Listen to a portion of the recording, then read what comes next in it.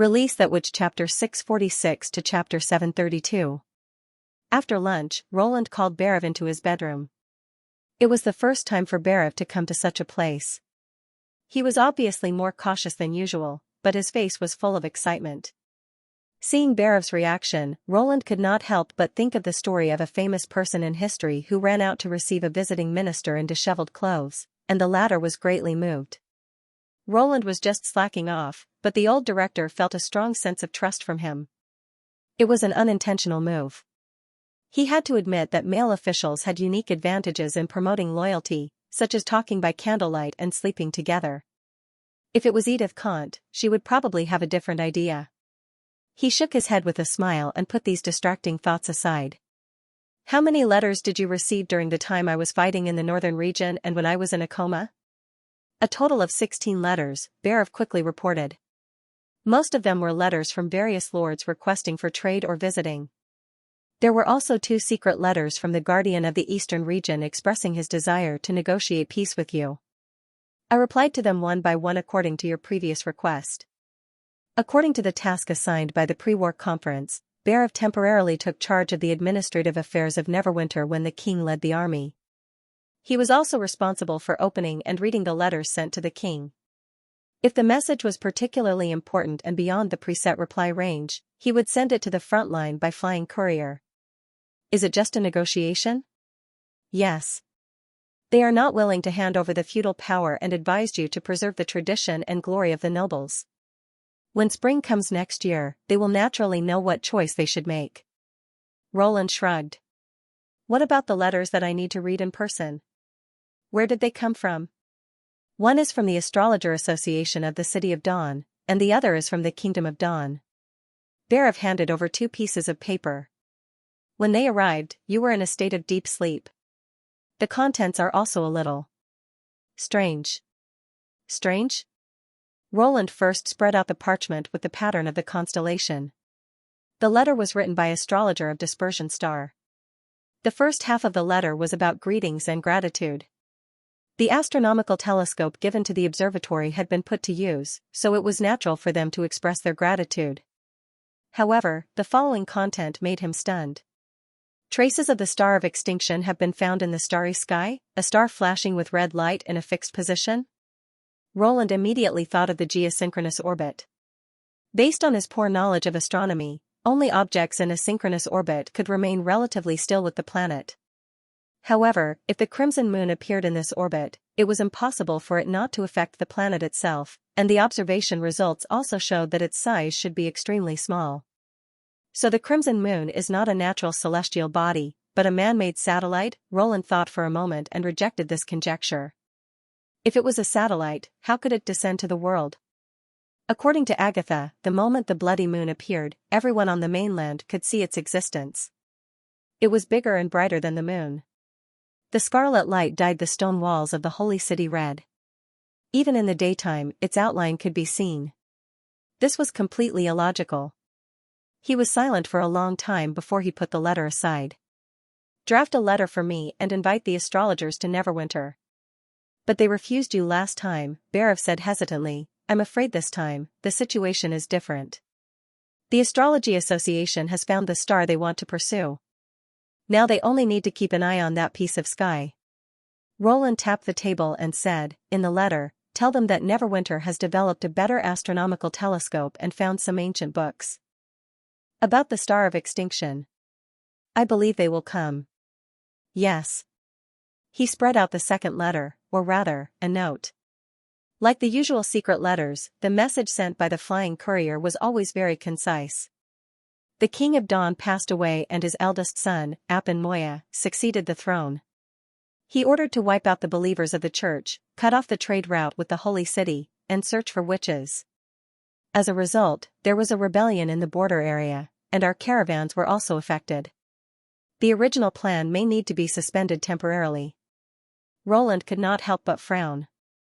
Berev did not know what the church had done in the Kingdom of Dawn, so it was normal that he did not have a clue. After Isabella and the others left, the King of Dawn, who had no medicine, would die of a coma sooner or later. He just did not expect that Apen would hate the church so much that he even hated the witches.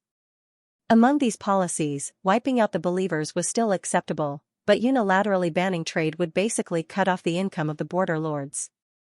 The rebellion must have the shadow of the church behind it, and searching for witches was completely against his own interests.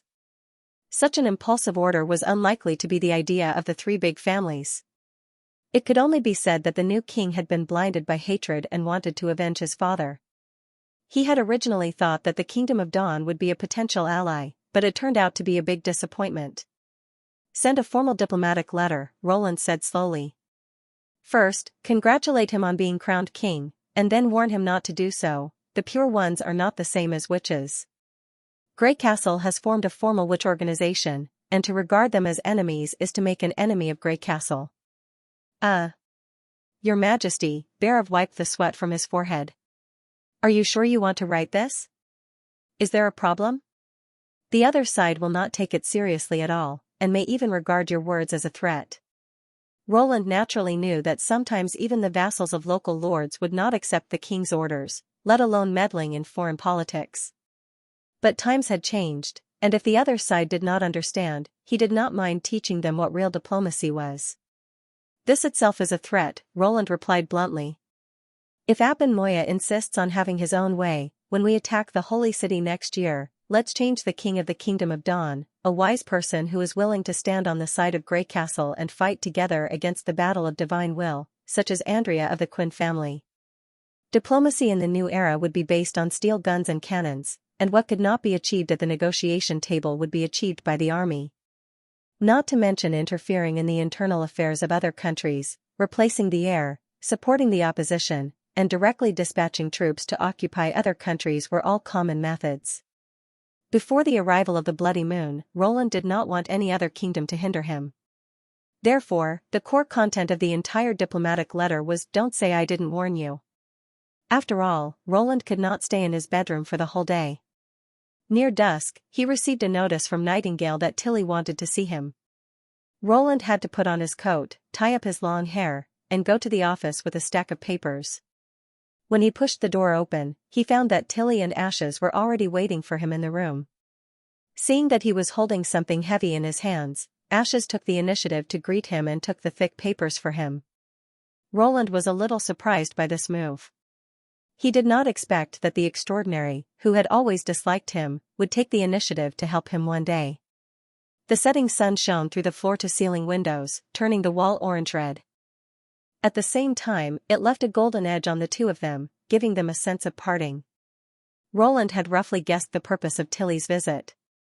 Although he was a little reluctant, he knew that this day would come eventually. She did not choose to leave without saying goodbye when he was in a coma, which was enough to show her sincerity. "I'm here to say goodbye to you." As expected, Tilly said calmly, "I have to go back to Sleeping Island to deal with the problem of the Blood Fung Association." Looking at Tilly's beautiful face and her eyes that reflected the afterglow of the setting sun, Roland was silent for a while and then said, "I see. When will the charming beauty arrive in the western region? I'll ask the kitchen to prepare a farewell banquet for you." Wait. He suddenly froze. "A trip? You'll come back?" Ashes could not help but cover her mouth. Tilly chuckled. "Why?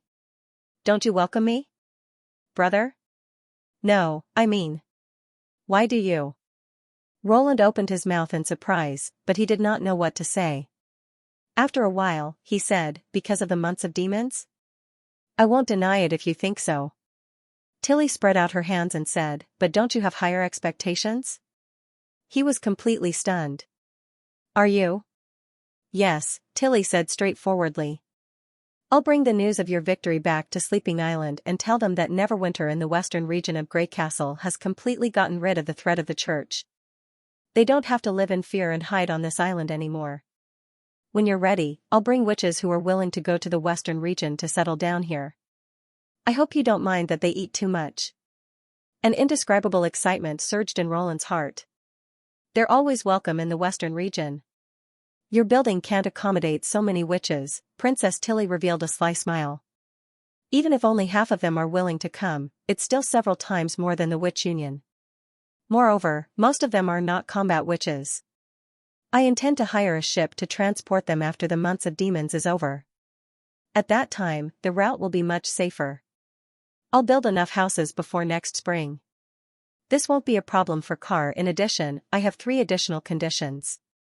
Tilly held up 3 fingers and said, I hope you can promise me, brother. Seeing her serious look, Roland could not help sitting up straight. Go ahead.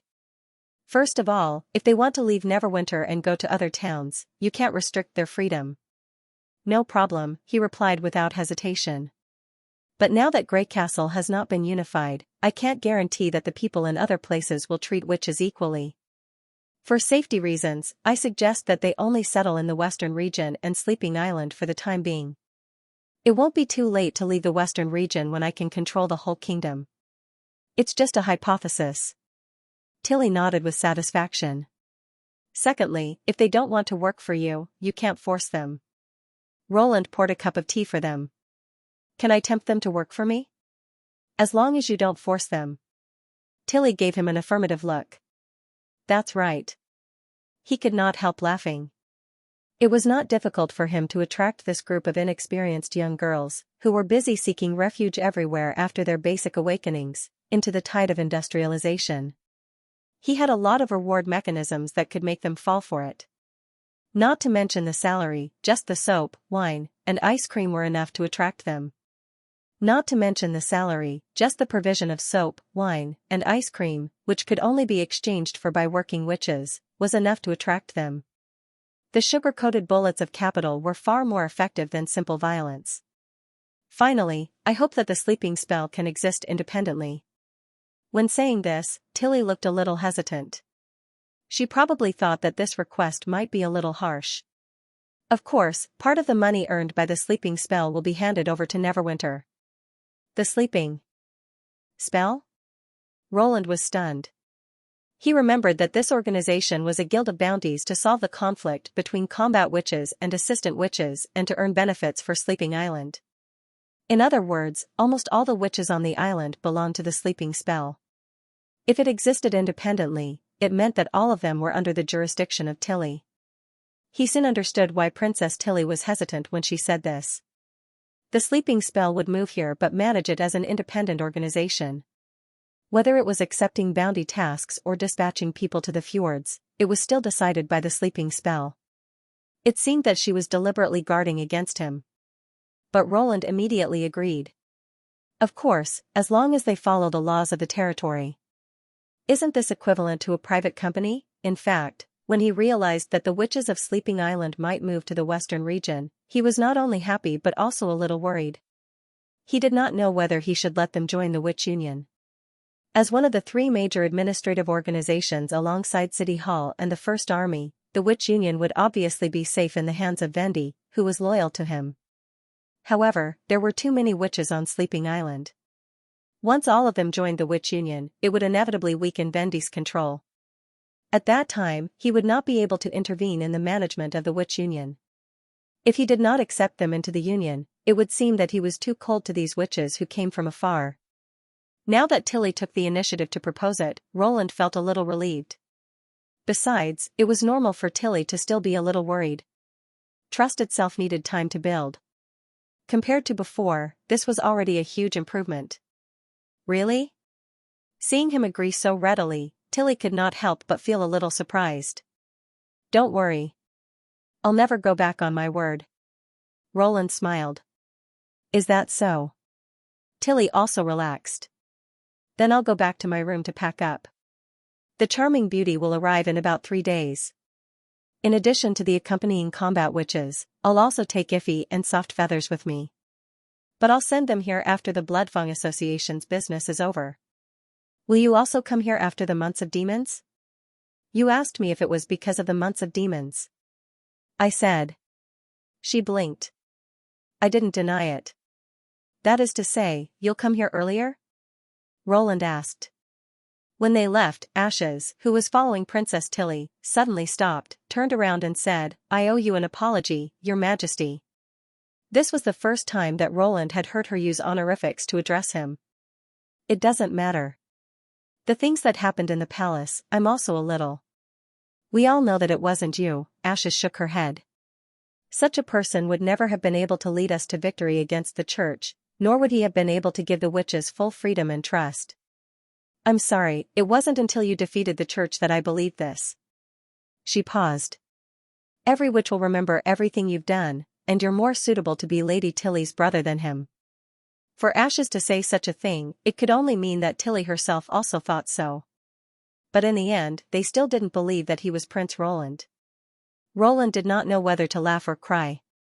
But was this an alternative way of recognition? Looking at his sister who was smiling behind her, he suddenly understood something. The extraordinary put her right hand on her chest and slightly bent over. Her black ponytail hung over her shoulder, and her golden eyes were like the dazzling stars in the dusk. Messenger Ashes pays her respects to you, your majesty. **********. 3 days later, the farewell banquet that Andrea had been waiting for finally arrived. She was not looking forward to leaving, but looking forward to the new delicacies that His Majesty had announced. Since the last time they parted, she had been thinking about the food that His Majesty said was more delicious than ice cream, so she had great expectations for it this time. However, the war with the church was of great importance, so she was too embarrassed to mention it. Now she could finally get what she wanted. The banquet was not held in the castle, but in the expanded back garden. She walked through the olive trees and into the center of the garden. Before she even saw any food, an extremely rich aroma had already entered her nostrils. Crystal fish from the Everwinter Glacier? 100-flavored eggs from the cliffs of the Kingdom of Wolfheart? Or rainbow trout from the fjords? No, it was all wrong. She had never smelled such an attractive aroma. Even the rarest ingredients could not be so fragrant. I suddenly feel so hungry, Shavy shouted. Have you always lived like this in the western region? Molly licked her lips. How enviable. I haven't enjoyed it much, Breeze hugged Lotus and Evelyn. They're the ones you should be envious of. This kind of banquet is not held every day, explained the candle, and usually the dessert is made only once every 3 days. It's only been 3 days. Molly held her forehead. Why do I feel like you're showing off? I didn't. Hey, don't drool. Ashes glanced at Andrea, even though her Adam's apple was also moving. Andrea did not respond with her usual sarcasm. Her attention was now completely focused on a few round tree stumps placed at the side of the garden. At first glance, they looked as if they had grown out of the ground. Their thick trunks required 7 or 8 people to encircle. Hot air billowed in the middle as if something was burning. When she walked closer, she found that the inside of the tree stumps had been hollowed out, and a huge iron pot was set up on top. The strong aroma came from the soup in the pot. The short table next to the tree stumps was piled with all kinds of food. Although there were many kinds of food, they were all common things to eat, and there were no rare dishes. Another thing that she couldn't figure out was that the food was raw. This was the first time Andrea had seen this kind of banquet. There were no attendants shuttling between the tables, no white cloth, no music, and no crowd. Everyone sat around the tree stumps. Looking at this posture, it seemed that they had to do it themselves. Sure enough, when all the witches had arrived, Roland clapped his hands and announced the start of the banquet. This is a hot pot banquet. The way to eat it is very simple. Put the food you like into the pot, cook it, and then enjoy it. Autumn was a good season for eating hot pot. As a cooking method that was widely loved by the people, it was easy to operate and could be understood at a glance. Even the simplest vegetable dishes could taste delicious. Most importantly, it was very down to earth. The diners gathered together and shared the delicacies from the same pot. Compared to traditional banquets that were particular about style, it was easier to enhance mutual affection. As a banquet before parting, it could also wash away the reluctance and depression in people's hearts. The essence of hot pot was the soup. In this era, cooking methods were very monotonous. Usually, each ingredient had its own taste, so they paid special attention to the quality of the ingredients themselves. Roland ordered the chef to mix all kinds of food with unique tastes, such as whole chickens, pork bones, bird beak mushrooms, seafood, spices, and so on, and boil them in the pot. The rich taste of the soup was far from what could be achieved by cooking 1 or 2 ingredients separately. As for the natural style of the hot pot table, it was made by Leaf. The heart of the forest could make plants grow according to her wishes. Without any additional processing, it could take the shape that Roland wanted. The inside of the table was covered with an insulating coating. Even if an alcohol lamp was lit, the table would not burn. On the contrary, the temperature of the inner wall would slowly spread to the whole tree stump. You could feel the warmth when you put your hands on the table. When Andrea put a piece of cooked meat into her mouth, she couldn't help but moan at the rich and strong taste. The aroma of dozens of ingredients attacked her tongue one after another. Coupled with the hot soup flowing down her throat and into her stomach, this feeling was completely different from ice cream bread, but it made her unable to stop eating. According to the dining etiquette of the nobles, they should finish the food on their plates first before taking new food. However, they obviously could not eat the new thing that His Majesty had made. Otherwise, they could only watch as others scooped up all the food. Her sisters at the same table were not very elegant either. Or it could be said that the way to eat hot pot was fated to be elegant.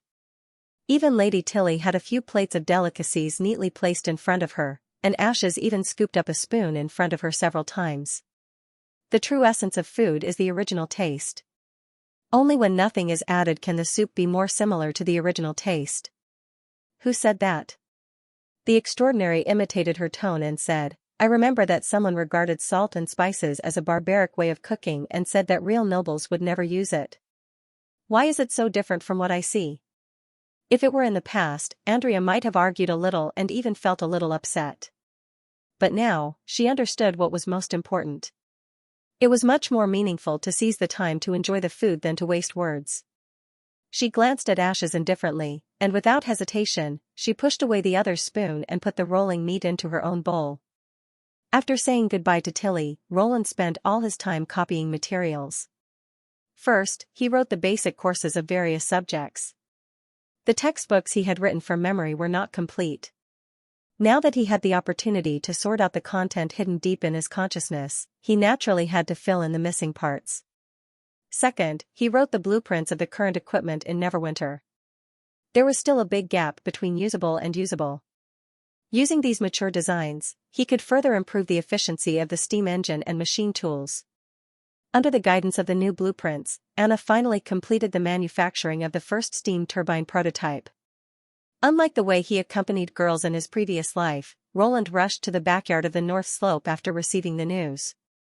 The two sat side by side on the workbench in the yard, admiring the huge machine together. It was nearly 6 meters long, and the densely packed impellers were tightly attached to the outer shell, making it look like a huge metal drum. It was connected to a preheating boiler and a steam boiler. Under the heating of coal, the main shaft was driven by high-pressure steam to rotate. Whether it was efficiency, noise, or vibration, it was much better than the reciprocating steam engine. As a new generation of motive power, the prototype would be used on ships to meet the needs of Thunder's exploration. Unfortunately, although it had a wide range of uses, it was difficult for the factory to produce the steam turbine in a short period of time. In addition, Anna would soon devote herself to the work of improving the machine tools, so there would not be a second steam turbine for the time being. What do you think? She leaned over and touched Roland's chin. I'm awesome, right? Unlike most girls, Anna was happiest when she turned the blueprints into real objects. Every time she completed a major project, her joy and satisfaction were always written on her face. It was obvious that Anna liked her current life very much. Of course, second only to me. Roland smiled and wiped the stain on her cheek, leaving a shallow gray mark. Every time he saw her clear and transparent lake blue eyes, he swallowed the words he promised Nightingale. Although he had made up his mind to confess to her, he only realized how difficult it was to actually do it. No matter what excuse he gave himself, it could not lighten the burden. In the past few days, he had been constantly copying books and sketching. He wanted to use work to fill his free time and avoid worrying about gains and losses. However, procrastination was also a form of harm, especially to Nightingale, who was filled with anticipation. He could not keep running away. When the boiler gradually cooled down and the steam turbine stopped operating, Roland took a deep breath and whispered in Anna's ear, "Come to my bedroom tonight. I have something to tell you." At night, he sat in front of his desk and could hear his heart pounding. This era is not like modern society. No one cares how many women the nobles have. I'm just following my heart. No one would think it was against common sense. Roland kept coming up with reasons in his mind, but he rejected them one by one. It was as if there were two consciousnesses fighting over his head. He wanted to fill in the last bit of content that he hadn't finished copying, but in the end, he held the pen in his hand and couldn't write a word for a long time. Until the door was pushed open by Anna. The argument above his head instantly disappeared without a trace. He put down the quill and focused his attention on the girl. She looked the same as usual. She was wearing loose pajamas, and her wet bangs stuck to her forehead. There was a hint of a smile hidden in her happy expression. For some reason, Roland suddenly recalled the scene when she took the initiative to wait for him at the staircase after the first months of demons. Anna would never complain or feel wronged. She would only express her thoughts and requests straightforwardly. Now it was his turn. Roland pulled her to the table and slowly told her what was in his mind. There was a long silence, so long that he thought Anna would turn around and leave. He slowly raised his head to look at her, but the expression in her eyes didn't change much. That's it? Roland was stunned. What? I've been wondering when you would tell me about it. Anna sat down beside him. I didn't want you to say it so early, but I wanted you to say it as soon as possible. Now I finally don't have to worry about it. He opened his mouth wide. Did you already know? I could see it, especially Nightingale's feelings for you, she said bluntly. The later you confessed, the more it showed that you cared about my feelings. But I also hoped that you would tell me your thoughts earlier, because no matter what it was, I was willing to share it with you. At this point, Anna sighed softly. At first, I didn't expect to win the love of a royal family. Later, it gradually became that I only wanted to be by your side. Since you said you wanted to marry me, my thoughts changed again. Roland, I won't give you to anyone. Sorry, you don't need to apologize. Feelings are unreasonable, and I'm very happy that you chose to tell me this at this time. She paused. You're not from this world, right? Roland's heart skipped a beat. It doesn't matter if he's a noble or not, there shouldn't be anyone who would hesitate or feel uneasy about this kind of thing, unless the world he lives in is very different from ours, Anna continued. Similarly, in this world, there may be people who will treat witches well, but they won't treat them as close friends. Do you remember the bet you made with me? In the book, I wrote that you were a visitor from another world, not hell or abyss, but a more beautiful place. You came with knowledge that we have never seen before. It was God who sent you to me. At this time, he had nothing to hide. Although the details are different, but you guessed right. I also wrote that you would confess to me about Nightingale. Anna chuckled softly. Now it seems that at least I've guessed two things correctly. Roland found that Anna's intelligence was not only in learning, but also in understanding and observation. Before he could speak, the girl held his hand and said word by word, I can't promise you about Nightingale, at least not now. Roland could not help but be stunned. At least not now. What does that mean? Can I promise you in the future? I know what you're worried about. Don't worry, I'll talk to her. Go to bed early. Anna kissed him gently on the forehead. Good night, Your Majesty. The door was closed with a squeak, and the room returned to silence. Roland did not come back to his senses until a long time after she had left. The situation in King City of the Kingdom of Dawn had been unstable recently. Even Yorko, who did not pay much attention to politics, could feel it. Since the new king had been crowned, guards had been breaking into the houses of the residents to search the streets every day. The rebellion of the Lord of the Border was the most frequently discussed topic in the tavern. There were fewer exotic goods in the exhibition, and even the caravan under his name had temporarily suspended the slave transportation. According to Hill, Apin Moyen not only took in all the slaves in the kingdom of Wolfheart, but also granted them the status of free people. This was a good deed, but it hindered His Majesty's plan. Yorko did not have any objection to this. The caravan was provided to him by Denise, and the head fee of the slaves was also a business with no capital. He would not feel sad if he lost the slave fee. As long as he was still the ambassador of Grey Castle, such benefits would always come to him. There was new progress in the alliance. On the third day after Apin's coronation, he was summoned to the palace to answer the new king's detailed inquiry about the covenant. When the news of the church's crushing defeat in Coldwind Ridge reached King's City, Appin happily put his fingerprint on the covenant. This was also the official completion of the first task given by His Majesty.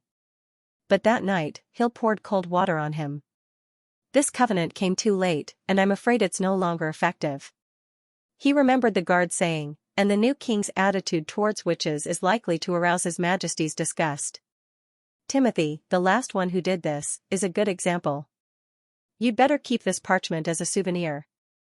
It was well known that Roland Wimbledon valued witches, but to break the covenant with a neighboring country because of witches? Yorko felt that Hill was just trying to scare him. Moreover, it was the King of Dawn's freedom to govern the kingdom. Even if His Majesty was disgusted, what could he do? The Moya family had always been the ruler of the Kingdom of Dawn, and no one else could intervene. Of course, no matter what, he was still on his old friend's side.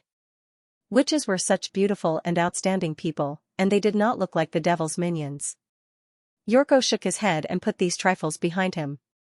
He was just an ambassador, and it was enough for him to convey His Majesty's intention. As for the fluctuations of the situation and political changes, it had nothing to do with him. Since it was still early, he planned to meet Denise first, and then decide on the entertainment for tonight. Just as he was about to leave, the eldest son of the Luashi family suddenly came to him. Yorko had a bad feeling. Otto Luashi had never brought good news. His previous letters claimed that it was related to the survival of Grey Castle, and then he said that the new king was completely different from his childhood. Every piece of information was a headache. If Hill had not insisted on maintaining this relationship, Yorko would have turned a blind eye to Otto Luashi. The first thing he did was to call Sheer over to oversee the situation and invited her into the living room. "You have news from the palace to tell His Majesty again?" "Not at the moment." Otto poured himself a cup of tea. "Do you have any plans tonight?" "Yes." In fact, he had not, but Yorko hoped that Denise would back off. Denise would take him to enjoy a romantic life, but Otto would only make him sleepless at night. Then reject it. "I want you to do me a favor." He handed over a black letter. Yorko opened it and found an invitation letter inside. It was signed with a black dragon head, which was exactly the same as the pattern on the golden dragon. He shook his head after reading it. "You want me to go to the exhibition with you?" "I don't have the money to bid for you." Denise had taken him to such exhibitions several times in the past, and the items they bought were indeed rarer and rarer. However, the prices were also extremely high, with each item being sold for thousands of gold royals. He had no idea how those rich merchants had managed to scrounge up so much money. "You don't have to worry about money." Otto drank the tea in one gulp. "Helping me this time is equivalent to helping your king." "Tell me about it." Sheer, who was sitting beside him, said. "I heard that one of the items being auctioned is a witch," he said in a low voice. "Damn, I knew it was nothing good." Yorko thought to himself. Everyone knew that the new king was strictly arresting witches. Usually, he would gladly go, but at this moment, he really did not want to get involved. Aren't these people afraid of offending His Majesty Appin Moya? Moreover, the three families should be closely united around the king. Why do I feel that you are not willing to support his decree at all? However, Yorko hid this thought in his heart and did not say it out loud. Although the city of Glow is the territory of the Moya family, there are also places that they can't touch. Otto shrugged. Is this exhibition run by a rat? A rat wouldn't be a rat if it had the money to do this, Sheer said calmly. You're right. Otto nodded approvingly. This exhibition isn't that formal, but it's still organized by the most powerful local businessmen. They call it black money. They often sell things that are not very convenient to see the light of day, among which slaves are the majority. The slave market is open every day in the outer city, Yorko questioned. What's there to hide and sell? You'll understand when you see it. Maybe I can ask someone from the Peyton family to come with me?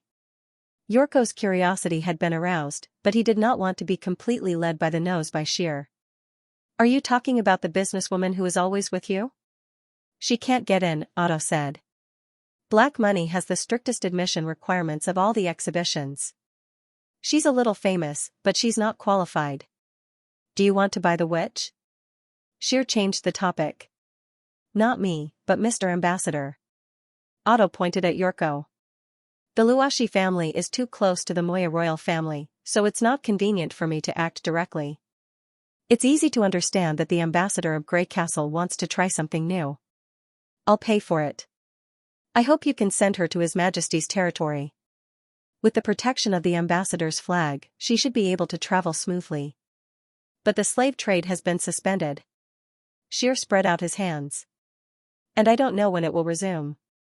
You can transport some other goods. Just hide the witch in the caravan. Why do you want to do that? Because. An old friend. Otto hesitated. She's also a witch. I thought she fell off a cliff and died, but I didn't expect to see her in the western region of Grey Castle.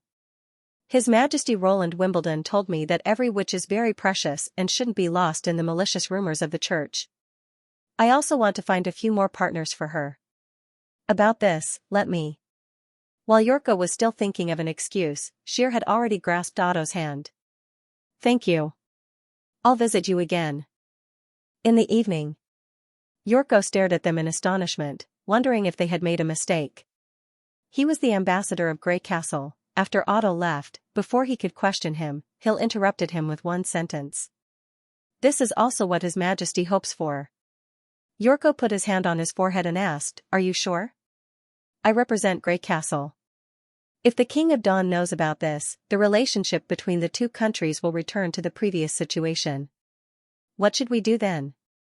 Let's not talk about whether Appen Moya has time to care about such a trivial matter. Even if he finds out, witches are more important than the Covenant, Hill said solemnly. In fact, when we were selecting the slaves, my men had been secretly observing whether there were any witches among the refugees. What's the result? Nothing. He shook his head and said, either there are no witches among the refugees, or they're well hidden and have completely integrated into the local people. In short, if you can bring a witch back for His Majesty, he'll definitely reward you handsomely. You know how much His Majesty values them. Hearing that it was a request from his old friend, Yorko agreed with a bitter face. Forget it, I'll just take it as an eye-opener, he comforted himself. He was also curious about what kind of slaves were sold there since even Denise was not qualified to go there. In the evening, Otto showed up at the gate of the mansion on time. Yorko followed him into a luxurious carriage without any emblem. In addition to a thick fluffy carpet, there were 2 chains hanging down from the roof. It was obvious what they were used for at first glance. I didn't expect you to have such a hobby. Yorko whistled. Ahem. This isn't my carriage. Otto blushed slightly.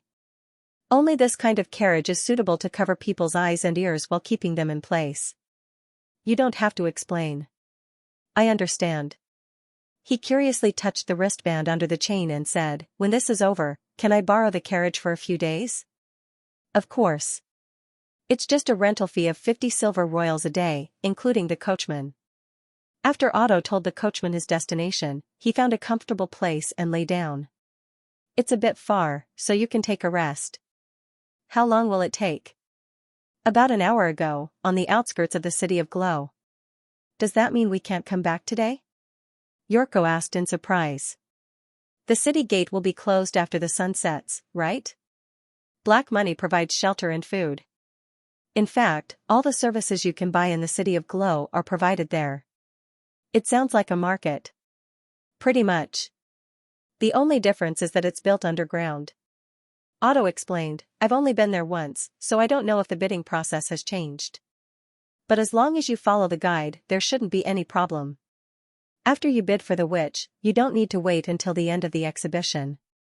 You can directly go backstage to get the witch, and then there will be attendants who will arrange a room for you. Wait. Yorko looked at him in surprise. Aren't you going in with me? There's only one invitation. What about the money? This black letter is money. Otto smiled. Holding it is equivalent to being recognized by the Chamber of Commerce. You only need to quote a price. Is there no upper limit? Yorko widened his eyes. Of course there is. But it's much higher than the price of a witch. According to the information I gathered, a witch was auctioned for about 1,000 gold coins a few years ago. Now that His Majesty Appin has ordered to eliminate witches, the final price should be lower. 1,000 golden dragon coins. Yorko was speechless. This group of upper-class nobles did not take money seriously. Even if they visited all the famous brothels in King City, they would not spend so much money. Was it because his level was too low and he had never been exposed to those really expensive games? Besides, in order to gain her trust, you'd better not touch her. Otto coughed twice. After all, she's not a real slave. Otherwise, it may cause trouble on the way. Of course I understand that. Yorko sighed. That was the person His Majesty wanted. He would rather die than touch her. Anyway, remember to put a hood on her when you come out. We'll meet again tomorrow morning. The carriage drove out of the city gate and rushed all the way to the west. It did not slow down until the yellow afterglow was completely swallowed by the curtain of night. About the same as Otto's estimation, they arrived at their destination an hour later. The exhibition venue looked no different from an ordinary house at first glance. There was a spacious yard surrounded by crooked fences. A mud house made of mud and straw stood in the middle. Behind the yard was a bare farmland. The wheat had been harvested, leaving only bundles of wheat straws that looked like lumps growing out of the earth. The only eye-catching thing was that there were many swaying torches in the farmland. It was obvious that someone was guarding nearby. Moreover, there would not be a sentry post in front of the courtyard of an ordinary house. After checking the invitation, Otto and the accompanying guards all stayed outside the yard. Yorko followed the guide into the mud house and walked down the wooden ladder in the middle of the hall. After passing through a man-made narrow passage, he walked into a natural karst cave. The cave was almost half the size of the King City Square. With the flickering light of the torches, he could see many dark holes on both sides of the cave, which led to an unknown place. The ground at the bottom of the cave had been polished and paved with flat tiles. Only the stalactites hanging overhead could show the original appearance of the place. Many people had gathered here and seemed to be waiting for the exhibition to begin. Yorko finally understood what Otto meant by not so formal. Judging from the scene, it was really not much different from a gathering of mice. Sir, this way please. The guide led him to the seat marked on the black letter and sat down beside him. I'll be at your service throughout the exhibition. If you have any questions about the products, you can ask me. As she spoke, she pressed her soft chest against Yorko's arm. In the dim light, he could see her sharp chin and rosy lips under the mask. Is this also a kind of service? He stretched his elbow impolitely. What's your name? Of course, sir. You can call me number 76. She spoke with a sweet voice, but her answer was not flustered at all. Well, he took back what he had said. Mice could never train such a servant. If every bidder had a guide, just the cost alone would be enough to make people gasp in astonishment. But is it always so dark here? Yorko asked with raised eyebrows, enjoying the soft touch on his arm. It's impossible to see the products on the stage clearly. You'll know soon. She chuckled. As if to prove what number 76 said, the sound of metal rubbing suddenly came from the top of the cave. Then, several iron chains slid down, each with a strange stone hanging at the end. The light they emitted was several times brighter than that of the torches. In an instant, the stand in front of Yorko was clearly illuminated. The chatter in the cave suddenly quieted down. Against the soft and bright light, the torches seemed even dimmer. The whole cave seemed to be plunged into darkness. The stand became the only source of light and also the focus of everyone's attention. A man in formal attire stepped onto the stand and bowed to the crowd. What's that? Yorko stared at the glowing object in amazement, completely ignoring the dazzling light. Is it also sold in the exhibition? It has many names, such as sunstone, light crystal. But we prefer to call it magic stone, because we heard that it comes from the demon's lair, number 76 explained in a low voice.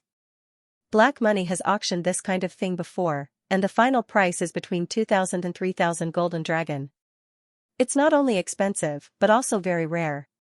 It's not available in every exhibition. At least, there's no magic stone on the auction list tonight. She paused and asked, Sir, is this your first time here? Sort of. He touched his nose guiltily. If a single magic stone is worth so much, does it mean that the magic stone used to illuminate the stage is worth more than 10,000 golden dragon? That's too extravagant. The guide seemed to sense his uneasiness, so she took the initiative to approach him and whispered in his ear like a lover, "It's nothing, sir. Every guest who attends the underground exhibition for the first time will be shocked by the magic stone. This is also a way for black money to show off their ability. You're also one of their means, aren't you?" Yorko might not be as knowledgeable as those great noble families, but he was quite adept at treating women. Coupled with the guide's gentle and considerate tone, he effectively calmed down his emotions. He took the opportunity to put his arm around the woman's waist and pulled her into his arms. "Only if I can get your approval. I've already approved of you. After the exhibition, I'll still be at your service, sir." She nodded gently. Yorko began to like this place a little. He moved his eyes to the stage. 2 rounds of bidding had passed, but he did not even pay attention to what was being sold. The crowd around him did not respond well either, so it was obvious that it was not a good thing. This was similar to the exhibition that Denise had taken him to. The first few rounds were usually just appetizers, and the middle and later rounds were the main points. According to Otto's judgment, the witch's ranking this time shouldn't be too low. It should be around 700 or 800 gold royals. After all, for these businessmen, pure beauty was no longer of much interest to them. What they needed was excitement and novelty. It was not until the first living person was pushed onto the stage that there was a slight noise in the crowd. It was a woman. She looked ordinary, and apart from her good complexion, there was nothing special about her. In addition, Yorko noticed that unlike the slave market, where the goods for sale were usually stripped naked, she was wrapped tightly from head to toe. She wore a gorgeous robe that only the nobles could afford. She was dressed like a lady from a rich family. "What kind of trick is this?" He pinched number 70's waist. "Disguising slaves as nobles can raise the auction price?" "Not to disguise the slaves as nobles, but the slaves of nobles," the guide corrected him with a smile. "Is there a difference between the two?" "Wait." Yorko suddenly widened his eyes. "What did you say?" "She is a nobleman," number 76 made a gesture to whisper, "not a distant relative or a branch, but a direct descendant of a big family, the legal heir." "Sirs, do you see this young lady?" The host said loudly, "Avni Tamphican, the daughter of the Earl from the gravel forest of the Kingdom of Wolfheart. Of course, since her father died in the war with the church, according to the law, she is the new Earl of Gravel Forest. The Tamphican family can be traced back to 300 years ago, and they are also quite famous in the Kingdom of Wolfheart. However, compared to the family history, I believe that the incident of the Emerald Stone 20 years ago is more memorable. Now is a good opportunity to repay the Tamphican family. The lowest price is 300 golden dragon. Interested parties, please bid." 310, someone immediately shouted. 350 golden dragon. I bid 400. You are crazy. Looking at the rising price, Yorko said in disbelief, "Selling real nobles as slaves? No matter in which country, this is an unforgivable felony." There was an unwritten rule among the nobles that the continuation of the bloodline was more important than anything else, and anyone who hindered it was the common enemy of the nobles. Therefore, it became a tacit rule to pay ransom after losing the war. Even if they temporarily lost power, as long as the bloodline could continue, they could rise again at any time, especially the royal nobles, which had not changed for hundreds of years. This exhibition was a blatant challenge to the entire noble class. "As long as it's not publicized," number 76 spread out her hands and said, "people won't blame black money for the extinction of the nobles. After all, it was the church that caused all this. What will happen to these nobles in the end? You said they will repay. Right?" The guide could not help but burst into laughter. At that time, the Tamphican family maliciously lowered the price of the emerald stone, which made many gem merchants suffer. Of course, the repayment will be cruel. But from the beginning, they are destined to never see the light of day again, and they are no different from witches. The next few bidders were all nobles from the Kingdom of Everwinter and the Kingdom of Wolfheart. There were both men and women, and the male servants were older and more popular. Compared to the heirs, the merchant women probably preferred the real nobles with rich experience. Yorko finally understood what Otto meant by inconvenient to see the light of day, and the reason why the audit was so strict. Perhaps, in addition to wealth and family background, the intention to buy was also very important. In other words, the people who could be brought in by black money were all potential buyers, and they were all in the same boat. In the 10th round of bidding, Yorko's target of this trip finally appeared. He had to admit that even though she was tightly bound, her appearance was still better than that of the noble women in the previous rounds. Her long brown hair was scattered messily on her shoulders, and her coarse linen clothes were somewhat thin in this season. Several whip marks could be seen on her bare hands and feet. Obviously, she had suffered a lot after being caught. Although she looked a little haggard, her beautiful facial features and lively temperament could not be concealed. A refugee witch from the kingdom of Wolfheart. She doesn't have a name, and her ability is to use the power of the devil to heal herself. Thank you for your report. This kind of opportunity is rare. Think about it, there are many ways to play with a witch who can continuously recover her body. If you think raising a witch is troublesome, black money can also do it for you. The lowest price is 500 golden dragon. Interested parties, please bid. The host shouted, 510, 560, 600 golden dragon. Yorko did not immediately bid.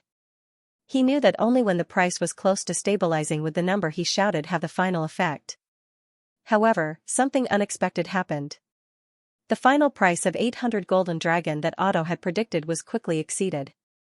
Soon, the bidding broke through the 1,000 mark, and there was no sign of it stopping. The problem might lie in the witch's ability. Yorko realized that the eldest son of the Luashi family had only heard about the sale of the witch, but had neglected the factor of the witch's ability. The dangerous and strange ability would obviously lower the price of the witch. After all, no one wanted to lose their life because of a careless mistake. After all, the witches were all extraordinary people. Whether they were the devil's minions or not, it would always be risky to play with them. However, the witch's ability did not sound scary. The self-healing ability could not hurt others and could satisfy the needs of some curiosity hunters, so the price was much higher than expected. Sir, won't you bid? Number 76 took the initiative to speak for the first time. Wait. Yorko wiped the sweat off his hands. Although Otto said that the black letter was money, how much was it worth? 1,000 golden dragon or 2,000? Would black money recognize the price if the limit was exceeded? What if he had to pay for the gap? A series of questions poured into his mind, making it difficult for him to breathe. He could not even take out 100 golden dragon, let alone 1,000. At this time, the bidding had gradually stabilized. The limit of each increase was about 10 golden dragon, and the interval was getting slower and slower. 1,260. Is there any higher price? Yorko knew that he would lose the chance to win the witch if he did not say anything. He gritted his teeth. If the price exceeded the limit, he would show his identity as the ambassador of Grey Castle. They would not hurt an ambassador and wait until the next morning for Otto to pay. 1,500 golden dragon, he said in a low voice. Yes. Number 76 immediately raised her right hand. 1,500. There was a burst of discussion among the audience. It was obvious that Yorko was determined to win the witch by raising the price by nearly 300. This way of bidding not only showed the attitude of the seller, but also gave other bidders a way out. After all, those who could get the invitation letter of black money were the group of people who were at the peak of wealth or power. Maintaining a good relationship was more important than a purely playful commodity. If it was not something irreplaceable, generally people would not continue to compete. This was also the bidding method that Yorko learned from Denise. He hoped to use this method to make other bidders back off. But his hope was soon disappointed. 1,800. In less than a few breaths of time, a new bid sounded from the crowd. Yorko's heart suddenly sank. This meant that the other party was just as determined to get it as he was. Your Excellency? Number 76 reminded. 2,000. Yorko gritted his teeth. 2,300. Not long after the guide bid, the other side continued to raise the price. Damn it, even if it was for the self-healing ability, the price was too ridiculous. In the slave market, a beautiful and skillful female slave would not be worth more than 100 golden dragons. He could buy a dozen of them and do whatever he wanted without worrying about violating the laws of the Kingdom of Dawn. Wasn't it more suitable than a witch? He also noticed that the guide for the other party was a man. The guide is determined according to the bidder's gender, right? Yurko said angrily, so that guy is a woman? She doesn't have the skills I have, so why would she buy a witch to look at? Unless the customer has special needs, it will be as you said. Number 76 nodded and said, do you want to continue to increase the price? 200 every time until she gives up. At this point, Yurko was ready to risk everything. He did not believe that the other party could be more powerful than the three big families of the Kingdom of Dawn. Anyway, it was Otto who asked him to do it.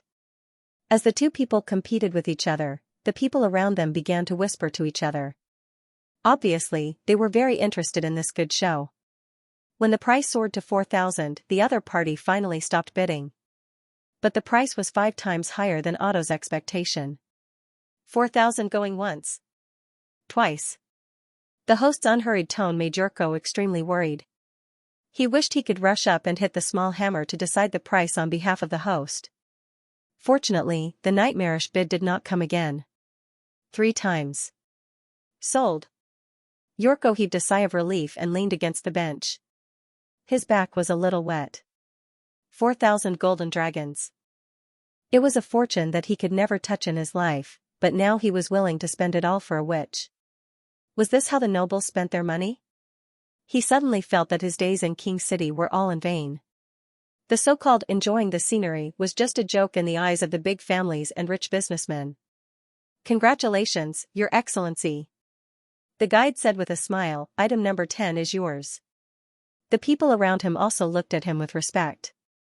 No matter what, it was worthy of respect to spend 4,000 golden dragons for a short-term consumable item. In the Kingdom of Dawn, wealth was a symbol of status. Ignoring the anxiety and worry during the bidding process, Yurko now felt as sweet as honey. For the first time, he tasted the feeling of being the center of attention. It was not the contempt or perfunctory attitude that he was used to, but the attention of a big shot. Are the next auction items all slaves? Yurko asked after he savored it enough. Not the last one, number 76 replied.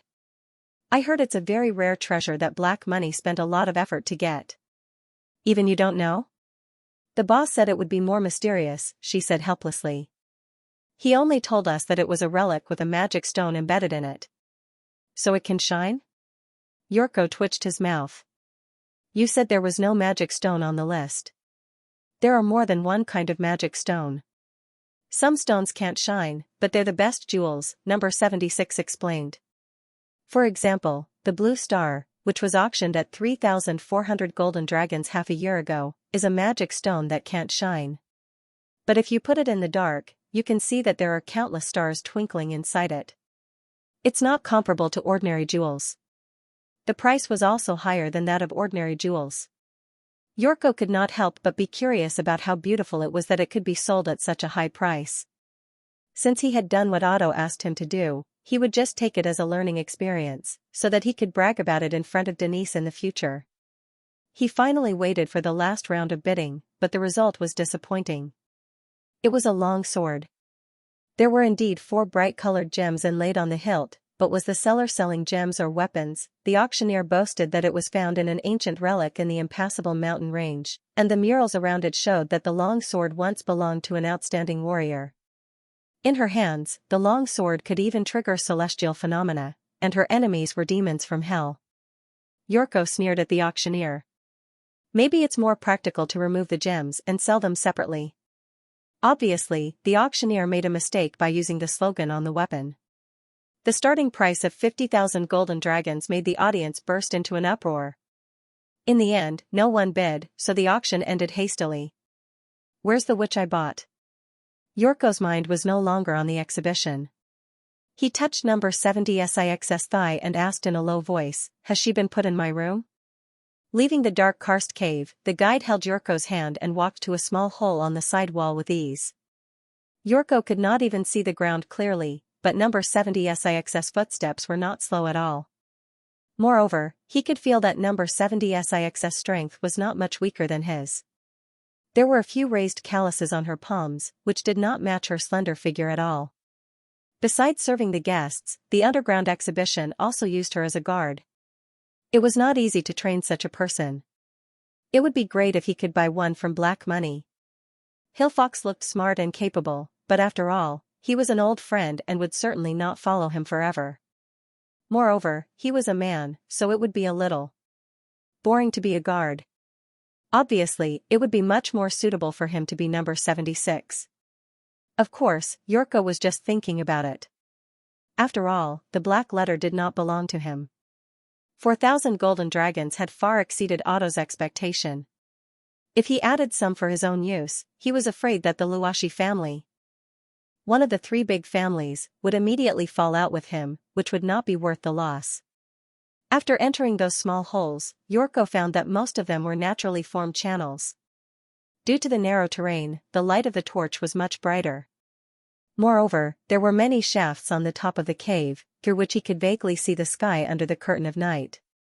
These crisscrossed paths led to the deeper karst caves.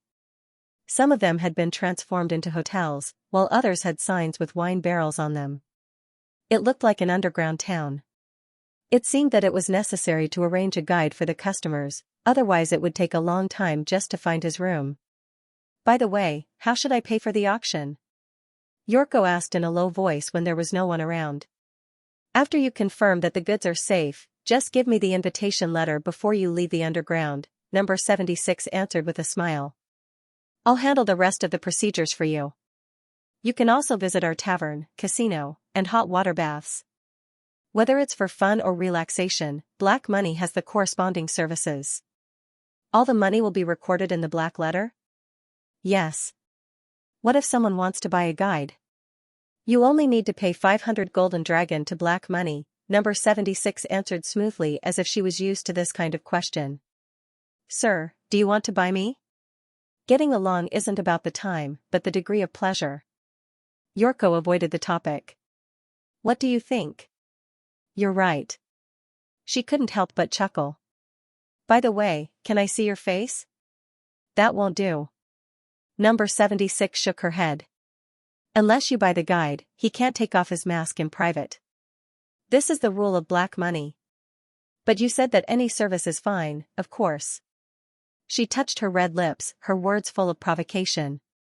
It doesn't stop me from dressing you, my lord. Yorko felt even more excited. Here we are. This is your room. Passing through many caves, number 76 led him to a wooden door embedded in the end of the cave. The door was engraved with the same number as her. The room is divided into 2 rooms. I'll sleep in the outer room tonight. You can call me if you need anything. After the door was opened, Yorko could not help but raise his eyebrows. This is the outer room? The karst cave behind the door was narrow at the front and wide at the back. The so-called outer room was only the length and width of one person. There was only a layer of straw on the ground. It was probably no different from a stable when sleeping. After all, it's underground. It's difficult to find so many suitable rooms. The guide waved his hand indifferently and then opened the second door for him. The inner room was not very spacious. Except for a big bed and 2 soft chairs, there was basically no room for anything else. Ooh. Ooh. Yorko walked into the room and saw the witch he bought at a glance. Her hands and feet were firmly fastened to the iron ring on the wall, and a piece of white silk was stuffed in her mouth. Seeing someone come in, she immediately panicked and struggled. The corner of his mouth twitched twice, and he immediately cursed Black Money in his heart. He thought that the residence would be divided into several compartments, and there would be a cage specially used to imprison slaves, but it turned out to be so simple and crude. How could he enjoy a long night with number 76, perform a live erotic show in front of the witch, spare him? This kind of behavior was probably worse than directly touching her. Yorko's frown deepened when he thought that Otto had asked him to gain the witch's trust as much as possible. Does Black Money have other rooms? I mean the ones that cost extra, he asked helplessly. Considering that some guests have higher requirements for bedrooms, We have semi-outdoor rooms closer to the ground and rooms close to the underground dark spring. Sure enough, when businessmen made money, it was simply outrageous. What's the cheapest one? 3 golden dragon for one night. Yorko thought that the price was almost enough to stay in a hotel in the inner city of the king city for half a month. However, compared to 4,000 gold royals, this amount was not worth mentioning at all. Luashi would just treat it as a service charge and would probably not mind. Go out and wait for me for a while, he said after thinking for a moment. I have something to talk with this witch. I'll call you when I'm done. Yes, sir. Number 76 respectfully left the room. Yorko took off his coat and walked to the witch. The latter struggled more violently, with panic and fear in her eyes. He sighed and covered the witch with his coat. Listen, I'm asked to come here to get you out of here. No one will hurt you. As long as you don't make a fuss, everything is negotiable. Nod twice if you understand. The witch stopped struggling and stared at Yorko for a long time, as if she could not believe what she had heard. The ambassador had to repeat it again, speaking as slowly as possible. Although the witch was very beautiful, he did not like this kind of childish little girl. This time, she finally nodded. Yorko was relieved and reached out to pull the cloth out of the witch's mouth. Who are you? She asked after coughing twice. A person who came to save you. Yorko returned to the bed and sat down. Do you have a name? Amy. She paused. Since you came to save me, why don't you let me go? What if you run away? If you're caught, I don't have another 4,000 golden dragon to buy you again. Yorko spread his hands and said, for safety's sake, you'd better stay confined and not easily arouse suspicion. When we get out of here tomorrow, I'll set you free. What do you think? Really? Amy asked doubtfully. She trusted others so easily. No wonder she was found and reported. He thought to himself, fortunately, I met her this time. She's lucky. Not only that, I'll also introduce you to a place where witches gather. There are many companions waiting for you there, so you don't have to hide all day. Yorko stood up. So just wait until tomorrow. Do you understand? Wait, where are you going? To enjoy the sweet nightlife, of course. He grinned.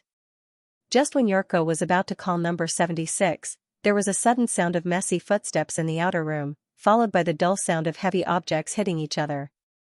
Everything came and went quickly. Only a few breaths later, the room was quiet again. Damn it, Yorko did not know what was going on outside, but he knew it was not a good thing. Black Money was an exhibition organized by the most powerful local businessmen.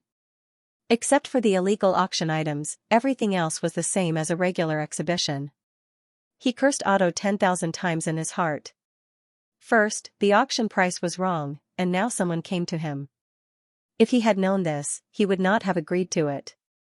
Yorko looked around, trying to find something to defend himself with, but there was nothing in the room except some tools for torturing the slaves.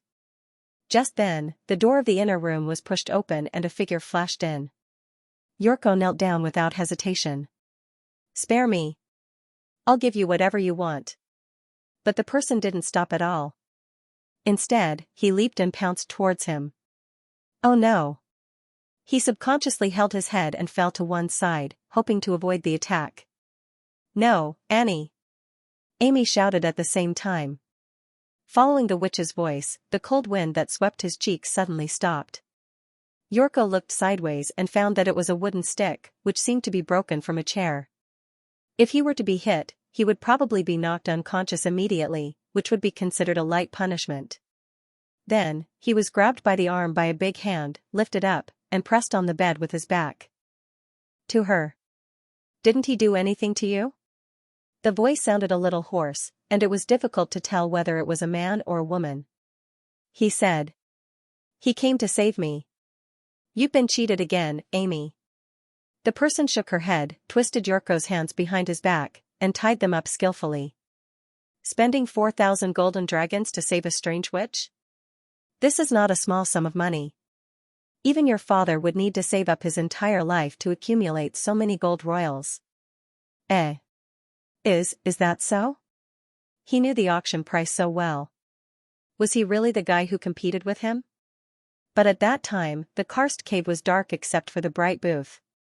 How did this guy recognize him and follow him to room 76? Yorko knew that his life was at stake. This time, he did not lobby for his old friend or Otto, but to save himself. I didn't lie to her. I'm the ambassador of Greycastle, and it's the king's order to save the witch. Greycastle's ambassador? Yorko knew it would work when he felt the hand on his back tremble slightly. Yes, you've heard of Roland Wimbledon, haven't you? He's the fourth son of Wimbledon III, the king of Greycastle, and he's very friendly to witches. He firmly believes that witches are no different from ordinary people.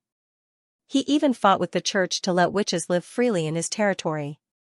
It's all true, I swear. The visitor might not know who Roland was, but everyone in the city of Glow knew that the church in Greycastle had suffered a crushing defeat at Coldwind Ridge. He even knew that the news was spread by Hill Fox and his helpers. The church had always been the #1 enemy of the witches. Those who could defeat the church, no matter for what reason, would most likely win the goodwill and respect of the witches. As expected, the hand on his back loosened a lot. He was then turned over and pulled up from the bed. Yorko finally saw the face of the person who attacked him. The person, who was called Annie, was probably a woman. Even though she was covered by a long robe, her body was shockingly tall and sturdy. Her appearance was incomparably heroic. Two sword-like eyebrows were slightly tilted upwards, her eyes were long and narrow, and her hair was pulled back into a ponytail, revealing her smooth forehead. If her voice was a little lower, he would believe that she was a man, but her appearance was somewhat enviable. In that case, why didn't you unlock Amy? This question again. Yorko had to repeat what he said before. I did it for her safety. It would be more dangerous if she didn't believe me and sneaked out. Where are you going to take her? Annie was obviously not as easy to coax as Amy. She did not comment on Yorko's words. Are you going to give her to the king of Greycastle? Of course, no, he corrected himself in the middle of his sentence. My old friend doesn't treat the witches as slaves. There are many witches living in his domain, just like normal people. Moreover, they have formed an organization to protect the rights of their own kind. Enough. Annie interrupted him sharply. Yorko immediately shut his mouth. He had heard about these things when he was chatting with Hill. He heard that when the demonic plague broke out in the king's city, His Majesty relied on the power of the Witch Union to contain the plague released by the church. This was obviously a good thing, but he did not know why Annie's face became very gloomy. It sounds like the Bloodfang Association. Annie's voice turned cold. They used to advertise themselves like this. Blood. What? Yorko was startled and had a bad feeling in his heart. Witches can only believe in themselves, not the promises of the nobles. She glanced around the room and quickly found the key hanging on the wall. Wait, you want to take her away? We're underground. As you saw when you came in, the karst cave was full of guards. How are you going to get out? I have my own way. You don't need to worry about it. Annie unlocked the lock and put Amy down. She then grabbed Yorko and locked one of his feet on the anklet. You really don't want to think about it?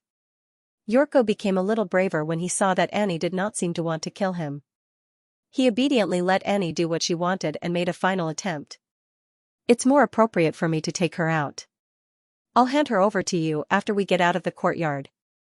In this way, it won't easily arouse suspicion and won't leave any traces.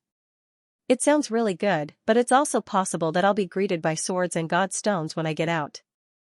Annie remained unmoved. I once made a big mistake because I was too gullible. I won't make the same mistake again. After Yorko was secured, she dragged number 76 in. She also tied her hands behind her back and locked one of her feet. You didn't kill her? Number 76's head was stained with blood. Apparently, she had been badly beaten. She was still in a coma, but judging from the slight rise and fall of her chest, she was still alive. It's not too late to kill her after I save Amy. You too. Annie's words made Yorko tremble. But I won't kill you now for the sake of the King of Greycastle defeating the church. Maybe we all owe him a thank you, but it doesn't mean that I'll unconditionally trust him. I'll bring this to His Majesty. In addition, if you encounter any difficulties, you can come to the residence of the ambassador to ask for my help. Of course, it's better if you don't come. We can all save a lot of effort. Yorko thought it was better this way. He had tried his best anyway. He could not force them to go to Grey Castle. Even his old friends could not blame him. Hey, are you okay? Yorko nudged number 76 with his other foot, but she did not respond. He sighed and moved closer to her. Then he picked up the coat that had fallen on the ground with his mouth and covered both of them. Forget about romance, let's just sleep like this for one night. After experiencing so many twists and turns, he found himself unexpectedly calm. The underground auction, spending a lot of money, being the center of attention, and the witch's night attack. In just one night, he had experienced something that he had not experienced for more than 20 years. And this thrilling feeling was not as bad as he had imagined. Of course, if Yorko were to experience it again, he would never agree to it. After a sleepless night, it was already noon the next day when the people of the exhibition found them in a daze. Yorko was then quickly moved to a spacious and comfortable room. Not only did servants bring him soft bread and freshly squeezed juice, but also maids checked him from head to toe, including the area between his legs. At his request, Audiobook, who had been waiting anxiously outside, was also taken into the karst cave. What happened? Otto asked eagerly as soon as he saw the ambassador. I heard that you were injured? You can leave now. After dismissing the servants sent by Black Money, Yorko told them the whole story. You've really put me in a bad situation. I almost lost my life. Fortunately, they didn't kill me for my kindness and care for the witches in the auction. If it had been someone else, he would have become a cold corpse. Complaining was his specialty in Grey Castle King City for many years. Even if he could not get any practical benefits, he could at least earn some guilt or sympathy, which might be useful in the future. And judging from Otto's appearance, he was sure that he would not be indifferent. As expected, the latter looked very uneasy. This is my negligence. I'll make it up to you when we go back. What about the 4,000 golden dragon coins? The witches escaped from your room, which is under the jurisdiction of Black Money. They probably won't deduct the bidding fee. Didn't you save a lot of money? Yorko teased. You saved the witches and didn't waste the black letter.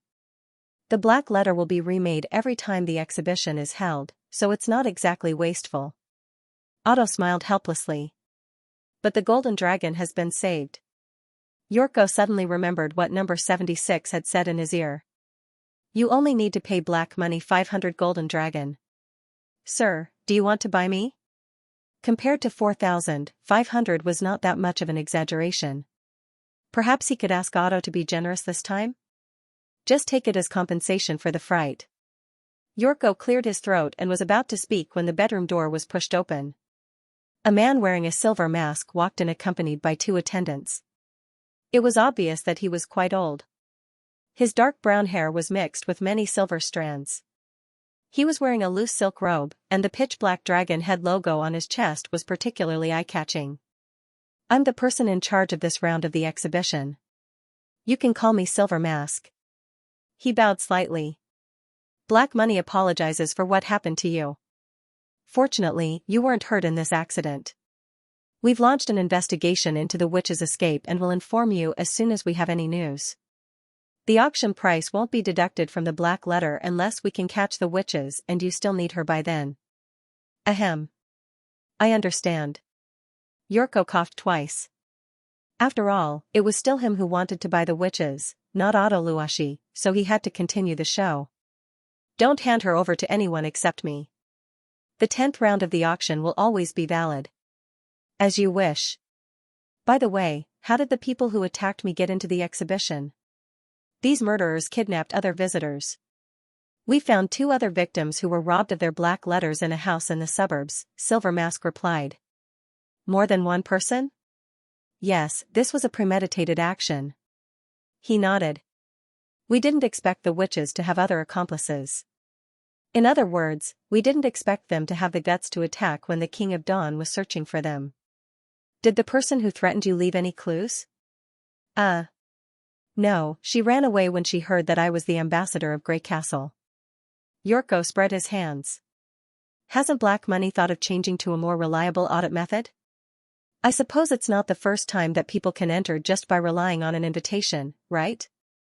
You're absolutely right, a burst of laughter came from under the silver mask. But this is also the charm of black money. Compared to the risk, people prefer to be able to bid for their favorite goods without revealing their identity. Of course, when we issue the black letter, we carefully consider each target, including the importance of the black letter and the ability to keep it safe. No matter who the black letter came from, the two victims definitely won't have another chance to get an invitation. Well. Yorko shrugged. So how did she escape from the underground?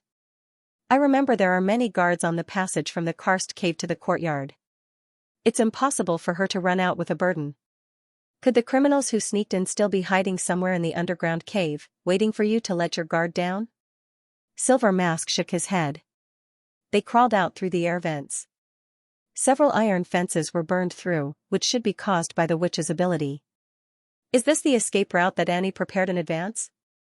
And more than one witch participated in this rescue. It seems that Otto's efforts were in vain. In this case, there's no other way. Yorko pretended to change the subject inadvertently. I wonder how my guide is doing. She'll be severely punished by black money. Protecting the distinguished guests is also a guide's responsibility. She's no longer qualified to take this position. Can I see her? Do you mean? You want to punish her personally? No.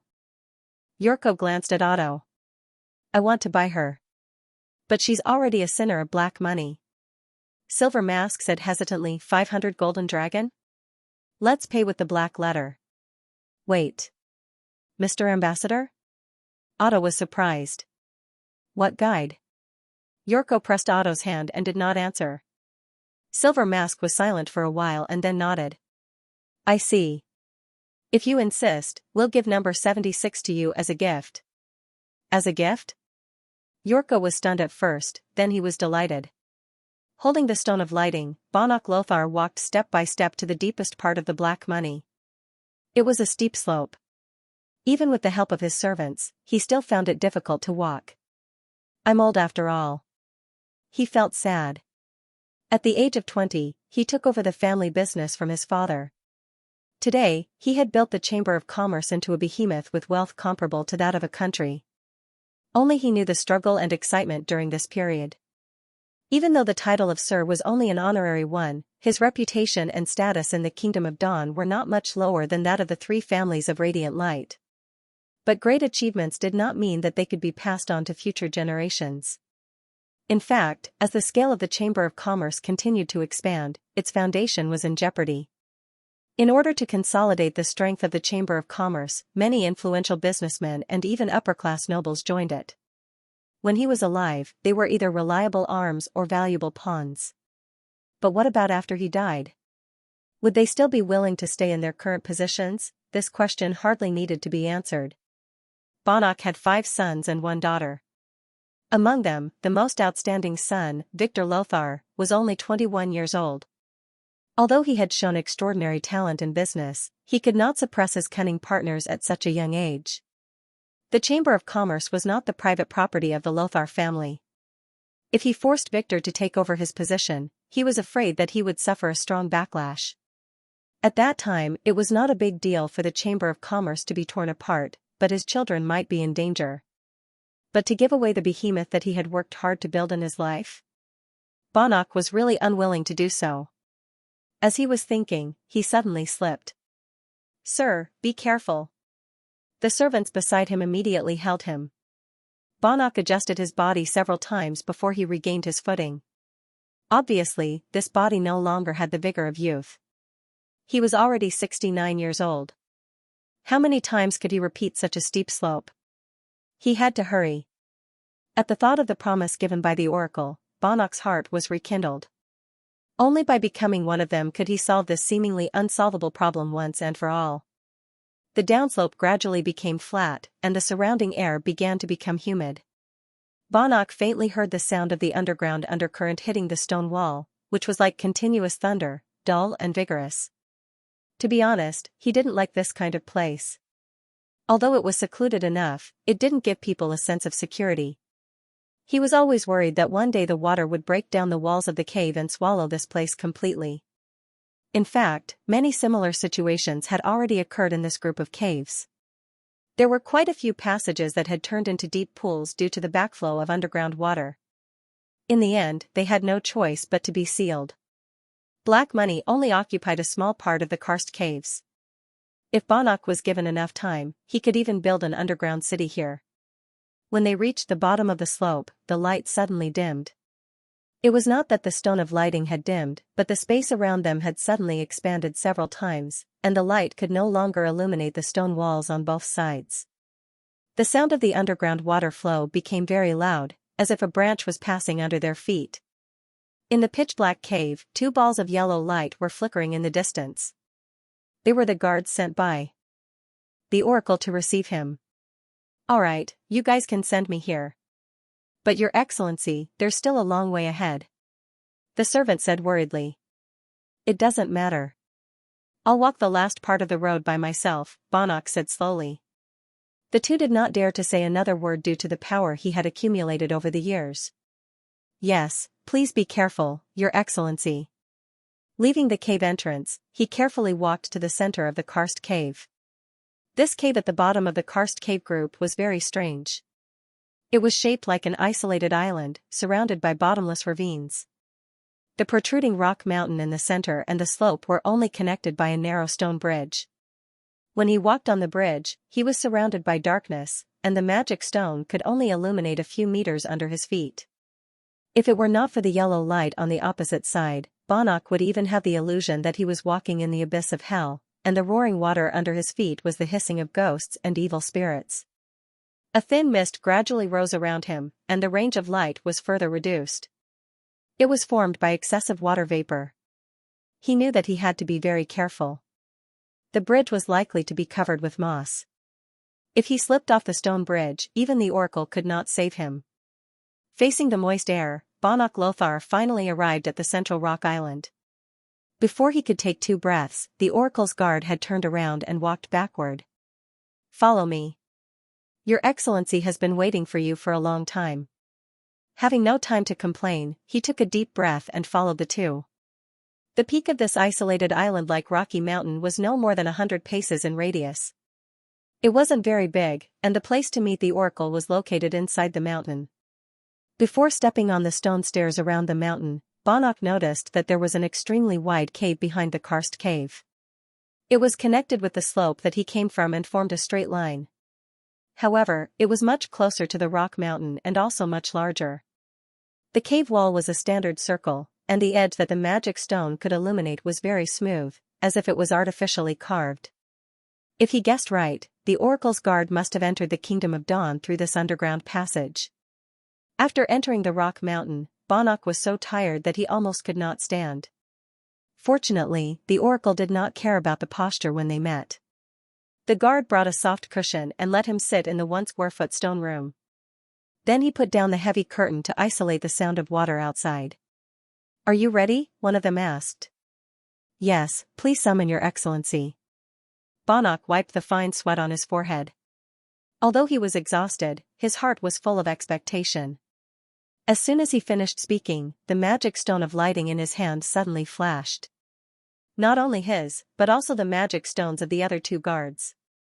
Then the 3 light sources went out one by one, and the stone room was shrouded in pitch-black darkness.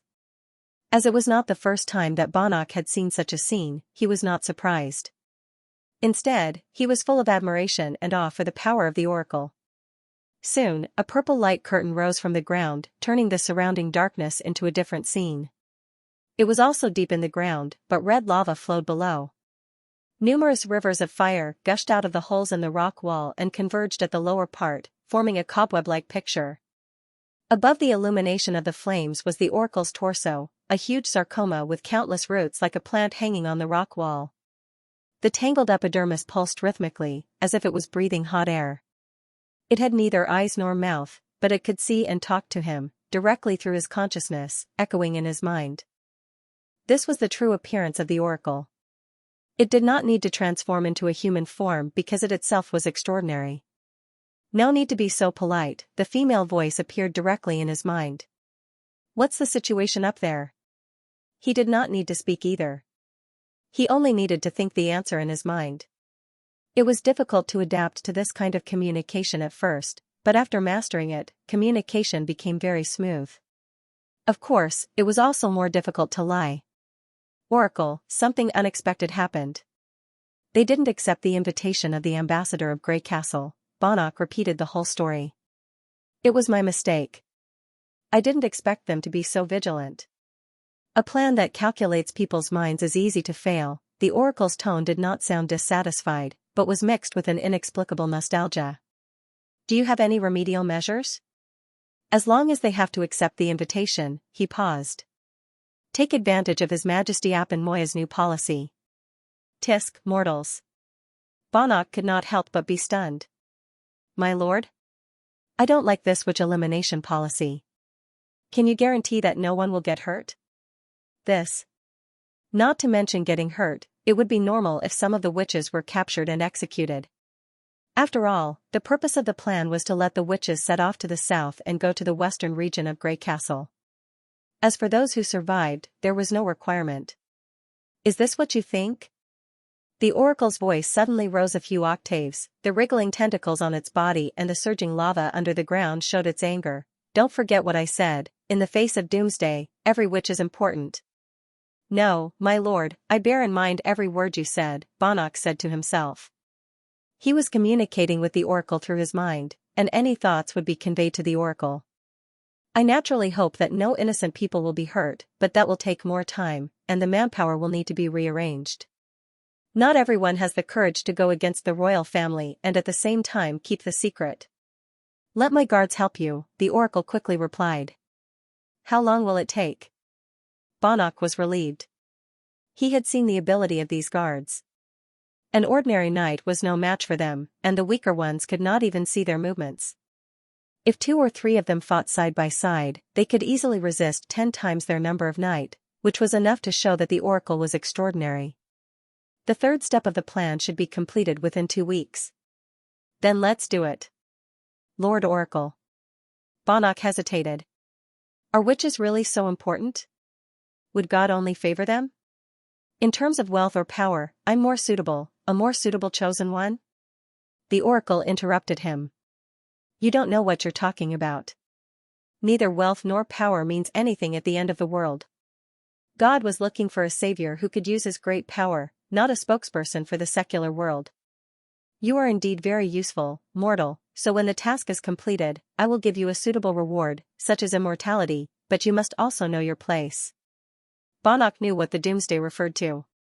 Every 400 years, a blood-red moon would appear in the sky, and the gates of hell would open accordingly. The devils would swarm out of it, and a massacre would soon sweep the entire continent. Those who could resist these ferocious aliens were called the Chosen Ones. Now he had a better understanding of the Chosen Ones. The person the oracle was looking for seemed to have a direct connection with the power of God, and she must be a witch. But he was still a little reluctant. Will there definitely be a chosen one among the witches in Grey Castle? The oracle fell into a rare silence. After a while, the voice sounded again. No one knows the answer. This is just an attempt, and such an attempt has been going on for hundreds of years. What if you can't find it? Then keep looking until the end of the world destroys everything. If everyone died, then immortality would be meaningless. It seemed that he had to beg God to let him find something on this trip. Bonnock smiled bitterly. I see. I'll try my best to do this. The tentacles on the sarcoma wriggled neatly, which was a sign of satisfaction. There's one more thing. Is the church really defeated? Since the news of the church's defeat reached the Kingdom of Dawn, the oracle had been particularly concerned about it. He even asked Bonnock to personally send someone to Coldwind Ridge to verify whether the news was true. It's true. The foot of Coldwind Ridge looks like it has been trampled by demonic beasts. There are deep pits and ravines everywhere, and there are thousands of graves around. According to the locals, this was all done by the king of Grey Castle. All his dead were brought back to the western region of the kingdom, while the dead of the church were burned and buried on the spot. In addition, the merchants who came back from the Hermes Plateau also said that the whole holy city was dead silent, completely devoid of the prosperous atmosphere of the past. Is this their end? The oracle's voice suddenly became very light, but it returned to normal in a blink of an eye. Let's call it a day. I'm tired. Yes, Your Excellency. Banach bowed and said. The scene in the lava receded like the tide, and darkness soon swept over. Then the magic stone flashed a few times and lit up the stone room again. Everything was like a dream. The medicine this time. A guard handed over a porcelain bottle. Drink it. The oracle is very satisfied with your recent performance. Thank you, the oracle, for your reward. Banach took the porcelain bottle excitedly and drank the liquid in the bottle. Suddenly, a burning warm current rose from his stomach, making his whole body regain strength, and his hands and feet seemed to be much more flexible. Unfortunately, the effect of the medicine could not be maintained for a long time, nor could it prolong his life. According to the oracle, in addition to relieving fatigue and restoring physical strength in a short time, it also had a certain strengthening effect on the body. Before being granted immortality, he needed to repair his broken body bit by bit in order to withstand the severe pain of the transformation. Otherwise, the power would tear him apart. It was these words that made Banach believe in the oracle. If the oracle was a liar, just taking out this medicine that could rejuvenate the body would be enough to make a large number of nobles and rich merchants completely fall for it.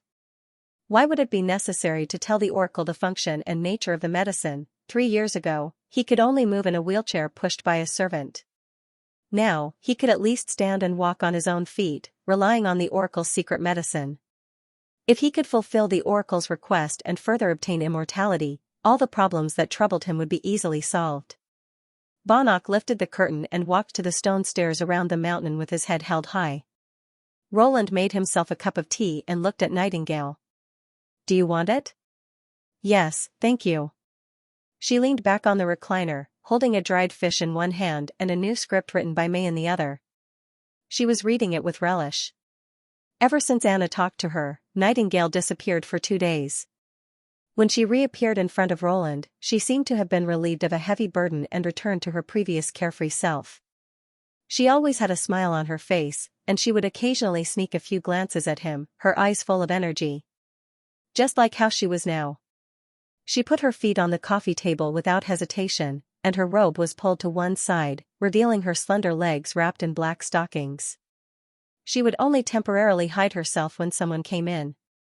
This seductive posture made Roland's eyes look to the side involuntarily. As a result, half the morning had passed, and he hadn't even finished a single drawing. If he had known earlier, he wouldn't have asked Soroya to draw these thermal socks that were close to nylon material. He brought a cup of tea that emitted a pleasant fragrance to Nightingale. This is the tea you wanted. She put down the script, took it with both hands, and sniffed hard. Ah, it smells so good. Can you add a piece of sugar for me? In the future, Nightingale was undoubtedly in the middle between the salty and sweet factions, and she wouldn't get fat no matter how much she ate. During the period when Roland was unconscious, she lost a lot of weight, and she lost a lot of weight. However, after he woke up, she quickly returned to normal, and there seemed to be an upper limit to her weight. After reaching this standard, it would no longer increase. In the past, Roland would nag her that eating too much would make her fat, but now he realized that she didn't need to worry about this at all. After putting a piece of sugar into her teacup, he returned to the table and drew a few more strokes. Finally, he couldn't hold back his curiosity and said, Nightingale, Anna, what did she say to you? Well. She flashed and steadily appeared on the desk. It's a secret. You can't even tell me? It's Anna's request. Nightingale hesitated and shook her head. If it's about me, I'll tell you whatever you want to know. But this, she asked me to keep it a secret for the time being. Oh, okay. Roland took a sip of tea and didn't ask any more questions. Although he could go straight to Anna, anyone with a normal EQ wouldn't repeatedly mention this matter at a time like this. At least he could see that Anna wasn't angry about it. Just as he picked up the quill again, Nightingale suddenly said, Thank you. What? Roland was stunned. He raised his head and met her eyes. The autumn sun dyed her long golden hair and left bright spots on her face. Her moving face was as beautiful as a painting under the warm sunlight. Time seemed to stop because of it. Thank you for telling her my wish. In the afternoon, good news came from the Ministry of Construction. According to the new steelmaking facility drawings drawn by Roland, the first converter steel mill was completed at the foot of the North Slope mountain. Of course, rather than calling it a factory, it looked more like a simple iron shed. Inside, there was a rather large piece of new equipment. Unlike the previous furnaces, the smelting equipment was made of steel from top to bottom. The angular grate and the huge converter had been coated with a heat-resistant coating. The dull gray surface gave off a majestic and heavy feeling under the sun. When Roland arrived at the furnace area with the officials from City Hall, the new furnace was surrounded by the recruited veteran workers. Obviously, everyone was full of curiosity about it. Your Majesty, can this furnace really be used to smelt steel? It doesn't even have a place to burn the fire. Although Lozia of the Ministry of Construction had doubted this before, he still followed the requirements of the drawings and completed the converter meticulously. Its parts were all made by Anna. With the help of Hummingbird, the time limit was shortened to 1 week. In nature, only fire can produce heat, Roland said with a smile. Tell the workers to prepare for the furnace test. The 3 main technologies for steelmaking were the open hearth furnace, the converter, and the electric furnace. Roland thought for a long time and chose the third one after excluding the electric furnace. Although the open hearth furnace was the simplest in structure and was closer to the traditional furnace in operation, its shortcomings were also very obvious. First of all, it required a large amount of fuel, which was very disadvantageous to the available resources of Neverwinter. After all, the coal mine was far away at the source of the Redwater River, and the coking plant had just started. It was already very difficult to meet the needs of the blast furnace. Adding an open hearth furnace to smelt steel would cause a shortage of fuel. This was also the biggest advantage of the converter, it almost did not need to consume fuel. By oxidizing the impurities such as manganese, silicon, and carbon in the pig iron, it automatically released heat and kept the temperature of the molten iron at a high level, so that the smelting reaction could continue. The second disadvantage of the open hearth furnace was that it occupied a large area and took a long time to smelt. In order to strengthen the use of fuel, the open hearth furnace needed to build a heat storage pool to preheat the air in advance, which took more than half a day to produce a furnace of molten iron. If it was a converter, the size of the furnace was the same as the size of the equipment, and the rail and molten iron transportation system could be used together. The smelting process only took dozens of minutes, and when the technology was mature, it could even be shortened to less than a quarter of an hour. In view of these 2 advantages, Roland chose the converter as the main steelmaking equipment in Neverwinter in the future. With the help of the steam engine, the workers quickly poured a large pile of pig iron ingots into the pear-shaped furnace. Anna, start the fire. Anna nodded and went up the stairs to the top of the converter. She summoned the black fire to melt the iron ingots. After a while, the red-hot molten iron in the furnace shone on her face. When the production officially started, the molten iron in the steel mill would be supplied by the blast furnace, which was why he built the steel mill in the furnace area. Follow the steps I told you, Roland said to the person in charge of the steelmaking team, insert the blowpipe into the mouth of the furnace.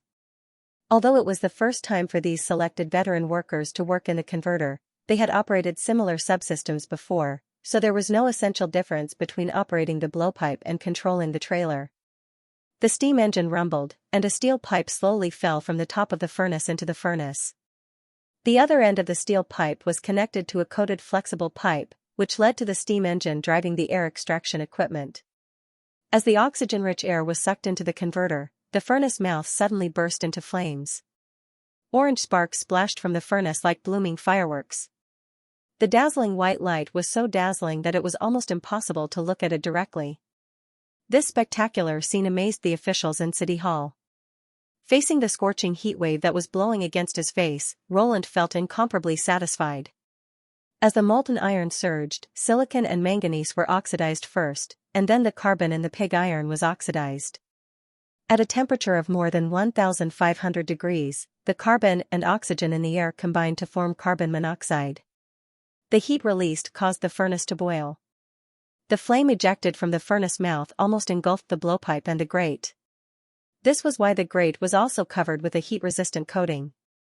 A large amount of carbon monoxide escaped and came into contact with the abundant air outside the furnace mouth. Then it burned violently, as if the furnace had been set on fire. For a moment, the roar produced by the expansion of the gas overshadowed the sound of the steam engine. Everyone could not help but step back in the face of this volcanic eruption. Only Roland stood with his hands behind his back, facing the hot wind, completely immersed in the roar of the steel flame. Unfortunately, the current technology could only inject air to smelt steel. If pure oxygen could be used in the future, the flame would be even brighter. The last to participate in the reaction were phosphorus and sulfur. When the oxides of these two and limestone formed slag, the flame began to recede. At this time, the molten iron had basically become steel. The lighter slag floated on top of the molten iron. As long as the converter tilted, the molten iron could be poured out of the tap like pouring tea. According to the rules of modern steel mills, at this time, slag-blocking balls, slag-blocking darts, infrared detection, and other methods would be used to prevent the scum from flowing into the ladle.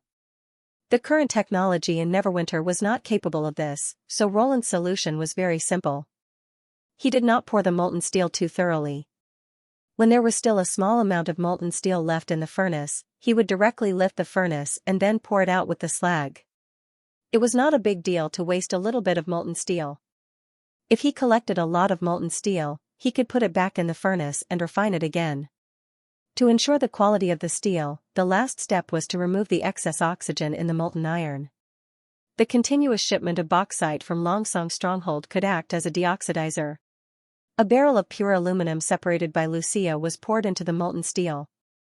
The resulting aluminous slag, along with the unreacted aluminum, floated to the surface.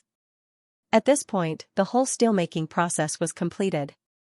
When the bright molten steel flowed into the mold and turned into pieces of dark red steel ingots, the officials in City Hall were so shocked that they couldn't speak. In this era, the main method of making steel was still at the level of forging steel. A steel armor could be passed down from generation to generation as a family heirloom. No one had ever seen steel being produced like flowing water. Even though the Star of Steel could produce steel in large quantities, most people regarded it as an accessory of the witch's ability. Without Anna and Lucia, this kind of steel could not be produced. But this time it was different. Seeing that ordinary people could do it without the help of witches, they faintly understood what it meant. There was only one Star of Steel, but there could be countless converters and workers. Steel was no longer a rare material. From now on, this strong metal would be produced in large quantities from the foot of the North Slope Mountain to replace the soft and fragile wooden and bronze wares. Roland, on the other hand, was very satisfied with the frightened expressions on the faces of the City Hall officials. If they could not be moved by the majestic beauty of the steelmaking process, they probably would not be a qualified leader. The workers might only see the steel ingots in front of them, but they should be able to see the future behind the steel ingots. So far, Neverwinter's coal and iron recycling industry had begun to take shape. From mining to smelting iron, from smelting iron to steelmaking, and finally to casting steel into all kinds of objects, this process could be achieved by ordinary people. Coupled with the rapid growth of the population and the popularization of education, Roland could already hear the sound of the steel wheel rolling over the earth. Of course, the quality of the newly produced steel still needed to be further tested by Lucia. According to the test results, the blowing time and slag removal formula could be slowly adjusted, but everything had finally begun. After completing a great undertaking, Roland did not stop at all. With the help of the memory replay in the dream world, he still had a lot of work to do.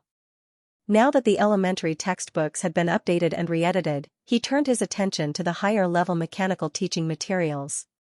Now that Neverwinter had the foundation of mass production of steel, the high-performance processing equipment was undoubtedly something he urgently needed. The first few batches of simple machine tools were becoming less and less suitable for processing high-end products. When faced with components such as Longsong cannons, heavy machine guns, and grenade fuses, they were somewhat inadequate. Where could he find the detailed drawings? The school library might be a good choice. When Roland was studying, he often went there, but he did not encounter the legendary encounter. Instead, he read a lot of miscellaneous books, many of which were related to the principles of mechanical design. After dinner, he went to bed early. Since wandering in the other world did not count as sleeping, the first day would be very difficult if he followed the normal schedule. In addition, there was no air conditioning in the apartment building, so it was impossible to catch up on sleep under the hot noon sun. He could only go to sleep early and use the energy he had saved in his dreams. When he entered the dream world, it was still a sunny midsummer morning. There were more than 10 missed calls on the phone beside the bed. Opening them, he saw that they were all from drug dealers, and the same was in his message box. "Brother, do you still have any armor? I have a friend who is looking for some filming time. Contact me immediately if you have any. The price can be higher this time. How about 700? Swords and sabers have also increased by 200. That's nice, right? But I don't need to use it. It looks quite scary. If you're not satisfied with the price, we can discuss it again. Big brother, can you answer me?" Roland directly turned to the last message, which was sent by the bank. It showed that the balance in his card had increased to 3,600 yuan, of which 1,500 yuan was the living expenses sent by Zero's family. The money would last him a long time. With a light tap of his fingers, he deleted all the messages, put on a short-sleeved shirt and shorts, and walked into the living room. Zero had not gotten up yet. Roland was too lazy to wait for the little girl to make breakfast. He went downstairs and found a noodle shop in the alley to sit down. "Boss, a big bowl of shredded meat noodles." "Okay." Now that he had money, he should naturally enjoy it, right? It was a delicacy that even the king could not enjoy. After all, there was no rice in Grey Castle. The boiled noodles were soon served. Roland ate breakfast while observing the apartment building across the street. These losers from the Soul Battlefield had obviously been completely accepted by the dream world. The most obvious thing was that although they had different colored hair, and their faces were very different from those of the city residents, no one felt that it was strange. For example, Roland himself had long gray hair, a high nose bridge, and light gray eyes. If he had been in the original world, he would definitely have attracted the attention of many people. Now, the residents were just like ordinary people. Young men were biting deep-fried dough sticks, carrying briefcases and newspapers under their arms. They were walking in a hurry, probably to catch the early bus to the company. The old people gathered in the open space in front of the apartment building in twos and threes. Some were waving their limbs and doing leisurely morning exercises, while others set up a chess stand and played a game of chess with their friends. In addition to the undulating chirping of cicadas, the cries of babies, the shouts of hawkers, and the sound of people reading in the corridor also gradually merged with the morning breeze, mixing with the noise of the city from all directions, forming a unique symphony that belonged to the era of the tube-shaped apartment. This scene, which was full of life, made Roland feel particularly nostalgic. Just then, a woman ran along the alley. The chopsticks in Roland's hand trembled subconsciously. It was Garcia Wimbledon. She was wearing a light sportswear, revealing her snow-white thighs. Her gray hair was tied up on top of her head, and there was a towel hanging around her neck. Sweat soaked her collar, and fine beads of sweat could also be seen on her arms. Apparently, she had been running for a long time. What surprised him was that the people in the alley all turned their gazes to her at the same time. Many of them even whistled, looking especially excited, as if they had seen a celebrity. Garcia ignored them and kept running. She passed through the alley like the wind, and finally disappeared at the entrance of the apartment building. "It's that Garcia," someone in the noodle shop exclaimed. "Am I right? If you get up early, you can see her. As long as the weather is good, she will run here for an hour every day. It's the first time I've met a character from TV. She looks much better than she does on TV. By the way, Garcia has an important match recently, right? No matter what, I support her.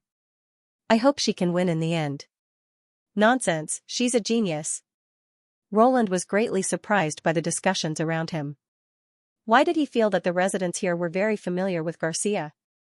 What was the competition? Was she a rising star in the sports world? While the boss was wiping the table, he drank the last mouthful of soup, took out his wallet and asked, "Why, is that woman famous?" The owner looked at him in surprise. "You don't live here, do you?" "Everyone on Tongzi Street knows Miss Garcia." I just moved here not long ago. Roland was even more curious. What does she do? She's a martial artist. Pfft. He almost spat out his saliva. Cough cough. What? Hey, you'll know when you watch TV. She's the most famous person in this area. It's also because she lives here that we can live here. Why? The owner pointed behind Roland. Look over there. He looked back. He hadn't noticed it before, but now he realized that there was a big demolition painted on the wall of the shop opposite the alley. Demolition? Yes, the development company has long wanted to demolish this place and build a new skyscraper. They said that Tongzi Street was too old and unsightly in the bustling city. *T. This is a cultural relic building. The owner sighed as he searched for the change. Those people want to move us to the suburbs. If Garcia hadn't exposed this on TV and won the support of many people, the developers would have started to drive us away. The corner of Roland's mouth twitched. That's really a bit too much. That's why we all support Miss Garcia. The owner smiled and slapped the change into his hand. Since you're a member of Tongzi Street, sooner or later you'll be her supporter. Although the dream world would use some unimaginable power to piece together some obviously inconsistent fragments, this was too inconceivable. What was a martial artist? A new event in the Olympic Games, and demolishing the Apartment of Souls? This place was connected to the door to the memory fragments, and the creator lived here, so it was thanks to Third Sister that he could live here. With mixed feelings, Roland returned to room 0825. Zero happened to walk out of the bedroom with sleepy eyes. Her hair was messy, and her dress was wrinkled. One side of her collar had slipped down, revealing half of her shoulder. Uncle, you're up? I'll go make breakfast now. There's no need. I've already eaten. I also brought you something to eat. Roland put the omelets, shumai, and milk on the table and then turned on the TV. The little girl walked down from the table with a puzzled look. Why are you getting up so early now? I said I found a job, so I can't sleep in anymore. Your family sent me living expenses, and the company also gave me my first salary. I don't have to worry about money for the time being. You have to use it sparingly. Who knows how long you can last? Besides, there's still food in the fridge. Having said that, Zero quickly finished the breakfast. By the way, do you know Garcia? Of course. Sister Garcia is a genius. Zero curled her lips and said she joined the combat association at the age of 20. I heard that she has never lost in the preliminaries. Everyone in the class regards her as their idol, but I think it's boring for them to fight on the stage. Not to mention why Garcia was called a sister and he was called an uncle. According to the little girl, these martial artists had formed an organization? Are there many martial artists? There are only a few. Zero glanced at him. Uncle, don't even think about it. Not everyone has this talent. Only those who have awakened the force of nature can walk on this path. Moreover, awakening is only the entry requirement. Without perseverance, one will only become a puppet of power and bring a lot of trouble to everyone. How do you know so much? Our teacher said so. He also said that if you have time to fantasize about becoming a martial artist, you should do more exercises and strive to be a useful person in society. After washing up in the bathroom, she picked up her school bag and walked to the door. I have a whole day of classes today. I'm leaving. After Zero left, Roland reached out his hand and felt the strange power in his heart. Could this be her so-called force of nature? He was suddenly interested in the dream world. Becoming a puppet of power, why does it sound a bit like a magic bite? In order to accommodate the devourer's memory, what kind of self-consistent rule did it create? According to the original plan, Roland planned to go to the school library. For the whole day, Roland watched every channel on TV. There were several programs that explained the martial arts competition. Different from traditional fighting, the arena of the martial arts competition was about half the size of a football field, and there were no referees on the field. The fights between the contestants were also much more intense. It was common for them to break the floor, and the sound of their fists was like muffled thunder, as if there were special effects.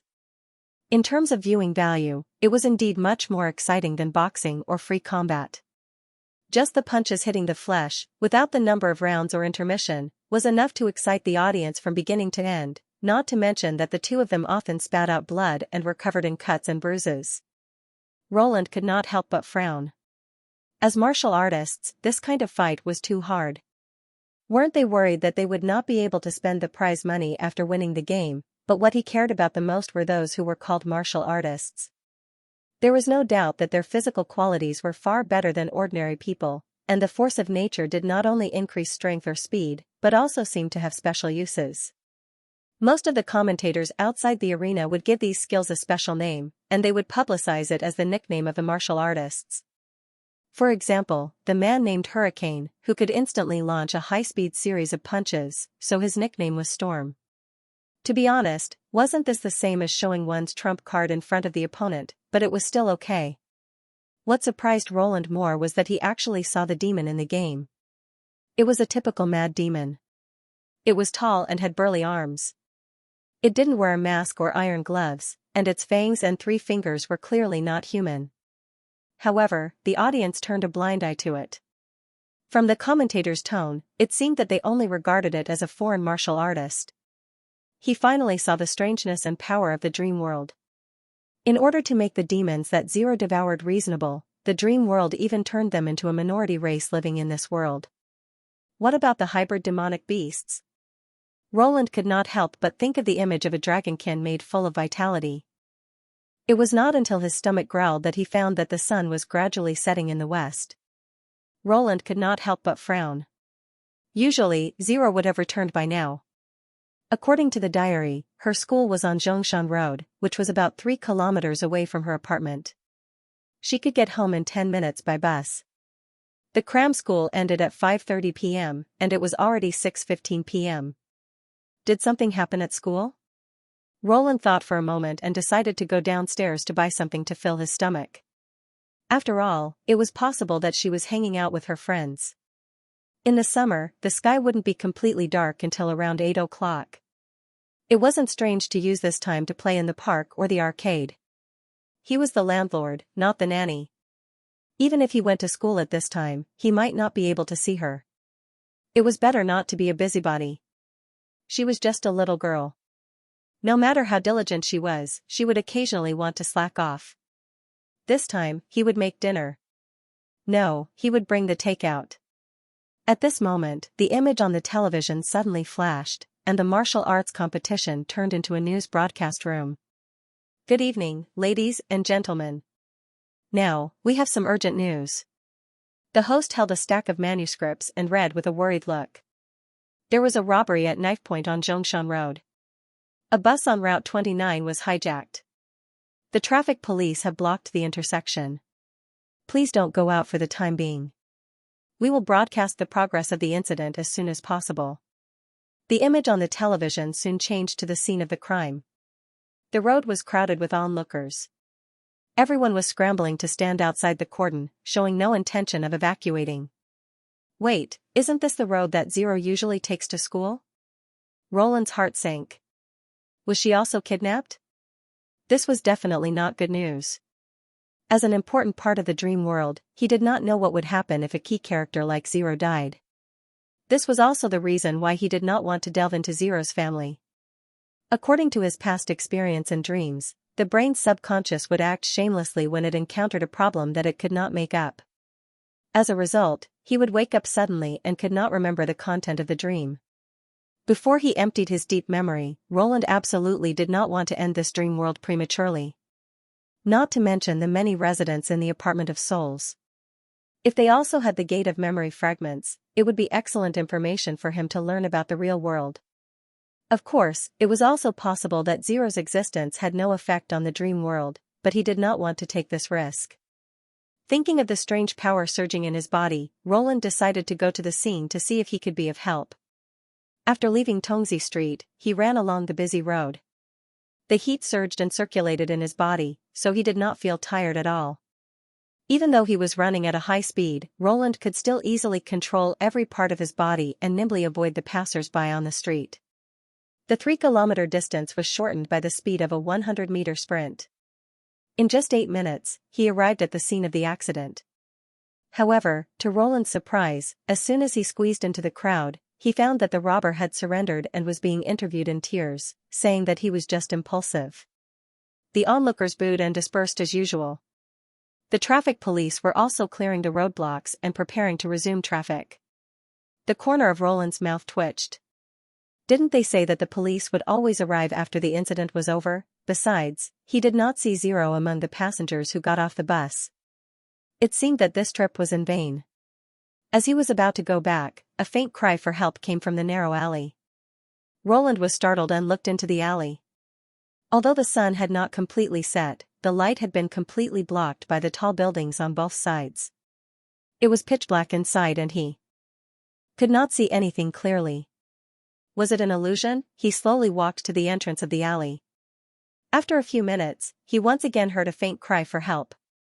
There was really someone inside. At this time, he should call the police for help. Roland looked back at the bus, only to find that the police had escorted the robber into the police car and were driving away. It was obviously too late to stop them. Should he pretend that he did not hear it? But he clearly felt that something in the alley was attracting him. Since he approached this place, the heat in his body suddenly became intense, as if it was clamoring and cheering, as if it was urging him to move forward. Roland tiptoed into the narrow alley. His eyes quickly adapted to the faint light. He saw a man with his back to him, and there was nothing else around him. "Is it you who is calling for help?" he asked with a frown. The man did not answer. Instead, he turned his head 180 degrees. This strange scene caused Roland to suck in a breath of cold air. However, the more surprising thing was yet to come. Is this magic power? Roland thought of Nightingale's description of magic power.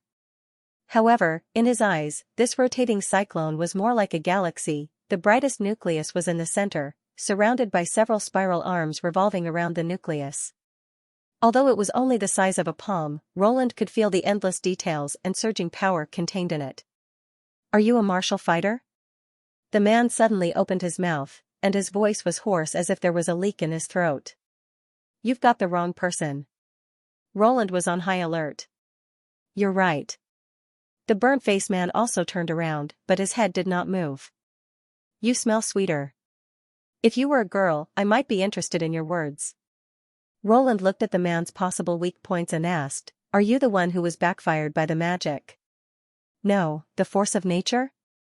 "Force of nature?" The burnt-faced man snorted disdainfully through his almost ruined nose. "They have no idea where this force comes from, let alone its nature." "You say it like you know." Hell, was this still his dream? "I can't tell, but I can feel it. It doesn't belong to this world. It's a gift from the gods." The man grinned. "I thought the robbery would attract 1 or 2 martial artists, but I didn't expect that guy to surrender so quickly. Fortunately, it wasn't in vain.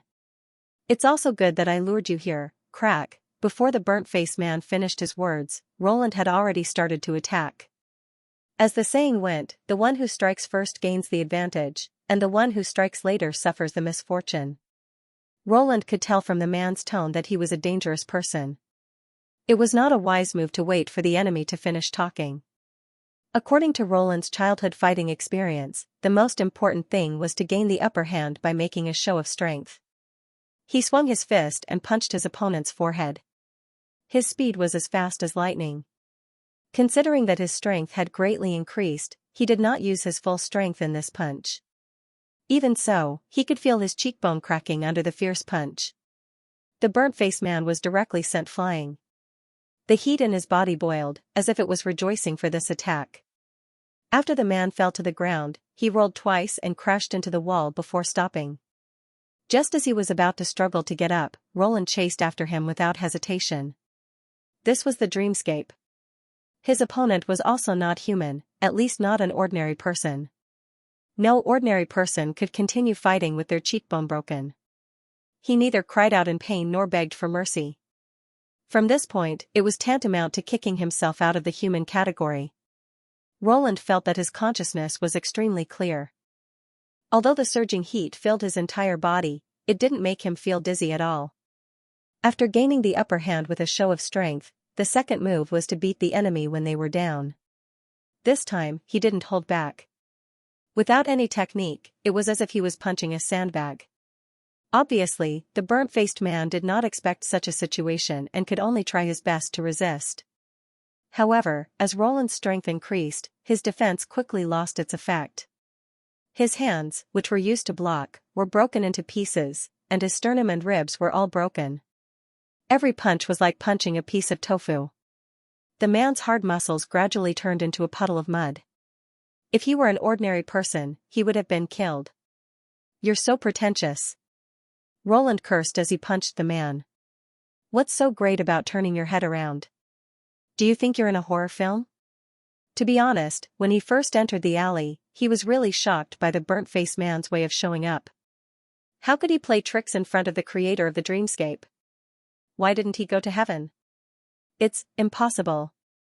The burnt-faced man's voice had completely changed. Roland could barely hear what he was saying. "Why can't I use it?" "Use what?" Roland noticed that the cyclone above the burnt-faced man's forehead was spinning slower and slower. He tried to grab it, only to find that it had become solid. "Use this ball of magic power?" "No, don't touch it." Since the burnt-faced man said no, Roland had to do it.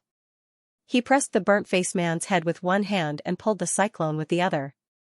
When the heat flow in his body reached its peak, the cyclone was pulled out by Roland. The burnt-faced man immediately fell silent and collapsed to the ground as if he had lost all his vitality. After falling into Roland's palm, the cyclone changed from crimson to white on the inside and blue on the outside. It looked more like a galaxy now. However, it did not stay in Roland's hand for long. After it started spinning again, the cyclone shot out a beam of dazzling light into the sky, leaving a silver line between the sky and the earth. After a few seconds, the light disappeared without a trace. At this moment, Roland noticed that the warm current in his body had calmed down, and as if he had obtained great satisfaction, he felt an indescribable sense of satisfaction all over his body. He was completely at a loss. Maybe this world was much more complicated than he had imagined. Glancing at the burnt-faced man who was lying on the ground like a dead man, Roland twitched his mouth and left the alley. It was already dark when he returned to the tube-shaped apartment on the side of the long street. The light in the corridor attracted a swarm of flying insects, which made annoying buzzing sounds. He took out the key and inserted it into the keyhole under the dim light. Before he could turn the key, he heard hurried footsteps coming from the other side of the door. The door was opened, and Zero frowned. Her eyes were filled with dissatisfaction, but there was also a trace of anxiety. "Where have you been? Where have you been?" the two asked almost at the same time. "The cram school has an extra class because the teacher will come to check tomorrow. The school is closed for the day. I went to find you." "Find me?" the little girl asked doubtfully. "Yes, you didn't come back on time." Roland laughed. He rubbed her head and walked into the room. 3 dishes and a soup were placed on the table, but the bowls and chopsticks were still clean. Obviously, Zero had been waiting for him. That was why she came here as soon as she heard the sound of the lock being unlocked. "Let's eat." Roland sat at the table. "I'm starving." "Are you worried that I'll be cheated by strangers?" She glared at him. "I'm not a child anymore. Just wait for me at home next time." Roland could not help but roll his eyes. Are junior high school students so sensible now? He remembered that when he was at this age, he was crazier than a dog. When he had spare change, he would go to the game hall. When he had no change, he would go to the back mountain to catch cockroaches. He would not go home until it was dark. Compared to this little girl, it was like heaven and earth. An inexplicable sense of guilt welled up in his heart. "By the way, you have a holiday tomorrow, right?" "Yes." Although Zero still looked a little angry, her expression had softened a lot. "What's wrong?" "Accompany me to the library," Roland said while eating. "I'll buy you something." "Buy something?" After 2 days in the dream world, the gray slate roof of the castle appeared in front of Roland again. He stretched out his hand, repeatedly clenched his fist and opened it. Except for the strange heat flow, his every move was exactly the same as the one in the dream world. If he could not escape by falling, he would not be able to distinguish the illusion from reality. Could the brain really simulate to this extent? Roland could not help but feel doubtful. Especially the cluster of stars that looked like a magic cyclone. He had never seen the real appearance of magic power. If the force of nature was based on magic power, it should be blurred in the dream world. Coupled with the weird burnt-faced man and the heat flow that resonated with the cluster of stars. He suddenly became uncertain about his previous inference. He felt that his mind could not contain such a complicated and huge dream world. If the dream world was not in the subconscious, where would it be? After racking his brains for a long time, Roland still could not come up with a satisfactory answer. He shook his head and decided to put these things aside for the time being. Since he could not figure it out, he might as well stop thinking about it. It was more important to get down to business. After visiting the library with Zero, he borrowed a lot of useful design materials. Even if he just casually flipped through some of them, he could reproduce all of them. One of the books even included the ratio and properties of some commonly used alloys, which would undoubtedly save a lot of time for Anna and Lucia to test. In this way, he could find a way to manufacture the third-generation machine tools with higher precision. Of course, the first batch of workers would probably have to be personally supervised by him. Roland was particularly excited when he thought that people from all over Grey Castle were continuously gathering in the western region, and those who had already settled down were passing the Universal Education Examination and going to work in batches. This was a process that was constantly accelerating, and he had now made a breakthrough. When he unified Grey Castle next year, Neverwinter might have the opportunity to touch the threshold of the Industrial Age. Once it entered the Industrial Age, there would definitely be earth-shaking changes in this territory. In the afternoon, Car Van Bate, the head of the Ministry of Construction, brought the news of the completion of Route 67. Compared with Kingdom Avenue, the construction of this road was much faster. In addition to the shorter distance, the proficiency of the workers was also a key point. According to the previous promise, this batch of workers trained by the Ministry of Construction had all belonged to the border area. Your Majesty, if you don't have a new road construction plan, I plan to send all of them to the residential construction project, Carr said. Although it will increase their salary, there is a shortage of residential areas in Neverwinter. Roland was also aware of this situation. There was a total of nearly 5,000 construction workers, and half of them were busy building new residential areas. The reason was to accommodate the large number of people that the city hall had roped in from all over. In just 1 year, the original town had at least tripled in size, and this did not include the newly reclaimed farmland south of the Redwater River. The roads will never be finished. He spread out the map of the border region and pointed to the North Slope Mountain. I plan to build a railway from the mine to the docks to carry the coal from the west. Isn't there a road here? Carr suddenly paused. Did you just say, railway? That's right, a railway, or rather, a railway track. Roland nodded and said, it's similar to the railway transportation system in the mine, but it's all made of steel. I see. He thought for a moment and said, but it won't require many people. If it was just to pave a narrow hardened road, it would indeed not require many people. Roland smiled and did not say anything. In fact, he knew that the director of the Ministry of Construction did not understand at all. In his mind, he was not thinking about the simple transportation method that relied on hemp ropes, steam engines, or horses to transport coal. What he wanted was a train. A means of transportation that had brought earth-shaking changes to land transportation since its invention. And this short-distance railway was an experiment. The principle of the steam train was not complicated, but the railway system was huge. Roland did not know how many years of experiments and improvements had been made from the invention to the practical application of the train and its supporting equipment, but he was sure it was a long process. Fortunately, these things could be found in the dream world. As the symbol of industry, he had been deeply fascinated by these huge machines. No matter how heavy they were, they always spouted white mist and steadily traveled between the jungle and the mountains. The pitch-black connecting rods drove the wheels to rotate, making rhythmic clanging sounds and shortening the vast land to an acceptable range. Later, no matter how the power changed, its essence remained the same. Of course, it was not enough to have hardware facilities. The train needed a large number of railway workers to drive it, which was undoubtedly more complicated than operating a steam engine or a machine tool. According to Roland's plan, the railway connecting the North Slope Mountain and the dock was not only a technical experiment, but also a training base for the first generation of railway workers.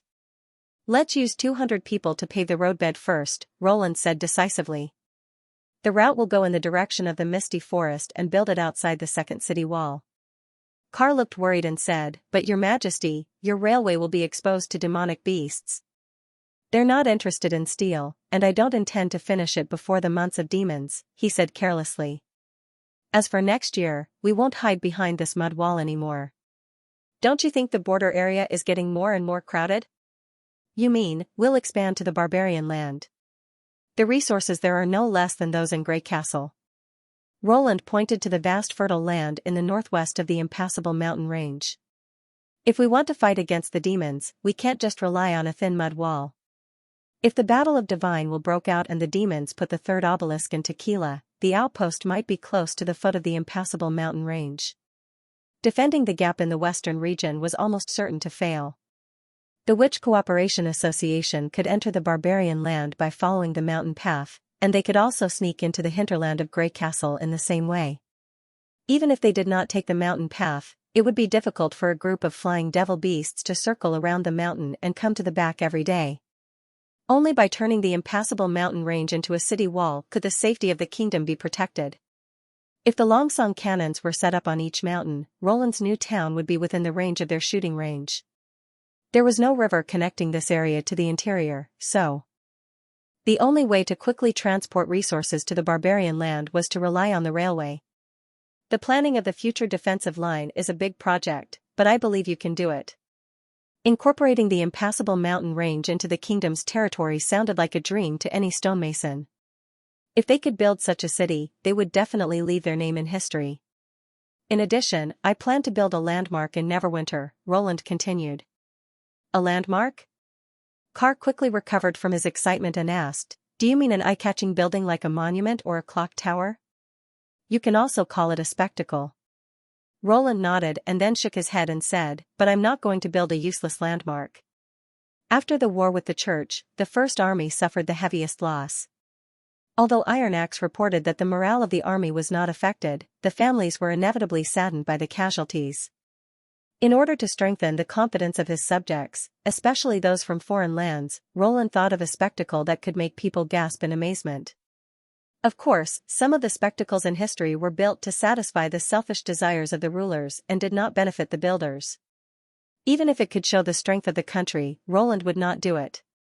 "I plan to build a residential building on the south bank of the Redwater River, behind the industrial park."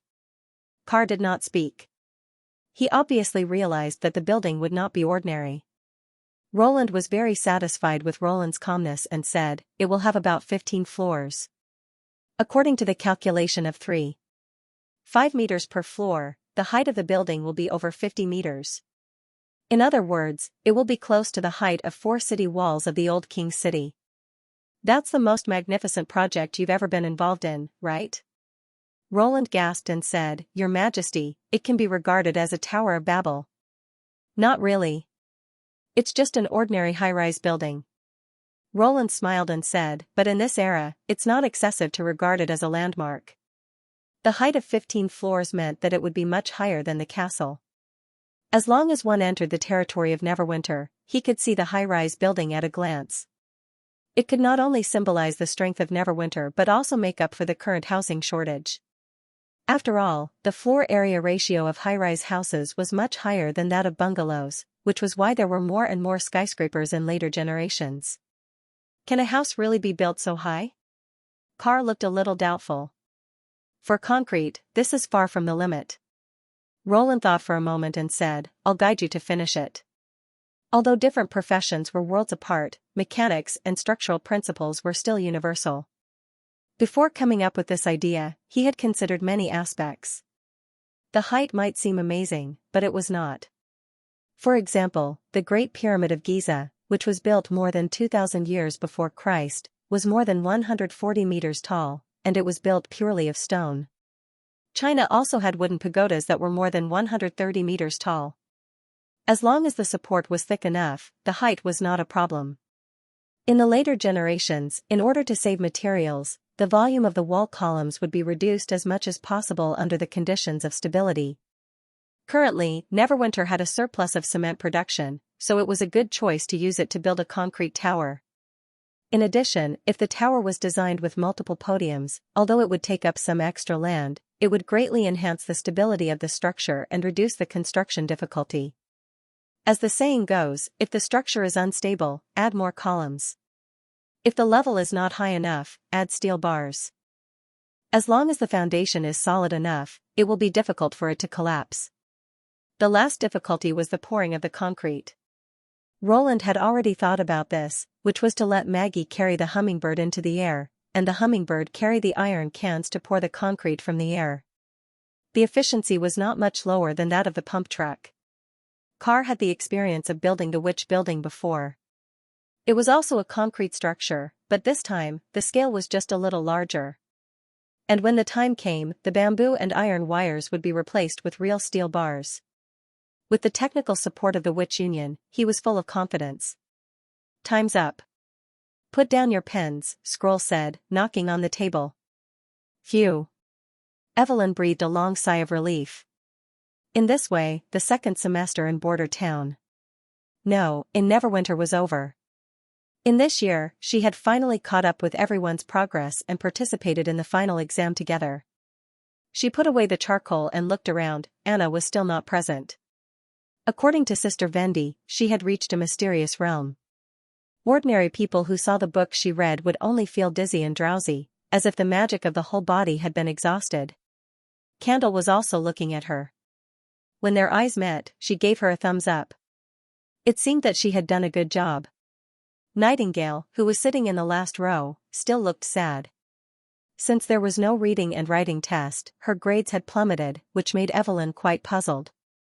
As far as she knew, Nightingale came from a noble background and received education earlier than most people, so she should not be so hard on her studies. After thinking about it, she could only think that it was because Nightingale's ability was too important. She was busy all day dealing with things for His Majesty, which delayed her studies. After all, Nightingale was a combat witch who could stand shoulder to shoulder with Lady Ashes. If she was on Sleeping Island, she would be an existence that Evelyn could only look up to. For example, Agatha, Lucia, and Lily, who were in the first row, always got high scores easily. Learning seemed to be an innate ability for them, especially Miss Agatha, who now had a tendency to get close to Anna and Tilly. In addition, she was also a combat witch, which made Evelyn very envious. Judging from the expressions of the few at the end, it could be guessed that Honey, Hummingbird, and Echo would be the ones who would take on the role.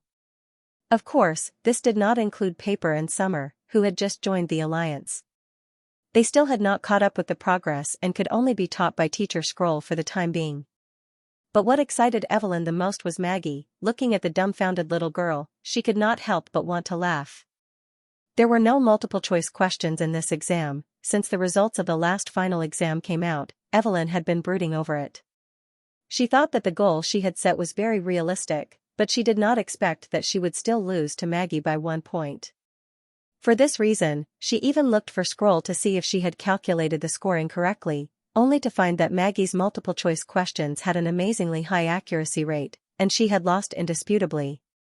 In the following year, Evelyn spent most of her free time studying. Her ability was very fast. She usually only needed to go to the winery 2 or 3 times a week, and each time, she would be able to release all her magic power in less than a quarter of an hour. Even after she opened a bar, it did not take too much time.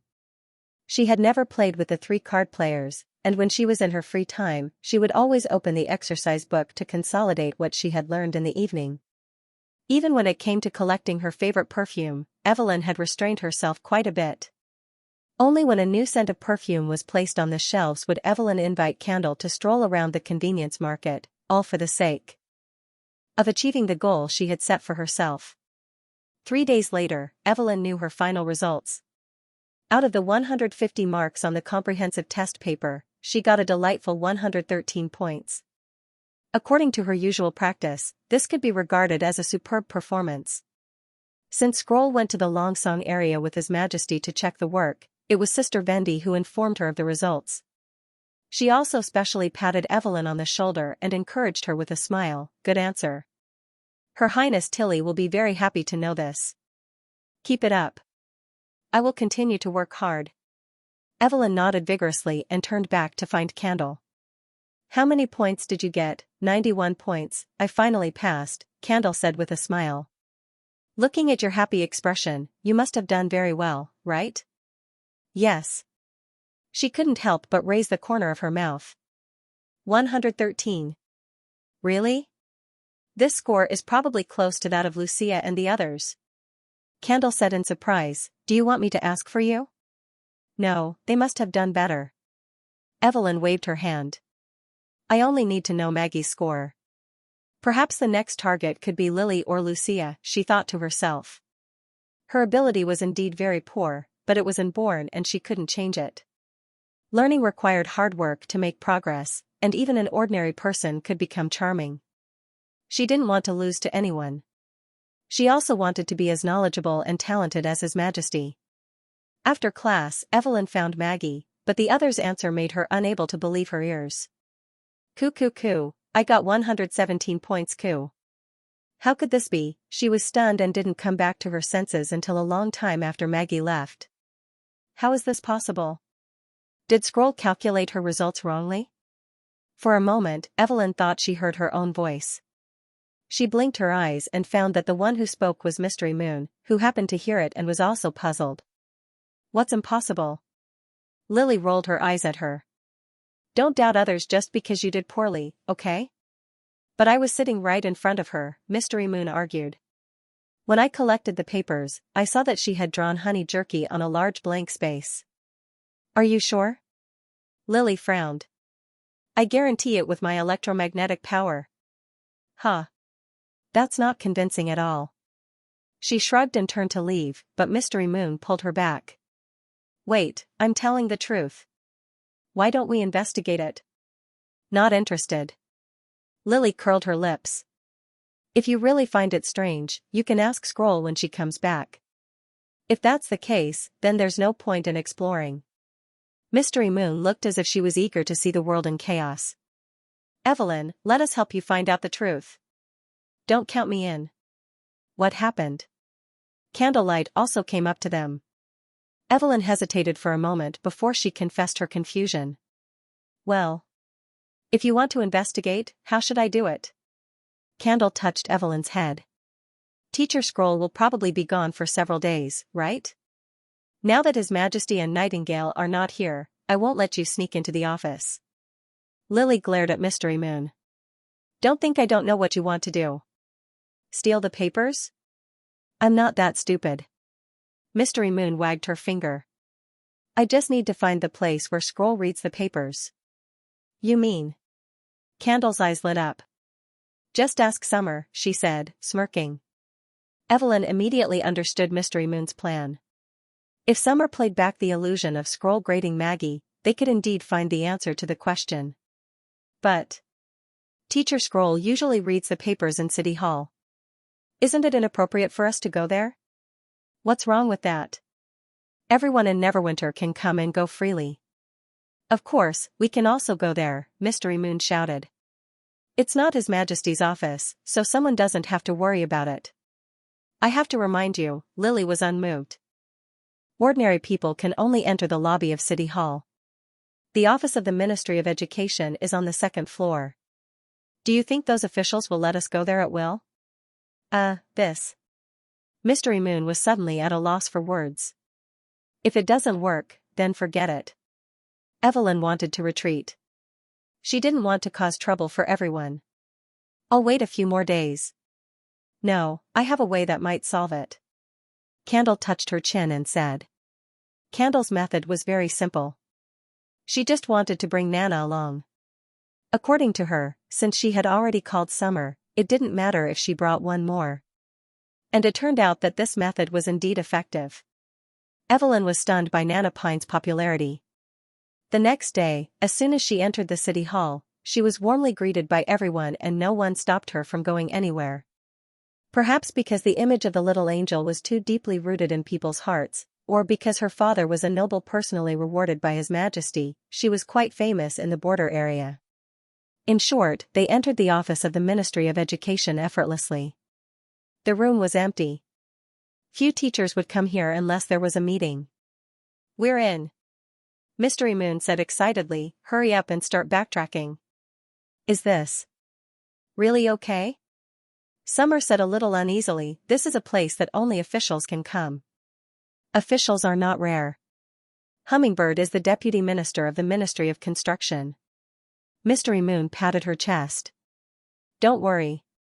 As long as we don't tell anyone, Scroll definitely won't mind us coming to her office. If the truth is that you're lying, I promise I'll tell Scroll." Lily snorted coldly. "Didn't you say you wouldn't come?" "Ahem. I'm here to keep an eye on you to prevent you from making a big mistake, understand?" Looking at the two arguing, Evelyn suddenly felt that her decision might have been a mistake. In the end, it was Candle who persuaded Summer. When the illusion appeared in the office, everyone held their breath. It was obvious that Scroll's marking time was between the end of the exam and the day she went to Longsong Academy. She quickly found the scene with the help of the fast playback. Everyone squeezed behind Scroll at the same time. As long as the time was not too long, Summer could maintain the illusion for half an hour. After a while, Evelyn saw Maggie's paper. "See, I didn't lie," Mystery Moon shouted. Lily could not help but frown. There was indeed a large blank space on the paper. Except for the relatively easy fill-in-the-blank questions and question-and-answer questions, there was almost no word written on the latter part of the paper that involved calculation. Moreover, there were pictures of barbecued meat under some of the questions. Even Scroll could not help but shake her head. Obviously, this answer paper could not have scored 117 points. Scroll quickly scanned through the entire test paper, and then wrote down the total score of the 3 subjects at the head of the paper, 17 points. It was a full 100 points lower than the final result. "Well, it seems that the problem lies with Maggie?" Nana tilted her head. "Hey, is that the result?" Mystery Moon was greatly disappointed. "Isn't it Scroll who deliberately protected Maggie and used the condition of getting a high score in exchange for honey barbecue? Ouch." Lily slapped the back of her head. "Shut up. Do you want to continue reading?" Summer asked timidly. "Let's leave here as soon as possible. It would be terrible if we were discovered." "Wait a little longer," Candle said in a low voice. "Maybe there was something wrong when copying." "No, I already know the result." "That's enough." Evelyn shook her head. If it was written in the original way, it was indeed possible to confuse the tightly arranged numbers. However, in the universal education implemented by His Majesty, the numbers had been replaced with simple and easy-to-remember characters, so the probability of making a mistake was too small. "I think Maggie flew in from the window." "The jerky, stop." Mystery Moon covered her head. "Don't do it." "I won't say anything." Scroll checked all the test papers and began to copy the scores until everyone's scores were gathered on a table. The score in Maggie's column was still 17 points. "It seems that it's really not Teacher Scroll's problem," Candle sighed softly. "Can we go now?" Summer said anxiously. Evelyn was about to answer when Scroll suddenly stood up and looked in the direction of the door. The 6 people immediately followed her gaze and then noticed that the door had been opened and a City Hall apprentice appeared in front of the office. "What are they talking about?" Mystery Moon asked. The illusion had no voice, so everyone could only judge their conversation by the movement of their lips. "It seems that Lady Scroll, His Excellency Berev, is looking for you?" Then Scroll nodded and followed the apprentice out of the office. At the moment when the door was closed, perhaps because of the airflow, a cold wind suddenly rolled up in the room, blowing up all the test papers and scattering them messily on the floor. The window." Lily was startled. Evelyn also saw it. The window that was originally closed was now opened a small gap. It could only be said that Scroll didn't close the window properly, and the airflow generated by the opening and closing of the door caused the window to crack open. As the autumn wind blew, the window swayed back and forth, opening wider and wider. Not long after, another strong gust of wind smashed it back into the window frame. Although no sound could be heard, it was obvious that the force of the impact was not small from the way the glass shook. A jaw-dropping scene occurred. A gust of wind swept through the office again, scraping the pen holder onto the table. The quill knocked against the mouth of the ink bottle and flew up, landing right on the result sheet. The tip of the quill was the first to touch the ground. It brushed past the grid with Maggie's score, leaving a short vertical line. The original score of 17 became a 3-digit 117. Someone probably heard the loud noise coming from the office, for the door was pushed open again. The apprentice who left with the notice first looked around, and then walked in surprise. She went to the window, closed all the windows, and then squatted down to tidy up the office for Scroll. She didn't leave until all the documents were rearranged and neatly placed on the desk. Satisfied, she tiptoed away. Is that what happened? Evelyn and Candle looked at each other. It was not a mistake in the book, nor was it Maggie's deliberate deceit, but was caused by an accidental wind. Evelyn could already guess what happened next. Scroll received His Majesty's order to go to Longsong and handed the result sheet to Vendi. Vendi wasn't the examiner, so even if she was confused about Maggie's score, she wouldn't question Scroll's judgment. Under Mystery Moon's persistence, the truth has finally been discovered. Mystery Moon looked up and said, "The culprit is Teacher Scroll." "It's the wind," Lily said, gnashing her teeth. But if Scroll had closed the window, the wind wouldn't have messed up the papers and blown away the quill, right? "How could you say that?" "No," Nana said thoughtfully. "If that's the case, it should be His Highness Roland's fault. He built the new city hall here. Not only did he expand it, but he also added 2 more floors. Without this extra second floor, Scroll couldn't have judged the papers here." You're right, so the culprit is His Majesty?" "That's enough." "Excuse me. Can I finish now?" Summer looked so anxious that she was about to cry. "Sorry, it's enough." Evelyn patted her on the shoulder. "Thank you. Let's go." "Hey, are we leaving now? Maybe we can find the papers for the next quiz in Scroll's office?" Mystery Moon stopped in front of everyone.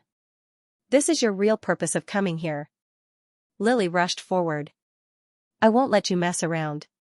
I was just saying." In the end, the investigation ended like a farce. After saying goodbye to Candle, Evelyn returned to the witch building alone. Although the truth had come to light, she could not calm down at all. For some reason, the flying paper and the falling quill kept appearing in her mind. Their trajectories were irregular, but at the last moment, they formed a clever and perfect result. Not only the paper and the quill, but also the airflow caused by the door and the time taken by the apprentices in and out all played a part in the result. Without any of these conditions, the score could not be changed. However, these conditions were unconscious and chaotic. So, it was the same for bartending. When adding various ingredients to the wine, one could not taste each taste in turn when tasting it. They fused and influenced each other in the wine. Every taste that could be accepted by people needed countless attempts, and sometimes a coincidental combination would create a unique taste. Evelyn could not help but think of the microscopic spheres that His Majesty had mentioned. They were always making disorderly disturbances, each seemingly unrelated, but as a whole, they could show wonderful characteristics. She closed her eyes and felt that something was about to come out of her heart. The world was full of chaos. But the result was hidden in the chaos. It was as if it was predestined. Evelyn suddenly opened her eyes and reached for the glass of water on the table. The cold water that had been left for a day rippled, and then the color changed, as if a drop of paint had been poured into it. The water gradually turned into an orange-red color, and a fragrance that she had never smelled before floated into her nose. She hesitated for a moment, and then stuck out her tongue to lick it. An indescribable sweetness suddenly filled the tip of her tongue. It was slightly astringent, but the rich and mellow sweetness was incomparable to any kind of drink. It was like a mixture of juice and milk, but also like a mixture of tea and honey. Evelyn could not accurately describe the taste, but she was sure of one thing. A week later, Roland returned to the border area from Longsong's stronghold. As soon as he entered the castle, he received 2 pieces of good news. The first one was from Barav. "Your Majesty, the astrologers from the Old King's City have arrived in Neverwinter 3 days ago." Together with craftsmen, apprentices, and their families, there are 312 of them. I've arranged for the 9 astrologers to stay in the Foreign Affairs building and the others to stay in the reception area. They're finally here. Roland thought for a moment and then ordered, hold a welcome banquet in the square in the evening. I want to let the people know that there's another school of sages in Neverwinter. Like alchemy, astrology had a high reputation among the people. Generally, only the King's City would have both of them. Now that all the Astrology Association had gone to the western region, it was easier for people to accept Neverwinter as the new King's City. However, Roland did not need this school of astrology. What he really wanted was the astrologers' ability to calculate. They were definitely at the forefront of mathematics in this era. Whether it was calculating the calendar or estimating the orbit of the stars, they needed a lot of calculation. With the relevant knowledge of intermediate and advanced mathematics, they would undoubtedly be able to further improve their original foundation. He planned to set up a school of mathematics so that these people could devote all their time to calculation except for the occasional observation of the star of extinction. In this era without computers, it was the most efficient choice for many scholars to complete some complex calculations together. Whether it was laying rails, building large ships, installing longsong cannons on the mountains, or writing shooting manuals, he would need their help. Yes, Your Majesty. Barav nodded and then asked, may I know about your trip to Longsong? There were a lot of problems. Facing the director of City Hall, Roland did not need to hide it. The second-level City Hall of Longsong has been found to have malfeasance and corruption. Scroll found a lot of falsified accounts. Even among the batch of officials transferred from the border area, she caught 2 embezzlers. Hearing this, Barav could not help but swallow his saliva. Are they my disciples? Roland was amused by the other party's cautious look. He shook his head helplessly. Even if they are your disciples, I won't blame you. Don't worry. Your Majesty is wise, said Barav hastily. Then are they the subjects of the old town? Yes, the second batch of graduates passed the examination and entered the City Hall. Then they were transferred to the Longsong area along with the whole team. Roland sighed. It's been less than a year since then. At present, City Hall had trained a group of semi-leaders. One of them was the Longsong district, which was almost completely copied from Border Town. With the addition of the local honeysuckle Perot, the elk wren, and some minor nobles, the Longsong district had everything, except for the slightly smaller number of people. The other half was the batch that went to Fallen Dragon Bounty. Besides assisting Countess Spear to maintain the political situation, their secondary task was to try to establish the framework of a secondary city hall. As the Northern Region scholars brought back by Edith Comte participated in the administrative study of the city hall, Roland might be able to find another half in a short period of time. He had already reserved this group of people for the southernmost region. The most scarce talent was undoubtedly the local officials who could carry out his edict. Without them as the foundation, even if Roland conquered the entire Grey Castle, he would not be able to quickly centralize the kingdom's resources. The local government was an important part of the centralization of power. He could use the witches to quickly advance the level of science and technology, but he could not create a large number of middle-level and grassroots officials out of thin air. Those feudal nobles would never obey his orders obediently. In the eyes of the feudalists, the only important thing was the land they occupied. Therefore, every person with administrative experience was a rare treasure. Now that he had lost several people, Roland naturally felt a little depressed. Although the corruption of the organization was inevitable, he thought it could at least last for more than a decade. He did not expect such a problem to occur in just 1 year. And the 2 greedy people were both civilians, which in a way proved that once they had power, they might be more likely to lose their way than the nobles. Those who violated the law, they were punished severely. Roland spread out his hands and said, to set an example for others. This should be able to last for a few more years. With the ability of Nightingale and Scroll, it was not a problem to temporarily maintain the integrity of the organization. But he also knew that this could not continue, otherwise the witches would be easily pushed to the teeth of the storm again, and the next enemy would come from within. Tomorrow, gather all the people in the city hall and the castle hall. I will personally hold a short meeting with them to talk about the importance of discipline and responsibility. Of course, there would also be rewards and punishments. In the face of the high pressure and broad prospects of the battle of divine will, they should know how to choose. Yes, Your Majesty. Barav bowed. Looking at the back of the old director, Roland was satisfied and took a sip of tea. He knew the purpose of Barav's loyalty, to pursue power while enjoying the satisfaction of power itself, and at the same time, to better use power. Barav was undoubtedly a person who was very suitable for the new political system. Perhaps in the future, in the city hall, only he could compete with Edith. The second piece of good news came from Vendi. Evelyn's ability has evolved? Roland was slightly surprised when he heard the news. In his impression, Evelyn's various magic indicators were very balanced and did not seem outstanding. He did not expect that she would become the first witch on Sleeping Island to evolve, which was really a surprise to him. Yes. Agatha has confirmed this, but... Vendi smiled bitterly. After the evolution, her ability is too strange. I don't know how to describe it. Bring her to see me in the office, he said with great interest. Evelyn walked into the third floor of the castle with several glass bottles. Roland noticed that each bottle contained a liquid of different colors. Her magic power looks like a gray ball. Nightingale's voice came into his ears. But the shape is not fixed. What about the total magic power? The degree of growth is good. Currently, it's between Leaf and Agatha. Roland nodded and looked at Evelyn. What's in it? The drinks I created with my ability these days. Her tone seemed a little depressed. They taste different, and I can't control the final result. The only thing in common is that they can all be drunk.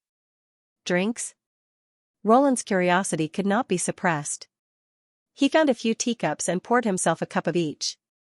When he took the first sip of the light blue drink, he tasted an indescribable delicacy. It was like a mixture of many kinds of fruit juices, with a trace of refreshing coldness.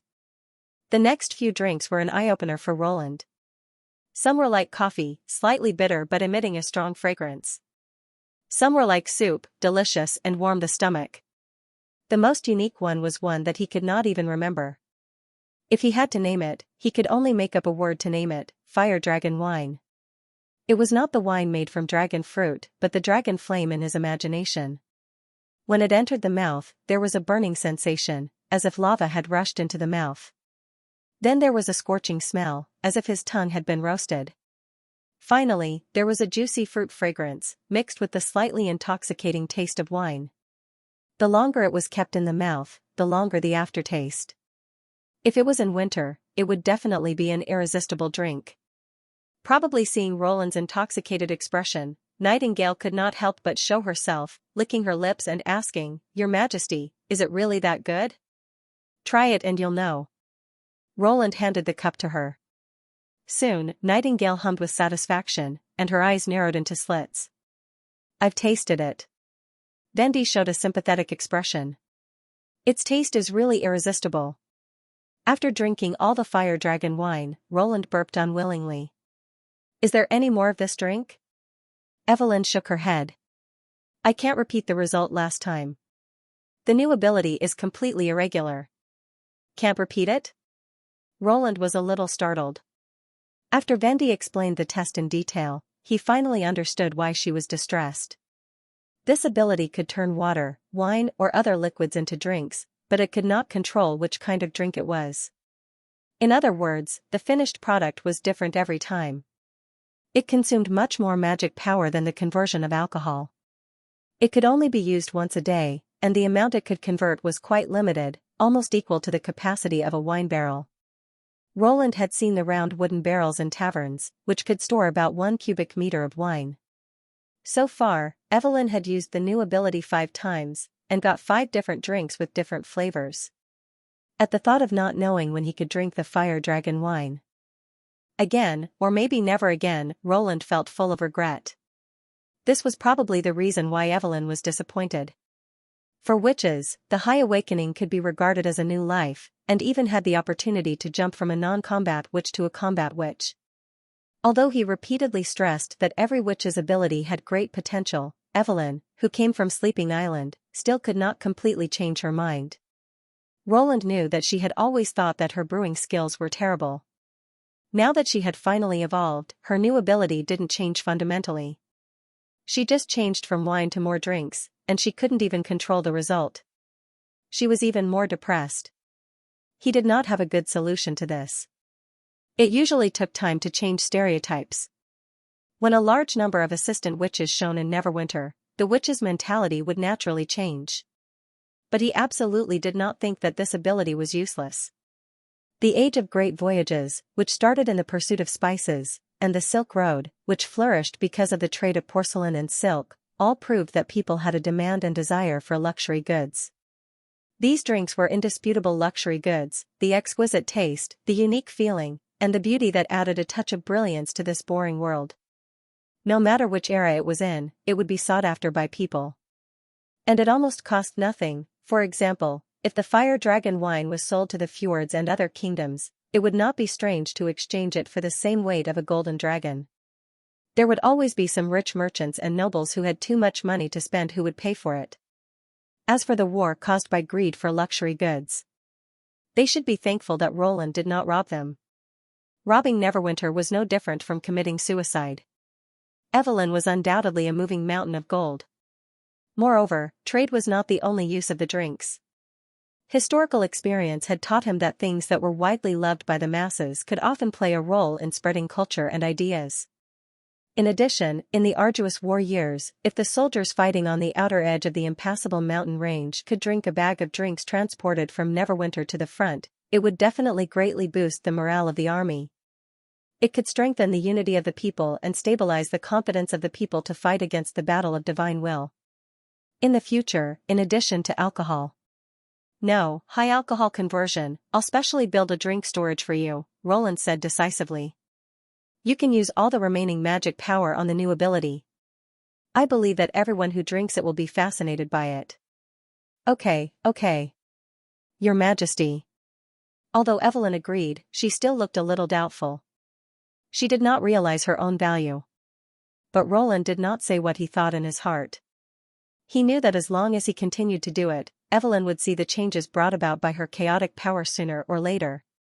As for their names, let's call them Chaos Drinks, Roland said with a smile.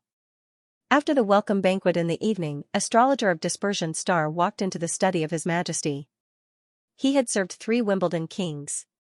Including Roland Wimbledon, Dispersion Star was the 4th king. And Roland was also the king that puzzled him the most.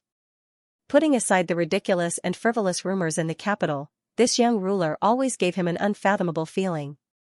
It was not that he was arrogant, nor was he pretending to be profound. It was as if his way of thinking was beyond the scope of an ordinary person, leaving him at a loss as to what to do. That reply was the best proof of that. Astrologer of Dispersion Star had never seen a king so indifferent to the news of the Star of Extinction. Half of the letter was a greeting and the other half was an invitation for the Astrology Association to move to the Western region. The letter also claimed that there was a better astronomical telescope here, which could fully meet the needs of stargazing. At the end of the letter, Roland unhurriedly mentioned that Neverwinter had found new clues about the bloody moon and needed to discuss with the astrologers. Roland read the whole letter without surprise or fear, as if he had casually answered, "Oh, I see." Actually, even when Roland Wimbledon first appeared in the observatory and learned about the existence of the Star of Extinction, he was not too surprised. Even though it was a blessing for the people to have such a calm and collected king, the feeling of not receiving too much attention when his lifelong pursuit had finally been realized was still a little uncomfortable. The room was brightly lit. His Majesty was writing something, and the table was covered with thick documents. Dispersion Star had not seen such a scene for a long time. "Good evening, Your Majesty." He bowed with a slight sense of relief. "The Astrology Association sends its greetings to you. Is it about the prophecy of the bloody moon?" Dispersion Star sat down and asked. "That's part of it. Since you mentioned it, let's start with it." The young king smiled and poured him a cup of tea. This action made the scholar feel quite flattered.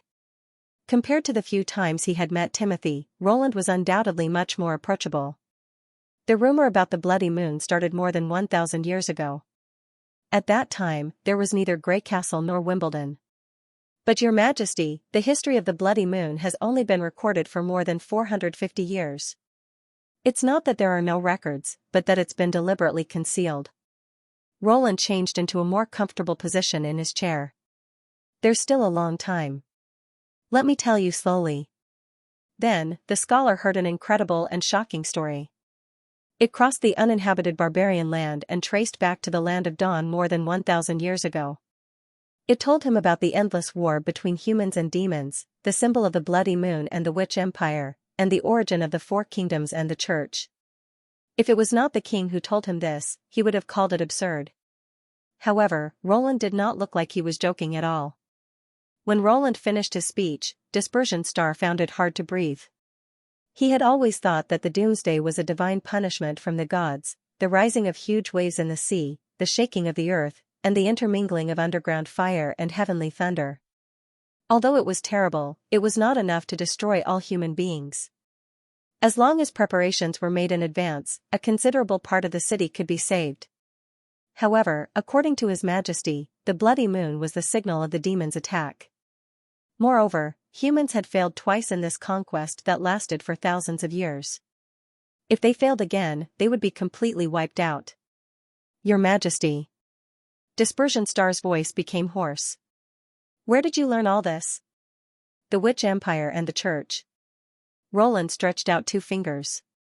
The establishment of the four kingdoms was related to them, and Grey Castle is no exception. In addition, I've dealt with demons in the west of the western region. They have their own civilization and army. They are a veritable alien race. Then, what is the smile of the gods? No one knows. Maybe we'll find the answer after the Battle of Divine Will. Dispersion Star fell silent. He did not know whether he should believe this horrifying story or not. However, he soon realized that this was related to the survival of Grey Castle and the continuity of the Wimbledon family. As a king, Roland would not deceive him. Because it was meaningless. If he took this as the truth, it would explain His Majesty's attitude towards the witches. If their power did not come from the demons, they would naturally not be the enemy of humans. From the looks of it, the rumors circulating in the old king's city about the innocence of witches was only a small part of the truth that had surfaced. His Majesty did not release all the information, but carefully hid the facts that could easily cause panic. This was undoubtedly the right and wise decision.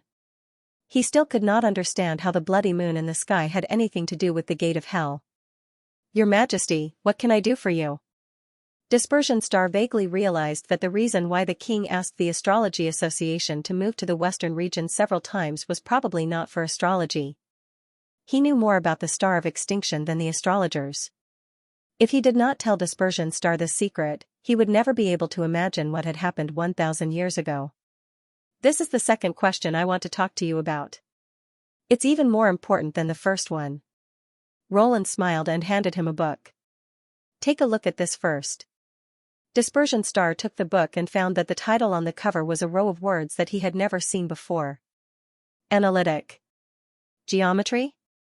It was hard to pronounce, and the pigment used for the title was blue. Such a smooth and delicate indigo was not cheap. Just flip through it. It doesn't matter if you don't understand it. There are still many things you need to learn in the future. Dispersion Star did not want to read at night. Although there were no candles in His Majesty's room and the light source above his head was very stable, it was still not as bright as during the day. Stargazers needed to protect their eyes the most. However, since Roland was the king, it was not appropriate for him to refuse. Therefore, he pretended to skim through the book and read it carefully the next day. However, after flipping to the first page and glancing at the preface, he forgot his original idea. Describing the trajectory of an object with an arithmetic formula? As long as you know the key parameters, you can calculate the whole trajectory? Next was a row of horizontal and vertical intersecting lines. Each intersecting pattern had a simple figure drawn on it. Some were a straight line, some were a curve, some were an ellipse, and some were a multi-segment curve. They did not look strange at first glance, but Dispersion Star's eyes were attracted by the arithmetic formula on one side of the figure. It should be an arithmetic formula. Dispersion Star thought to himself. It had a plus sign and an equal sign, which began and ended with the same symbol. Although he could not understand it, he felt it was inexplicably wonderful. This sense of harmony seemed to be innate, and each symbol had its own unique charm. For example, a straight line and an ellipse could not be regarded as a kind of trajectory, but there was not much difference in their arithmetic formulas. Suddenly, an irrepressible thought arose in his mind. Could it be that all the figures in the world can be represented by an arithmetic formula? Excited, the scholar could not wait to turn to the second page. When Dispersion Star closed the book, he found that his neck was sore and numb. Obviously, he had been reading for more than an hour. His Majesty did not disturb him, but continued to write the manuscript at hand with a very serious look. "Sorry, Your Majesty, I finished reading?" Roland looked up and smiled. "There are many parts that you can't understand, right?" "Yes, the symbols and expressions on it are not the ones taught in the palace." 9 out of 10 palace mentors came from the Astrology Association, but what His Majesty had written was completely beyond his imagination. "It's very interesting, but I really can't figure out the mutual changes of the calculation formulas," Roland said.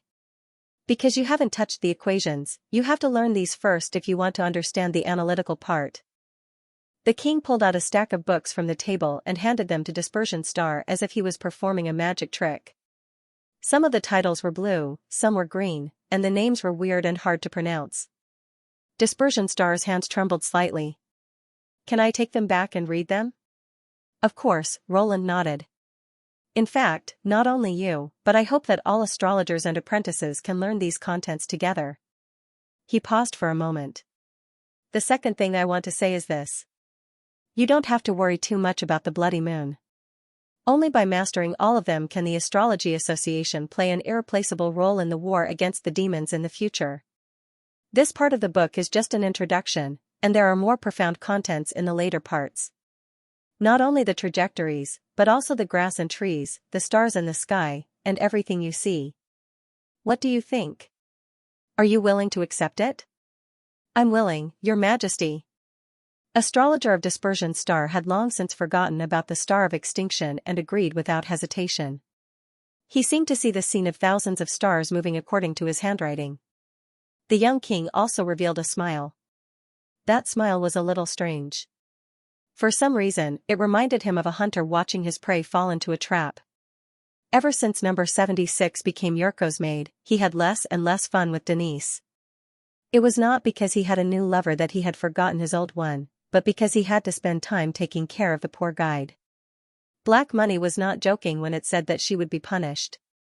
When the supervisor, Silver Mask, brought her here, she was covered with whip marks and bruises, which made her look completely different from half a day ago. Yorko was glad that he had made this request in time. Otherwise, number 76 would have been beaten to a pulp. That was why Silver Mask said that she could no longer serve as a guide. Of course, customers would not allow a handicapped person to serve them. Fortunately, number 76's body was quite strong and not as weak as that of ordinary women, especially her abdomen and back, where he could still see the shallow muscle lines. After applying medicine, she recovered quickly and was now able to take care of the chores in the house, including some personal services. Just like today. "Your Excellency, do you need me to massage your shoulders?" Number 76 came over after cleaning the house and sat beside Yurko with a smile. According to the rules, a maid was not allowed to approach the master without the master's permission. Obviously, number 76 was still pleasing the guest in the way that Black Money had trained her. However, Yorko did not care at all. On the contrary, he liked this kind of active and enthusiastic teasing. If she was just a maid who followed the rules and followed her master's orders, then it would be too boring. "Sit down." He put down the unofficial history and lay down on the bench. Number 76 also took off her shoes, bent her knees and let him rest his head on her thighs. Then, she pressed her slender and powerful fingers on his shoulders and slowly massaged them. Compared to those women who flirted rather than massaged, her strength was much heavier and her technique was much richer. Obviously, after a period of hard training, she could really relieve fatigue. Lying on her thighs, Yorko could clearly see number 76's face. After Black Money sent her here, she naturally did not need to wear the copper mask to hide her identity. To be honest, number 76 was not a particularly beautiful woman. Her facial features were just above average, let alone compared with witches. but those red lips were just right. Especially when he looked up from below, the curved corners of her mouth especially aroused his interest. What was more wonderful was her figure. It was the first time that Yorko had experienced a woman with such power. She was not as plump as most noble women, nor as thin as poor girls. Her well-proportioned limbs, supple skin, and curvaceous chest and abdomen. When she tightened her body, he could feel the slight bulge of her firm muscles. For someone like him who loved new things, this was much more attractive than pure appearance. The door was pushed open when Yorko was about to go further with her. It was Hill Fox who walked in. Well, the time for fun had come to an end. He sighed and sat up. This time I won't have to redeem another witch, will I? Hill did not answer but looked at number 76. The latter tactfully bowed and quickly left the room. He's just a servant. Yorko shrugged. You're too cautious. The situation in the Kingdom of Dawn is not stable. It's better to be careful at this time.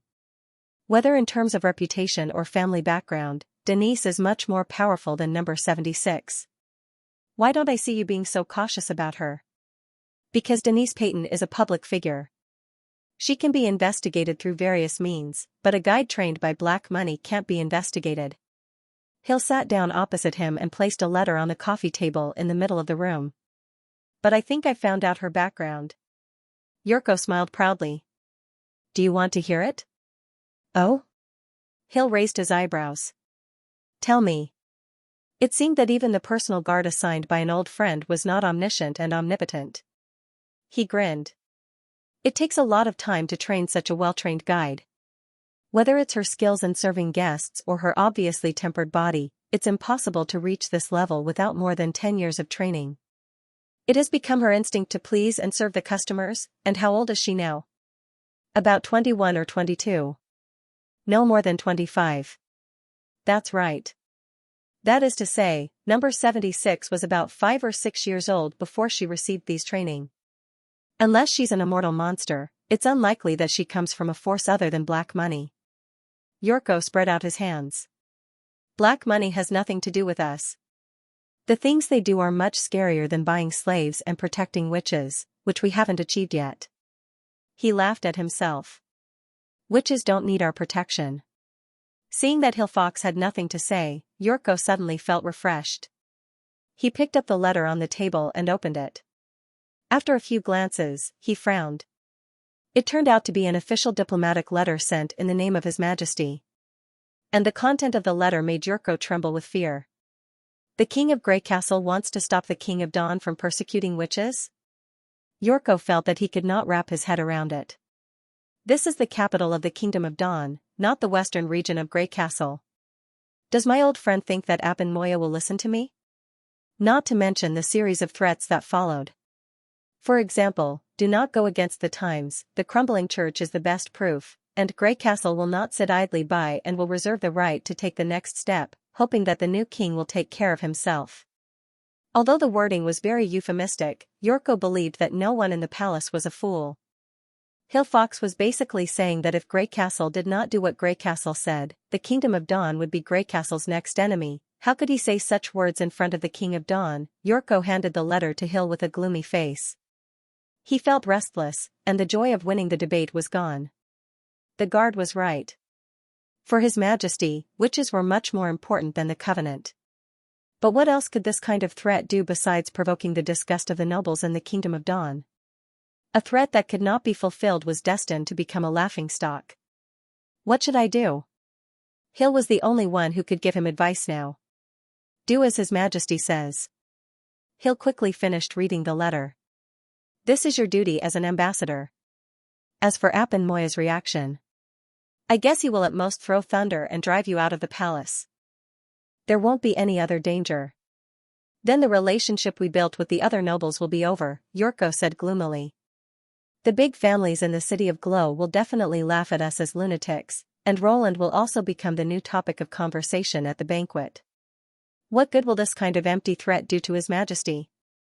Empty threat? Hill said non-committally. Do you really think His Majesty is just saying that? Yorko's heart suddenly trembled.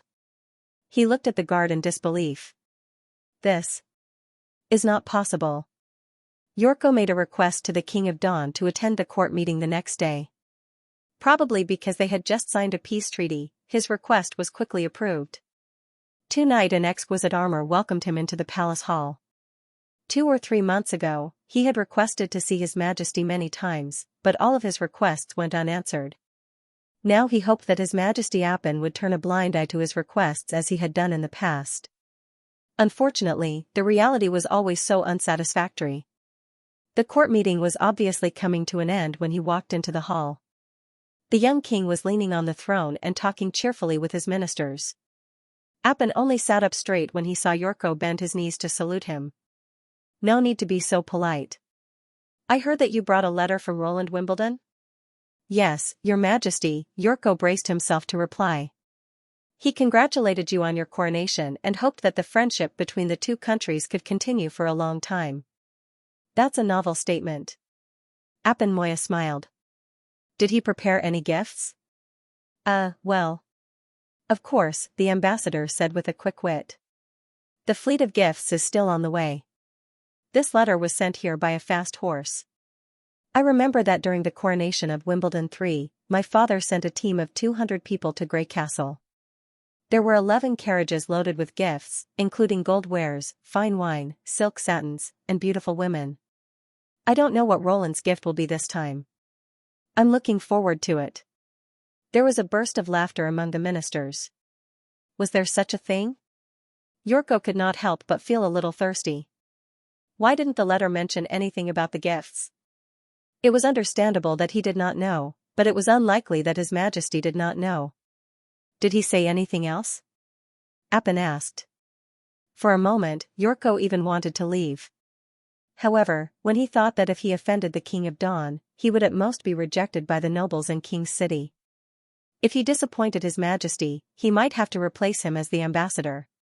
Therefore, he resisted the urge. His Majesty. I also hope you'll stop persecuting witches and treat them like free people. Yorko gritted his teeth and said, otherwise, Grey Castle won't turn a blind eye to this kind of behavior. The church is the best example. After he finished speaking, the hall instantly quietened down. The ambassador could feel sweat beading on his forehead. Did Roland Wimbledon really say that? After a while, Appin Moya said, show me the letter. Immediately, a knight came to Yorko and grabbed the parchment in his hand. Even though he did not dare to look into the King of Dawn's eyes, he could tell that the King of Dawn's tone had become colder.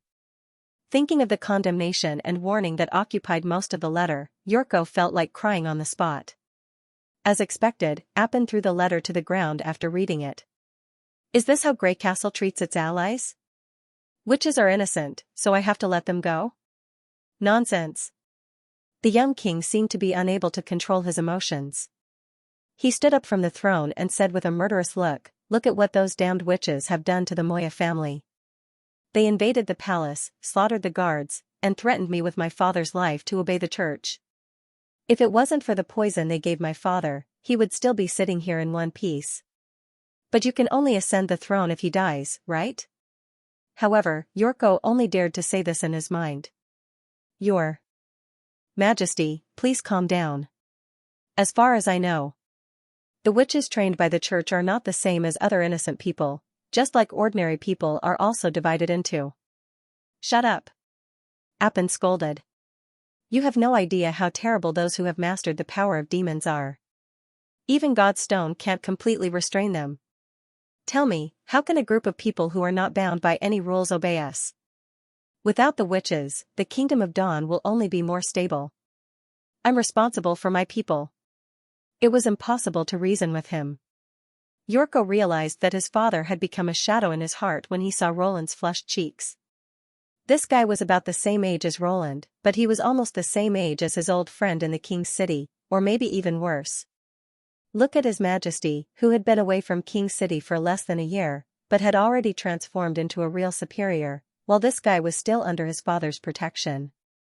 I'll write a letter to the King of Grey Castle and tell him not to be tempted by those fallen witches. Threatening the Kingdom of Dawn for the devil's minions? That's ridiculous. Appin walked back and forth angrily. Grey Castle may be powerful, but he shouldn't forget who gave him the power. Without the support of the nobles, how could Roland deploy his army to the Kingdom of Dawn? If he invades the royal territory for this reason, he'll definitely treat his vassals in the same way in the future. Not only will my subjects resist to the end, but the nobles of Grey Castle will also not support him as they did against the church. My old friend seems to have done that, Yurko thought. Although he did not know how His Majesty defeated the church, he vaguely remembered that His Majesty did not rely on the nobles when he attacked King's City. At that time, few people in Grey Castle thought that Prince Wimbledon would win. Moreover, in the subsequent trial, almost all the great nobles were caught. Otherwise, he would not have been able to get the position of ambassador. In the end, as Hill had predicted, Apan Moya, who could not restrain his anger, drove him out of the palace. Fortunately, to Yurko's relief, none of the other ministers responded to the king, although they were surprised. Their reaction was much better than he had expected. Of course, when they saw the letter that was thrown to the ground, it was inevitable that they would laugh at him behind his back. As soon as he returned to his residence, Otto Luashi followed him. Does His Majesty really think this way? Otherwise, I wouldn't lie to you. Yurko collapsed on the bench and said, "Why, are you here to laugh at me?" "No. I just think that Apan's new policy is a bit impulsive. He really wants the people of the Kingdom of Dawn to live a stable life, but this kind of search and arrest method will make people panic. Then you should talk to him. He doesn't listen." Otto smiled bitterly. He's like a different person when it comes to witches. But you can't blame him. If you've witnessed the changes in the palace with your own eyes, he bit his lip and said, "No, it's nothing." His Majesty Moya's death was a huge blow to Apan. According to his age, he should have inherited the throne in another 5 or 6 years. I heard that Wimbledon III was also killed by the witches of the church. On this point, if only he could be as steady as His Majesty. Yurko looked at Otto in surprise. Why did he have a feeling that Otto was not the eldest son of one of the 3 big families in the Kingdom of Dawn, but a noble of Grey Castle? Was His Majesty really so prestigious that he could make the nobles of neighboring countries stand on his side? Anyway, I'll find another chance to talk to Apan. Now he doesn't even listen to Earl Quinn's words. After finishing his tea, Otto got up and was about to leave when number 76 suddenly ran into the room. Yurko suddenly sighed in his heart. Damn it, didn't we agree not to see each other again? It was just a polite saying to find the ambassador if there was trouble. Don't take it seriously. He looked at Otto and hesitated for a while before saying, "Bring her in." If the sponsor of the exhibition was not here, he would have directly used the excuse that the ambassador was not in the mansion at the moment and asked her to come again. Number 76 quickly took her hand and walked into the room. It was Amy, the 10th item of the black money auction. The witch anxiously grabbed Yurko's arm as soon as she saw him. "Sir, please help us. Annie and the others are in danger." In danger? This was probably the most difficult kind of help. "Sit down and tell me what happened." He patted her shoulder and said, "What happened?" "Our hiding place has been discovered." Amy took a few breaths and said intermittently, "A large number of patrols surrounded the orphanage and blocked the nearby streets. I saw more than one team of knights, searching for witches street by street. The others are still trapped inside. I beg you to save them." "Are there other witches besides you and Annie?" "There are also Hero and Broken Sword. Hero has lost her legs and can only be carried by Annie. It's troublesome enough to hide one, but there are 4. He sucked in a breath of cold air. "How did you escape?" "The food in the house is running out, so I went to buy some food nearby.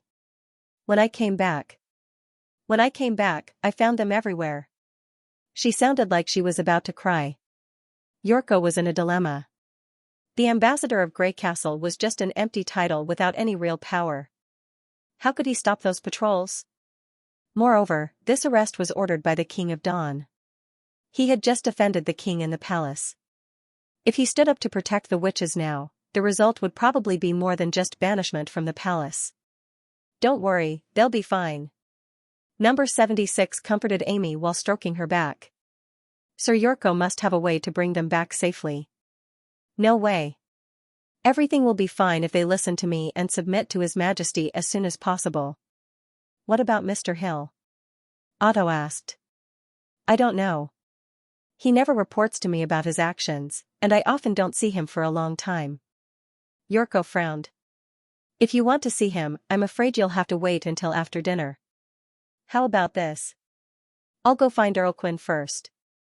He's the king's prime minister and is in charge of the patrols. Maybe he can give them a chance to escape. Wait, he will listen to you? I don't know, but I have to try. Otto showed a complicated look. Do you remember the witch friend I told you about? Her name is Andrea Quinn, and she is Earl Quinn's biological daughter. As time passed, Yorko could do nothing but stand by the window and look into the distance. Number 76 showed her amazing ability to comfort Amy. She coaxed the frightened Amy to sleep on the bench. It could be seen that this guy had been running all the way and was too anxious, so he was very tired. But even so, to be able to fall asleep in such a place, it could only be said that she was indeed too trusting of others. In the evening, Hillfox finally returned to the ambassador's residence. Where have you been? Yorko found 3 people following him as soon as he asked. No, to be exact, there were 2.5 people. One of them was half a head taller than Hill, with some blood on her face and a vigilant look in her bright eyes. It was Annie who had sneaked into Black Money to save Hill. She was carrying a purple-haired woman on her back. The woman was tied to Annie by 2 belts from her waist to her shoulders, probably for the convenience of movement. Based on the empty trouser legs, she should be the hero who had lost her legs. The last person was about the same height as number 76. Her shoulder-length hair was almost silver, and she looked a little listless. She was holding her waist and swaying as if she had been seriously injured. You all escaped. That's great. Amy, who was awakened by the noise, was stunned at first, and then she threw herself into Annie's arms excitedly. Was anyone hurt by the night? I'm okay, only broken sword. Her magic power is a little exhausted. I was so worried about you. Amy finally could not hold back her emotions and sobbed softly. Sister Annie is here. Don't be afraid. Hero comforted her. How did you meet them? Yorko opened his mouth wide. It's a long story. They have to leave here as soon as possible. Hill grabbed the ambassador's hand and led him to the bedroom alone. Listen, before the city gate closes, you have to leave the city of Glow tonight. I've already prepared 5 carriages, a total of 5. The first 2 are for transporting wheat and fruits, and the last 3 are for transporting people. Wait a minute, Yorko interrupted. Did you just say, you? It's you and the witches, not me, Hill said word by word. In order not to hinder His Majesty's plan, we can't lose the news of the Kingdom of Dawn. But I'm the ambassador. You have to leave because you're the ambassador. Hill's voice became more and more steady at times like this. Listen, I didn't save these 3 witches. What? Yorko could not help but be stunned. Not you? I've set up spies around the knight's martial arts field. If you can't find the witches, you might as well see how the opponents find them. So I received the news as soon as they moved out. But when they arrived, the block had been surrounded, and only the Blackstreet rats could enter. So you bribed the rats? Since I arrived in the Kingdom of Dawn, I've been keeping in touch with the local rats. Although it costs me a lot, it can always be useful at critical moments. Hill said in a low voice, but when I used the rats I bribed to track them down, the 3 witches had already escaped the encirclement. Isn't that good? I'll ask Denise to send them away and pretend that nothing happened. But it's not normal. Hill shook his head. The King of Dawn obviously knows exactly where the witches are hiding, and the people he mobilized are enough to turn the besieged block upside down. How did they escape? There's only one explanation: the witches were deliberately released. Perhaps Appin wants to use this method to catch more witches in hiding. Or find out the people who support the witches. Yorko swallowed hard. If that's the case, it's too dangerous for you to stay in the City of Glow. The safest choice is to leave as soon as possible. Hill continued, if you can bring back 4 witches for His Majesty, the credit will be much more than an ambassador's position. What about you? He hesitated. If you're caught. They can only catch a famous person, but I'm a nameless person hiding in the dark. In their eyes, I don't exist at all. Hill chuckled. No one will notice that a guard is missing from the team of ambassadors, and Lord Otto will cover for me. Do you remember what I mentioned to you? I'm just an ordinary acrobat. The next time you come to the Kingdom of Dawn with His Majesty, you may see a brand new acrobatic troupe in this prosperous city of Glow. In the end, Yorko listened to Hill's advice and left the city of Glow in a carriage under the setting sun. The coachmen were all Hill's subordinates.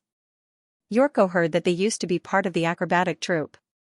After following the caravan to transport slaves for several times, they were very confident about the evacuation route. The carriages did not slow down until the sun had completely set. However, even though the land was shrouded in darkness, they persisted in carrying oil lamps for more than 2 hours before pitching a camp in a desolate field. The carriages formed a circle around the bonfire. The young man who called himself Clown was skillfully fetching water to cook porridge, while the tall and muscular Rock Mountain was feeding the horses. There was also Magician, who was in charge of security and patrolling, and the Com brothers, who were setting up simple traps. Rather than calling them an acrobatic troupe, they were more like an army. Yorko found that he did not need to do anything, and the fragrant oatmeal had already been handed to him. In addition, there was also a plate of bacon and an apple. He finally knew why Hill chose to transport these things. These so-called goods for sale were enough to meet the needs of all the witches even if they had to spend 1 or 2 months on the road. However, since he could load the food so quickly, could he have been ready to escape the Kingdom of Dawn at any time? And according to the guard, he still kept in touch with the Black Street Rat. My God! Is this guy really just an acrobat? Yorko decided to ask his old friend when he returned to Grey Castle. The coachman consciously carried the oatmeal to the periphery of the carriage, leaving only Yorko, number 76, and the 4 witches around the bonfire. I'm sorry for what I said and did last time, Annie said generously. You didn't hand us over to the King of Dawn, but I still can't completely trust you. Why? Amy was puzzled. He doesn't look like a bad guy. Yorko blushed a little when he heard that Annie was not a bad guy. He had never thought of himself as a good guy. Fortunately, the light of the bonfire could cover it up for him. Ahem, I think it's probably because Miss Annie still doubts the purity of the witch organization in Grey Castle. Purity? For example, some powerful nobles often secretly raise a few witches for their own amusement. That's just one aspect, Annie interrupted. As long as there's a one-sided deception and exploitation, no matter in the Kingdom of Wolfheart or in Grey Castle, it's still a cage for witches. There's no essential difference. Of course, if I can prove that the witch organization in Grey Castle is really as you said, I will formally apologize to you. It doesn't matter. Yorko shrugged. My task is to send you to His Majesty. After that, it has nothing to do with me. Even if you want to apologize, you might not be able to see me. The atmosphere at the scene was a little stiff, and only the crackling of the bonfire could be heard. Normally, he would never allow the conversation to descend into an impasse. However, when it came to this group of witches, he really couldn't get excited. Not only had they disrupted his peaceful life as an ambassador, but they had also brought a lot of risks to the emissary mission. It was not wrong to be cautious, but when the person being suspected was himself, this kind of feeling was not so easy to get over. The last one to break the silence was number 76. Are you all from the Kingdom of Wolfheart? She asked. I heard from Amy that you've known each other for a long time. Annie nodded. Although we weren't born in the same city, but... You're right. The Kingdom of Wolfheart has been annexed by the Church. You must have experienced a lot of hardships on your way to the Kingdom of Dawn. Number 76 leaned over and touched the empty trouser leg of Hero. She lowered her voice and asked, was her leg also injured by the people of the church during the escape? Hero bit his lips, revealed a sad expression, and lowered his head. It was cut off by the person she was guarding. Annie's answer was unexpected. At the most critical moment of the Kingdom of Wolfheart, she stood up, but in the end, she was hated by the people. Injured? By the person she was guarding? Annie nodded. If you want to know, I can tell you, but it's not a relaxing story. Number 76 looked at Hero for a moment and replied seriously, I want to know. Although Yorko pretended to be focused on eating the bacon, his curiosity was aroused. A year ago, when the army of the church attacked the Kingdom of Wolfheart, they threw a large number of corpses with demonic plague into the city, trying to weaken the resistance of the king's city, just like what they did in the Broken Tooth Castle. Annie threw 2 branches into the bonfire, which splashed some sparks. But this time, the demonic plague didn't spread, and it was because of Hero's ability. She could transfer the disease to other living creatures, and thus prevented the spread of the plague. What kind of living creatures? Mice, cats, dogs, cows, sheep. And of course, humans. She said slowly, the citizens dug a big pit in the slums, and the infected people would gather there. Hero transferred the disease to the animals, and then threw the animals into the pit and burned them. Gradually, people regarded her as the savior of the kingdom of Wolfheart and began to call her Hero. Amy and I also received treatment from her. But the good times didn't last long. A large animal could help 5 or 6 infected people recover before it died, while cats and dogs could only accept the transfer of 1 or 2 people. In addition, the demonic plague was repeatedly spread by the church. Even if the citizens of the kingdom of Wolfheart caught all the living creatures that could run and burned them in front of the big pit in the slums, they still couldn't meet the needs of every patient. As the war continued, they turned their attention to the living. This sentence made Yurko shudder with fear. Number 76 moved to Hero's side and gently held her in her arms. It's not your fault. Annie's expression was particularly solemn in the flickering light of the fire. Of course it's not her fault. From the beginning, those people didn't give her the right to choose. The first people to be thrown into the pit were criminals, prisoners, and volunteers, and then the elderly, injured soldiers, and captives of the Judgment Army. But Hero didn't agree to the demands of those madmen, especially the soldiers who didn't want to die and the underage people who surrendered. She was unwilling to do anything. So people's attitude towards her changed, and there were even rumors that she colluded with the church. She was obviously the enemy, but she wanted to save their lives. The savior became a traitor, and Hero was also imprisoned. If it wasn't for the need to use her ability, she would have been sent to the gallows. After that, the church made a comeback, and it only took them 1 day to break through the city wall of the king's city. When the city was breached, the watchman who had been treated by her chopped off her legs with an axe, and then set the prison on fire. He also said that it was because of Hero's collusion with the church that the kingdom of Wolfheart was destroyed. She couldn't go anywhere. The traitor should be destroyed together with the city in this fire cage. How could the believers of the church save a witch? Yurko unconsciously put down the bacon and focused all his attention on Annie. They broke out of the cage with Hero. Later, under the cover of these captives, she escaped the search of the church. After the war, the surviving Judgment Warriors even sent her food and clothes for a period of time.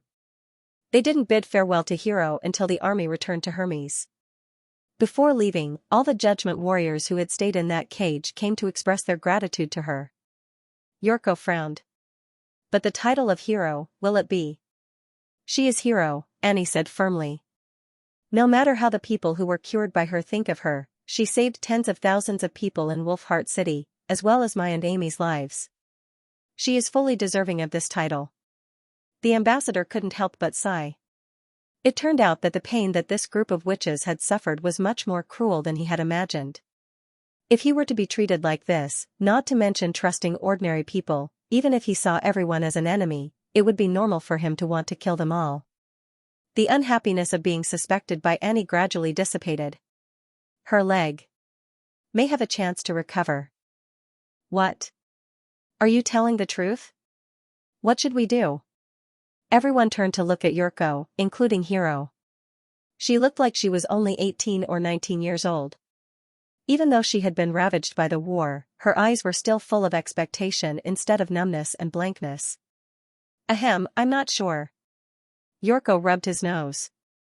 Hill once mentioned that there might be more than 300 witches gathered in Grey Castle, and the power of the devil. No, I mean, abilities are always strange, right? Maybe someone can regrow a severed limb or simply make a new one for her. 300? Number 76 was surprised. How did the king of Grey Castle recruit so many witches? It's a long story. My old friend is a born king. He has long seen through the tricks of the church. Not only did he stipulate that witches could live like ordinary people in his territory, But he also spread the idea that witches were innocent to all parts of Grey Castle. After a long time, there will naturally be many witches who will join his command and work for him. Yorko took the opportunity to flatter His Majesty. So you don't have to worry about your future at all. His Majesty's City of Neverwinter claims that everyone can find a suitable job, including witches. What kind of job? Amy's eyes were shining. How would I know? I've never been to Neverwinter. Well, of course it depends on what kind of ability you have. For example, if you can control fire, you can be a blacksmith, or a whirlwind, or a mill, or a windmill, or something like that. Yorko fabricated. Anyway, His Majesty plans to build a new king's city in the western region, and needs a lot of manpower. Even if your ability can't be used, you can still work like ordinary people. It does sound good. Annie gave Amy a look, but lies are always better than reality. Right now, I know. You can't trust me completely, can you? Yorko spread out his hands and said, when the time comes, just trust your own eyes. When Wolfheart City was conquered, I happened to be staying at Amy's house. I noticed the strange behavior of the Judgment Army, so I followed them and found Hero. Annie fiddled with the bonfire and said, it was several months later that I met Duan Ren.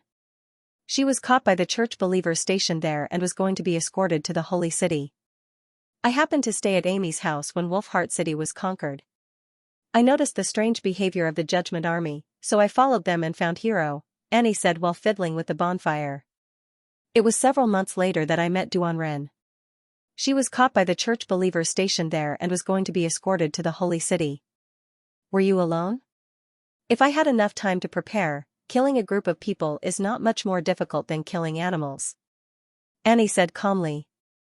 But after that ambush, the church's search for Wolfheart City increased several times. We couldn't hide anymore, so we mingled with the refugees and left Wolfheart City. Finally, we went all the way south and lived in an orphanage in the City of Glow. What an incredible escape, number 76 exclaimed. And it's not over yet, Yorko thought. Although the Kingdom of Dawn is not as terrible as the church, it is still more than enough to crush us. He hoped that Hill's worries were not true. Otherwise, App and Moya would never let them go. As long as they were still in the territory of the Kingdom of Dawn, they could not be considered safe. He shook his head and put these annoying thoughts behind him. Go to bed early after dinner. We have to continue our journey tomorrow morning. The rest of the escape was unexpectedly smooth. Under the magician's plan, they went to the suburbs and did not enter the city. 5 days later, they arrived at Windward Ridge in the Kingdom of Dawn. After another day's journey south, they would enter the northern region of Grey Castle. Yorko also relaxed a little. After all, it was not a good feeling to be tense all the way. Every night, he would wake up with a start at the slightest noise. Number 76 was much calmer than him. She not only took care of the witches but also took care of himself. After a few days, she had become quite familiar with the witches, especially Amy, who was gullible. She almost regarded number 76 as her fourth sister. Yorko leaned against the cushion and looked out of the window at the rolling hills and withered fields. He could not help humming a tune in his heart. His ambassador position was ruined, but at least he brought back 4 witches for his old friend. If what Hill said was right, what kind of reward would His Majesty give him? Just as he was full of expectation and daydreaming, the magician who was in charge of guarding suddenly caught up from the back of the convoy. Sir, we may be in trouble. Someone seems to be following us. What? Yorko was shocked and quickly stuck his head out of the window, but he did not find anything unusual. Those people are night. They are about 7 or 8 miles away from us. You can't see them. The magician controlled the horse under him to keep its body parallel to the carriage. They're not moving fast, but we're slower. At this rate, they'll find us sooner or later and catch up with us. Are you sure they're enemies? I'm not sure. I just saw them from a distance. But we can't bet on this chance. There are about 20 to 30 of them. They're fully armored and don't have any horses. They must have found us by following the ruts. Then what should we do? Yorko panicked. We have to abandon the carriage and walk. There's a dense forest nearby. Horses can't pass through there, so the knight can't show his full speed. The magician said in a low voice, but this will only slow us down to the same level as them. Once they catch up with us, we'll all die. To be foolproof, it's best to lead the convoy forward and attract them to the main road. The carriages stopped by the roadside. The Chilm brothers were busy tying the carriages together so that they could be driven by one person. After a fierce argument, the witches were finally persuaded by Annie to follow the clown into the woods. Soon, it was Yorko's and the rest's turn. "Sir, it's time for us to go." Rock Mountain passed by him with a bag of food on his back. "Otherwise, all our efforts will be in vain if the enemy notices us. Later, I want to say a few more words to her." He thought it would take a long time to make a decision, but it only took him less than a quarter of an hour to decide. The person who stood out was number 76. Although Rock Mountain and Annie also expressed their willingness to stay, Yorko finally chose her as the nominal leader of the team. "I've received 5 years of combat training in the Black Money, so I can run fast. Don't worry about me too much." Number 70's speech was very simple as an ordinary farewell. "Isn't there a village in front of us? When I drive the carriages there and blend in with the villagers, they will never find me. When the storm is over, I'll meet you at the border city of Grey Castle. Remember to wait for me there." However, the answer that the magician secretly told him was that the village was 30 miles away, and it was almost impossible for the people who stayed behind to reach there before the night. Moreover, after the carriages were connected, the speed of the journey would be greatly reduced, which made the chance even slimmer. If the pursuers were not following the order of the King of Dawn to capture the witches, then everything would be a false alarm. However, if the pursuers were as the magician worried, Yorko could imagine how the deceived knight would vent his anger on number 76 even with his eyes closed. He faintly realized that if the convoy was intercepted by the Knight Regiment of King's City, he would be the only one who could survive. Appen Moya might ask for a large ransom from Roland and ridicule him as the laughing stock of the nobles, but he would not easily send him to the guillotine. Apart from him, the others would basically die if they were caught. Perhaps he was the one who should stay behind to attract the pursuers' attention. Yorko had wanted to stand out several times, but his fear made him unable to move his feet. Until the end, he had not been able to say those words. "The ambassador is the face of the king. I can't be taken back to be ridiculed and insulted, because that would be equivalent to insulting the king of Grey Castle." He could only comfort himself in this way. If he did not think so, he could not even look into number 70's eyes. Damn it, she was clearly just a slave that he had bought. Yorko walked up to 76 and was about to say something, but she spoke first. "Sir, this is my own choice. It has nothing to do with black money. Although Silver Mask always taught us to be ready to sacrifice for black money, I don't like it at all. I thought I would stay underground for the rest of my life, trying to please the customers, and when I grew old, I would become the new Silver Mask, or I would be sent to work as a laborer, never to see the light of day again. But you took me away from that place and allowed me to experience the vast world outside. I have no regrets. Hurry up and enter the forest, or it will be too late." "But, thank you, sir." Number 76 smiled. "Without your words, I might have been beaten to death in the underground karst cave. My life belongs to you. And I may not be in danger. If there is a chance, let's meet again in Grey Castle." "Sir, we have to go," Brother Com urged him from behind. Yorko took a deep breath and turned to leave. Yes, she was just a slave. This was the most appropriate choice. Although he thought so, his heart seemed to be blocked. Before entering the forest, Yorko turned his head for the last time and saw that number 76 had driven the caravan forward slowly. She did not stop or wave goodbye, as if it was just a simple farewell. Just like the reason why she stood out. Soon, the shadows of the trees blocked his sight. Number 76 did not let the caravan go all the way. After about a mile, she stopped the horse. She could not see the entrance to the forest anymore. She jumped off the horse and sat at the end of the carriage, quietly waiting for the pursuers to come. Sitting for a long time might be a long time, but it was just a moment for her. In the long years, she had no lack of time, so waiting had become a habit. When the sun gradually set in the west, the figures of the night appeared at the end of the road. They did not wear the emblem and colorful satin of the Knight Regiment of King's City, but their exquisite armor and tall horses showed that the pursuers did come from the big city. Number 76 silently counted the number of the pursuers. There were 35 people in total, half of whom were squires. But from their eyes and behavior, it could be seen that these squires were much worse than the knight in the small city. Seeing the carriage stopped by the road, the leader frowned. He flicked his whip in the air, and the knight immediately swarmed up and surrounded the caravan. "Sir Logan, there is no one in the carriage." "Interesting. It seems that our ambassador of Grey Castle has sent out scouts." Logan sneered. "Caro, Chester, you two go back and check the footprints on both sides of the road. Since they abandoned the carriage and fled, it is impossible to leave no traces." This sentence had already explained their purpose for coming. "Sir, this woman. Cut off her hands and feet and interrogate her. But since she dared to stay here, you won't be able to get anything out of her." "No need," they escaped to the forest. Number 76 stood up and said, "It's not far behind you." But what?" A knight had already pulled out his sword and reached for her arm with his other free hand. Obviously, even if she told them the answer, they would not let her go. "But you won't have the chance to trouble the witches anymore."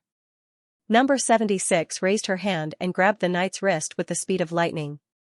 Then she pulled hard, and the burly knight flew into her arms like a child. His head was tucked under her armpit. The shoulders closed slightly, and the armor made a creaking sound that made one's teeth ache. Then, with a snap, the helmet left its original position, leaving a distance of about a fist's width between it and the collar armor at the neck. The knight convulsed like a dehydrated fish. "Let go of Charlie. Damn it, kill her." The others all pulled out their swords and stabbed her. The blade cut through the armor neatly. Blood splashed out from the gap like tiny red lines. Unexpectedly, the victim did not scream. Instead, he clenched his teeth and grabbed her hand that was holding the sword, as if he wanted to fight for a chance for his companion. Unfortunately, he ignored the huge gap in strength between them. Number 76 easily broke free from his grip. She pulled out her sword and kicked him away at the same time. The place where the knight was kicked deflated as if he had been hit by a blunt weapon. He spat out a mouthful of blood and fell to the ground without making a sound. It seemed that her fists and feet were more convenient. Number 76 glanced at the sword that was full of cracks after only one blow. She simply threw it aside and pounced on the others with her bare hands. The hunter became the prey in an instant. She leaped high and moved quickly on the shoulders of the clumsy knight. Every time she landed on the head of a person, she would clamp the helmet with her feet and rotate her body with inertia. The crisp sound of cervical vertebrae breaking could be heard. Before the person fell, she had already kicked away and leaped to the next enemy. Compared with number 76's light movements, the knight's counterattack and evasion were no different from that of a wooden stake. It was not a big deal if she did not land on the enemy's head. It was very easy for her to strike the enemy's joints to make him lose his balance and then give a fatal kick. Or she could lure the enemy and let them attack her teammates from the front and back. This is impossible. Damn monster. After several rounds of fighting, the knight found that their enemy could not be judged by common sense. She was not only extremely strong, but also knew swordsmanship and close combat like the back of her hand. She was a skilled and ruthless fighter. No matter how they looked at it, they could not associate her precise killing methods with the 20-year-old girl in front of them. "Get out of my way, all of you." With a loud shout, Sir Logan rushed into the crowd, pulled up its front hooves and stepped on number 76. The others hurriedly helped to block the gap and tried to trap her. Number 76 grinned. Instead of retreating, she raised her hands and grabbed the two hooves of the horse. The horse neighed but remained motionless.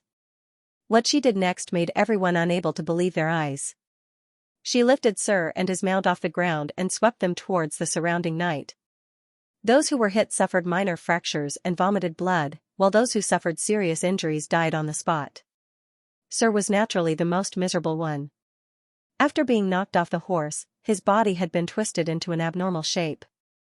The pursuers who were still alive collapsed. They mounted their horses and scrambled to escape from this place. They were eager to get as far away from this monster as possible, but number 76 obviously would not give them the chance. Once the enemy gave up resisting, what followed was no different from a massacre.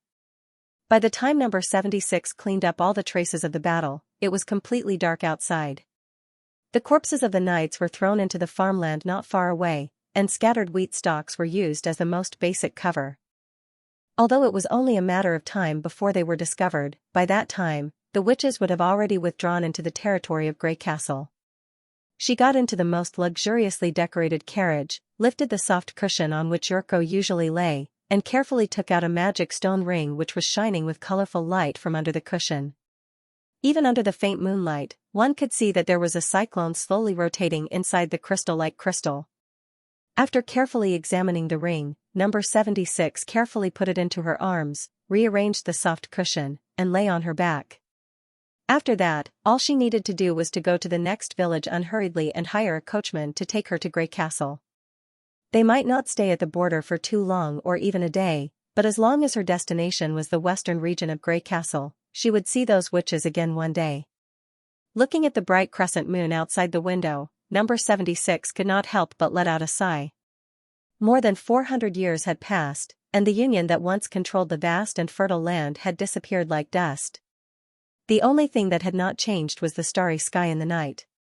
Only when she looked up at the sky could she feel that she was still alive, not living in the underground, not living in the present after the Union had disappeared, but living in the holy city of Tequila 400 years ago. That incomparably prosperous witch empire. After that, the road of escape could no longer be considered as living. The only thing that kept her going was a remnant of hope. "How does it feel to change back into a female body?" someone asked. Someone asked, "Do you feel touched by being yourself again?" She took 2 deep breaths and tried to move her wrists and ankles. "The distance is shorter." Of course. Of course, it's because this body is relatively short and stout, so it's not suitable for you to serve those mortals.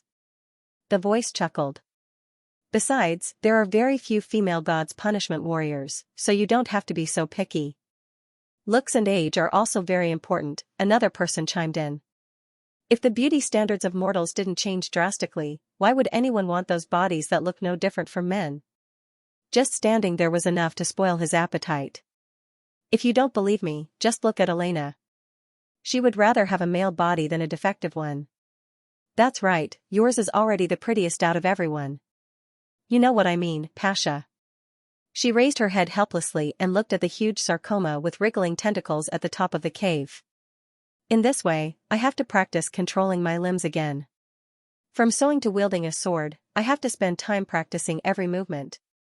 It doesn't matter. A tentacle dropped down and gently poked her forehead. The only thing we don't lack is time. Why do we have to deal with mortals? Alethea was soaking in the scorching lava and blowing a series of bubbles to show her dissatisfaction. Can't you bring the witches here to test their talents? Have you been sleeping for too long that your brain has become muddled? Pasha retorted. It's not like 400 years ago. Catching 1 or 2 witches is still acceptable, but do you intend to catch hundreds of witches and bring them to the mountains? I don't want to be regarded as a monster by these juniors. Then we can also let the witches carry out this task, right? Don't forget that these bodies that can move around are the witches' enemies. First of all, she has to trust us completely and have the ability to protect herself. Where can we find such a person? Now that the mortals have taken over the outside world, we have to deal with them sooner or later, just like in the Land of Dawn during the first battle of Divine Will. Pasha paused and pointed a tentacle at her. What do you think? Occasionally, when she did not feel like training, she would enter the deepest part of the underground labyrinth to take a look at the magic core that the Tequila survivors had high hopes for. This is the fully repaired instrument of divine retribution? Are you sure it works? The largest core looked like a simple spindle, and its volume was close to that of a senior witch's experimental tower. Dozens of white scaffolds were like ribs wrapped around internal organs, gathering magic into it. Its extraordinariness was also very obvious. There was clearly nothing hanging or supporting it, but it was able to float in the air of the maze hall. Under the cold light of the core, the underground was no longer just a monotonous fiery red color. Of course, I've been studying it for 385 years. A blob of flesh emerged from the top of the cave and landed beside her with its tentacles. The more I study it, the more I feel that it is the work of the gods. In comparison, the things that the Quest Society had been fiddling with were nothing. Magic stone sigil? TSK. I haven't even touched the surface of magic power. If we had discovered this relic 400 years earlier, there might not have been a second battle of divine will. At the mention of magic cores, Celine would become very excited. She had no choice but to pat Celine's rough skin. Have you verified the other cores? Of course, Pasha even used the phantom instrument to perform a miracle in the mortal kingdom thousands of miles away. Ah, you might have been sleeping at that time, so you didn't see this moment. Thousands of miles away? She said in surprise. Yes, it's far beyond the reach of any ability. The infinity sigil is nothing in front of it. Celine waved her tentacles and said, "This is the power of the magic core. It can give witches the ability to go beyond their own limits. The best proof is that the common man who knelt down in fear after witnessing the miracle is the core. It's the direction we should go, not the damn God's punishment army. Long live Lady Natalia." But without the God's punishment army plan, we can't continue, she reminded him. Well, long live Lady Alice too, Celine mumbled reluctantly. But I heard from Pasha that a chosen one is needed to activate the instrument of divine retribution, right? That's right, chosen one. This magic core was too huge and complicated. Without a chosen one, it would forever be a dead object and could not become a new god. Celine hooked her hand with her tentacle. So our hope rests on you. Please find her. If she really exists. At the mention of this question, Sarcoma's voice instantly deepened. Yes, if she really exists. Why can't I become the chosen one? I heard that Starfall City was defeated. They were defeated by mortals. After the news came, the magma underground began to boil. Whether it was the sleepers or the watchers, they all waved their tentacles excitedly. This was the only way they could express their feelings. But not everyone was excited about this. How is that possible? For example, the way Aletheia danced meant shock and anger. How could those guys lose to mortals? Is the source reliable? Someone asked. I'll ask the Chamber of Commerce of Dawn to investigate. Pasha gestured for them to be quiet with her tentacles. Calm down. Don't destroy the cave. It was very strange. They all looked exactly the same, all huge sarcomas with tentacles all over their skin, but she could easily tell them apart.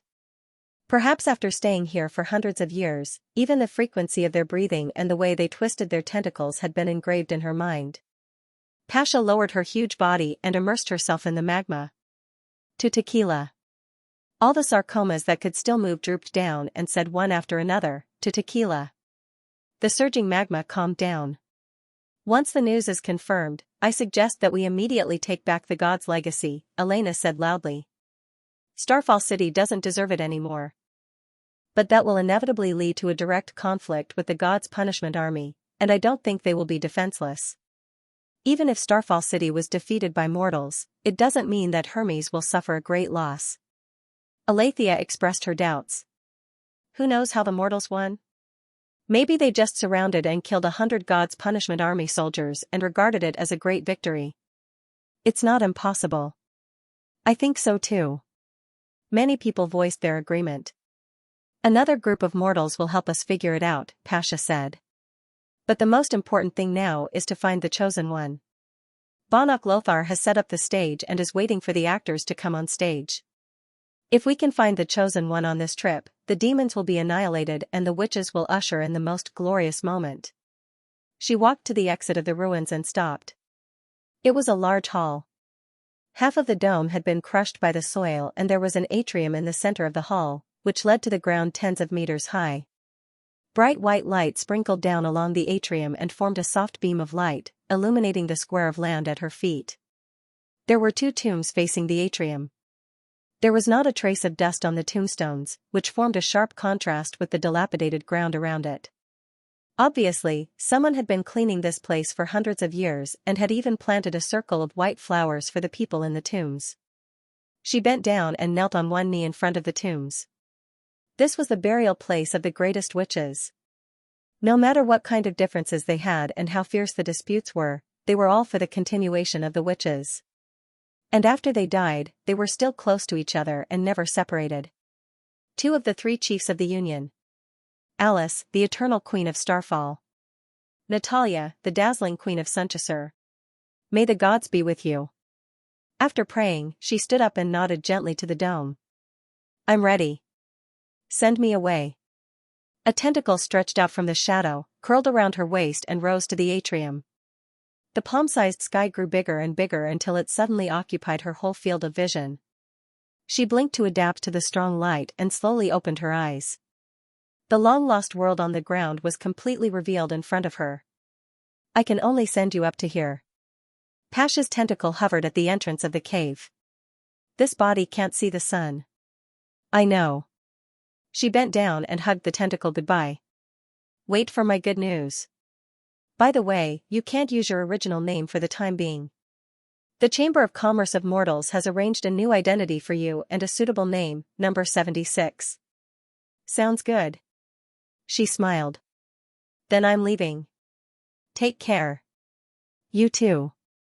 Although walking in the forest greatly slowed down their speed, it was still safe and sound.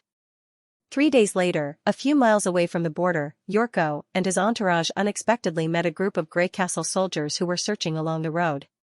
He recognized them at first glance because of their brown fur uniforms and the long metal pipes on their backs. After returning to the city of Evernight with the army and meeting with Duke Kant, Roland finally understood what had happened. After receiving Hill's report, His Majesty had sent 2 secret letters. One of them instructed the detachments of the First Army stationed in Deep Valley Town to divide into 4 teams and enter the Kingdom of Dawn from the 4 intersections of the border between the 2 kingdoms to pick up the retreating diplomats. The other one informed the Duke of the Northern region to prepare for war.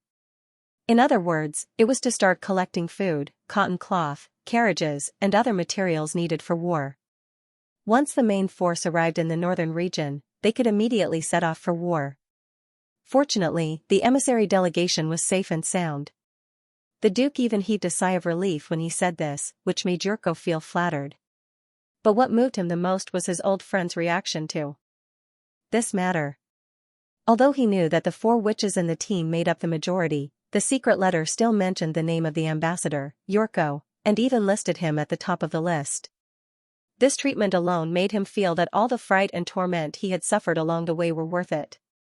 Yurko wrote a long letter about what happened during the evacuation and handed it to the Duke.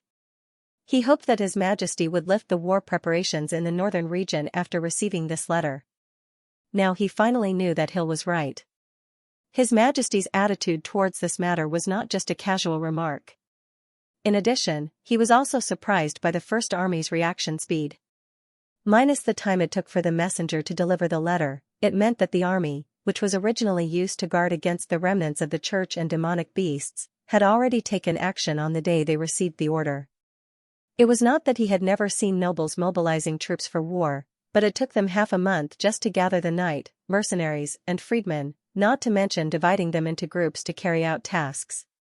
As long as the troops were dispersed and there were fewer people supervising them, the mercenaries who had received the advance payment would probably run away in one night. This was probably the reason why his old friend was able to break into King City in one day. Yorko now vaguely understood that His Majesty's army was different from the ones he had seen before. Not only in terms of weapons, but also in every aspect, it was far superior to the nobles' vassals. At the same time, as an ambassador, he was not alone. The entire kingdom was not only his shield, but also his sharp blade.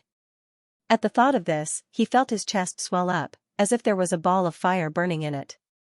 Now, the only one Yurko was worried about was number 76. According to the agreement, the one who arrived first would hang a 4-color flag in an eye-catching place. Duke Kant sent people to search the city of Evernight, but they did not find such a sign. Now that they were living in the mansion arranged by the Duke, they simply set up a flagpole in front of the door and let the colorful canvas flutter in the wind. As long as one entered the inner city, they would be able to see this symbol at a glance. In fact, he was not the only one who was worried about number 76. Through the window, Yorko could often see Annie and Amy standing under the flagpole. Obviously, they wanted to see number 76 return safely as soon as possible. As they got to know each other better, Annie's attitude towards him changed bit by bit. At least, she didn't stare at him with vigilance like before. Hill's subordinates had come to him more than once, hoping that he could leave for the western region as soon as possible. The magician even told him bluntly that as the seducer, number 76 had little chance of surviving. If the knight had not chased after them, she would have arrived at the border village one day later and arrived at the city of Evernight earlier than them. Now that there was still no movement at the meeting place, the result was basically decided. Yorko also understood this, but he still wanted to wait for a few more days, not for anything else but for her parting words. When the storm is over, I will meet up with you. It will be at the border city of Grey Castle. Remember to wait for me there. In the days after they parted, he finally understood where that strange feeling came from. Although number 76 was a slave in name, he had never treated her as a slave, whether in black money or in the Kingdom of Dawn. Yorko had made up his mind that if she could come back alive, he would set her free. Unfortunately, this realization came a little too late. Another 3 days passed. Just as he was about to leave the northern region the next day, things suddenly took a turn for the better. A carriage stopped by the flagpole. The coachman seemed rather anxious and wanted to say something to the guard at the door, but he hesitated and did not dare to go forward. Yorko saw everything from the window. Before he could go out, Annie and Amy appeared beside the carriage. Number 76 had come back. The news soon spread to every member of the emissary delegation. Even Duke Comte curiously came to see the brave maid who had sacrificed herself. But she was not in good condition. When Yorko saw number 76, she was covered with wounds. Her right hand and left foot were broken and she could hardly move. Sir. Number 76 blinked her eyes and forced a smile. Sorry to keep you waiting. In an instant, he felt his whole body relax. It's good that you're back.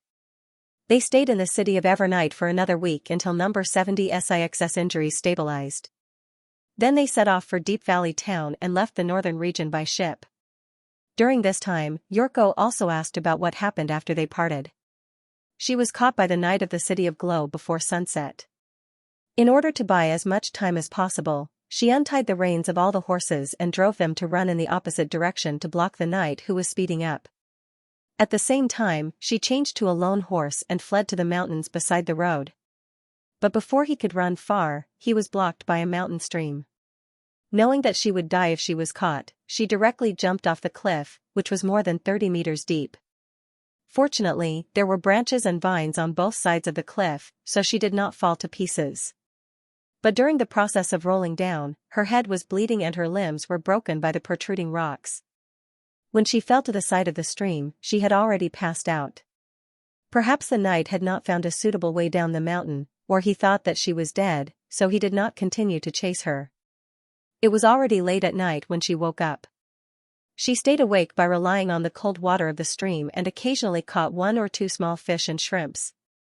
2 days later, number 76 was found by the villagers who were fishing nearby and saved her life.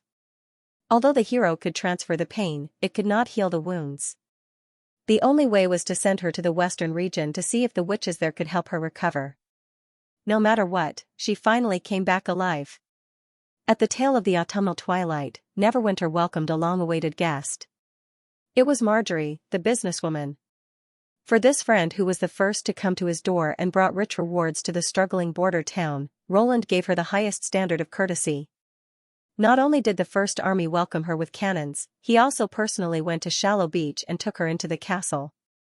"You're too kind, Your Majesty," Marjorie said with a smile. "I'm just an ordinary businesswoman." "Without your help, the western region wouldn't have developed to what it is today," Roland replied casually. "Neverwinter will never betray our friendship." Whether it was the initial purchase of a large amount of food or the subsequent renting of many ships to transport refugees, they were all completed with the help of Marjorie's Chamber of Commerce. Even Theo being able to gain a foothold in the Old King City was inseparable from Margaret's connections and support. Although these were not provided for free, Roland was very clear that many things could not be achieved with money alone. "It's my honor to be called a friend by you," Marjorie said with a slight bow. This time, in addition to fulfilling the perfume contract, I also brought you a new business opportunity. She pointed behind her. They are the most prominent businessmen in the fjords and are very interested in your steam sailing plan. Really? Roland smiled. Please introduce them to me later. According to his usual practice, when dealing with businessmen, he talked while eating. After entering the reception hall, the long table was filled with all kinds of delicious food, and these overseas guests seemed to be very satisfied that they did not have to eat fish. In addition, noble etiquette was not popular in the fjords, so they tried to control themselves at first and behaved as elegantly as possible. After a few glasses of wine, the atmosphere became more and more lively, and the imitation etiquette was all forgotten. Roland did not mind at all. Compared with the cumbersome dining rules in the palace, he preferred a lively dining environment. As they chatted, he gained a general understanding of the visiting merchant group. In addition to Gammon and Marlene, the two businessmen from Crescent Moon Bay who first visited Border Town, there were also chambers of commerce from Sunset Island and Shallow Water City. The two islands, one in the south and the other in the north, were next to Crescent Moon Bay, forming a closely connected trade circle. As the original settlement of the fjords, the three islands were not large, but their population and strength were among the top in the fjords. The competition between them was also quite fierce, which could be seen from the size of the other two fleets. Each of the ships docked at the port of Shallow Water City was a large three-masted ship, each of which could carry nearly 300 people and the same weight of cargo. The price of such a ship was already close to 5,000 golden dragon, not including the sailors. Obviously, these two chambers of commerce did not want to fall behind Crescent Moon Bay in the fight for face and strength. When the dessert was served, it meant that the talks would officially begin. I heard from Marjorie that you all want to buy a steam engine? Yes, Your Majesty. Nibelung, the person in charge of the Shallow Water City Chamber of Commerce, was the first to speak. But not only the steam engine, we also want the steamship you sold to Crescent Moon Bay. I heard that the renovation fee you offered was 1,800 golden dragon stones? The Sunset Island is willing to add 200 more to rebuild 5 ships at the price of 2,000 golden dragon. Attire, a merchant from the Sunset Island, was not willing to be left behind.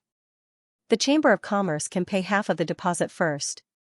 Obviously, they were referring to the steam paddle steamers that Crescent Moon Bay had purchased a year ago. For Roland, this was a technology that was about to be eliminated. He could use this batch of orders to train workers and earn a lot of money at the same time. It was a very cost-effective deal. It takes 2 to 3 months to modify one paddle steamer, and about a year to modify 5 paddle steamers. If you can accept it, Barav, the director of City Hall, will sign the contract with you. No problem at all, but Sunset Island has a small request. Atiyah cleared his throat. We hope that you can use the craftsmen of the fjords to complete the ship modification. What do you mean? Roland raised his eyebrows. Just like the steam engine factory in Crescent Moon Bay, we will provide you with a group of craftsmen. The ships they modify will be used by Sunset Island first. When the 10-year period is over, they will be free to choose whether to stay or leave. The Shallow Water City also hopes to sign the contract in this way, Nibelung echoed. The 5 sailboats are only the first batch of orders. If you can agree to our request, at least 5 ships will be modified every year. So that's how it is, Roland thought.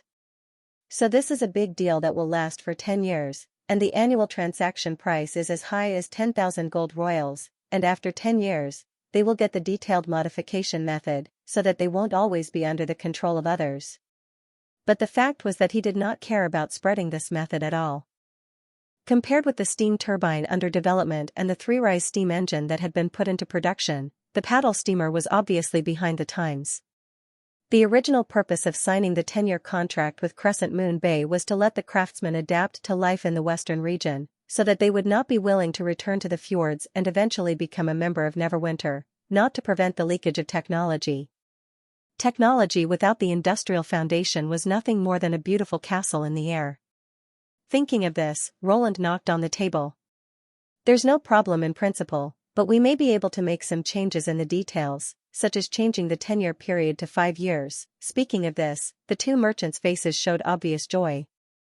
For them, it was naturally a better choice to master the technology of steamship modification earlier. As long as the Shallow Water City and the Sunset Island are willing to keep the craftsmen in the western region, I can give you a 20% discount on the price. What do you think? The two suddenly hesitated. After all, it was not so easy to train craftsmen. They could shorten the 10-year period by hundreds of people and save 2,000 golden dragons every year. They were not sure whether this deal was worthwhile at the moment. Your Majesty, can I discuss it with the other people of the Chamber of Commerce before giving you an answer? Nibelung said. Of course. Roland made a gesture to let him go. Please allow me to leave for the time being. Attire followed and left the reception hall. So. He looked at Gammon and Marlene. The purpose of your trip doesn't seem to be the steamship? Just as the two chambers of commerce were competing to talk about business, the expression of the representative of Crescent Moon Bay had been very calm. Occasionally, when he spoke, he talked about the past transactions with Border Town. It felt like they were not here to talk about business, but to chat about daily life. This kind of emotional behavior naturally aroused Roland's curiosity. No, Your Majesty, we also came for the steamship. Gammon took a sip of white wine. But not the wooden paddle steamer. Crescent Moon Bay wants an indestructible steel ship that can split the wind and waves, the one you built for Lord Thunder. Your Majesty, I've never told anyone about you and Lord Thunder. She hurriedly defended herself. I know. Roland waved his hand and looked at Gammon with great interest. Where did you hear the news?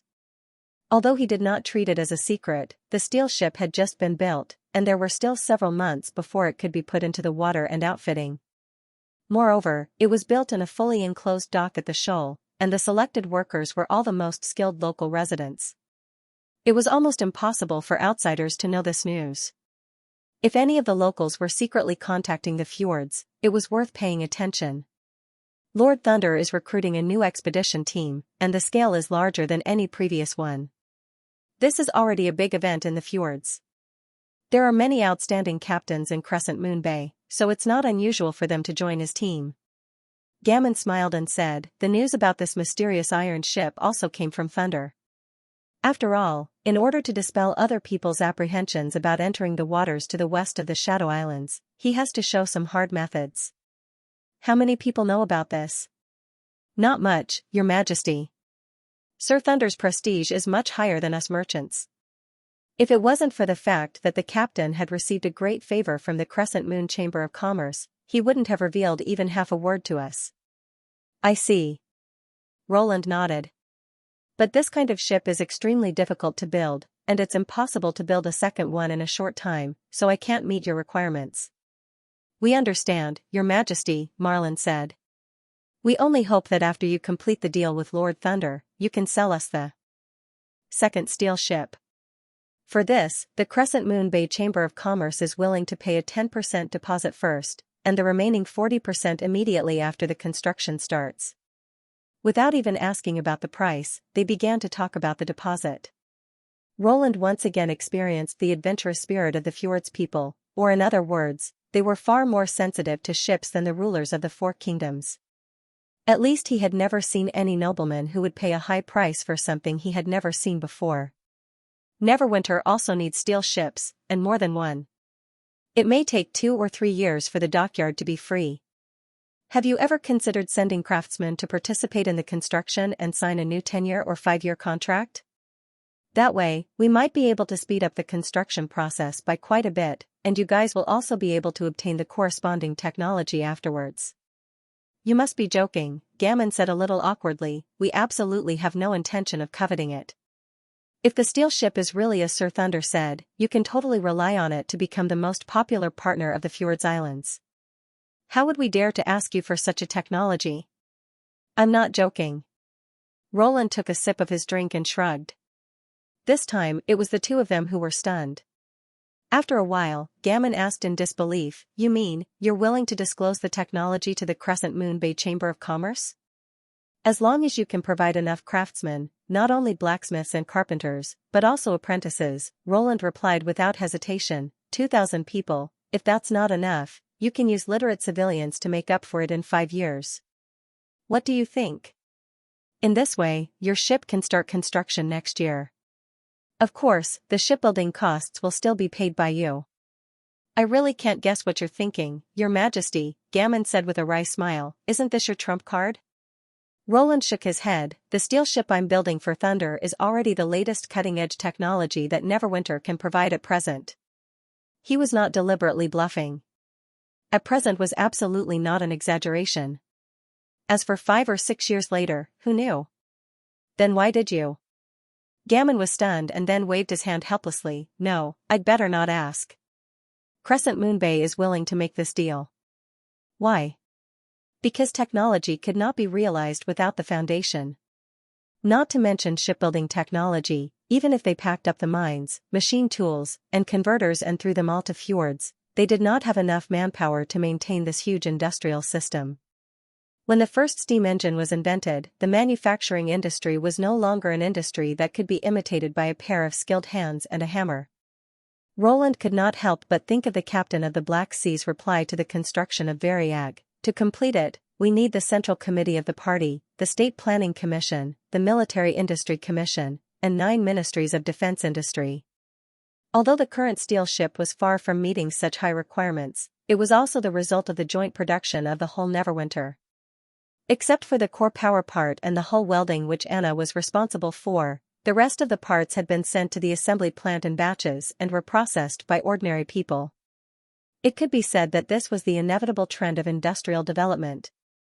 Therefore, rather than hiding the technology, he needed more manpower to turn his idea into results.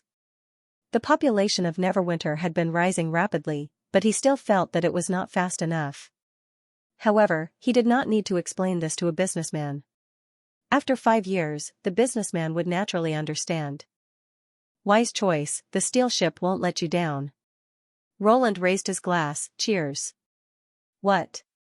It means to drink up the wine in one gulp to show celebration, he explained calmly. It's the King City's new etiquette.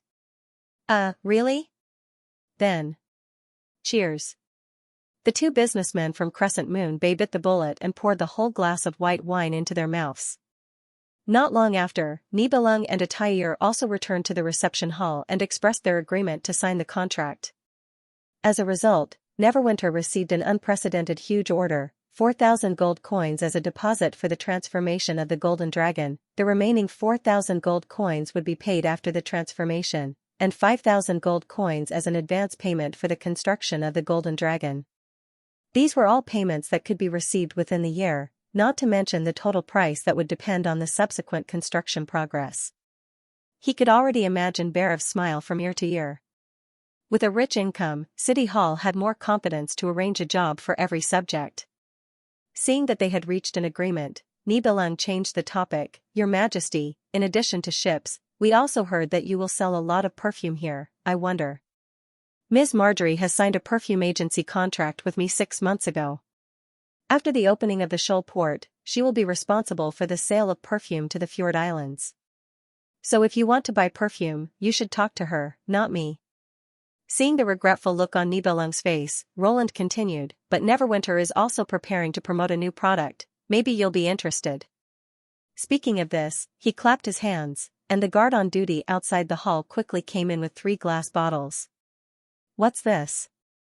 Marjorie asked curiously. Is it a newly brewed fruit wine? If it's just fruit wine, it won't sell as well as perfume. Nibelung shook his head. That's not necessarily true. Gammon looked at the glass bottle with great interest. Let's not talk about what's in the bottle. This unique container alone is worth several Golden Dragon coins.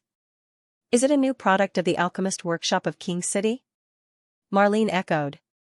I've never seen such a big crystal glass bottle before. The appearance is not important.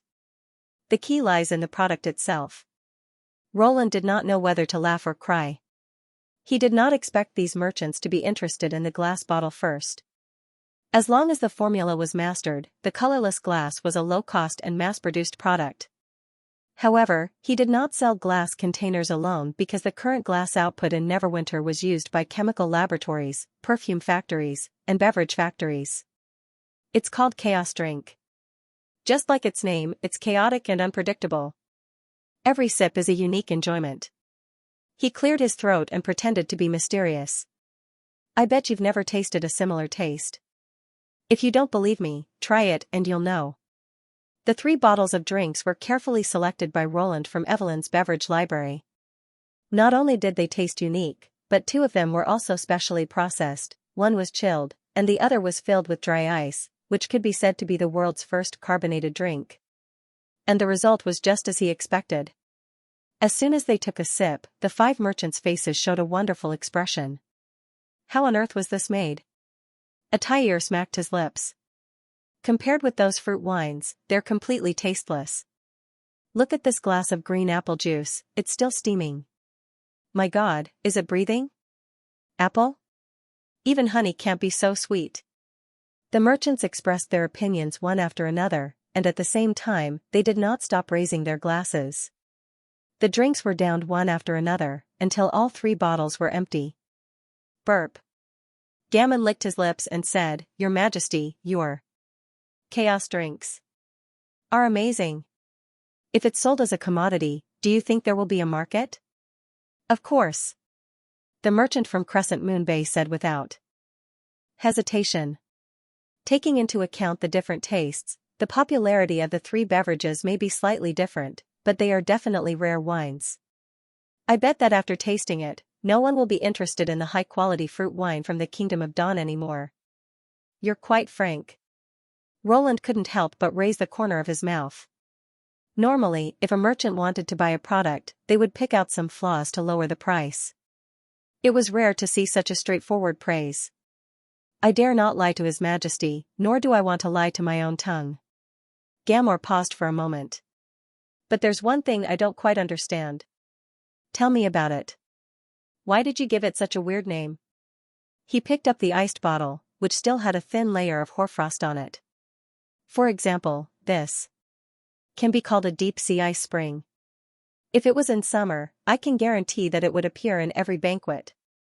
As for that bottle of numbing green drink, I think it can be called fish egg dew. To be honest, the sour and numbing feeling of countless little fish breaking out of their eggs and hitting the tongue is really memorable, Marlene added.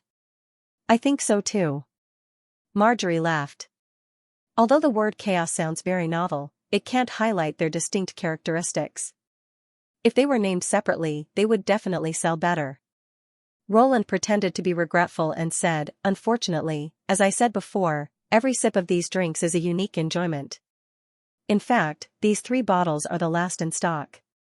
You mean they can't be brewed anymore?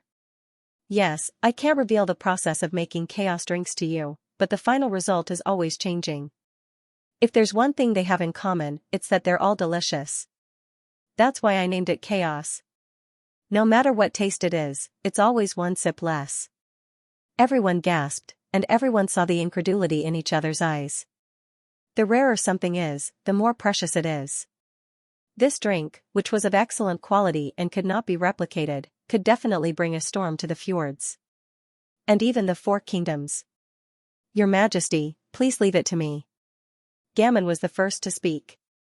The fleets of Crescent Moon Bay are all over the coasts of the 4 kingdoms. Only we can bring you the most generous returns. Isn't the sea trade center of Crescent Moon Bay always the Kingdom of Dawn? When did the Kingdom of Everwinter open a trade route? The Chamber of Commerce of Shallow Water City criticized. Sunset Island has the most merchant ships heading for the Kingdom of Wolfheart and the Kingdom of Everwinter. You're deceiving His Majesty. Attire followed closely behind. Roland stretched out his hand and interrupted the dispute between the 3. About this matter, let's establish a joint Chamber of Commerce. Joint Chamber of Commerce? That's right. In order to avoid malicious competition, participants will sit down and jointly negotiate the areas they are responsible for, and Neverwinter will only be responsible for providing the goods. He tried his best to describe the concept of regional agents. You all have trade routes that have been in operation for a long time, and you also have sales towns that you are familiar with. In this way, you can divide the market according to your advantages. You can sell your goods quickly, and you won't have to compete with your peers. The final sales revenue will be divided according to the proportions stipulated in the contract, so that all participants can be guaranteed. This principle was very simple, and the merchants present quickly understood. It sounds good, but how will the specific areas and the proportion be divided? The cost of bringing the drink to the kingdom of Everwinter and selling it in the fjords is huge. Of course, transportation costs are also a factor to consider, in addition to labor costs, sales price, product output, and so on. In general, in the case of limited supply, the agent with the highest cost will get a certain degree of preferential treatment. Of course, the details need to be discussed gradually until all participants are satisfied. At first glance, this would seem to reduce the total income, but in fact, after eliminating malicious competition, and with the three chambers of commerce playing their strengths, the profits would be much higher. Due to the lack of sales channels, many goods in Neverwinter were still for internal consumption in the convenience market. For Roland, these fjords merchants who made a fortune by reselling goods were the best suppliers. In the future, he would provide the goods, and these sea merchants would sell them to all corners of the continent, which was undoubtedly the most labor-saving method. I'm willing to join. Marjorie was the first to express her support. Seeing that someone had expressed her support, the others also showed an attitude of temporarily giving it a try. Fjords, Sleeping Island. As winter approached, the sea breeze blowing across the island became colder. Even with the windows closed, Tilly could still hear the sharp whistling sound of the cold wind passing through the gaps. Normally, not many people would be willing to hang out outside at this time, but in fact, people were always celebrating in the central square of Sleeping Island. The grand bonfire party had lasted for several days. Pot after pot of hot fish soup was boiled. The witches displayed their abilities and turned the square into a pleasant paradise. If there were not so many things to deal with, Tilly would also like to join the party and share the joy of the church's defeat with everyone. Since she had brought the news back, the witches' lives had changed completely, not in terms of living conditions, but in terms of their spirits. Everyone seemed to have been relieved of a heavy burden. Their eyes were brighter than before, and their words and actions were obviously relaxed and free. From that moment on, they finally did not have to live in worry and fear. The mountain that had been pressing on their heads suddenly collapsed, the dense haze disappeared, and even the whistling cold wind could not dispel their enthusiasm. This was probably the feeling of liberation that Roland had mentioned, Tilly thought. At this moment, Camilla Derry, the chief butler of Sleeping Island, knocked on the door and walked into the room. Your Highness, I've done a preliminary count of the witches who are willing to go to the western region. She sat cross-legged opposite Tilly and put a stack of names on the low table. Almost half of them have signed up to support the western region. Really? It's much better than I expected. Thank you. Tilly nodded with a smile and picked up the list to read carefully. As for moving to the western region, Princess Tilly told the witches on the island that they would support the construction of Neverwinter to resist a greater disaster, the arrival of the Battle of Divine Will. In order to make the witches loyal to their own wishes, Tilly did not hide the news about the Witch Empire, the Union, and the demons. Instead, she clearly told them that the church was only a part of the Union, and that the real enemies of the people were demons from another world. They did not have mercy, nor did they have the slightest mercy, so helping the western region was also helping themselves. Of course, even if he lived on the island, it wouldn't be a problem for him to live the rest of his life in peace. She had thought that many of her sisters would be frightened by the new enemy, or that they would be tired of dealing with ordinary people and would have doubts about the uncertain future, so they would decide to stay on Sleeping Island. However, based on the statistics of nearly half of the witches, the demons that they had never met were far less terrible than the church. And the witches' yearning for the outside world had not been extinguished. They are very interested in Prince Roland, who defeated the Pope. They all want to see what kind of person the Lord, who eradicated the greatest enemy of the witches, looks like. Camilla sighed helplessly. And there is also a very important point. The identity of your brother also gives him a lot of points. They have also transferred their trust in you to him. You don't look very reassured. Of course, he is, after all, a noble and an ordinary person. He is fundamentally different from us. And with all due respect, when it comes to interests, blood can sometimes be a hindrance. Chief Butler frowned slightly. Your Highness, I'm not questioning your decision, nor am I saying that your brother is two-faced, but in case. I mean in case what he seeks is contrary to the interests of the witches, And he raises a butcher's knife against us again like the other nobles. What should we do? I understand your concern. I made this decision after careful consideration. Tilly put down the list and held Camilla's hand. Witches may be different from ordinary people, but under the threat of the battle of divine will, we have the same goal, and that is to survive. Instead of completely avoiding the secular world, why not take this opportunity to integrate into it and form an inseparable community of interests with ordinary people? When our abilities go deep into various fields, even if Roland wants to break the agreement with Sleeping Island, he can't leave the witch's power. But will he loosen his control over us? In the past 6 months, Roland hasn't imposed any additional restrictions on witches. Otherwise, the Witch Union of the Western region wouldn't have supported him unreservedly. Tilly smiled. And compared to these principles, I believe in my intuition more. Intuition? Well, I don't think he will do such a thing, she said slowly, knocking on the table. Camilla was stunned for a moment, and finally laughed as if surrendering. Come to think of it, ever since I met you, your judgment has never been wrong. It will be the same this time. Tilly raised the corner of her mouth. I understand, Your Highness. Chief Butler put his hand on his chest and said, I'll finish the preparations for the witch's migration as soon as possible. Thank you. Princess Tilly knew that Camilla, who was originally a noble, had long lost confidence in this social class because she had seen too much of the power struggles and dirty deeds among the nobles. However, she did not know that Roland was not like a traditional noble at all. The more she got to know him, the more obvious it became to Tilly. Not only did he treat witches this way, but he also treated everyone else in a completely different way compared to the nobles. She called him brother, not because of his past relationship with Prince Roland, but because she simply liked to get along without any barriers or prejudice. When talking with Roland, she always felt relaxed and comfortable, which she had not felt for a long time. She believed that other witches also felt the same way. By the way, I've heard some bad rumors recently. Camilla changed the subject. What rumors? It's related to the news you brought back.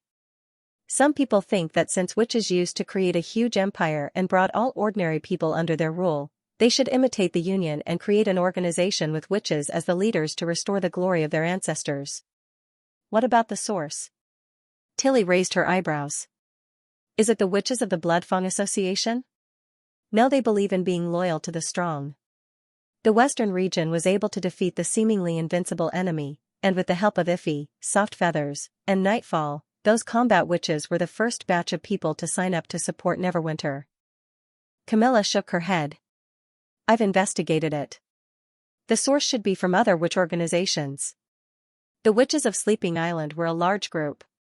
In addition to the Bloodfang Association, there were also some scattered groups, such as the Witch Cooperation Association in Xianxia. Before she launched the call, these groups were generally formed to escape the arrest of the church and to help each other.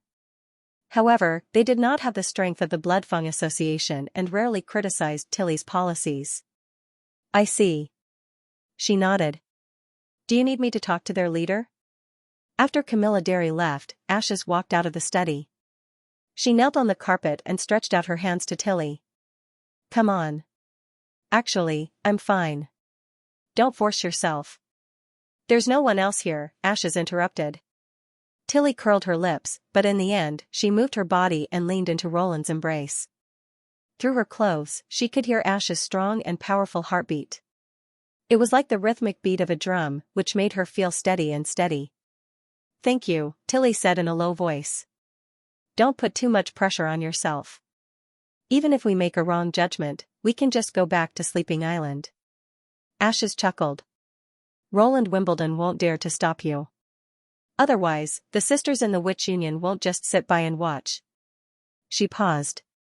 And you don't have to be so sure. Otherwise, the pressure won't be as great as it is now. Princess Tilly shook her head. If I want to convince others, I have to convince myself first. If I show a trace of hesitation and confusion, I won't be able to carry out this decision. Although she appeared to be confident, it was impossible to say that she did not feel a little uneasy. It was not that she was worried about Roland. In fact, when he agreed to let Sleeping Spell continue to manage the witch's migration, it showed his attitude. What she worried about was whether the more than 300 witches who had been away from the secular world for nearly 2 years could smoothly integrate into Neverwinter, and whether the ordinary people's views on witches would change after the end of the Battle of Divine Will. These were all unknown risks, and Tilly had no choice but to consider them. In the eyes of others, she was always full of confidence and spirit, but in fact, only a few people understood her real feelings. After all, now she not only needed to take care of herself, but also the fate of more than 300 witches on the island. It could be said that after the church was defeated, all the witches on Sleeping Island felt unprecedentedly relaxed. Only she felt that the responsibility on her shoulders had become heavier. Then do as you think. Ashes hugged her from behind. Anyway, the migration won't start until the end of the Months of Demons next year. If you're still worried, use the next few months to take a good look. Is the charming beauty ready to sail? Anytime. Don't forget to bring your textbooks and exercise books. You can learn new things on the way. If I read in the cabin, I will get seasick. If you want to protect me, of course you have to become stronger, such as the legendary Transcendent. How can you become stronger if you don't study? Ashes let out a painful groan. All right, I got it. Don't worry. If there's anything you don't understand, you can always ask me. There's nothing else to do on the ship, right? Yes, as you wish, Your Highness. Fortunately, he was no longer alone. No matter what the road ahead would be, there would always be someone by his side. Okay, Tilly answered. She closed her eyes and felt the warmth on her back. Her shoulders seemed to have lightened a lot. The cold wind was still howling outside the window, but the room was as warm as spring. The establishment of the Joint Chamber of Commerce was a complicated process. Every contract needed to be finalized by many parties. After Roland entrusted this matter to Berev and Edith, he turned his attention to the winter battle plan. There was no doubt that this year's Months of Demons would come much later than the previous year. Today was the last day of the end of autumn, but there was still no sign of snow except for the gray sky outside the window. This was good news for Neverwinter. The later the Months of Demons came, the faster the construction team could build 2 more houses. According to the report from City Hall, the Western region's supplies had increased significantly compared to previous years, especially in terms of food. The annual output of the Longsong area had reached more than 10 times that of the past. If Perot had not built a batch of grain depots and transported half of the wheat to the border area, the stronghold would not have been able to hold so much food. With enough food, no matter what they did, they would be confident. Secondly, there was the ammunition storage. Anna improved the new generation of machine tools and processing machinery for the processing and loading of bullets, which greatly improved the production efficiency and made up for the loss after the battle with the church. With food and weapons in hand, Roland's mind began to wander. Defending Neverwinter against the invasion of demonic beasts was undoubtedly the First Army's top priority, but it seemed a waste to gather thousands of soldiers in the city. After all, the main direction of the demonic beast's attack was the Big Hermes Gap, and the misty forest was just a fish that had escaped the net. Moreover, the firepower of the army was more than 10 times that of a year ago. Ordinary demonic beasts might not even be able to reach the edge of the city wall. Another thing that made him eager was that not only the demonic beasts were no match for the First Army, but the whole continent was not any better. If it was said that during the battle with Duke Ryan, he still needed all of his men to charge forward with guns and cannons. But now, he only needed to pull out a team of 500 men and they would be able to sweep away any knights who dared to charge forward. Then, while defending the city wall, would it be feasible to send a team to open up a second battlefield to reduce the burden of next year's expedition? Roland found that this was not too difficult a problem. Originally, when the Months of Demons came, the endless snow would completely block the western region. But now, for Neverwinter, which had dozens of cement transport ships, the land route was no longer an obstacle. The First Army could still use the Redwater River to transport soldiers and supplies to their destination. As long as the plan was right, Neverwinter was completely capable of winning 2 wars at the same time. Well, it sounded like a hegemonic country. After receiving Hill's letter, Roland did not pretend to order the northern region to enter a state of war preparation. If Apan Moya, the King of Dawn, really ignored the warning and captured the ambassador and his team, then he could only change the plan and force the Kingdom of Dawn to release them first. However, the cross-border battle required a lot of logistics. If he sent too few soldiers, it would be difficult to maintain the supply line. Besides, the Hermes Plateau guarded by the church could collapse at any time, so it was not the right time to attack the neighboring country. Fortunately, the emissaries were safe and sound in the end, so he could also set his target closer to the western region. "Your Majesty, what can I do for you?" As the office door was pushed open, Iron Axe strode in. "Are you interested in going back to your homeland in winter? It shouldn't be too hot if you go back now." Roland spread out a simple map of Grey Castle, pointed to a small protruding corner in the south, and asked with a smile, "I remember that you and Echo are both from this desert, right? Your Majesty, are you going to send troops to the southernmost region now?" Iron Axe, who had always been calm, showed a rare excitement. "But the months of demons are coming soon. How many people do you think should be left in Neverwinter to deal with the swarming demonic beasts?" "Well." Iron Axe took a deep breath and forcibly suppressed his excitement. "According to the scale of the previous year, 1,000 people should be enough to defend the city wall. So, to be on the safe side, 2,500 soldiers should be more than enough. Moreover, a new batch of reserve troops has been recruited, so it won't be a problem to defend Neverwinter." Roland stood up and walked to the French window. "Let me tell you about the southernmost region.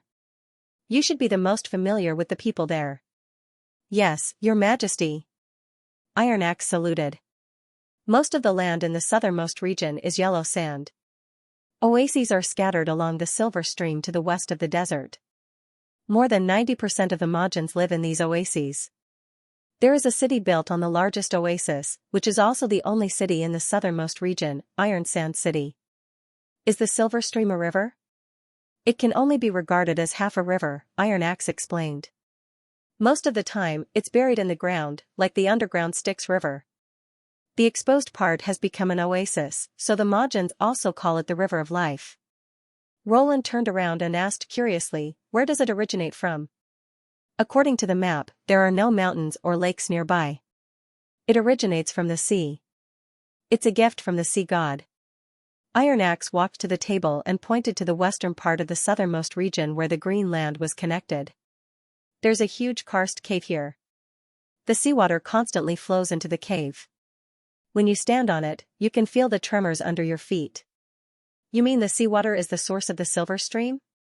But it can obviously breed oases." The fact that it could breed oases meant that the silver stream was a freshwater river. The seawater was too salty to be used for irrigation and drinking, which sounded completely unreasonable.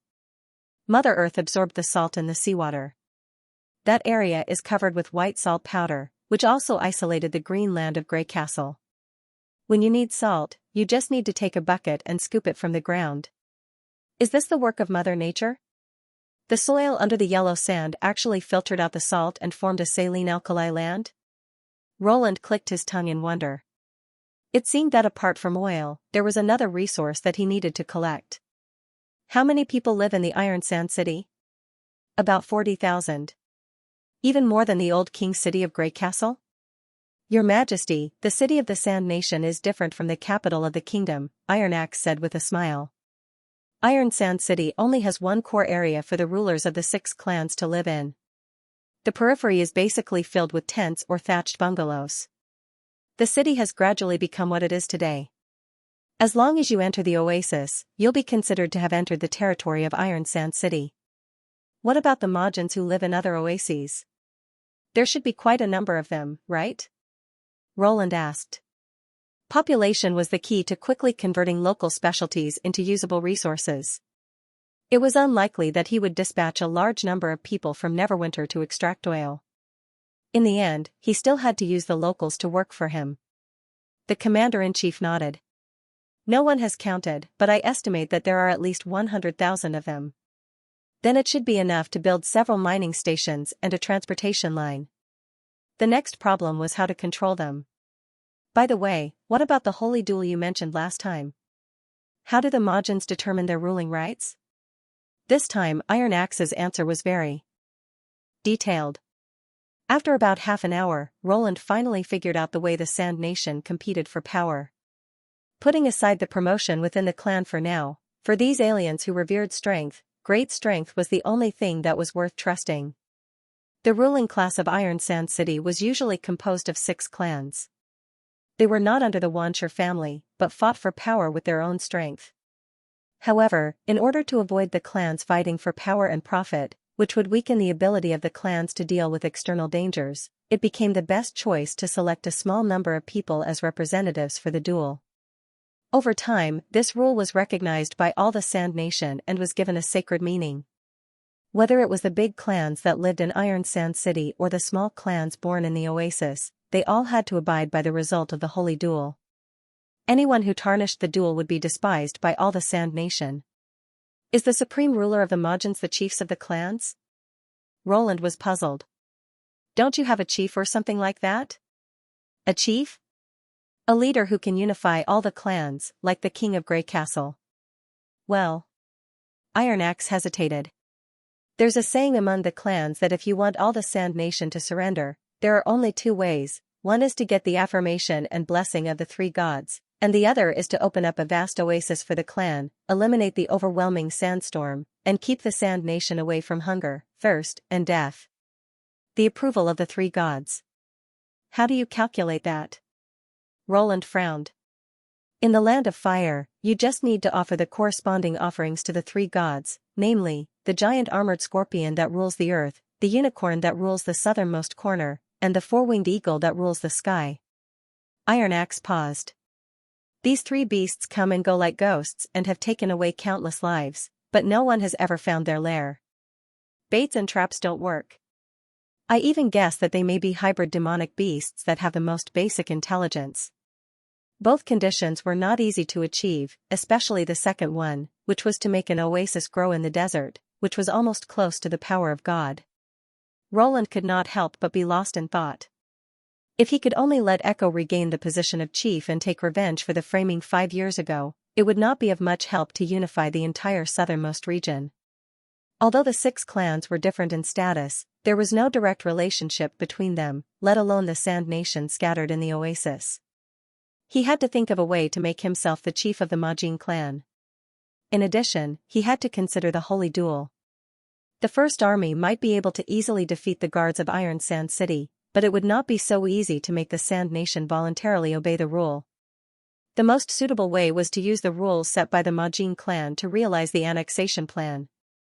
Can we invite people from other clans to fight in the duel?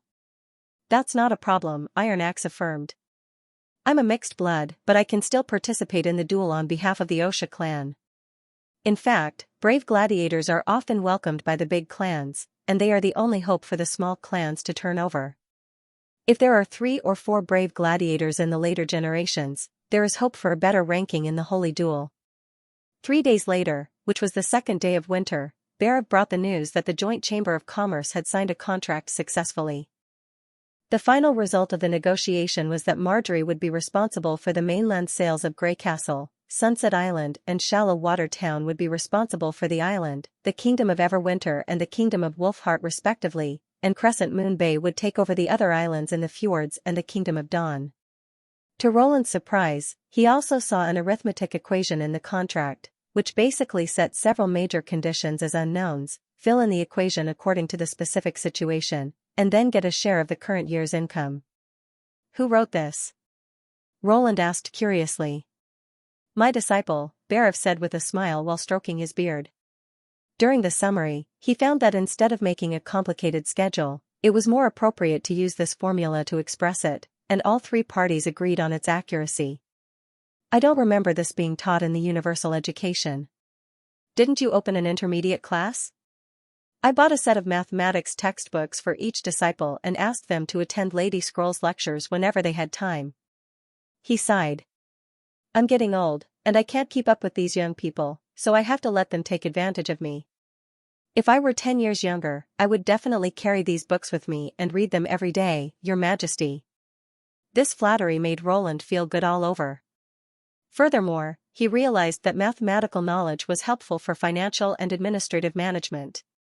The head steward's insight was quite good. What about Edith? How did she do in this negotiation? Not too bad. Barav coughed twice. Although she charmed those merchants, she obviously lacked experience when it came to specific commercial terms. I guess she rarely dealt with sea merchants. After all, the trade in the northern region is not developed, unlike the old king's city, where the finance minister almost every day had to summon visiting fjords merchants. Back then. I see. Seeing that the chief was about to go back into his memory mode, Roland hurriedly interrupted. In that case, you should teach her more. The old chief's face stiffened. This. Your Majesty, she actually. That's settled, Roland said gloatingly. Judging from the frequency of Nightingale pinching his shoulder from behind, he knew that his words were not credible. However, he did not want to deal with this kind of tattletale competition, as long as he did not screw up. By the way, how many people did Neverwinter increase this year? Did it meet the target? Although there was still about a month to go before the end of the year, with the arrival of winter, the immigration missions would gradually return to Neverwinter, and the number of immigrants would inevitably decrease. At the mention of this, Barev's face immediately bloomed into a smile. The wrinkles on his forehead were squeezed into a ravine, and the awkwardness from before also disappeared. Your Majesty, the City Hall has done the statistics. There are more than 80,000 people who moved here from all over the country, and 50% of them came here voluntarily. Including the natives in the border area and Border and Longsong, of Border, the population of Neverwinter has reached 110,000. Oh? Roland was delighted. Half of them came voluntarily? Most of them came from the central and eastern region of the kingdom. It was not obvious in spring and summer, but in autumn, the proportion began to increase. At this rate, by next year, the traders who supported Timothy will probably not be able to sit still. This should be the effect of Theo spreading the news of the church's defeat to the eastern region. However, Roland still hoped that the nobles would persist for a while, so that he would have an excuse to eradicate them altogether and return a stable and orderly new kingdom to the people of the eastern region. Are the preparations for the winter ready? 2 months ago, the City Hall was ready, Barev replied with full confidence. The Ministry of Construction commissioned Miss Lotus to build a new batch of caves between the impassable mountain range and the Redwater River, in order to replace the shacks that were leaking. We've stockpiled a large amount of charcoal to make sure that everyone can get a basket. After Roland's repeated influence, City Hall now finally got used to no one will freeze to death in winter, no one will starve to death as the administrative goal, and implemented it in various decrees and measures. He nodded with gratification. Very good. Tell Scroll for me to not forget to educate her in winter. Yes, Your Majesty. In addition, I plan to launch a small-scale war without affecting the normal operation of Neverwinter, and the target is the southernmost region. When Iron Axe makes a specific combat plan, you can cooperate with him to mobilize all kinds of resources. Seeing that Barev was hesitant to speak, Roland walked to him and patted him on the shoulder. Don't worry, I know what I'm doing. After the director left, Nightingale appeared and asked confusedly, is it okay? When he talked about Edith, it was obviously inconsistent with the actual situation. Even without using his ability, I can see it from his expression. If I reprimand him for this, I'm afraid he won't dare to directly suppress Edith anymore. Roland spread out his hands. In order to maintain the balance of City Hall, someone has to restrict the Pearl of the Northern region. At present, only Barev can do this. But why restrict her? If she has enough ability to manage City Hall, it won't be bad for you. Because. Roland opened his mouth, but found that he did not know what to say for a moment. That's right, why did he have to restrict Edith? Is he worried that she will be the only one in power? The possibility of this is very small.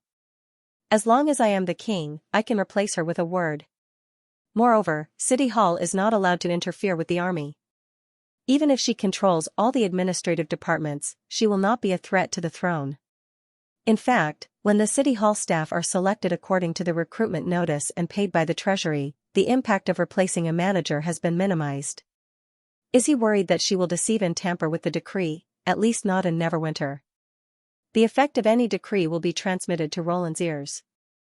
Moreover, the city is not so big, so the transmission of information is almost real-time. Before coming to this world, what he hated the most was the way of checks and balances, especially in the workplace. When his boss regarded it as the way of the king, he sneered at it. He did not expect that after becoming the ruler, he would subconsciously think of this. If not for Nightingale's reminder, he might not have realized that he was gradually becoming the kind of person he hated. Power does need to be checked and balanced, but it should not be played by another person or a few people, but by policies, institutions, and laws. Without violating these frameworks, it is the right way to let his subordinates play to the fullest extent. Roland heaved a sigh of relief.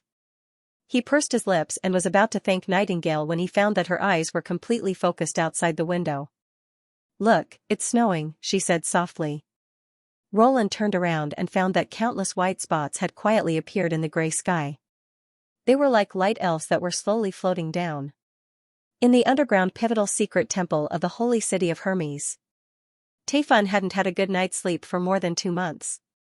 As long as he closed his eyes, his ears would echo with the pitiful cries of Archbishop Eyre. She had been dragged back by the Judgment Army. The enemy's weapon had smashed her abdomen and turned her intestines into a pot of porridge.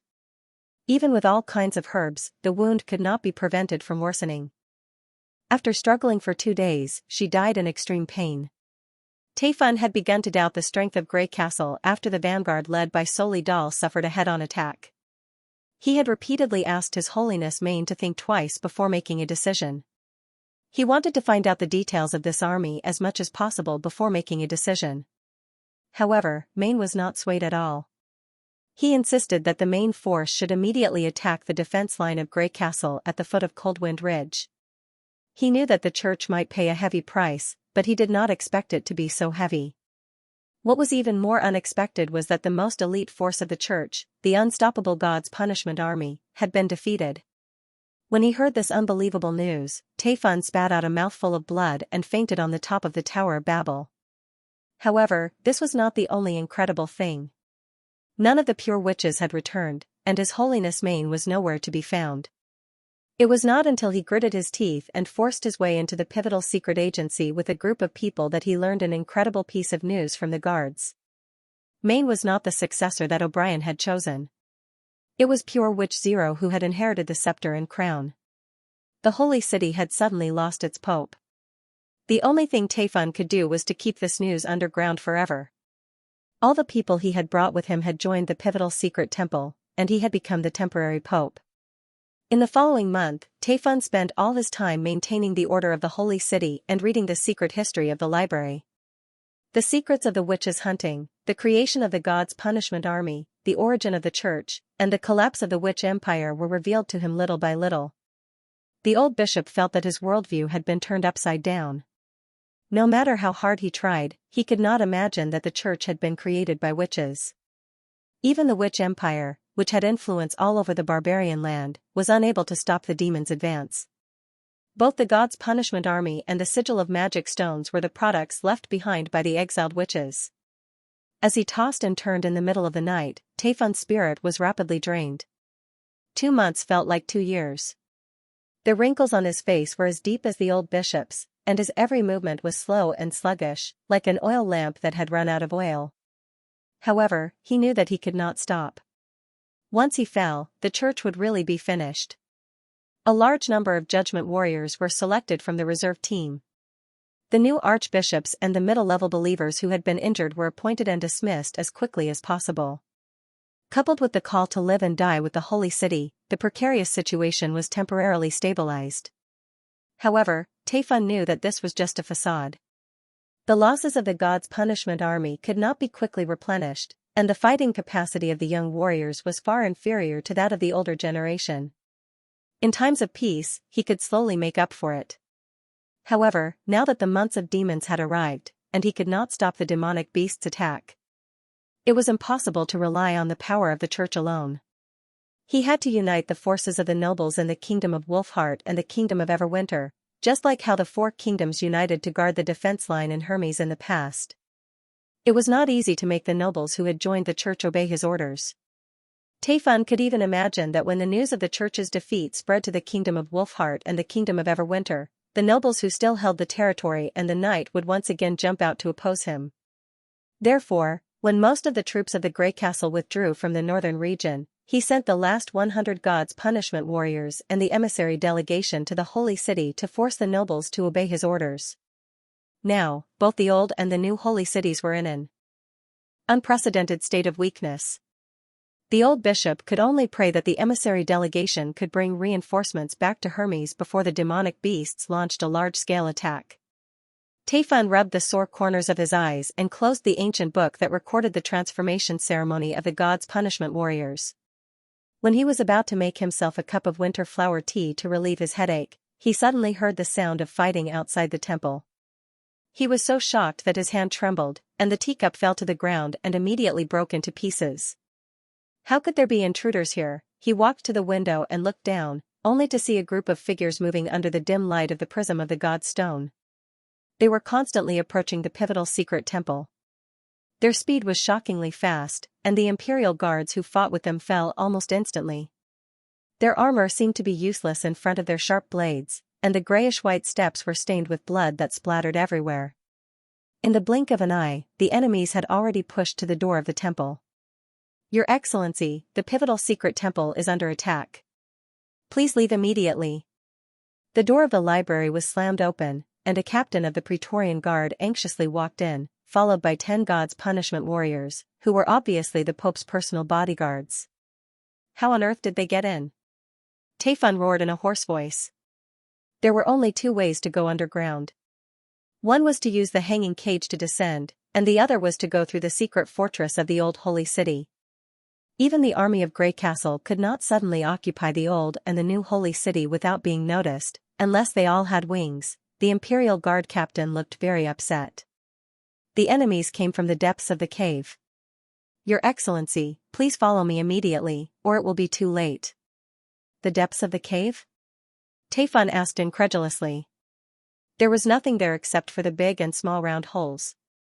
With great shock and confusion, he followed the Imperial Guard captain down the secret passage inside the wall and soon arrived at the bottom of the temple.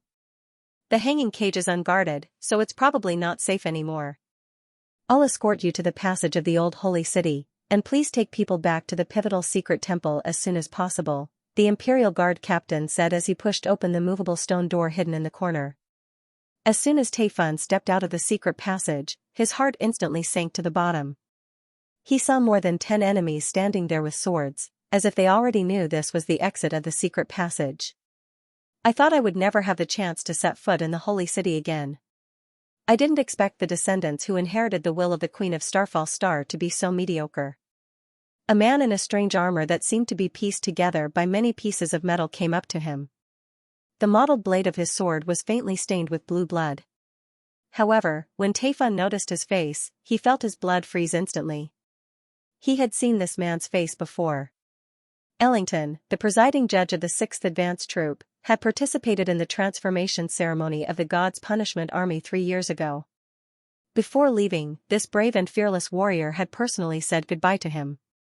An indescribable chill crawled up the old bishop's spine and into his mind. The strange fear made him almost unable to control his tongue. "Monster?" the scourge sneered. "Weren't you the ones who created this body? You transformed it with witch blood and God's stone of retaliation into a transcendent warrior. Unfortunately, due to the lack of a key step, the transcendent warrior became a defective product without a soul. You have pinned your hopes on this shell of strength to defeat the devil, and now you call the finished product a monster? A real finished product?" Taifun's heart was filled with astonishment. The production method of the God's Punishment Army was the Church's core secret, but it seemed that the other party not only knew about it, but also knew more about it than he did. "Attack at will and kill them," the Chief Justice shouted. 10 God's Punishment warriors swarmed over the Archbishop at an extremely fast speed and rushed toward the enemy. However, their opponents were also Scourge, and they were even stronger than them.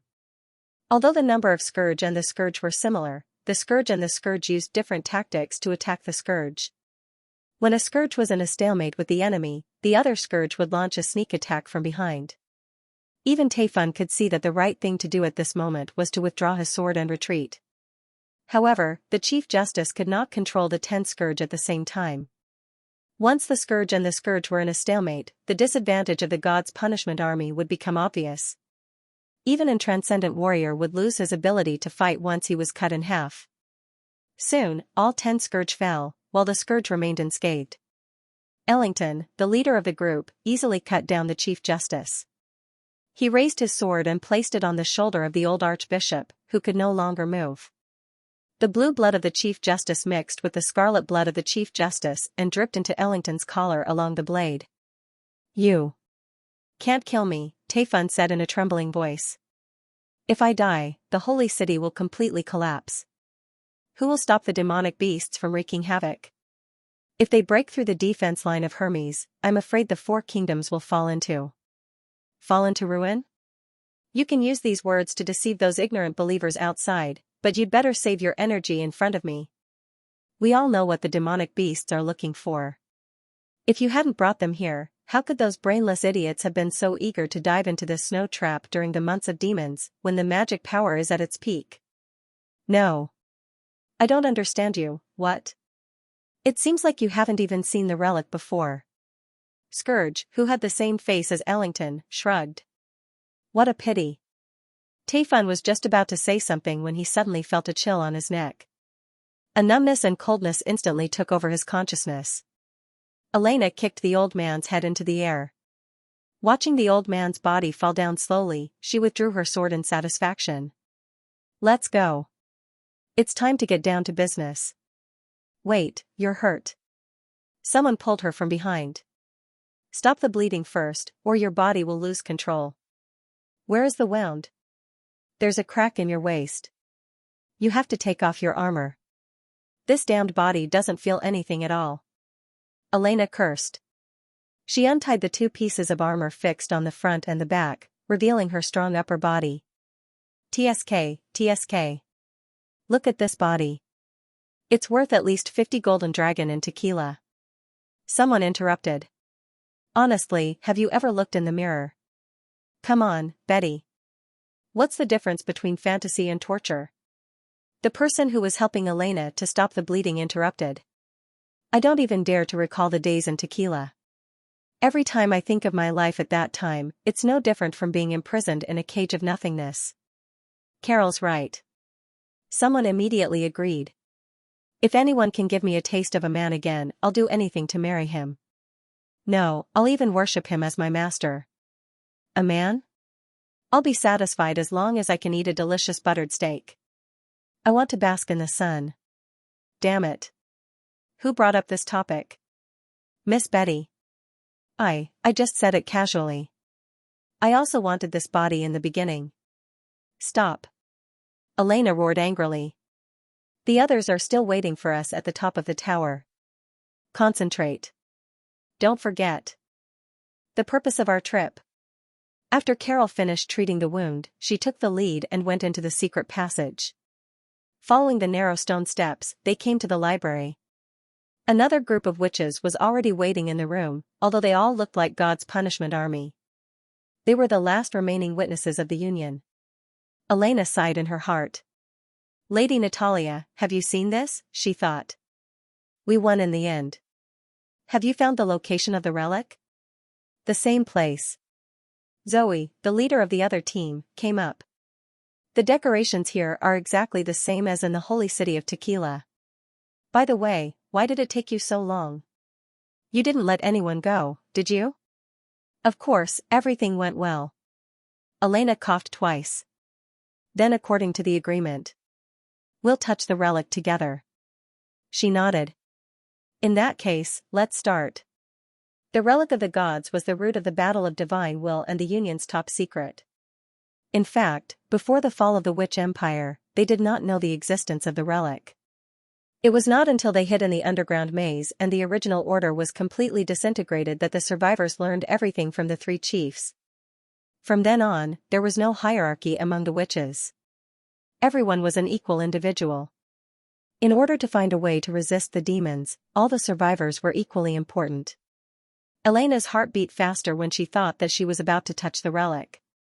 She knew it was just an illusion. She followed Zoe into a secret door hidden behind a bookcase and went all the way up to the top of the library. At the end of the passage was a narrow room without windows. There was nothing except the magic stone emitting a faint blue light above the ceiling. Is this the prayer room that Pasha mentioned? That's right. Zoe took out an iron hammer and smashed it hard on the wall. With a muffled sound, there was only a shallow white spot left on the wall. Looks like it's not here. She changed her position and continued to swing the iron hammer. After several attempts, a crack appeared on the wall facing the entrance. Found it. Help me. Elena took out her long sword and walked up to the wall.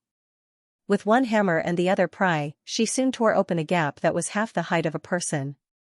Behind the wall was not the deep underground cave where the pivotal secret temple was located, but an even narrower secret chamber. From the broken section of the wall, it could be seen that it was almost half the width of an arm. Both sides of the wall were covered with thick mortar. It was impossible to tell the difference by ordinary knocking methods. It was a transparent crimson crystal, very similar to the magic core in the ruins of the maze. It was also a vertical spindle. However, it was much smaller, only about half the height of a person. However, when Elena entered the secret chamber, she found that the back of the relic had changed its shape from a soft and smooth arc to a sharp right angle. Looking down from the top of the relic, it looked like a quarter of a circle that had been cut by a cross. Like the magic core, it was floating in the air without any support, which was enough to prove its extraordinariness.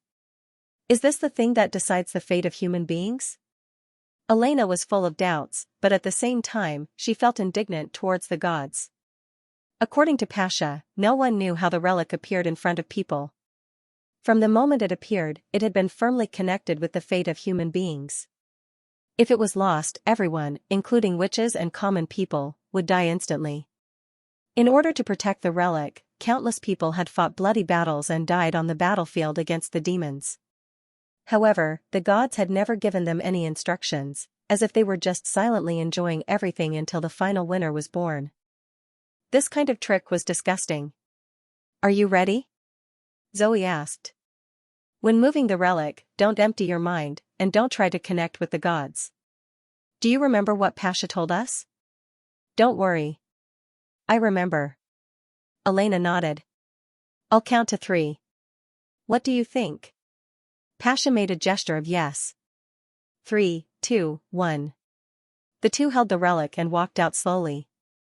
Although it could float in the air, it was not as light as a goose feather. When Elena touched it, she felt her arm sink.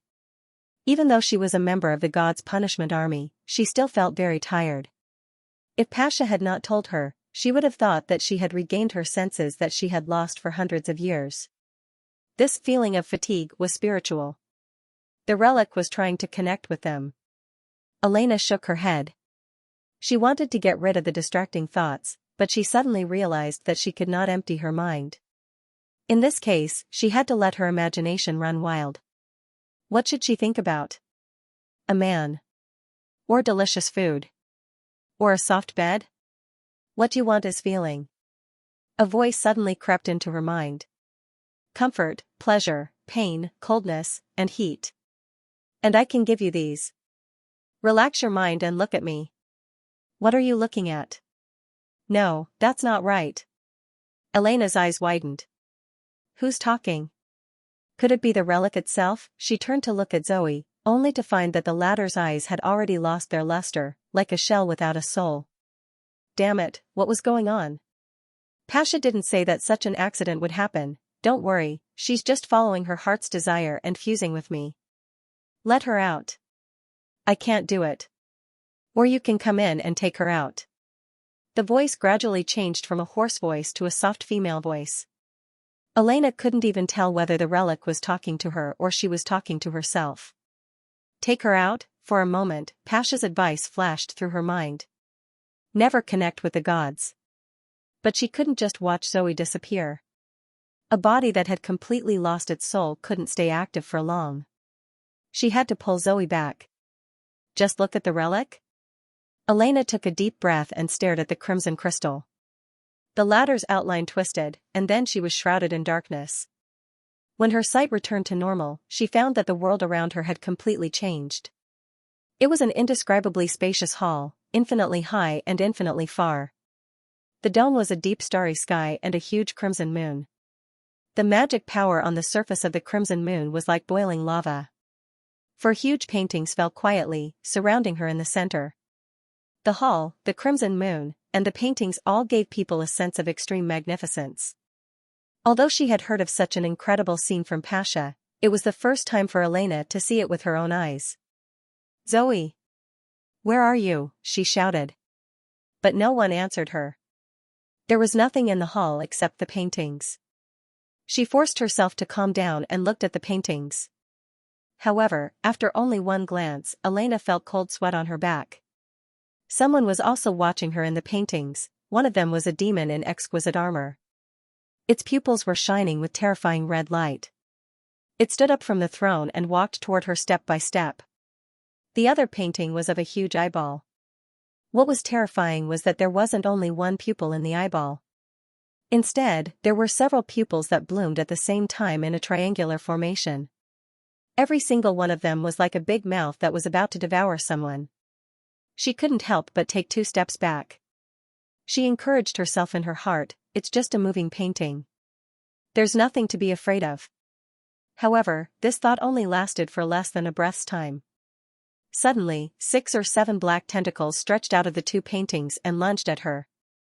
At the front of each tentacle, there was a small palm. Before Elena could react, she was caught red-handed. The tentacles dragged her back and forth, refusing to give in to each other, as if she were a rare trophy.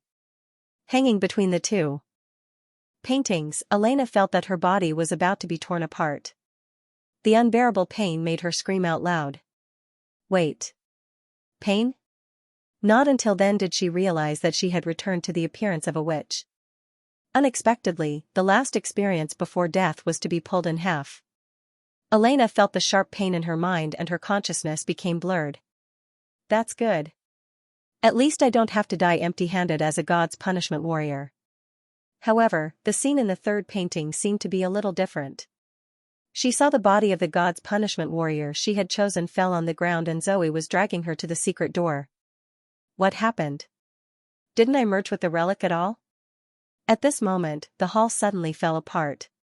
The crimson moon, the painting, and the tentacles all disappeared without a trace. The long-lost pain also stopped. Elena blinked her eyes and realized that she was back in the library. Is this a dream? What dream? You really piss me off. Zoe gnashed her teeth. What did Pasha tell you before? Don't connect with God.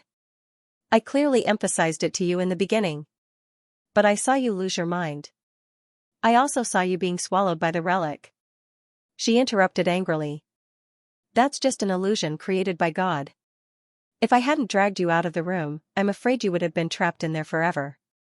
Elena could not help but think of the demon and the giant eye in the huge painting, as well as the tentacles. Were they all illusions created by God? She vaguely felt that something was wrong. Pasha had never really touched the relic, so it was normal that she did not mention it. However, she had personally felt everything shown in the relic. It was not an illusion at all, and it had nothing to do with God.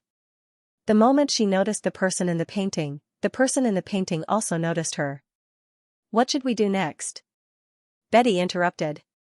After nearly half a month of sailing, the sailboat finally sailed into the western region. After passing Willow Town, the north wind blowing over the river suddenly became much stronger. Even lying in the cabin, number 76 could hear the sound of the sails being pulled. It's snowing outside. Amy excitedly ran into the cabin with a cluster of snowflakes in her hands and handed it to number 76. But before she could show it, the snowflakes had melted into crystal water droplets. It's white everywhere. It's the first time I've seen such heavy snow. Number 76 struggled to sit up on the soft bed. Really? It rarely snows in the city of Glow in the Kingdom of Dawn. But Tequila never lacked snow. She thought, the months of demons always come on time, and it's troublesome to clean up the snow for several months. Fortunately, during this period, the demons would slow down their attack, which made the white world look a little more lovely. I know. The city of Glow is like spring all year round. Amy's eyes curved into a crescent moon. Do you want to go to the deck and have a look? I can carry you. Stop it. Broken Sword, who was boiling herbs, stopped number 76. She hasn't recovered yet, so she can't stand the cold wind. Ah. Sorry. It's okay. Number 76 shook her head. When I recover, I'll accompany you to enjoy the snow. Okay? His Majesty's city is closer to the west than here, so there must be a lot of beautiful snow scenes. As soon as she said that, the two people beside the bed showed a sad look, but Amy quickly recovered and nodded. Well, then it's a deal. Number 76 knew why they were sad. God's punishment soldiers had a strong recovery ability. Skin wounds that did not hurt the internal organs could heal themselves after 3 or 4 days of rest. In order not to expose herself, she personally crushed her thigh bones and elbow joints into powder. As a result, no matter how strong this body was, it could not completely recover to its original state. But in the eyes of outsiders, it was already very lucky that she could survive such an injury. If there were no witches with healing ability in the western region, she would forever lose the ability to move and spend the rest of her body in pain. For number 76, this body was just a tool to complete the task.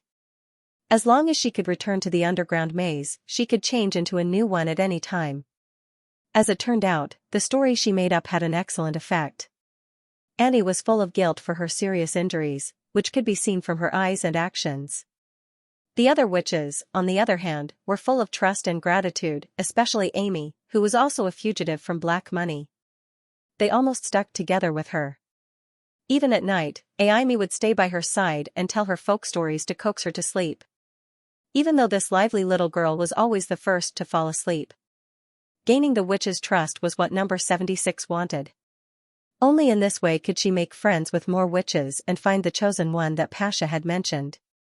It's time to change the dressing. Broken Sword walked to the bedside with the earthen jar. It may be a little painful.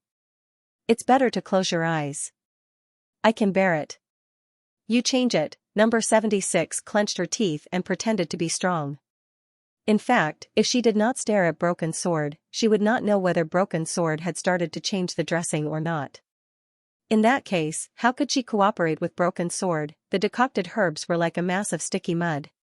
Judging from the looks of Amy and Broken Sword, the smell of the mud must not be very pleasant. It was really hard for them to insist on applying this stuff all over her wounds in the narrow and enclosed cabin.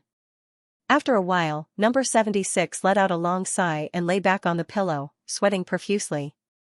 By increasing her heartbeat, she could raise her body temperature, speed up her blood flow, and secrete sweat at the same time. Coupled with her slightly trembling limbs and expression, no one could tell that she was faking. As for whether the common people's formula was effective or not, it was not within her consideration. Thank you, number 76 said softly after a long time. No, this is what we should do. Amy picked up a towel and wiped the sweat on her forehead. We should thank you. Amy is right, Broken Sword comforted her. Have a good rest. When we arrive at Neverwinter, everything will be better. After the two left, number 76 pressed the colorful magic stone ring hidden in her chest and sighed slightly. Only by finding the chosen one could everything really get better. If they could not resist the demons, everyone would die. No one could escape from the battle of divine will, which would decide their fate. However, it was still unknown whether the chosen one existed or not. According to the remaining documents in the ruins of the maze, magic power was a gift from the gods to the extraordinary. Every creature that could use magic power must have a key that could open the source of magic power. This explained why magic power was everywhere, but only a few people could use it. But everyone's key is different. Some witches could set off storms and bring people back to life, while others could only heat a bowl or two of oatmeal or mend torn clothes. They were all awakened witches, but why was there such a huge gap between them? This question had troubled the Union for hundreds of years. It was not until further research on the records in the ruins did the surviving witches get a vague explanation. It was the key itself that caused all this. It had nothing to do with the capacity of magic power, but involved the essence of magic power. Every time a witch used her ability, she would transform part of the magic power into reality. This process was extremely complicated and could not be undertaken by witches, so the gods took the corresponding transformation steps. Not every witch could be equally favored by the gods, so some transformation was very simple, while others were very complicated. In other words, the complexity of the key determined the upper limit of a witch's ability.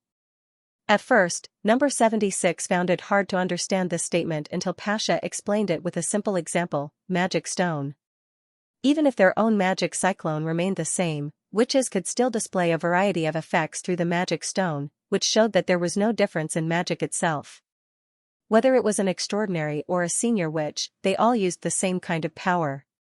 In this case, if there was a kind of universal magic stone that could fulfill any wish, could it easily reverse the disadvantage of witches against the demons? The magic core was such a mechanism. It attempted to simulate the magic cyclone and directly draw power from the gods. In a sense, it could be seen as an artificial ultimate magic stone. The sigil that only involved the size of the magic power was like a simple and crude toy in front of it. However, experiments showed that the gods would not give the key to inanimate objects. To activate it, a witch with a matching key was needed. With the help of the colorful magic stone ring, number 76 could observe the witch's conversation with God when they used their magic power. It was like a faint orange light, connecting the witches with the vast sky. In fact, not only witches, but also demons and some hybrid demonic beasts should have the same orange light if the historical records were correct. God did not care about the world. Every time she thought of this, she would feel extremely worried. Compared with the endless number of demons, witches could not be regarded as a powerful group. They could not be inherited or cultivated, and they could only awaken by luck. Moreover, their magic power was far less than that of their enemies. Fortunately, the key was not something destined to be. They could change the key itself by awakening at a higher level, so as to obtain more power from God. Since leaving the Kingdom of Dawn, number 76 had observed the orange light of Amy, Annie, and Hero. Among the three, Hero was the strongest and Annie the weakest, but overall, there was not much difference. They were all about the thickness of a finger, which was far from the requirement of activating the instrument of divine retribution. She had reason to believe that the chosen one must be a senior witch. Suddenly, the cabin door was pushed open, and Yurko, the ambassador of Grey Castle, came in. He raised his eyebrows and walked to the bedside. The smell of this herb is even worse than a latrine pit. How did they use such a smelly thing as medicine? Maybe the crew thought that the demonic plague would also retreat in the face of this stench.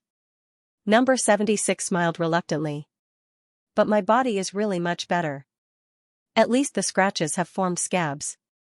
Of course, it was not the medicine, but the extraordinary bodies of the gods' punishment army. If it doesn't work, I'll definitely press their heads into the latrine pit so that they can smell the medicine I made. Yurko picked a bench and sat down. Poor sailors, she said softly. I heard from Amy that you asked them if there was any special prescription. Ahem, it's a felony to deceive the nobles. They asked for it. The ambassador spread out his hands. If you really can't answer, you can say that you take it with hot water and honey. Even if it doesn't cure the wound, at least the patient can leave with a satisfied smile. Ah, I'm not talking about you. Number 76 could not help but raise the corner of her mouth. During the long voyage, the ambassador would come to visit her once a day. Although the time was short, they had a pleasant conversation. She found that Yurko might be immortal without any good points, but he was more humorous than most of the nobles when it came to women.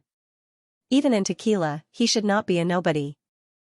Since she had lost most of her senses, verbal communication was one of the few pleasurable pastimes she had. After chatting idly for a while, the man uncharacteristically fell silent. Number 76 thought for a while, propped herself up with one hand and asked tentatively, Your Excellency, do you need me to serve you? Although my body is not very agile, but I've told you many times, you're no longer my maid.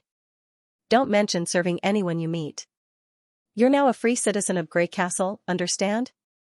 Not to mention, you're still injured. I'm not one of those upper-class nobles with sick hobbies. Then do you have something to tell me? Hearing this, Yurko's expression changed slightly. He cleared his throat and said, I do have a question to ask you.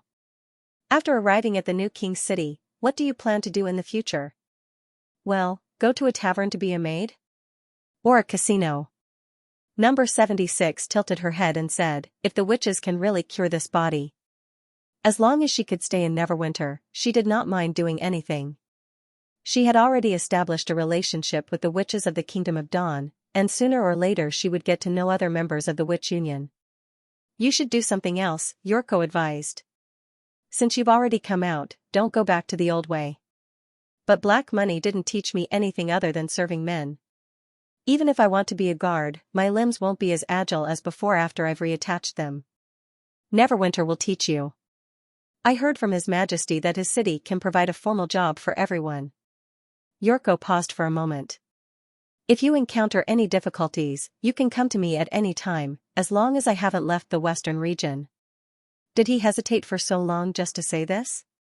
Number 76 could not help feeling a little emotional. When she was in the Kingdom of Dawn, she clearly knew how much the ambassador hated trouble. It was probably very difficult for him to make such a promise. Well, I'll try. She lowered her head and said, "Thank you." 4 days later, the sailor brought good news. They had finally arrived at the new city in the western region of Grey Castle, Neverwinter. All the witches gathered in number 70's room and waited anxiously for further instructions. Among them, Annie was the most anxious. From time to time, she opened the window and glanced at the dock. If she found anything wrong, she would take everyone and jump into the cold river without hesitation.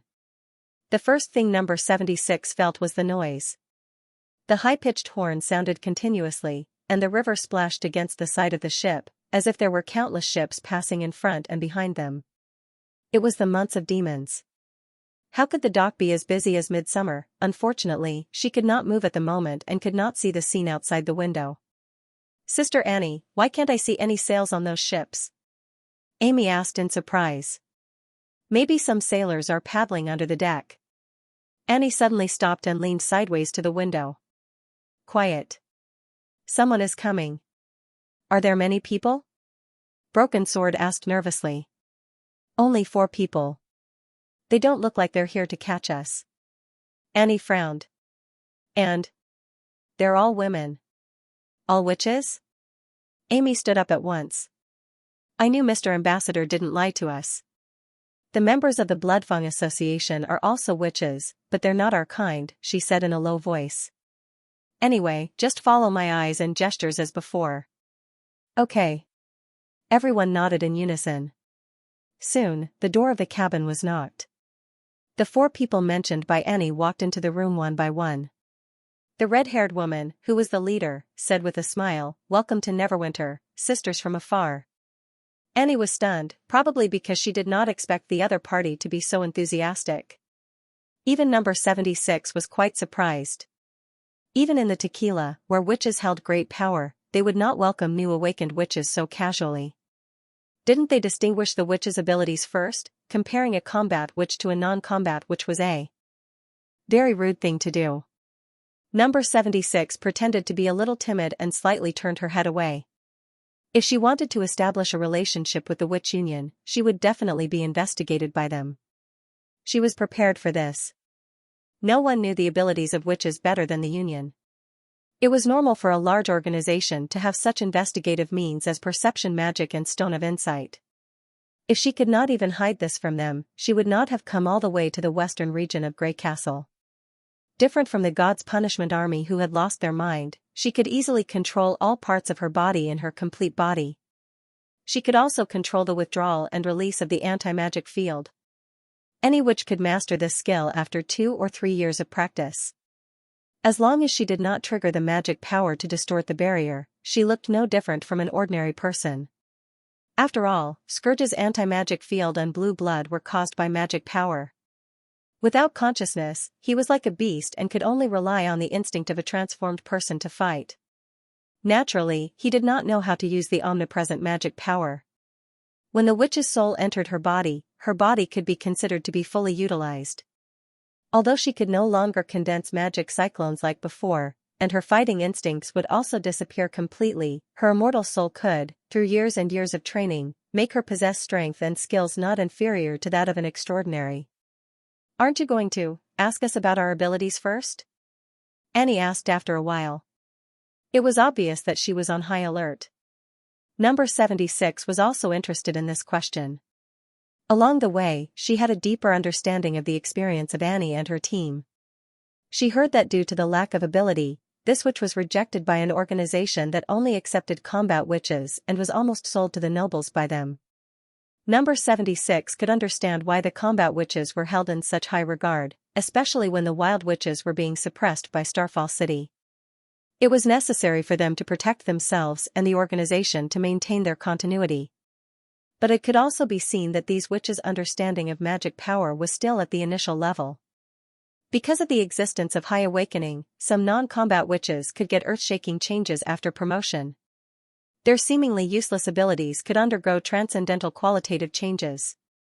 Therefore, the Bloodfang Association not only refused to take in non-combat witches, but also sold them to the nobles, which was extremely stupid. But it was strange to say that she didn't care about her ability at all. It could be said that she had gone from one extreme to the other. After all, the probability of a high-level awakening was always small. There were many witches who couldn't be promoted in their lifetime, not to mention that combat witches also had the opportunity to be promoted.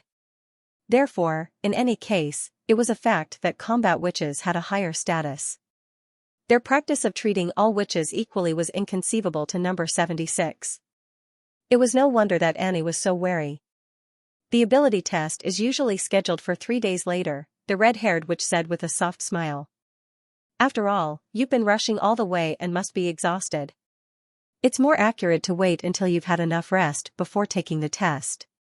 What do you think? By the way, I'm Vendi, the person in charge of the Witch Union. If you have any questions in the future, you can ask me. Annie's expression still didn't relax. What if the test results show that our abilities are useless? Both His Majesty and the Witch Union agree that there is no useless ability, the witch who called herself Vendi replied gently. I know what you're worried about. This is also the process that most witches will go through when they join Neverwinter. In fact, the ability test is just to let His Majesty know more about you. It doesn't mean that you have to become a member of the Union. Annie was stunned. What do you mean? It means that even if you don't want to serve His Majesty, you can still live like ordinary people in this city. This sentence made number 70's heart skip a beat.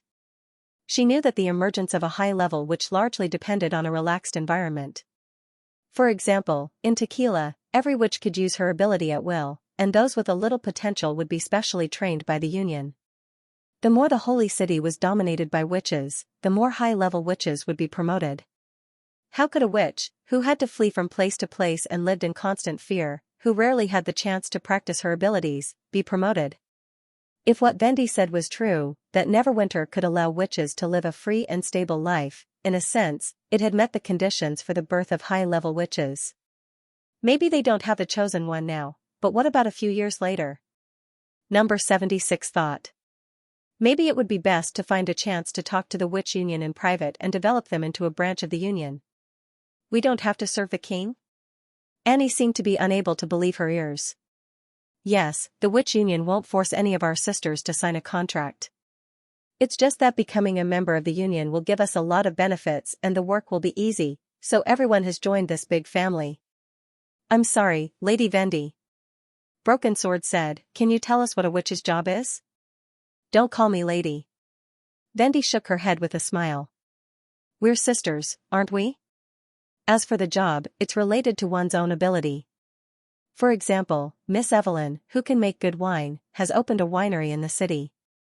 Miss Mystery Moon, who can make objects magnetic, is responsible for the lighting of all the factories. And Miss Nana Pine, her outstanding healing ability has made her the angel girl of Neverwinter. I heard from Mr. Ambassador that you need healers, right? Number 76 could not help but frown. Don't they care about the difference between witches' abilities? How did the King of Grey Castle defeat the God's punishment army of the church? Can you really cure heroes' feet? Amy's voice suddenly became excited. We'll know after Nana tries it. Vendi nodded to the blonde witch. But before that, can you introduce your origins and names? Number 76 did not care whether she could be cured or not. Her attention was focused on the 4 witches. The colorful magic stone on her chest was slightly hot, which proved that someone was using magic power. She realized that the examination had begun. From Annie to Hero, everyone gave a brief account of their past. During this period, Vendi also asked several questions, and an older black-haired witch recorded the content in the handbook. During this period, the magic stone was kept at the same temperature. When the questioning was over, Vendi looked at number 76. "You're not a witch?" "She's our friend," Amy said. "If she hadn't stalled the pursuers of the Kingdom of Dawn, we would have been caught and sent back to the dungeon. I used to be a guide, or a maid, of the underground exhibition in the City of Glow. The Lord Emissary bought me from the Chamber of Commerce." Number 76 slowly said the pretext she had prepared. She had faintly sensed the way of the examination. Those questions were not asked casually, but had a clear purpose and an answer that could not be evaded. Some of them might be able to tell the lie. Number 76 was not worried about this. She could precisely control every part of her body and could also temporarily cut off the connection with a certain part. The subtle changes when lying did not exist for her. Unless the other party could directly invade her brain, her words would be impeccable. Her guess was proven right. After the answer, Vendi did not show any abnormality. "I see. Thank you for saving them. If you have nowhere else to go, you might as well live with them in the Foreign Affairs building." "Thank you," number 76 said gratefully. Number 76 was a little surprised by her words. It seems that there is more than one examiner? However, 400 years of training had taught her how to hide her emotions. Moreover, as long as she thought of something, her body would be separated from her consciousness. It was difficult to make her reveal her flaws only by sudden questioning. Number 76 pretended to be surprised at first, and then reluctantly took out the ring from her robe. After a long hesitation, she said, "I stole it from Black Money." At the same time, her evaluation of the witch union rose to another level. At first, she thought that their welcome was too casual, but now it seemed that was not the case. One witch could detect lies, and the other one had the ability to see through things. This was already considered prudent enough. Black Money? The witch with long green hair picked up the ring in her hand and carefully looked at it for a while. "This seems to be a magic stone, but it doesn't look the same." Number 76 suddenly frowned in her heart. They even know about the existence of magic stones? This is a little troublesome. Although the way to activate it is not the same as ordinary magic stones, as long as you ponder it for a while, you will find its function sooner or later. She had to distract their attention. She did not have another magic stone. "Black Money is the underground exhibition I used to stay in. There are often auctions of things excavated from ancient ruins. The boss often said that they have incredible power. The more novel something is, the more it will be popular among the buyers. In addition, they occasionally auction." "Auction? What?" Vendi asked. "Auction witches," number 76 said in a low voice. Hearing this, undisguised anger appeared on the faces of the four witches, and they paid less attention to the ring. Obviously, they abhorred the sale of witches as slaves, which indirectly showed that the witch organization in Grey Castle would not agree with the practice of Starfall City. Number 76 didn't lie. "I was almost auctioned to a noble by Black Money," Amy echoed. "Fortunately, Mr. Ambassador saved me." "They will get what they deserve sooner or later," the blonde witch said coldly. "That ring." Number 76 pretended to be timid. "Although Miss Agatha will definitely be very interested in this item, let's talk about it after you familiarize yourself with Neverwinter."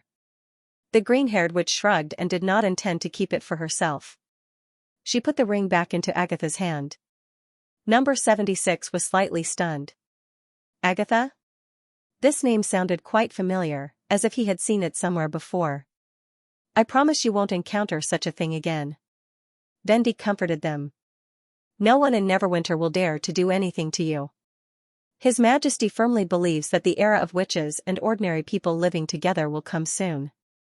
At that time, not only in the western region of Grey Castle, but also in the whole kingdom, no one will regard you as the devil's minions." "Will there really be such a day?" Broken Sword asked doubtfully. "Of course, the Witch Union was established for this purpose." Vendi smiled. "Anyway, let me take you to a place to rest first." Number 76 was slowly moved to a stretcher and was carried out of the cabin by the sailors. The moment she left the sailboat, she finally saw the full view of the dock. The heavy snow did not make the city quiet. Dozens of people lined up along the dock, sweeping the snow on the ground. Further away were the strange cargo ships that docked to unload cargo. Just as Amy had said, they did not have tall masts and sails, but they could come and go freely in the river. Those ships don't seem to have oars. And why do they look like they are made of stone?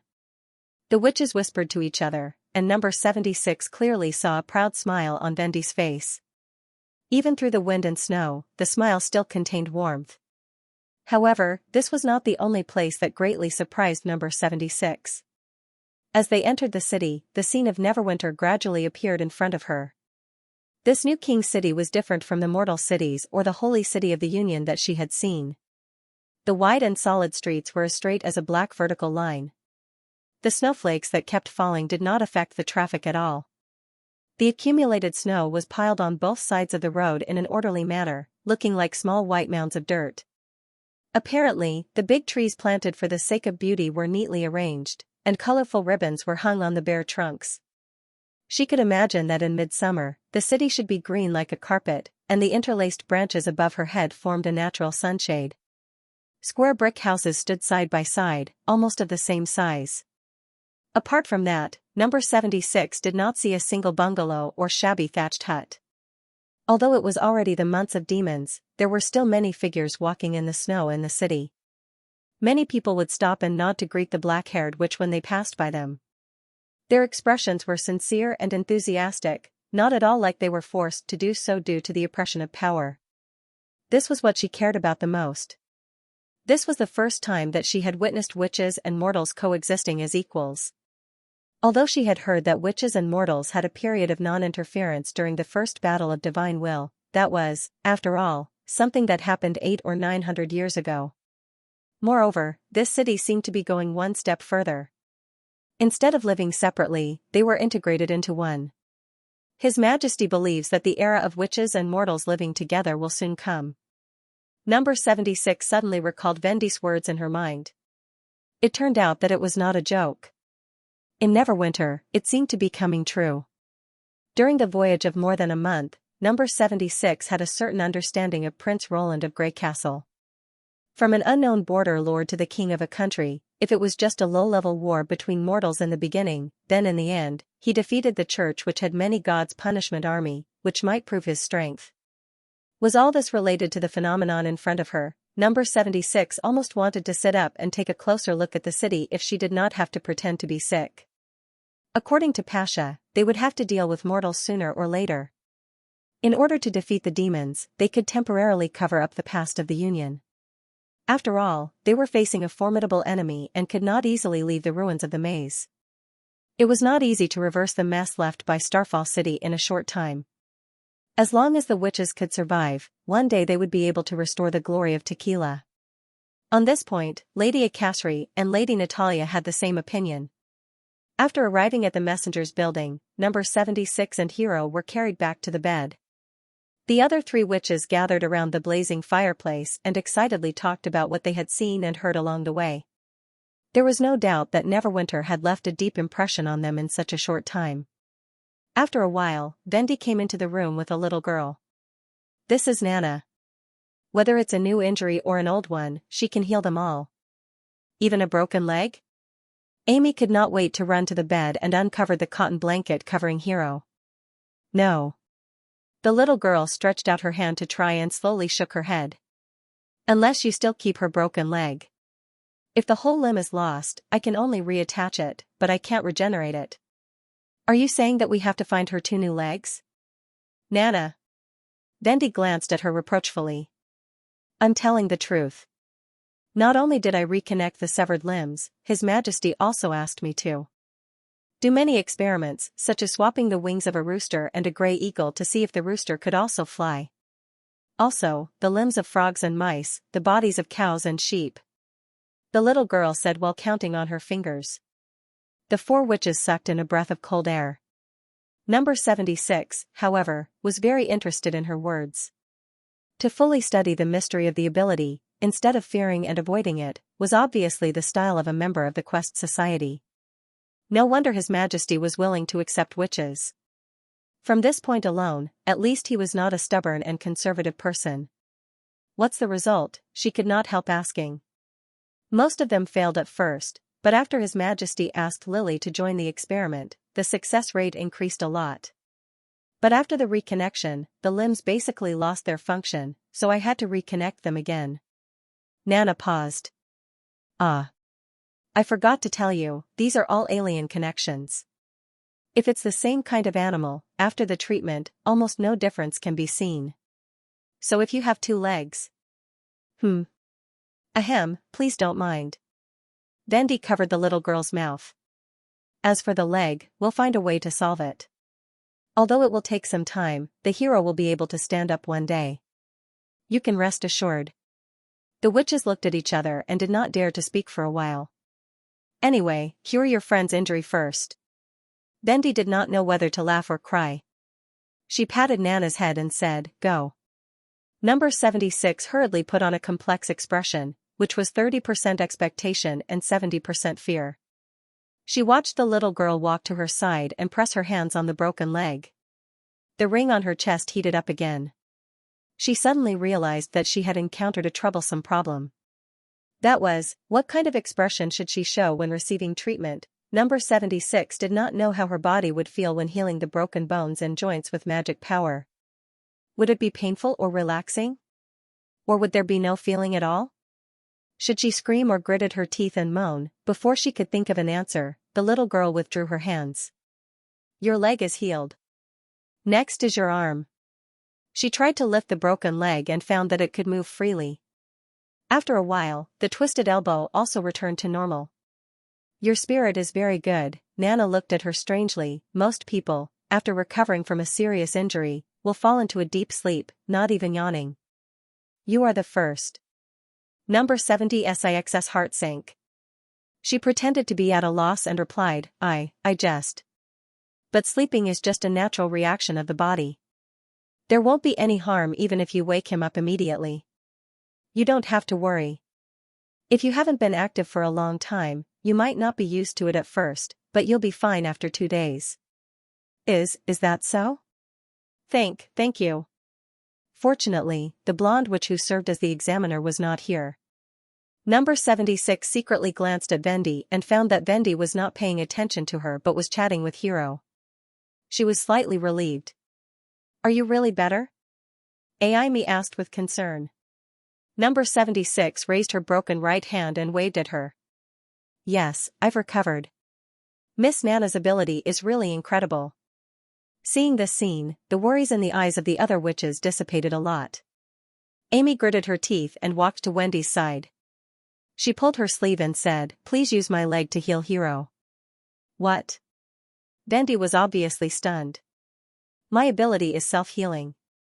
If I cut off my legs, they might grow back. No, Aimi, don't. Hiro hurriedly said, You've suffered minor injuries before. What if they can't grow back? I'm willing to try, she insisted. Annie, persuade her. Aimi, don't say any more. Even if you help Hiro stand up, she will feel uncomfortable for a long time. But. Well, you don't have to fight, Nana suddenly said, maybe there is another way to cure her legs. Everyone turned to look at her in unison. I'm 16 years old this year and will be an adult in 2 years. After adulthood, my ability will be greatly strengthened. Maybe I can directly regrow the whole severed limb. She pursed her lips. There's also ability evolution. If you can achieve the level of Sister Anna and Sister Leaf, maybe you can grow 2 more legs. Ability evolution? What's that? Aimi's eyes widened. It's when the magic power in the body condenses and becomes a new appearance. Haven't you seen it? Nana said proudly. Anyway, it's very powerful. As long as you study hard, you will also have the opportunity to evolve new abilities. Listening to the little girl's excited narration, number 76 was shocked. If she understood correctly, the evolution mentioned by Nana was higher awakening. But she also felt like she was listening to a fairy tale. There were several senior witches in the Witch Union, and all of them appeared in the last 2 years, how could this be possible? Senior witches were not like wheat planted in the farmland, where the number of seeds sown would be the same. Every promoted awakened was a valuable asset of the union. Talent, diligence, and luck were indispensable. Even number 76 was just an ordinary combat witch before she was transformed into Scourge. Why did Nana think that most people could evolve? As long as they studied hard, they could evolve new abilities. This kind of talk was simply nonsense. Although the more experiences one had, the more knowledge one had, and the more likely one was to have an epiphany, it was only a 1 in 1,000 chance. If it was so simple, how could the Union encounter a low period in which no one had advanced for nearly 100 years, and become exhausted in the second half of the Battle of Divine Will, but in front of a group of wild witches who had never even heard of higher awakening, was it necessary for Nana to lie? If it were not for her identity as an ordinary person, she really wanted to ask the little girl the truth on behalf of Annie and the others. At least it was certain that there were senior witches in the Witch Union, otherwise Nana would not have made such a clear and logical statement. But the number of senior witches should be an exaggeration, or some powerful people were the higher-ups of the Union and had little contact with the new witches, so the little girl, who should have just awakened, mistook some of the higher-ups for promoted witches. Thinking of this, number 76 felt very excited. Dinner was served by the servant. Before she even opened the lid, Annie could already smell the mouth-watering aroma. Inside the metal box was a thick stack of bread that had been baked to a golden color.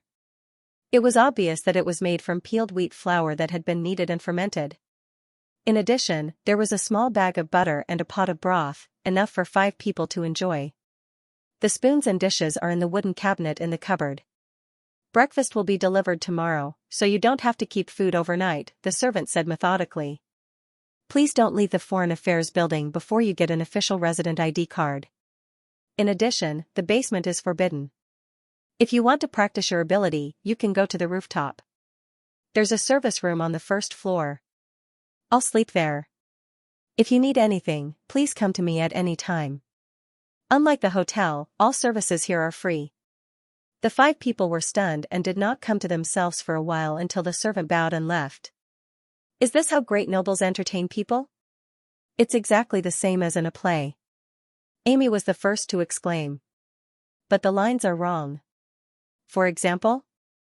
Broken Sword and Hero asked curiously. Like, Your Excellency, I'm honored to serve you, and so on. They usually start like this. We're not nobles. Of course, he won't say that. Number 76 chuckled. Anyway, let's eat first.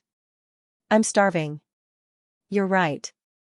Everyone swallowed their saliva. Oh no, is this the honey attack of the King of Grey Castle? Annie was worried. It seemed to be a move to rope them in, but the person in charge of the Witch Union did not even ask about their abilities. This contradictory move made it difficult for her to judge the other party's intention. It would be fine if she was alone, but now she had 4 companions. She had to be more cautious and could not make the same mistakes as before. There was no doubt that the safest way was to stay away from the western region. The church had been destroyed and the biggest enemy was gone. As long as they could find a village or a small town near a big city, they could hide their identities and live, just like in the Kingdom of Dawn. Unfortunately, this method did not work now. Watching number 76 stagger to the table, Annie could not help sighing. In any case, the Witch Union did have the ability to heal the disabled, and the prospects described were quite tempting. Now that she had seen the light of hope for the hero to stand up again, she naturally couldn't just leave with the 4 of them. Forget it, I'll fill my stomach first. When Annie put a piece of buttered bread into her mouth, she immediately felt an unprecedented soft and fragrant sweetness fill her mouth. The bread was so smooth that there was not a single grain of grit in it. It flowed easily into her throat without much chewing. Damn it, this honey's attack is a little too fierce. Although she was thinking this, she found that her hand had already uncontrollably moved to the next piece. For a moment, apart from the sounds of eating and drinking, no one spoke in the room. Everyone heaved a sigh of relief when there were only a few scraps left in the metal box. Will we still be able to eat this kind of food in the future? Broken Sword reluctantly sucked every finger. I don't think that's possible. Amy picked up the soup pot and poured the fragrant broth evenly into 5 bowls. There were still some green onions and circles of oil floating on the golden broth, making it look particularly tempting. This kind of bread should be something that only upper-class nobles can afford to eat. My father only eats coarse bread the most. It's already very good to have coarse bread to eat. Don't forget that when we first arrived in the Kingdom of Dawn, it was difficult to fill our stomachs. Hiro blew at the hot air, impatiently took a long sip, and then exhaled a breath of warm air from her mouth. Her low voice was full of long-lost satisfaction. Lady Vendi said that there are many benefits to joining the Witch Union. I wonder if it includes food. Before she left, she said that she would take us to visit Neverwinter and the Witch Union tomorrow. Let's ask her then. I hope so. Listening to her companions talking about the possible benefits of the Witch Union, Annie had a faint premonition that they might stay in this city for a long time. After taking a bath, they climbed into bed early. The house consisted of a living room and 4 bedrooms. The 5 witches discussed and quickly decided on who to sleep in. As the strongest witch, Annie naturally chose to sleep in the same bed with Hiro, whose life was extremely inconvenient. The bed was very soft and did not have a musty smell. Obviously, it was often cleaned here. There were only a few small flames left in the fireplace. The flickering dim light reflected the furnishings in the room on the white stone walls. The black shadow swayed gently as if dancing with the howling cold wind outside the window. She carried Hiro to bed and then blew out the candles. Hiro squeezed into her arms and said softly, "It's been almost a year since we left the Kingdom of Wolfheart, right?" "Yes. If you count from the day we arrived at the border of the Kingdom of Dawn, it's nearly a year and 2 months." Annie nodded. "How long has it been since we left our hometown?" This question made her fall into silence. In fact, Annie could not remember the specific time when she left her hometown. She only remembered that it was a remote village in the northwest of the Kingdom of Wolfheart. After her identity as a witch was exposed, she kept trekking eastward and covered more than half of the Kingdom of Wolfheart. It was not until she was betrayed by the Bloodfang Association that she stopped in the suburbs of King City. It was the same for Broken Sword and Hiro. They were forced to leave home for their own reasons and went through many hardships along the way. Finally, they met Annie in the Kingdom of Wolfheart and escaped together. "It's been almost 5 years, Hiro said in a low voice. "During these 5 years, I've been hiding from the church and haven't stopped for even a moment. When I was in King City, I thought I finally didn't have to run anymore. I didn't expect that I would still have to run even if I lost my legs." Annie could not help hugging her a little tighter. Lady Vendi said, "This is the home of witches. Can we really settle down here?" Hiro's voice was intermittent, like the faint sound of the wind outside the window. She seemed to be asking Annie, but also seemed to be talking to herself. "I don't want to wander around anymore." Annie suddenly felt tears welling up in her eyes. "Don't worry. We'll have a house of our own. You'll also get your legs back. You can go anywhere you want, not to run away, but to travel leisurely." "Is that so?" Hiro paused for a long time. "If only I had been born in Grey Castle from the beginning." In the end, her voice was so soft that it could not be heard. When Annie opened her mouth and was about to say something, she heard the sound of even breathing. After Roland fell asleep, Nightingale slipped into the mist and quietly left the castle. Her destination was the Foreign Affairs building. The dark ground shrouded in the night showed distinct black and white colors in the misty world. Using the twisted contour lines, she leaped several meters and crossed the garden wall in a few steps. Roland called this method of movement flash and said it was a magic skill with no cooldown time. Nightingale immediately fell in love with this name, moving like lightning, quiet like a shadow, suddenly appearing and disappearing, impossible to guard against. This was called the flash. However, she did not quite understand what the latter part of the phrase cooldown time meant. But this was also an old habit of His Majesty. After staying with him for a long time, she would always hear some incomprehensible words. After leaving the castle district, Nightingale did not go down the slope as usual. Instead, she directly leaped from the hillside and walked in the air along the lines that appeared in the sky. After a few steps, she directly landed on the top floor of the Foreign Affairs building. This building was built in the area between the castle district and the residential area. It was 4 stories high, which happened to be level with the small highland where the castle was located. It was also the second concrete building after the witches' building. The original purpose of its construction was to house some of the more important prisoners, such as Duke Ryan's wife and daughter, who were detained in the basement. Although they were prisoners, the environment of the new residence was much better than the previous dungeon, and they also had time to take a walk every day. In her opinion, this was simply too good for the nobles. Perhaps His Majesty felt that he might not have so many enemies to house, so the above-ground area became the first place for the distinguished guests who came to Neverwinter for the first time.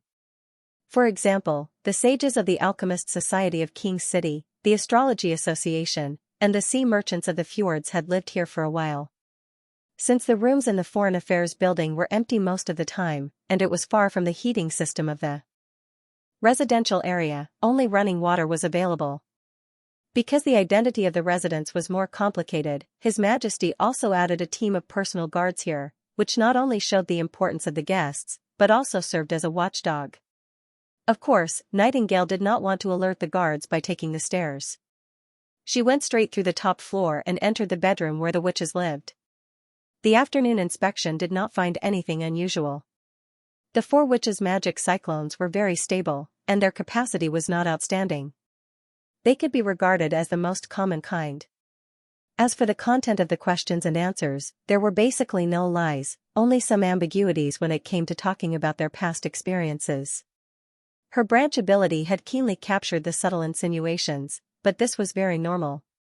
Along the way, she had suffered hardships, hunted, and even more unspeakable treatment, which would become a shadow in the witch's heart that she was unwilling to mention, so it was normal for ordinary people to want to hide it. If only these 4 witches came to Neverwinter, then she would probably have 4 more sisters. However, what caught Nightingale's attention was the ordinary girl called Number 76. There was no magic radiance on his body, and his demeanor was no different from an ordinary person, but she still felt that something was wrong. Later, when she thought about it, she found that what made her feel strange was Number 76's honest answer. Nightingale had seen many people pour out everything they knew until they were facing death.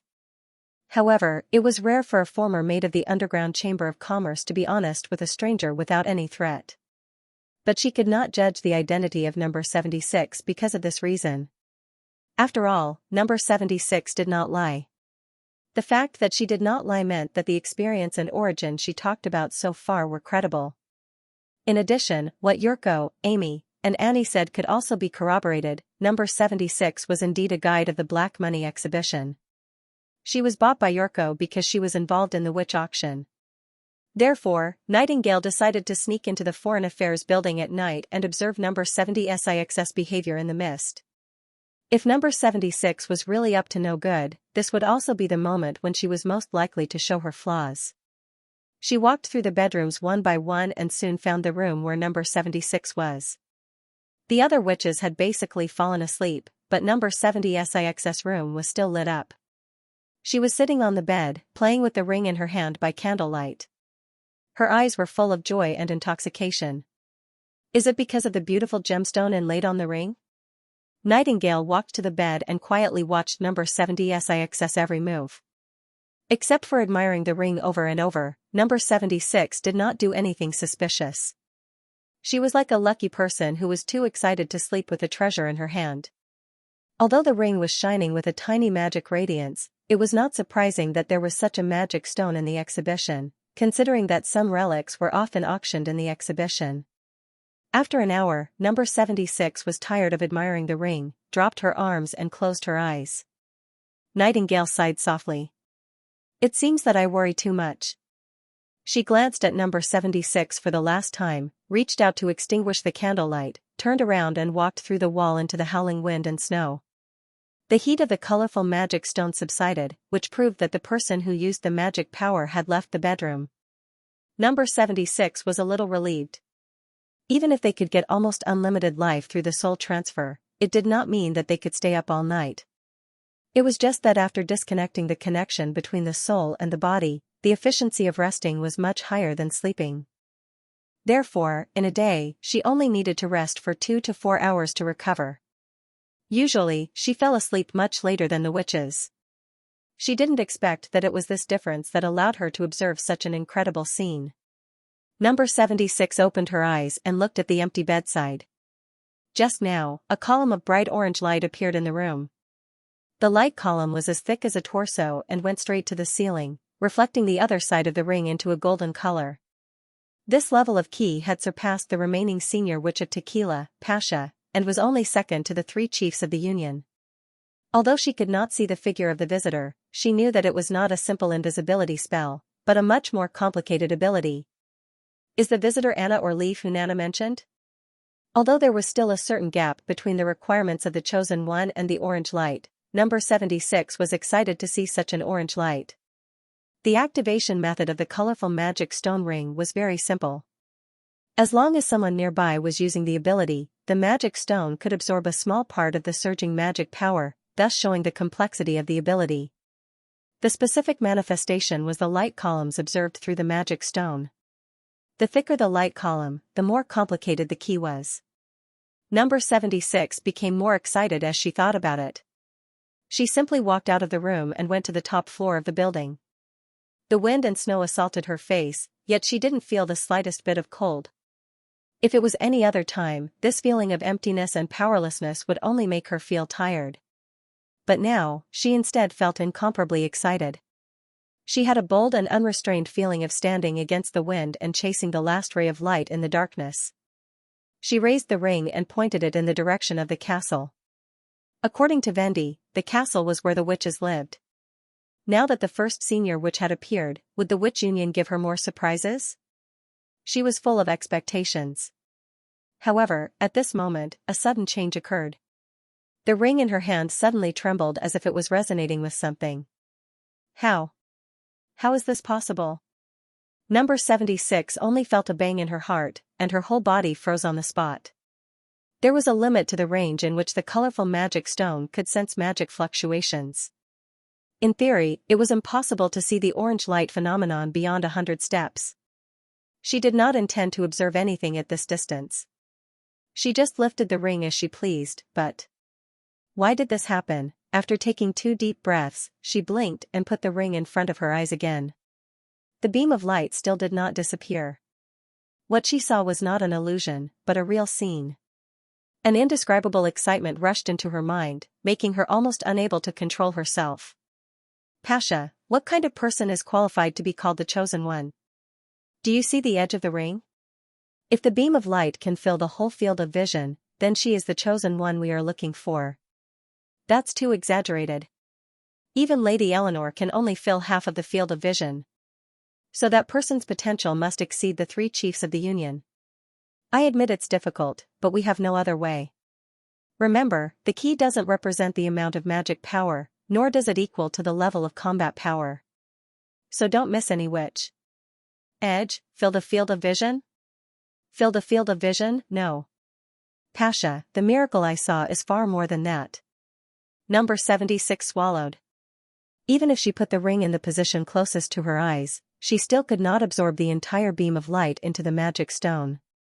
Its width was beyond the boundary of her field of vision. She had to move the ring horizontally to be able to see the full view of this huge wall. God finally smiled at human beings. Lady Natalia, you're right. I found the chosen one.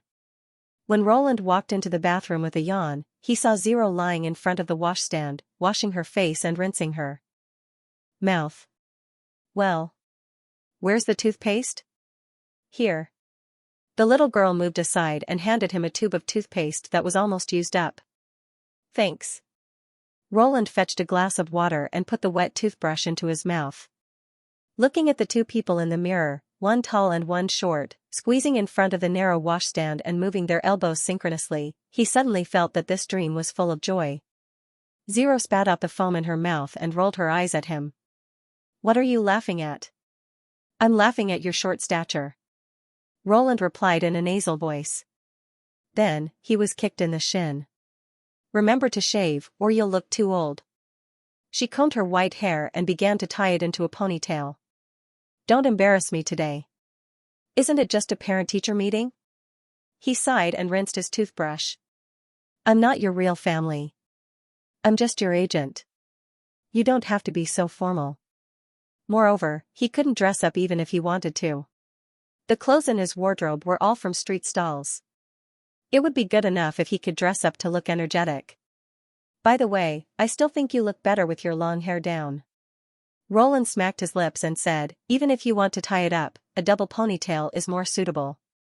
None of your business. Then he was pushed out of the bathroom. It seemed that after the end of the summer, the little lass's temper had grown. Was it because he had indulged her too much? After entering and exiting the dream world many times, Roland had now mastered the trick of entering the dream world. In other words, when he did not want to enter the dream world, this strange dream would not appear. Of course, he wouldn't have any other dreams. Instead, he slept until dawn. In this way, he could more easily control the passage of time in the dream world. In the past 2 months, in addition to further exploring the holy city of Hermes, Roland's remaining work was to wander around in various libraries and search for books that still left an impression on him. In addition, he found that the strange power flowing in his body was still effective even in the memory fragments. Because of this, his adventure in the snowfield was much smoother than he had imagined. Using the climbing rope and the drilling machine he bought, he even went deep into the pivotal secret area under the cathedral to check. Although he did not find the prayer room that Isabella mentioned, the secret historical records and the research on magic stones in the library were an eye-opener for him.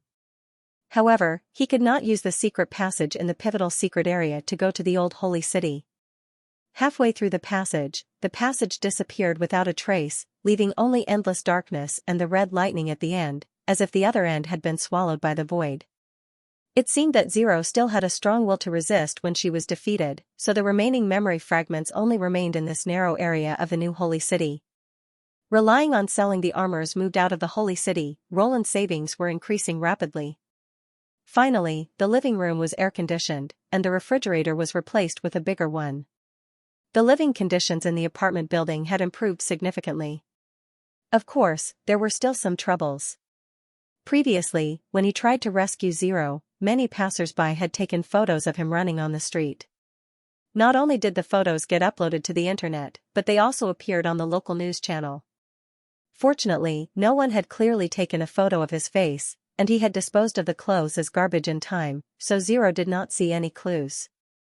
As for who this suspected martialist was and why he appeared in public in such a casual singlet and shorts, it even caused a heated discussion on the internet.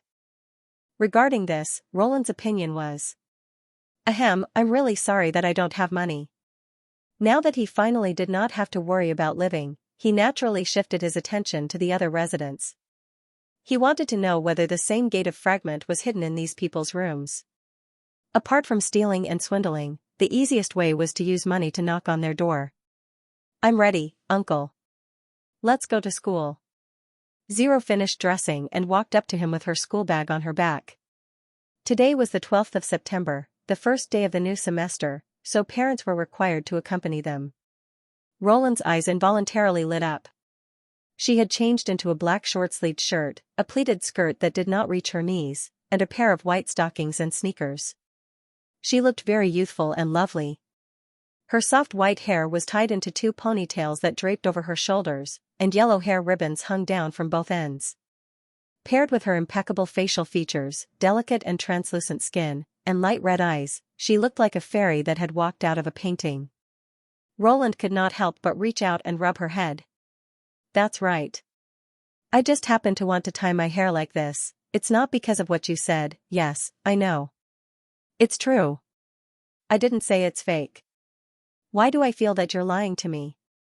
That's because you think too much. Roland held back his laughter and pretended to be serious. Let's go, or we'll miss the early bus. The content of the parent-teacher conference was just to sit in the back of the classroom and listen to the children's goals and promises for the new semester. Students at this age were not used to lying, so they always worked harder to achieve the goals they promised in front of their parents. Roland originally thought that this morning would pass peacefully, but he did not expect that the dream would be so unexpected. Why is it you again? A clear female voice rang in his ears. Probably because she did not want to be recognized, she was wearing a checkered blouse, a pair of jeans, a pair of sunglasses, and a cap, which made her look very low-key. However, Prince Roland had such a deep impression of his third sister that he could immediately recognize her by her voice even if her face was covered up. Roland glanced at the note on the armrest to make sure that he was not sitting in the wrong position. He asked, "Why can't it be me?" Humph, apparently, she had also seen the name on the note and could only make a nasal sound of dissatisfaction. "By the way, you actually have a child? This is unbelievable. Did Garcia not only give birth to a child in the port of Clearwater, but also be swallowed by Zero in the Battle of Everwinter?" "Cousin," she spat out the two words coldly. "Well, it seems that she is also a substitute." For some reason, Roland felt a little strange. Garcia's attitude towards him seemed to have changed from the first time they met. Although her impatience was still evident, the disdain and disgust she had shown in the beginning had disappeared. As the teachers arrived one after another, the parent-teacher conference finally began. After the teacher on the stage finished talking about the new semester plan, it was time for the students to make their speeches. When Zero stood up, there was a sudden burst of discussion among the parents, and the children all turned to look at her. It had to be said that it was really cheating to keep a witch's appearance in the dream world, especially her natural white hair and crystal-like red eyes, which enhanced her beauty to a unique level. Since the parents also had to stand up to accompany the students when they spoke, Roland had to enjoy the ceremony of being stared at. Zero was naturally someone else's child, while he was a good-for-nothing adult. This could be seen from the doubts and sneers in the other parents' eyes. Everyone was dressed as formally as possible, and Roland's casual outfit with cartoon short-sleeved shirts and half-length pants was really out of place.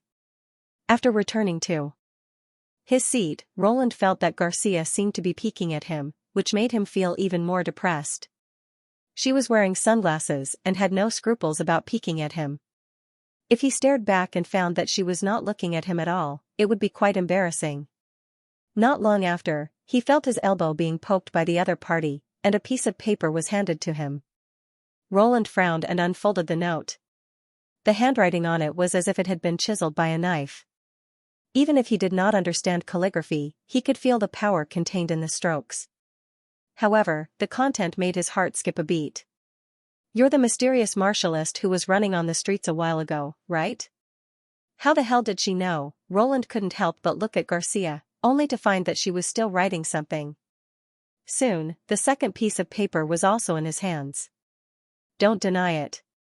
Martialists are very sensitive when it comes to judging figures and remembering the details of movements.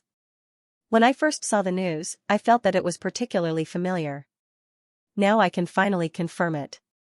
Did you awaken the force of nature not long ago, or have you been hiding your identity from the very beginning? Answer me honestly. Memory figure? How could it be so exaggerated? Even if I put those videos in front of him, he was not sure that he would be able to recognize me, right? But then again, Garcia would not go so far as to ask every person who had a similar figure. The fact that she could connect him with the mysterious martialist had, in a sense, proved that her observation skills were indeed far superior to that of ordinary people. Could this be the reason why she changed her attitude towards him? Roland hesitated for a moment. When he raised his hand, a pen was already in his hand. He was going to deny it and dismiss it as ridiculous, but when the tip of the pen touched the paper, an idea suddenly came into his mind. To be honest, his interest in martialists was only at the level of an onlooker, and he had no interest in fighting in the ring. In the dream world, he was at least half a god of creation. If he won, it would be natural. If he lost, it would be even more shameful. Judging from the current situation, he had not received any special training, and based on the level he had shown on TV, he would most likely lose. Compared to collecting books and exploring memory fragments, studying the force of nature was not a high priority. However, he found that this coincidental encounter might be a good breakthrough. If he could take this opportunity to get in touch with Garcia and find an excuse to go to her house, it would be naturally the best. Thinking of this, Roland scribbled his answer on the back of the note. What is the force of nature? I don't quite understand what you mean. This is something that even kids know. Why are you pretending to be stupid? After throwing the note, she took off her sunglasses and glared at Roland. So the sudden increase in strength is the awakening of the force of nature? Force of nature has far more than this. Have you never paid attention to the propaganda of the Martialist Association? I'm not interested in fighting, and I don't want to care about what you said. In addition to participating in competitions, martialists are also responsible for maintaining the order of the city and ensuring social security. What's that? It's a bit complicated. Let's find a place to talk about it. Very good. Roland applauded his own cleverness in his heart. Things seemed to be developing in the direction that he hoped. Really? But I have to go to the company in the afternoon. How about a visit in the evening? If he agreed now, then the meeting place was likely to be at a nearby coffee shop or restaurant. If he used an excuse to delay the meeting, then it would be difficult for the other party to refuse. After all, 0825 and 0827 were very close to each other. At this time, they would have already eaten dinner, and it would be too early for supper. Therefore, his home would be the most suitable place. Sure enough, after hesitating for a while, Garcia finally nodded. The students and parents spoke on the stage one by one. When it was her cousin's turn, the crowd burst into discussion again. However, this time, the focus of attention was changed from his grades and appearance to his status and background. Is he the son of the Clover Group? It seems that it's not his parents. They are all famous entrepreneurs. How could they have time to attend the parent-teacher meeting? Is this young lady also from the Clover Group? I think so. Judging from her dress, I can tell that she doesn't want to be noticed. It would be great if we could get in touch with her. Save it. Do you know who she is? Why would she talk to you? Who the hell is the Clover Group? Roland rolled his eyes. It sounded like a big company, but if that was the case, why would the relatives of the boss of the group live in a shabby tube-shaped apartment? Garcia's expression was a bit strange. Although her eyes were hidden under the sunglasses, her clenched fists and the lowered corners of her mouth revealed her attitude. Night meeting with Garcia. After dinner, after Zero went back to her room to review her homework, Roland came to the door of apartment 0827 as he had promised. He knocked on the door several times and it opened with a squeak. Garcia still had the same cold expression. Come in. Entering the apartment, Roland found that her decoration was much better than his own apartment. The floor had been replaced with a solid wooden floor, there was a special shoe cabinet at the door, a crystal chandelier overhead, and even the white paint on the wall had been repainted. Judging from the gloss, it was definitely not the original paint that had been applied in the early days of the apartment. I don't have extra slippers. You can wear mine first. She pointed to a pair of furry rabbit-eared slippers at the bottom of the shoe cabinet. I like to wear large ones. They shouldn't be too small for you. Roland tried to put his feet into the slippers. They were not small, but they were winter slippers. He felt hot all over. Besides, the furry rabbit ears on the slippers. He really could not imagine what Garcia would look like in these slippers. It was totally different from her indifference that kept people thousands of miles away. He walked to the sofa and sat down. By the way, do you have water here? I might have put too much salt in the dinner. Garcia frowned and glanced at him. I only have ice water. Then let's have ice water. While she turned around to go to the kitchen, Roland poked his head into the room. All the apartments in the apartment were basically the same, except that the two adjacent apartments were symmetrical on the left and right sides. 0827 was the next door, so the passage facing the door must lead to the storeroom. Sure enough, at the end of the passage, he saw a cubicle of similar size, but Garcia had obviously redecorated it and replaced it with a sliding shutter door. The good news was that this kind of sliding door was usually not locked. The bad news was that she might have dismantled the iron door and rebuilt the outer wall during the renovation. When Garcia returned to the living room with the water, Roland had already pretended to be indifferent, leaning against the sofa and watching TV. Thank you. He picked up the glass of water. Do you live here alone? During the parent-teacher conference this morning, they all said that you're from the Clover family. I'm not, Garcia interrupted coldly. 3 leaves have nothing to do with me. You can even say that we're enemies. Enemy? Roland was startled. Then your cousin, they know this and want cousin to persuade me to go back. She looked a little depressed. If I leave, the group can tear down the building. So the expansion of the shopping mall next door is a project of the Clover Group? Otherwise, who would dare to demolish these cultural relics in public? Garcia was puzzled. You live in a tube-shaped apartment. Why don't you know this? Oh no, the other party was not Zero, but a mature adult. If she inherited the character of Princess Tilly, it would be even more difficult to fool her. Ahem. I rarely care about what happens in the streets. Besides, I lost my job a while ago and haven't been out for almost half a year. Roland hurriedly changed the topic. Do martialists have other jobs besides participating in competitions? Yes. Competitions are equivalent to competitions and training. Spreading martial arts to the audience and winning prizes are not the most important content. Our top priority is to fight against the erosion of the outside world. What erosion? Roland asked in surprise. You know about the fallen evils, right? They're one of the most common ones. They're not people who have awakened the force of nature and lost control of their power, but the erosion of the outside world has turned them into another kind of creature, Garcia said in a low voice. Ordinary force can't do much harm to fallen evils, so we need to stand up and fight against them.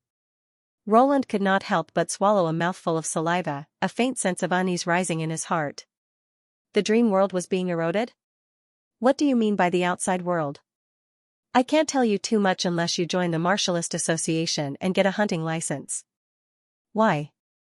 Because not all people who have awakened the force of nature will stand on the side of martialists, Garcia said word by word.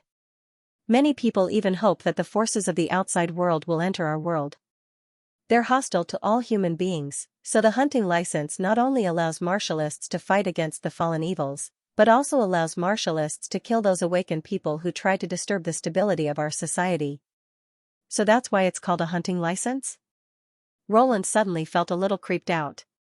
In other words, if he was confirmed to have awakened the force of nature and refused to join the association, wouldn't he become their natural enemy? Garcia seemed to see through Roland's concern and shook her head. There are indeed some people who don't want to join the Martialist Association or work for those evil people. These people are called the Middle. The association won't do anything to them, but the fallen evils are different. Most of the Middle people like to act alone, so they're often attacked by the enemy. So if you don't want to join the association, you'd better never expose your power. Looking at the Princess Tilly, Roland could not help but feel a little strange. She always looked indifferent, but in fact, she was not that difficult to communicate with. When he first met her, he even thought that she was an arrogant lady who did not like to look people in the eye. After he expressed his doubts tactfully, Garcia rolled her eyes. The first thing you did when you saw me was to reach for the weapon on your back. Do you think I should give you a look?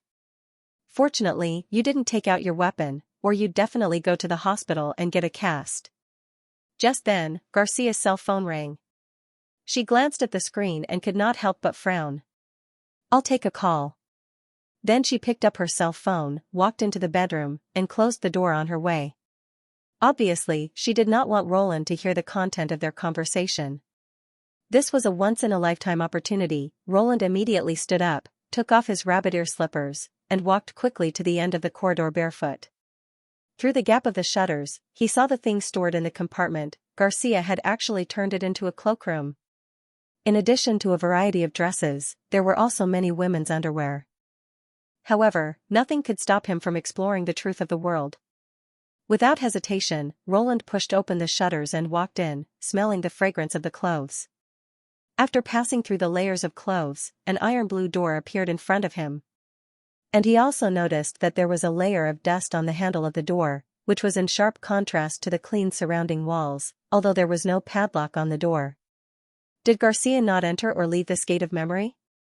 But now was not the time to think about this. Roland took a deep breath and gently opened the door a gap. It was already the next morning when Roland woke up from the dream. Roland waved his fist excitedly on the bed. His guess had come true. It was not just his room.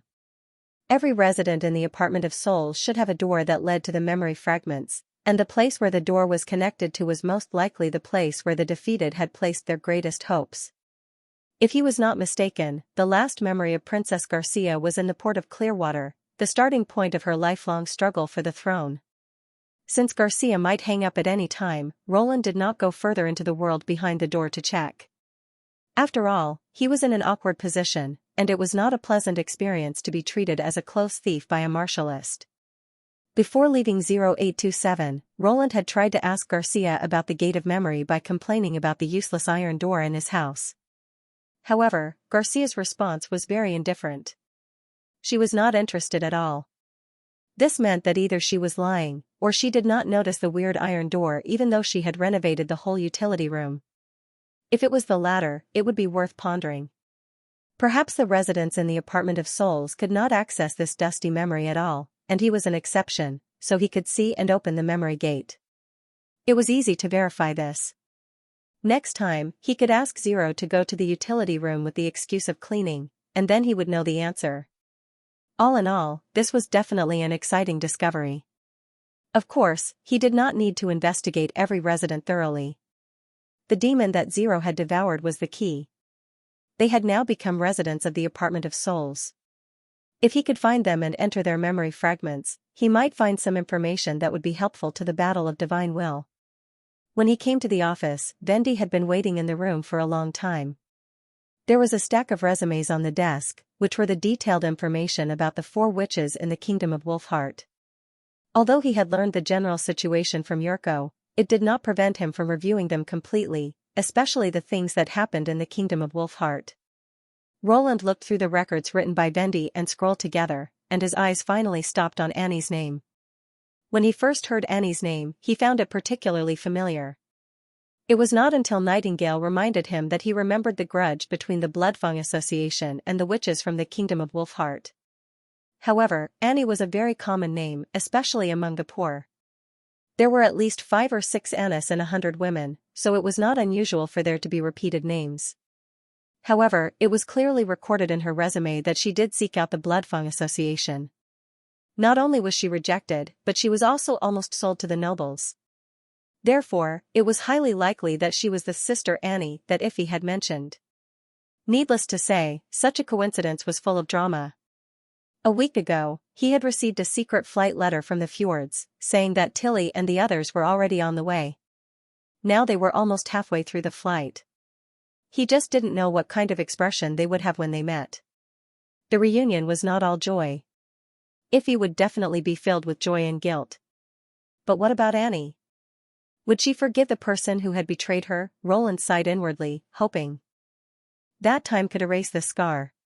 He closed the resume and looked up at Vendi. "Have you decided on today's itinerary?" "Yes, Your Majesty," the latter replied. "They are the North Slope Mine, the steam engine assembly plant, and the Chaos Drinks factory." It was Vendi's idea to let the Witch Union lead the new witches to visit Neverwinter. She thought that it could better let the foreign witches familiarize themselves with the local life, and at the same time, eliminate some unnecessary precautions and misunderstandings. It had become the customary practice of the Witch Union for the witches to visit for 2 days, rest for 1 day, and then voluntarily choose whether to sign a contract or not. Since Roland entrusted the management of the witches to Vendi, she gradually got on the right track. Judging from the places she chose to visit, the cooperation between the witches and the subjects could be reflected, and it could also tell the assistant witches that their abilities were not limited to fighting. Roland nodded with satisfaction. "Then I'll leave it to you. Remember to take Lightning and Maggie with you. In case of any accidents, they can also help you control the situation." After all, Vendi was not good at fighting, and he did not think that every new witch would be as easygoing as Anna. With 2 more helpers in the sky and a revolver as a weapon, it would be enough to deal with most situations. "I see. By the way, what do you think of the guide?" He changed the topic. "Do you mean number 76? "Yes." Roland took a sip of tea. Normally, an ordinary ransomed slave did not deserve his personal attention, but Yurko praised her to the skies. After listening to the story of his old friend, he also developed a bit of respect for this woman who was willing to sacrifice herself to save others. If there were no problems with her background, it was not impossible to arrange an ideal job for her. She has a good relationship with the 4 witches, especially Amy, who almost treats her as her own family. I think if number 76 is a malicious person, it is unlikely that she would do such a thing in a critical moment. That's what I thought. How about letting her be a clerk in the Witch Union? I remember there are only 3 or 4 people in your office. With more people, it will be more convenient for you to manage. There were no additional requirements for this position, the salary was acceptable, and the work was easy, as long as she could build a good relationship with the witches. Vendi smiled. If she is willing, I have no problem with it. No. Your Majesty, Nightingale suddenly appeared and interrupted. Don't give her any position for the time being. Roland could not help but be startled. What's wrong? I don't know. She hesitated. I just feel that something is wrong. He looked at Nightingale strangely, and after a moment of silence, he said, I see. Let's put this matter aside. Yes, Your Majesty. After Vendi bowed and left, Nightingale held Roland's hand with a little concern. Sorry, Your Majesty, did I go a little too far? Is it because of the security problem? Yes. Then this is what you should do. He patted the back of her hand and comforted her. You are responsible for the internal security of Neverwinter, so you can't be blamed for being cautious. But your records don't show anything wrong with her. Is there something wrong? When number 76 walked into the living room, the 4 witches were sitting around the round table and distributing the new food brought by the servants. Good morning, Amy greeted her first. Come and have breakfast. This time, besides bread, there are fried eggs and milk. I haven't tasted such a sumptuous meal for a long time. Well, she pretended to be happy and sat next to Amy. After losing her sense of taste, food was just to satisfy the needs of the body, and the process of eating became a complete torture. However, hundreds of years of training had allowed her to swallow these fragmentary, tasteless things without batting an eyelid. She could even praise them according to the increasingly fainter and fainter impression in her memories. Oh, this smells really good. Really? Amy said vaguely while chewing the egg. The last time I ate fried eggs was more than a year ago. Don't show off when it's only been more than a year. Broken Sword protested. I haven't eaten it for almost 10 years. Ahem. Annie cleared her throat. There's someone who hasn't eaten eggs since he was born. Who?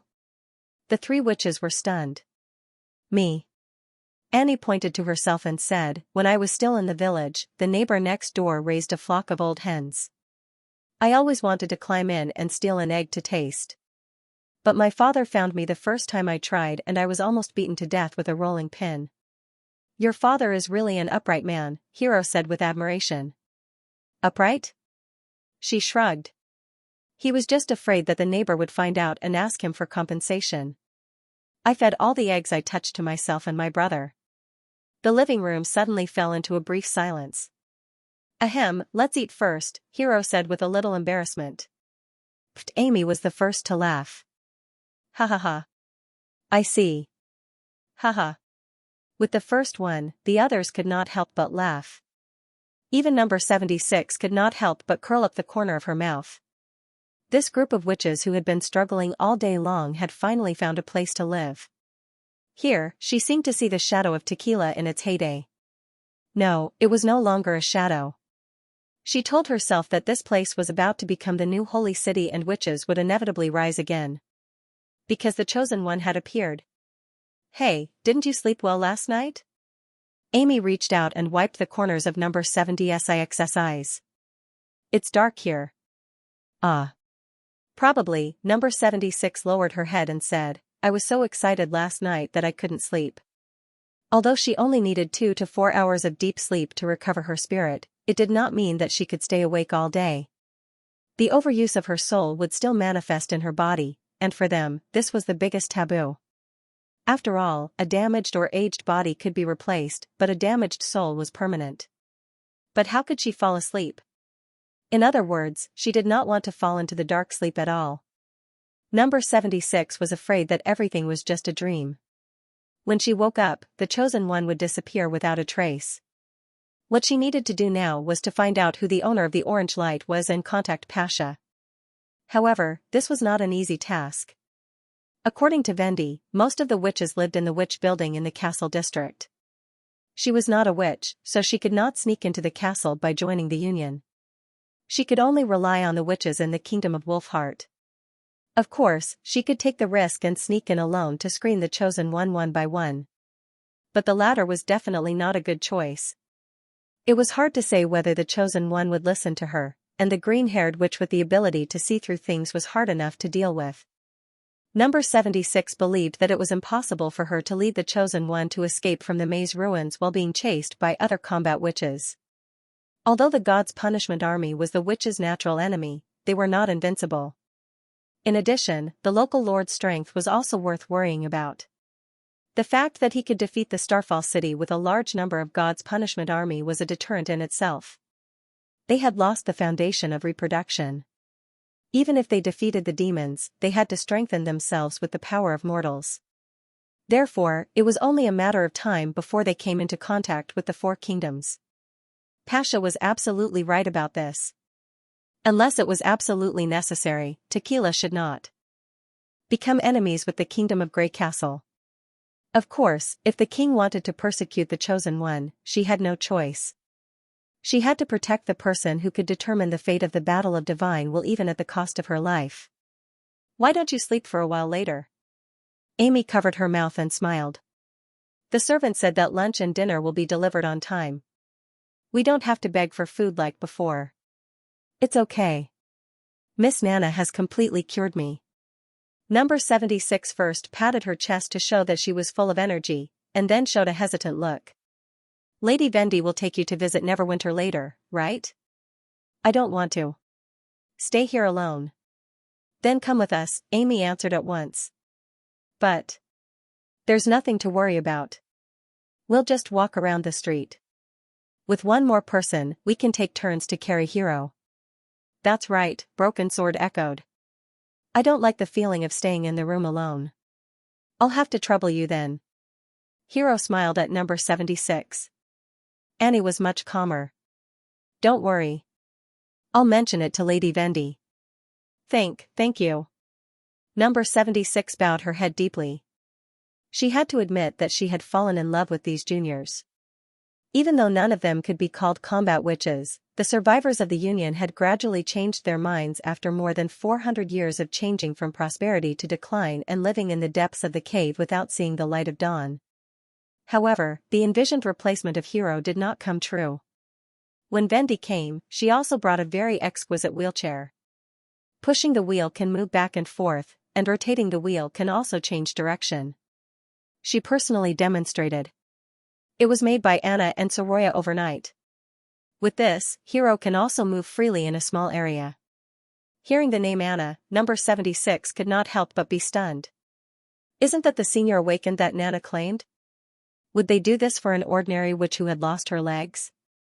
Thank you. Lady, Hero's voice was a little choked. You're welcome. Just treat Neverwinter as your home, Vendy said softly. As I said, all the witches here are your sisters. While Hero was trying out the wheelchair, Annie made a request to the person in charge of the Union. What made number 76's heart skip a beat was that Vendy did not immediately agree. Instead, she turned her head and looked at her. After a moment of silence, she gently nodded and said, well, it doesn't hurt to have one more person. For some reason, she suddenly felt a sense of uneasiness in her heart. However, it was pointless to worry now. Even if it would attract attention, she had to follow the four of them. This was the best chance to observe the city and the Witch Union closely. Otherwise, once they entered the castle district, it would undoubtedly be many times more difficult to contact them than it was now. Thinking of this, number 76 smiled timidly at Vendy and said, I'm sorry to bother you. I told you that Lady Vendy wouldn't mind, Amy said with a grin. Annie seemed to sense something. She looked at the two of them and did not speak again. Let's go. Vendy clapped her hands and said with a smile, let's go. Today's first stop is the core area of Neverwinter, the North Slope Mine. Mine? Mountain? The five of them were stunned. What's so interesting about mining? Number 76 had such a thought in her mind, and she was willing to bet that the others were thinking the same thing as her. Whether in Tequila or the Kingdom of Dawn, mining was always done by slaves or prisoners. The environment in the mine was extremely poor. Coupled with the heavy physical work of digging and transporting, it was normal to die and be injured. Only those who had no value to their lives would be thrown into the mine to fend for themselves. Could it be that the other party's intention was to admonish them and tell them what would happen if they didn't listen to discipline? Rather than a mine, it's the source of Neverwinter's power. Dendy's tone was not threatening at all. Whoever can produce more steel will represent justice. This is also a sentence that His Majesty often says. It's a mouthful, isn't it? On the contrary, when she talked about the king, there was always a smile in her eyes. Anyway, you'll understand when you see it. Represent. Justice? Number 76 pondered this sentence several times in her heart. What's the relationship between the two? Walking out of the Foreign Affairs building, the snow on the street had been cleared. She did not know what the locals had done, but the hill-like snow piles were only a puddle of water. New snowflakes were still falling slowly, but much smaller than a few days ago. Busy freedmen could be seen everywhere. They seemed to have endless work to do, hurrying through the streets and alleys in the snow.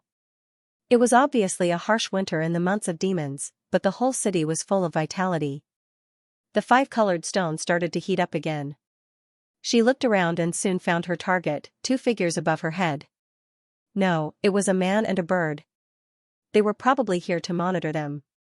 Number 70 SIX's evaluation of the Witch Union rose once again.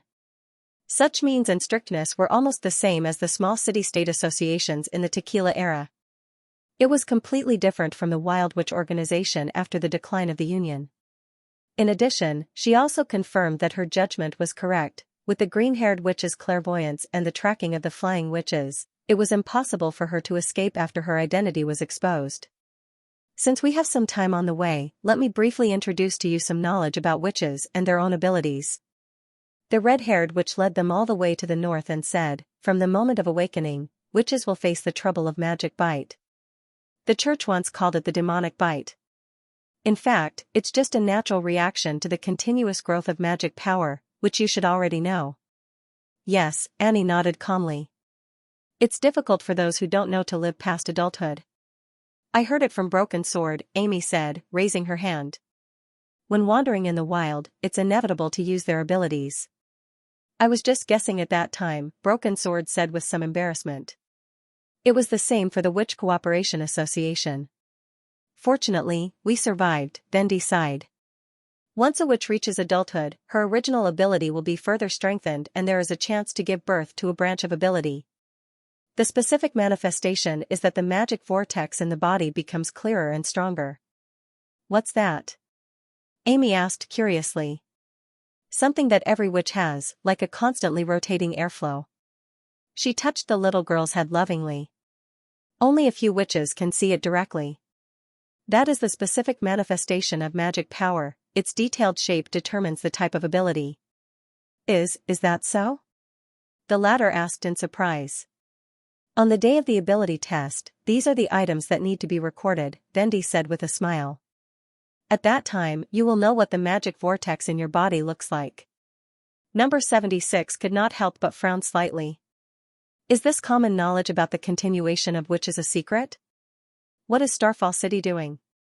The more witches survive, the more raw materials they have to make the gods' punishment army. Why do they even block this information? Has the witches of Starfall City deviated from the will of Lady Alice in the past 400 years? But the day of adulthood is not the end of a witch's ability. Beyond the solidification of adulthood, there is the ability evolution, Dendy continued. There is no limit to the number of times a witch can evolve, and it will not be limited to the original ability. As long as you continue to strengthen your understanding of yourself and magic power, your ability will continue to evolve. Really? Amy said excitedly. Can a witch like me also evolve? Of course, as long as you study hard. Saying this, she took out a thin silver plate inlaid with a red crystal and raised her head. Come to me, I want to introduce you to the new sister. That is the sigil of listening. Number 70 SIX's pupils suddenly shrank. Why do wild witches have the legacy of the holy city of Tequila? No, they did have this opportunity. For example, it would make sense to find 1 or 2 remaining sigil of listening from the ruins scattered around the Witch Empire. But this kind of standard equipment was generally issued to the blessed warriors. As far as she could remember, the Quest Society had never made such a simple sigil of listening. To be honest, it even looked a little like an unfinished product. Like a temporary experimental product made by a witch. As soon as the red-haired witch finished her words, the figure in the sky rushed down and soon landed on top of her head. It was a lovely blonde girl and her pet, a fat white pigeon. Everyone was startled. It seemed that they had yet to recover from the shock of the crystal that could produce sounds on its own. Nice to meet you all. The little girl smiled brightly. My name is Lightning, the greatest explorer in Neverwinter. I'm Maggie, coo. Coo coo coo. The pigeon spread its wings and said. My God, the bird is talking. Amy's eyes widened. They are witches, Annie said calmly. Their ability should be related to shapeshifting. You guessed right. Vendi stretched out her arm and let the pigeon land on it. And she is a sister with an evolved ability. So it's not a pet. Number 76 suddenly froze. Wait, what did I just say? This pigeon named Maggie is actually a senior witch? Seeing the pigeon rub Vendi's cheek without any dignity, curl its wings and raise its neck after hearing the introduction, as if to show off its strength, number 76 thought, is this also a senior witch? In Tequila, they can enter the upper class of the Union and become one of the rulers of the Holy City. It was the iron rule of the Union to maintain respect in front of every promoted witch. I didn't know this pigeon was so powerful. Amy exclaimed. Coo, coo. Really? Lightning was not convinced. She just has the advantage of being older.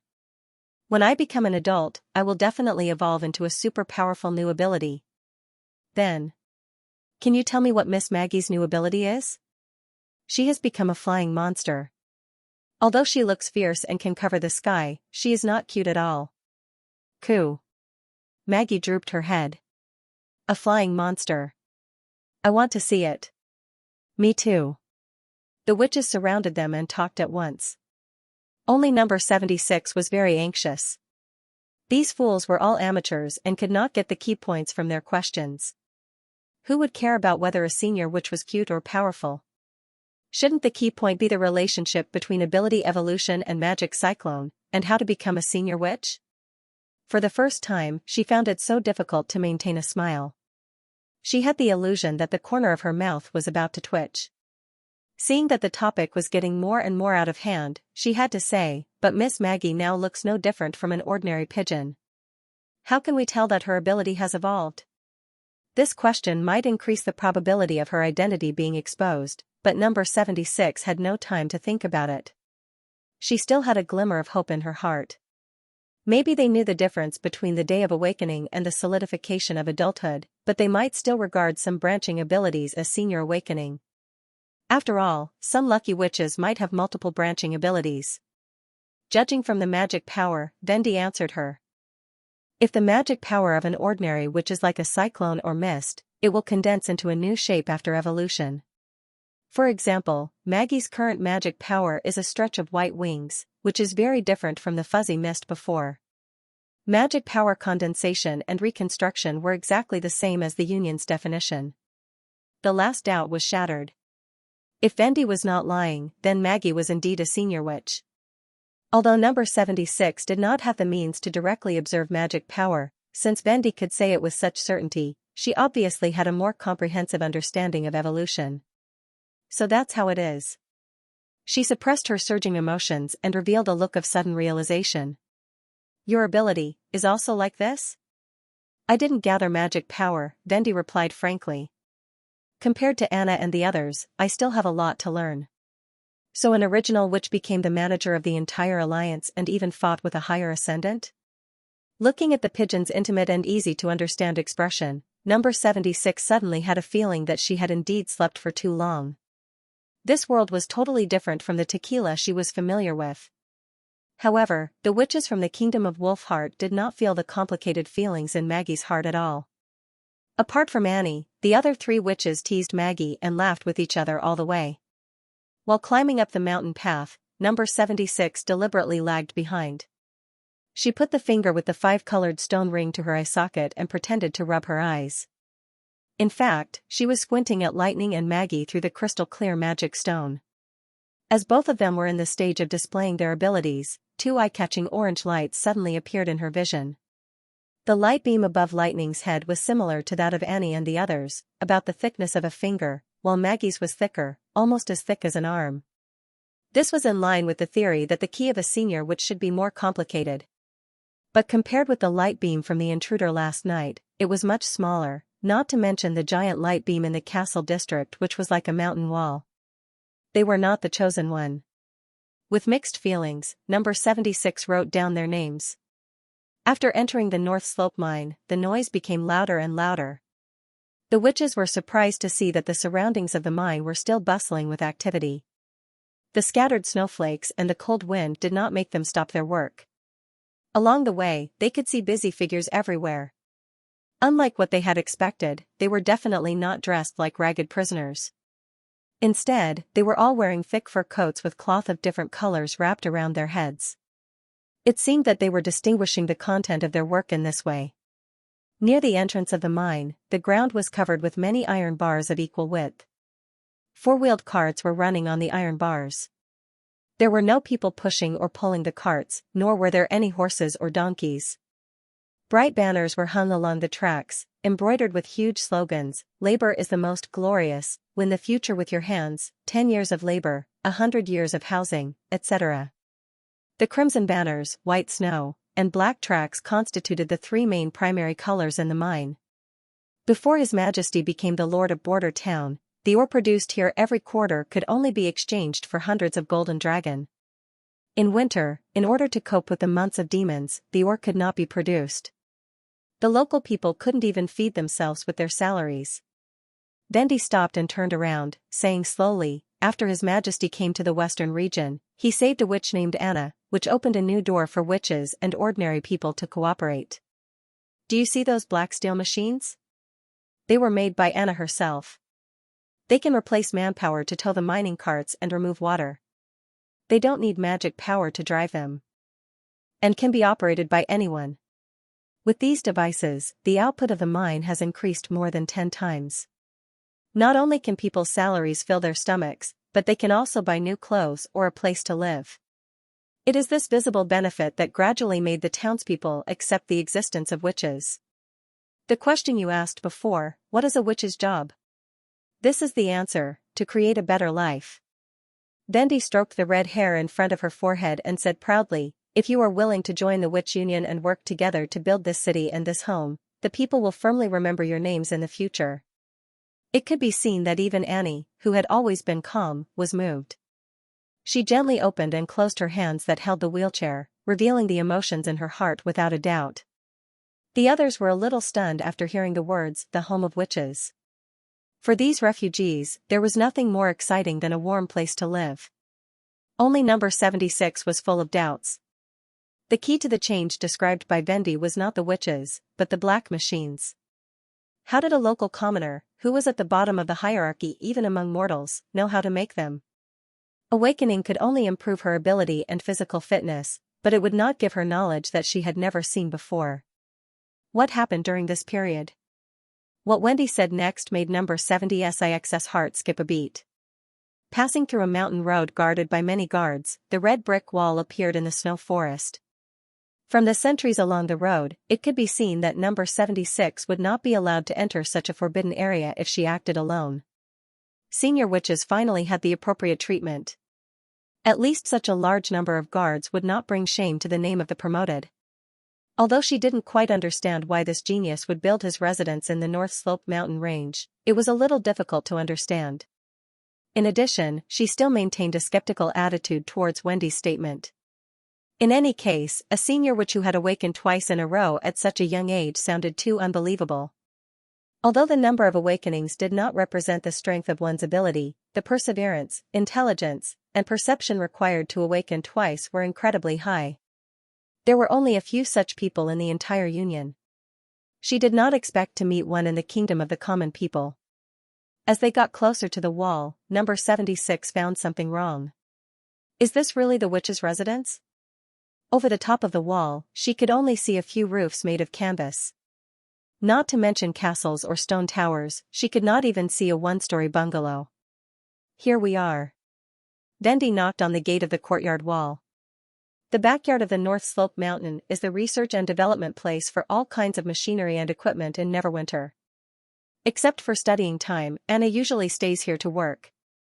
To ensure her safety, His Majesty blocked the entire mountain road and forbade unrelated people from entering or leaving. So it's just a research institute. Number 76 frowned secretly. And the guards on the road don't belong to Anna, but are sent by the king? Although they say they are protecting her, they are probably monitoring her. Sister Vendi, a lively little girl, opened the door. I've been waiting for you for a long time. Good girl, where's your sister? She's doing a machine test with Sister Anna. And this is? Amy asked. Lucia's sister, Ling White, Vendi introduced. She's now a reserve clerk of the Union and has not yet awakened as a witch. Hello, the little girl greeted politely. Please come in. Lucia White is also a frequent visitor here. Together with Anna, she is responsible for the research on metal materials. Vendi led everyone into the yard.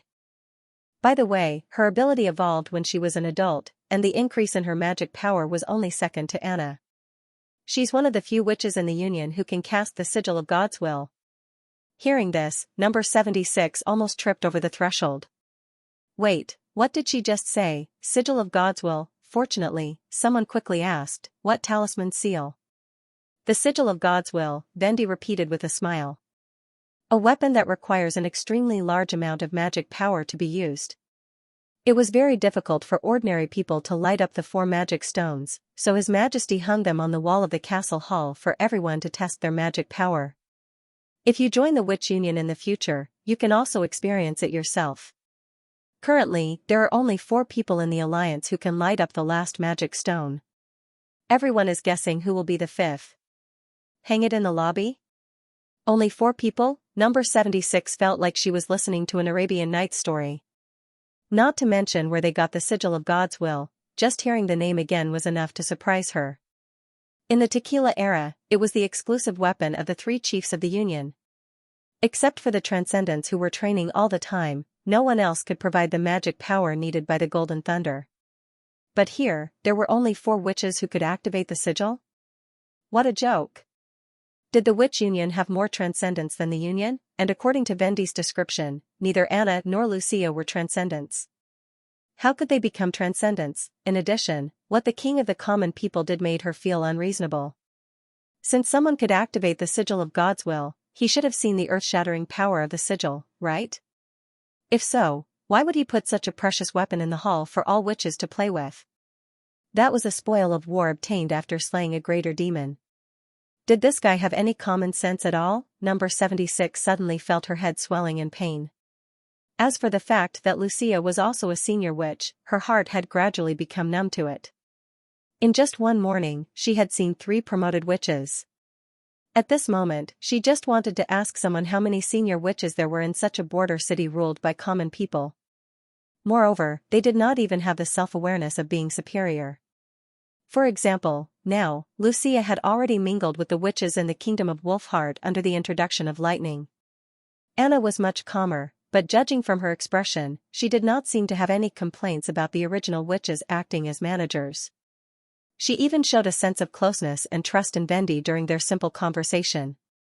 Just when number 76 could not help but blurt out the question in her heart again, someone finally mentioned this point. May I ask how many people in the Witch Union have evolved new abilities? Broken Sword's question was no less than the sound of nature in her ears. But Vendi's reaction shocked her. Vendi counted with her fingers, well. 1, 2, 3. 9, 10, exactly 10. 10. Number 76 did not even have the strength to be surprised at this time. If the information provided by Black Money was right, there were only about 20 witches active in the western region of Grey Castle. Neverwinter was just her first stop, and Sleeping Island in the fjords was the gathering place of most witches. However, there were 10 senior witches here. Was this a mockery of the Union's incompetence? Number 76 took a deep breath and did not approach them again. Instead, she took advantage of the time when they showed their abilities to put the ring to her eyes. Lucia's orange light was almost twice as bright as Maggie's, while Anna's was much more eye-catching. It was almost the same size as the uninvited guest who sneaked into the Foreign Affairs building at night. There was no doubt that the two of them were not the chosen one either. It seemed that the owner of the light wall in the castle was someone else. But was it possible? Was there a witch in Neverwinter who was more outstanding than the genius mentioned by Vendi, Anna, who had awakened twice in a row? Just when number 76 was puzzled, the door of the backyard was suddenly pushed open, and a blue-haired woman came in. The anti-corrosion results you asked for have come out. These are the test samples. She placed several glass bottles in front of Anna. The best performance of the aluminum alloy is number 1872, just as His Majesty speculated. Thank you, Agatha. Then I'll go. The witch called Agatha nodded and turned to leave without looking at the others. Her demeanor was quite similar to that of a superior in the tequila era. The moment she turned her head, number 76 felt as if she had been struck by a bolt from the blue. That was right. Even after more than 400 years, the name had become blurred, but the scene at that time was still vivid in her mind. The blue-haired witch knelt on one knee in front of the three chiefs of the Union, solemnly received the robe and scepter that symbolized a higher ascendant, and received the personal blessing of the leader of the Quest Society. Number 76 deeply remembered her posture when she turned around and raised the scepter to the audience. As the youngest senior witch born in the tequila era, her proud and confident expression was like a brand in the hearts of all onlookers. At that time, number 76 was just a member of the garrison guard, an original combat witch. At that time, when she looked at the high-spirited young junior, she only felt infinite envy and a trace of inferiority. So this witch is Agatha. The dusty memories reappeared in her mind in an instant. She even remembered that Agatha had violated the Quest Society's principle of never hiring mortals and was expelled from the core research circle because of some outrageous actions. However, Agatha did not repent at all. She directly built her own research tower outside the city of Tequila. Because of her status and identity, no one stopped her. If an original witch dared to openly oppose the Quest Society, she would probably be sent to the front line until she became one of the casualties in the bloody defensive war. At that time, number 76 was quite dissatisfied. She thought that she should not have done such a thing in the face of a formidable enemy. For the Quest Society, it was equal to losing a young and promising ascendant. For her, it was equal to losing most of the resources and foundation to explore the mystery of Magic Stone. Adding up the two, it was the loss of the holy city of Tequila. But now, all her dissatisfaction had long disappeared with the destruction of the Union and the passage of more than 400 years. Now, there was only joy in her heart. And incredible surprise. She was happy that she could actually meet a tequila witch here. She was surprised that this tequila witch had survived until now. There was no doubt that Agatha still maintained the body of a witch. Even her appearance and age seemed to stay in that era, without any trace of aging. The bodies of the other survivors had long since turned into bones, and only their souls were preserved through special methods. Number 76 tried her best to restrain the impulse to stop her immediately. She watched her leave without moving and took a deep breath until the gate of the courtyard wall was closed again. She already knew what to do next. What's wrong? Did you find something wrong? When the sky gradually turned dark and the howling cold wind became biting cold again, Nightingale noticed that Sylvie's expression had changed a little. Number 76 has left the Foreign Affairs building. She jumped out from the window of the corridor on the second floor, the latter replied. Oh? Nightingale raised her eyebrows. Aren't those windows sealed with iron bars? It's probably rusted. The whole window frame fell off with a shake. Sylvie stood in front of the French window, looking down at the city that was slowly disappearing into the darkness. She climbed over the wall, and the guards at the gate didn't notice anything. But we still found her. Nightingale could not help but raise the corner of her mouth.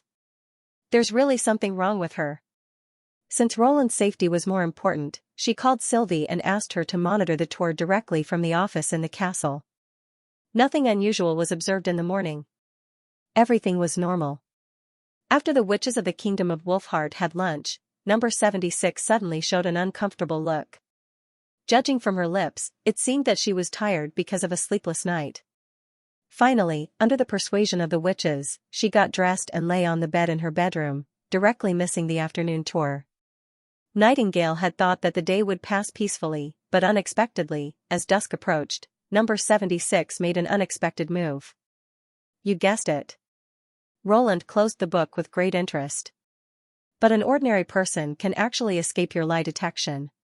She's a genius. Nightingale coughed twice. When I catch her, I'll figure out how she did it sooner or later. Number 76 is moving south along the side street outside the castle district.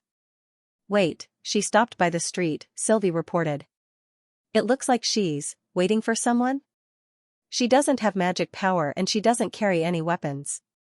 She's either here for intelligence or colluding with others to plan something big, Nightingale analyzed with high morale. If it's the former, she should have lurked for a longer time. Since she's so impatient, maybe she'll make a move tonight. Make a move? Against who? Sylvie asked. Well, we'll know later. Half a quarter of an hour later, Sylvie's voice suddenly froze. Hey, she's moving again. Her target seems to be. Oh no, isn't that Agatha? It's the shift change time in the factory now. It's normal for her to appear here. Nightingale frowned. But Agatha is a combat witch, and she doesn't have a god's stone of retaliation. Are you sure number 76 is going for her? Agatha has made a move. No. How could it be? Sylvie exclaimed in disbelief. Number 76 has a god's stone reaction. The news made Nightingale and Roland's expressions change. Nightingale. I'll go there now. Before Roland's voice died away, Nightingale had already disappeared into the mist. Sylvie, protect His Majesty for me. Agatha's hand stopped in the air, and her heart suddenly sank. This was a small street leading to the castle district. Few townspeople would pass by here, especially at dusk. When she noticed that someone was approaching her from behind, she turned around without hesitation to summon ice and directly froze the person's feet. However, the ice that appeared out of nowhere only lasted for a breath's time before disappearing in the blink of an eye, as if it had never existed. This is a god's stone of retaliation. No, if it's a god's stone, the ice should not be able to get close to me. Just now, the magic power had condensed into an icicle and then dissipated. How could this be? But Agatha understood that it was not the time to investigate further. Following her in this secluded street and having the ability to dissolve magic power, it was obvious that the person had come prepared. Just as she was prepared to take the attack head-on, the person's actions caused her to freeze in place. She saw the person raising her elbows, pressing her fingers on her chest and bowing deeply to her. She had not seen this kind of etiquette for a long time. It was the standard etiquette that members of the Union had when they met their superiors in the Tequila era. You are? Agatha could not help but ask. Number 76 closed the door, isolated herself from the hustle and bustle in the tavern hall, and then sat down opposite Agatha. She knew that once she left the witches in the kingdom of Wolfheart, she would be more likely to be exposed, but hiding her identity was no longer a priority. I thought you would take me to a deserted corner. Agatha looked around the compartment and said, I didn't expect it to be this kind of place. The tavern has always been a good place for exchanging information and bonding, my lady. Number 76 poured a glass of ale for her. I hope you won't blame me for not providing a more elegant environment for negotiation. After all, I've only been in Neverwinter for 2 days. Since there was no need to worry about exposing her identity, the tavern could obviously lower the other party's guard to some extent. It was safer to talk in a crowded place than in an empty street corner or alley. Although both of them were not afraid of the cold, if a stranger suddenly appeared and wanted to lead the other party to a more desolate place with just a few words, she would not easily agree. And the most important thing was that she had no hostility toward either Neverwinter or the Witch Union, so there was no need for her to take the initiative to put herself in the enemy's position. Previously, she had hidden her identity just to find the chosen one. Now that there was a better way, she naturally would not act according to her original plan. Now, both the common people and the witches were facing the same enemy, and the danger was imminent. How did you find me in only 2 days? Your workplace, the time you returned to the castle, and the way back to the castle. I could ask the witches in the kingdom of Wolfheart about the first 2 things from Vendi, and the latter from the local people. Number 76 briefly explained the process. After knowing that you've become a member of the Witch Union, I decided to take the initiative to contact you. I see. Agatha looked at her with burning eyes. So, there are other witches of Tequila who survived? You can think of it that way, but we are no longer witches. Number 76 knew that the only reason why Roland was willing to contact her was because of the news about Tequila, so she did not hide anything from him. Bodies can't be preserved for hundreds of years, so we can only use another method to keep our compatriots alive. For example, the body you're looking at now is that of a God's punishment warrior from the church.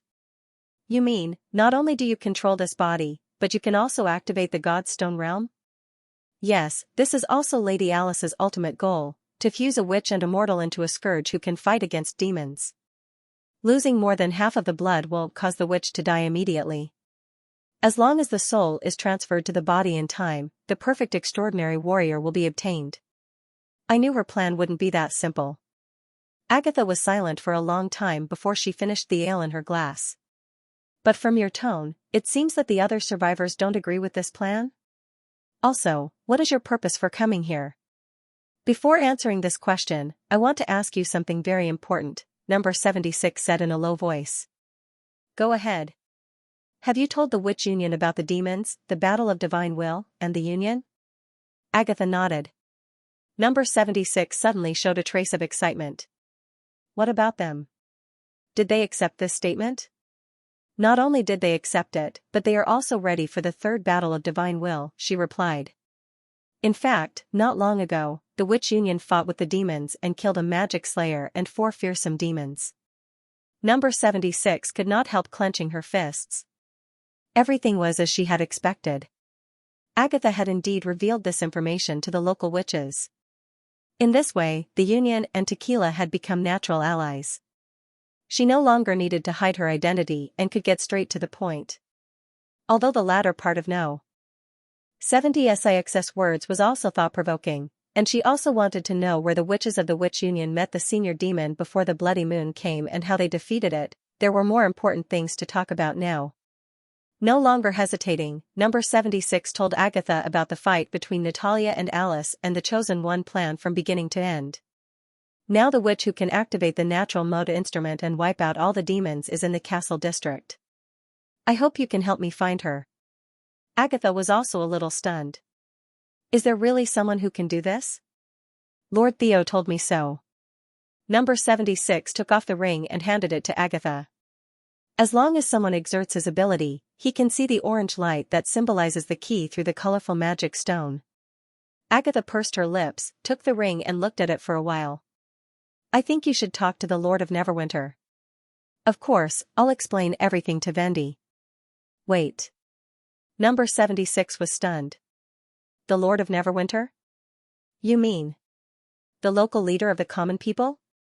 Yes, Roland Wimbledon, the common man who looks ordinary and even a little reckless. Somehow, Agatha smiled. He's the core of the Witch Union. Number 76 frowned. I don't quite understand. What do you mean? I was just like you at the beginning. Agatha returned the ring to number 76. Later, I gradually realized that without Roland, the Witch Union wouldn't exist, Neverwinter wouldn't be what it is now, and Grey Castle wouldn't be able to defeat the church. Everything started with a common man. If you want to find and take the Chosen One away, you need to talk to Roland in person instead of explaining the situation to Vendy. But don't worry. He knows more than you think. Agatha chuckled. Do you know what he said to me when I woke up from the ice coffin and learned that the Union no longer existed? The common man can defeat the demons. Isn't this a little too arrogant, isn't it? She interrupted. I thought so at first. But in fact, I saw hope in him, and the other witches in Neverwinter firmly believe in him. So if Tequila wants to cooperate with the Witch Union to fight against the demons, you have to get Roland's approval. Number 76 doubted her ears for a moment. If Roland was a wild witch, it would be understandable for her to agree with the common man's power. After all, after more than 400 years of changes, it was no longer the era when the Union ruled the continent and witches were superior. But Agatha was a Tequila witch through and through. Why would she trust the common man so much? This trust was far more than recruiting a common man as an experimental assistant. Although she had the task of contacting the secular regime from the beginning, she did not expect it to be carried out in this situation. Number 76 put away the ring and was silent for a moment. Please let me think about it. You can come out now. Agatha looked at the empty corner of the compartment. As she spoke, a faint shadow appeared on the wall, and then Nightingale appeared out of thin air, blocking the dim candlelight in front of her. When did you discover me? There was a hint of surprise in her tone. When I took the ring from number 76. Agatha shrugged and raised the flagon. Do you want a glass? If you pay. Nightingale sat down opposite the ice witch. Can you see magic power with that magic stone? Not magic power, but an orange beam of light, or key. The latter took out an empty glass, filled it, and pushed it in front of her. Your beam of light illuminated half the room. It was hard not to notice. Did she notice it too? Most likely. Agatha nodded. She didn't mind revealing her identity in front of her own kind. She and I are not the same kind, just like I'm not the same kind as the pure witch, Nightingale said in a low voice. Why, do you believe what she said? I do. But you didn't accept her ring. Because I want to help her and let her walk on the right path. Agatha also poured herself a cup of ale and drank it in one gulp. The quality of the ale was quite poor, far inferior to the fruit-flavored white wine made by Evelyn, let alone the oddly tasty turbid drink. Even so, the sour bitterness could not suppress the joy in her heart. Agatha felt very happy. The moment number 76 revealed her identity, a vague sense of loneliness disappeared from her heart. She was not the last survivor of Tequila. There were other witches of the Union like her, who had crossed the river of time for more than 400 years to this era. Although most of the members of the Witch Union were very friendly and Vendi also cared for her, Agatha always felt a lingering sense of loss. She knew that this gap had accumulated for hundreds of years and could not be filled in a short period of time. Facing the witches of the new era, she had no one to talk to about this loneliness. Being immersed in work all day was also a kind of numbing action. The only exception was Roland Wimbledon. Only when she was alone with this strange mortal would she feel a trace of empathy and comfort. At first, she found it hard to understand, but later she found that there was also an indescribable estrangement on Roland, as if he was incompatible with this world. But he hid it better, and almost no one could notice it. But now, she was finally not alone anymore. Because of this, Agatha hoped that Roland and Roland could stand together and ask each other to visit Roland Wimbledon. She wanted to see the two of them stand hand in hand and go through the battle of divine will together. She had already fallen in love with life in Neverwinter, and naturally hoped that her compatriots would also like it here. In addition, Agatha also had a small hidden thought in her heart. She wanted those witches to see that her previous view was wise and correct. The cooperation between mortals and witches was the best way to fight against the demons. Is this why you deliberately ignored her? Nightingale's eyes were complicated, as if it was the first time she saw her true thoughts. Number 76 will understand after she stays here for a while. Agatha raised the corner of her mouth. Isn't that how I came here? This group of survivors was different from the church. They did not agree with the plan of the God's punishment army and were unwilling to use witches as materials. They even broke up with Lady Alice because of this. This was also one of the reasons why Roland decided to help them. After that, Nightingale kept silent for a long time until the flickering candlelight was extinguished. Then she gradually disappeared and returned to the darkness. I hope she will make the right choice. She will. Agatha smiled. I believe her. Number 76 returned to the Foreign Affairs building along the same path and happened to meet Annie and the others who had just finished visiting the beverage factory. I feel much better after I woke up, she took the initiative to explain before anyone spoke. I just felt a little stuffy in the room, so I walked around the yard. You should wear more clothes in case you catch a cold, Broken Sword said with concern. Amy took her hand and said cheerfully, It's a pity that you didn't go with us this afternoon. The chaos drinks made by Miss Evelyn are simply the most incredible things in the world. Chaos drinks? Yes, she could only change the taste of the drinks. After her ability evolved, she can create delicious drinks with unique tastes. I swear that even the nobles of Wolfheart City have never tasted such amazing things. Amy looked very excited. Black tea, honey milk, and fine wine are not worth mentioning in front of it. Another senior witch. Number 76 was already numb. Although she still did not know what exactly Vendi and Nana meant by learning, there was no doubt that the Witch Union had gone ahead of the Union in training witches. But according to Agatha, the root of all this seemed to be Roland Wimbledon, a mortal, which was what puzzled number 76. Could it be that a mortal knew more about magic power than a witch? I can testify, Hero echoed. For a moment, I even felt that all the hardships I had encountered before were worth it. If I can drink it occasionally in the future, I don't want to leave Neverwinter. Amy stuck out her tongue. Then we might as well join the Witch Union, Broken Sword suddenly said. As long as we stay here, we'll always have a chance to drink it again, right? I agree. Amy immediately raised her hand. Me too, Hero nodded seriously. The three of them looked at Annie, who shrugged helplessly and said, I'll listen to you. Wait. Do you agree to stay here just for a strange drink? Number 76 could not help but be stunned. And Annie, didn't you say that we should observe carefully and treat with caution? You should at least see tomorrow's visit before making a choice. If Vendi knew the reason why they made up their minds, she would probably not know whether to laugh or cry. Somehow, a feeling of envy suddenly rose in her heart. Simple request, easy decision. As long as there is a glimmer of hope, they will move forward without hesitation. What about me? When everyone fell asleep, number 76 quietly left the room again and climbed to the roof. Facing the howling wind and snow, she raised the ring and pointed it in the direction of the castle. She squinted her eyes and looked at the light beam that was as wide as the city wall once again appeared in front of her. Even without magic activation, even though it was far beyond the theoretical detection range, it still appeared in her vision like a miracle. She needed to find the chosen one for the Tequila Witches, which was the main purpose of this trip. But taking a step back, the significance of the chosen one to the survivors seemed to be no different from the significance of chaos drinks to Amy and others. She made a decision in her heart. The next day, when Vendi came to the Foreign Affairs building as promised, number 76 handed a letter written overnight to her. I'm Phyllis, a tequila witch from the Hopeless Labyrinth. I bring news about the divine will and the savior of the world. I hope to meet the Lord of Neverwinter and discuss the battle of divine will together. She did not avoid the witches from the kingdom of Wolfheart, but stood in front of everyone and said solemnly.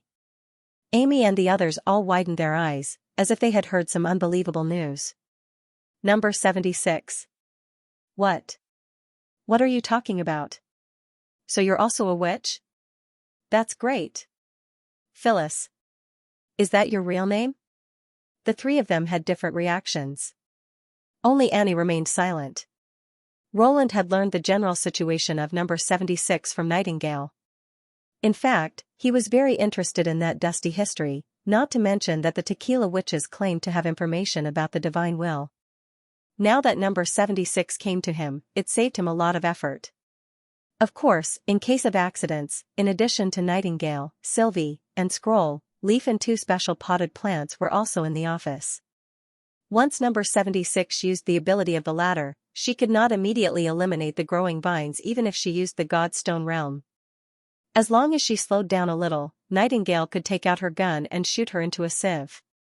Potted plants looked just like decorations, and if he didn't activate them with his ability, they wouldn't pose any threat at all.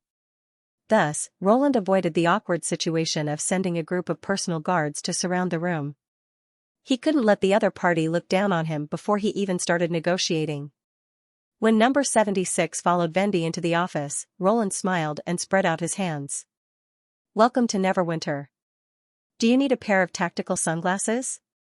Everyone was silent. Nightingale rolled her eyes and pinched Roland's shoulder hard in the mist. Your Majesty, please don't talk nonsense at this time. Ahem, okay. Roland cleared his throat and changed back to his usual calm look. So you're number 76 of tequila? My name is Phyllis, Your Majesty. Number 76 put one hand on her chest and lowered her head slightly. Number 76 is just a disguise for a common person. Now that you've discovered my identity, this name has lost its meaning. The hand on the chest salute was suitable for the upper nobles to meet the members of the royal family. It could also be used as a common salute for ambassadors to visit other countries. Obviously, Phyllis was not ignorant of secular etiquette. As for the title and the slightly inappropriate wording, Roland did not take it to heart. Compared with the superficial reputation, he cared more about the practical benefits. "Let's sit down and talk." He nodded. "I happen to have a lot of questions to ask you." "If I can," Phyllis said solemnly. Probably because she hadn't talked to a mortal like him for a long time, her expression was very stiff. She probably wanted to maintain the foundation of politeness without losing the arrogance that once ruled the world. Recalling Yorko's description of her, Roland could not help but laugh in his heart. When she was disguised as a maid, she could be very charming.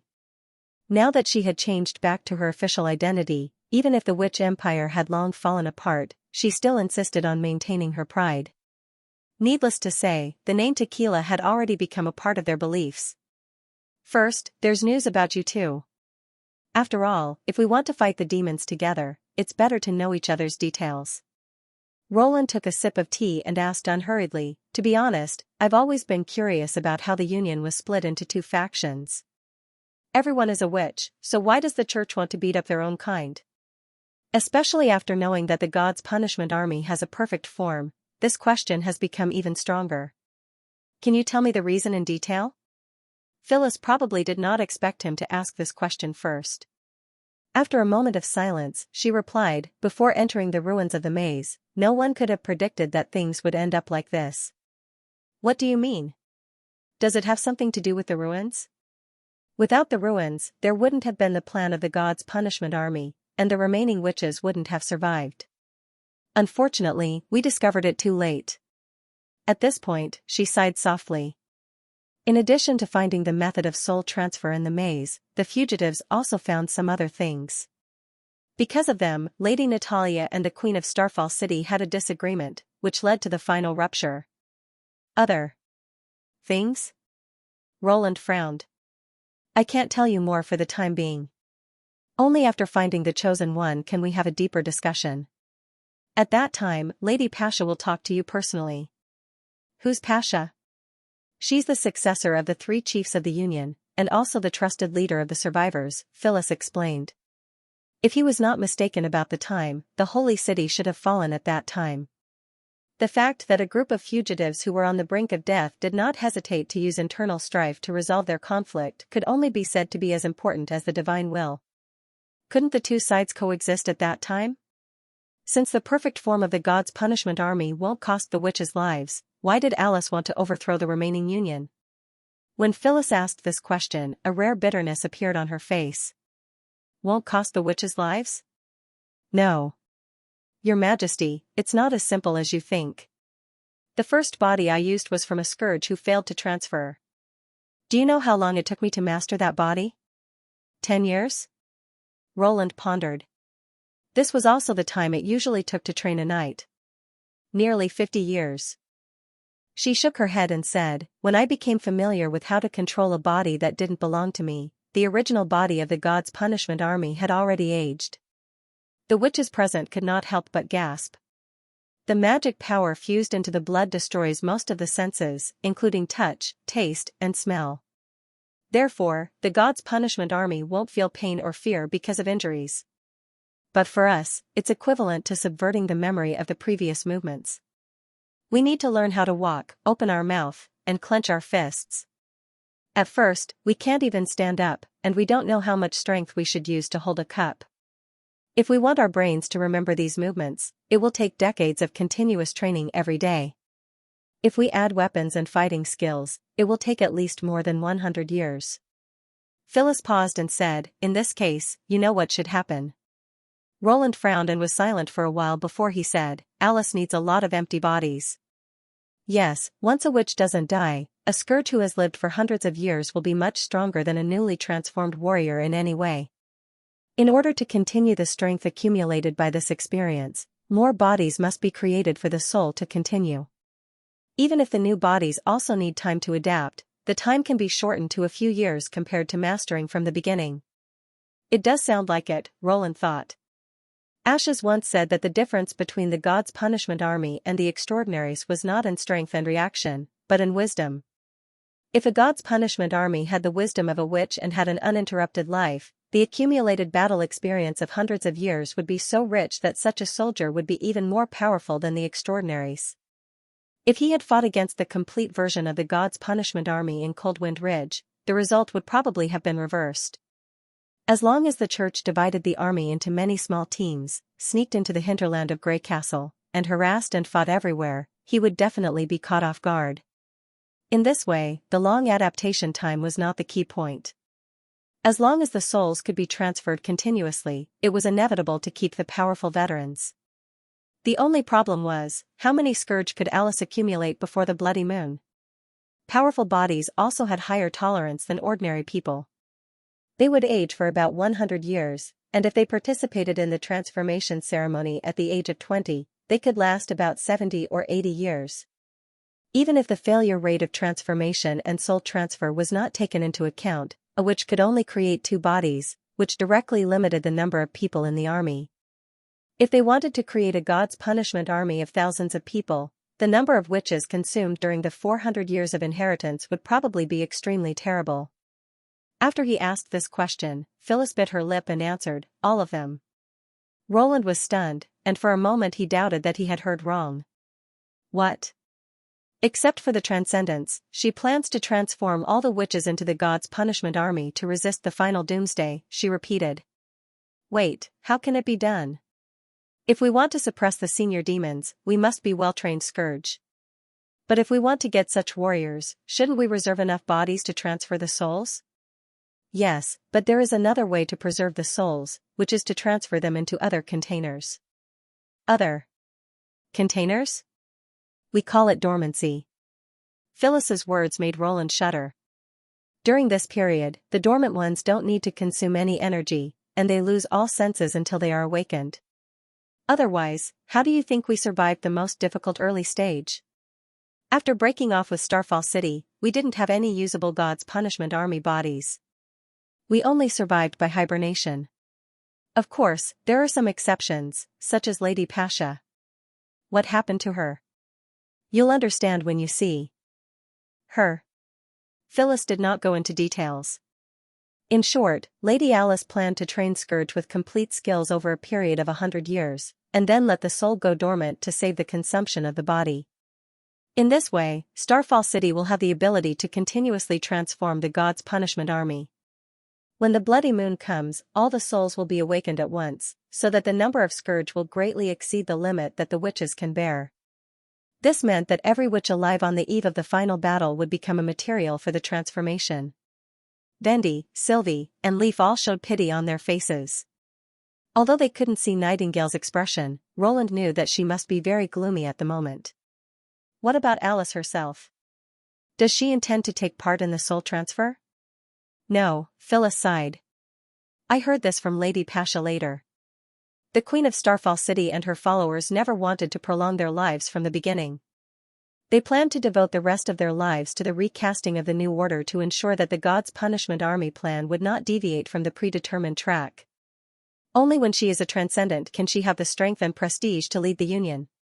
Only that flame-like red hair symbolizes the inextinguishable will of Starfall City. Speaking of this, a very complicated light appeared in her eyes, which contained fear, regret, and respect. Roland could vaguely understand her thoughts.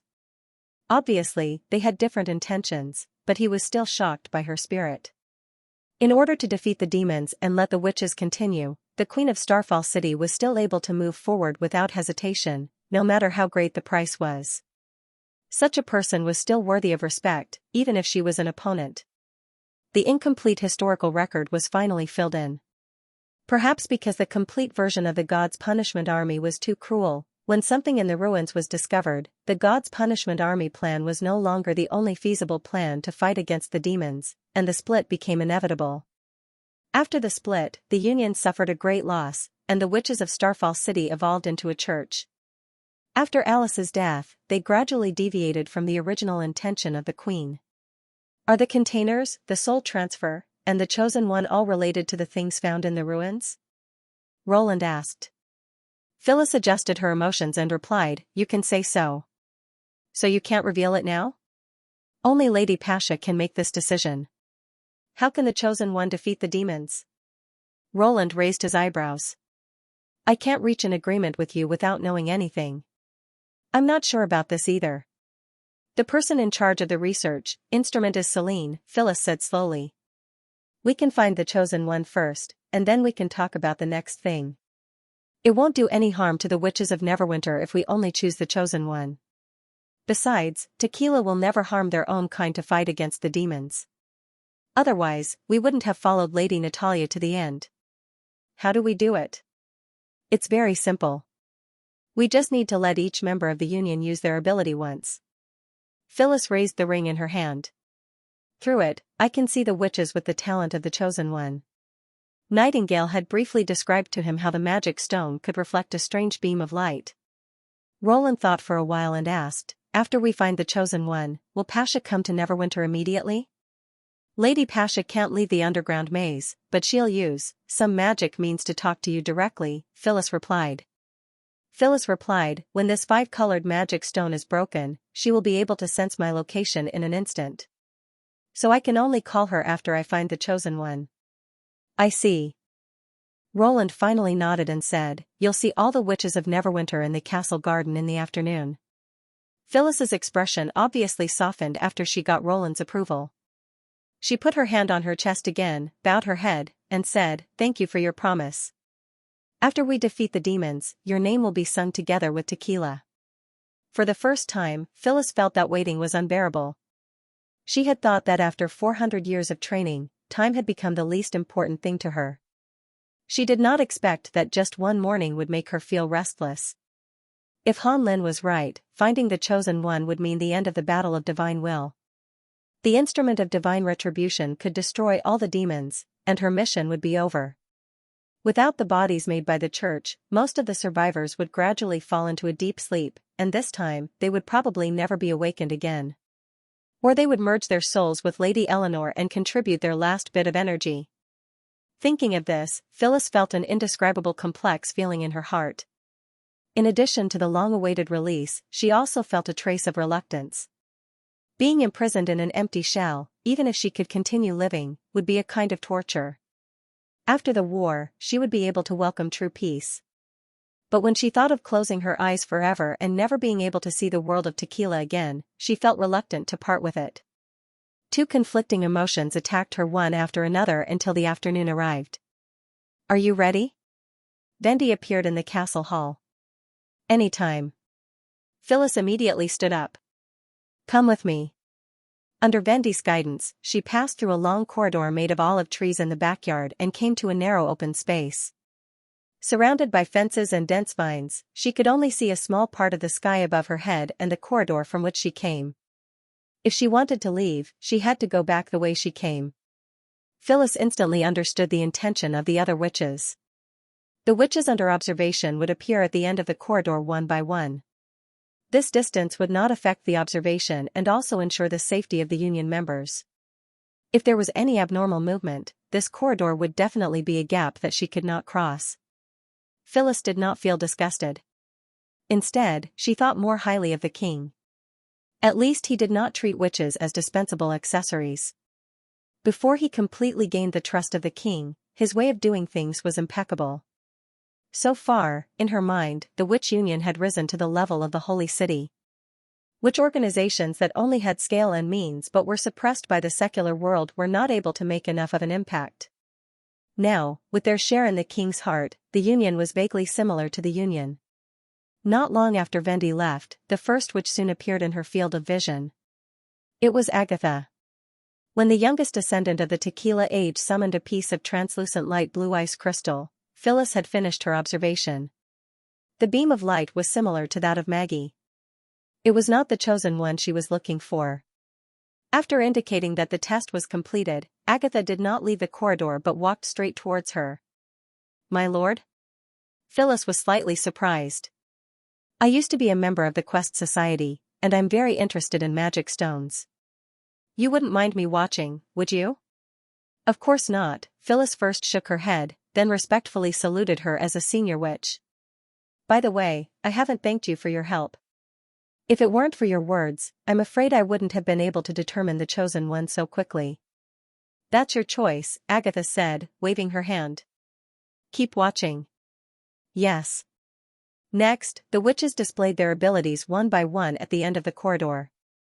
She placed the ring between the two of them. In addition to observing the intensity of the beam of light, Agatha would also record the results.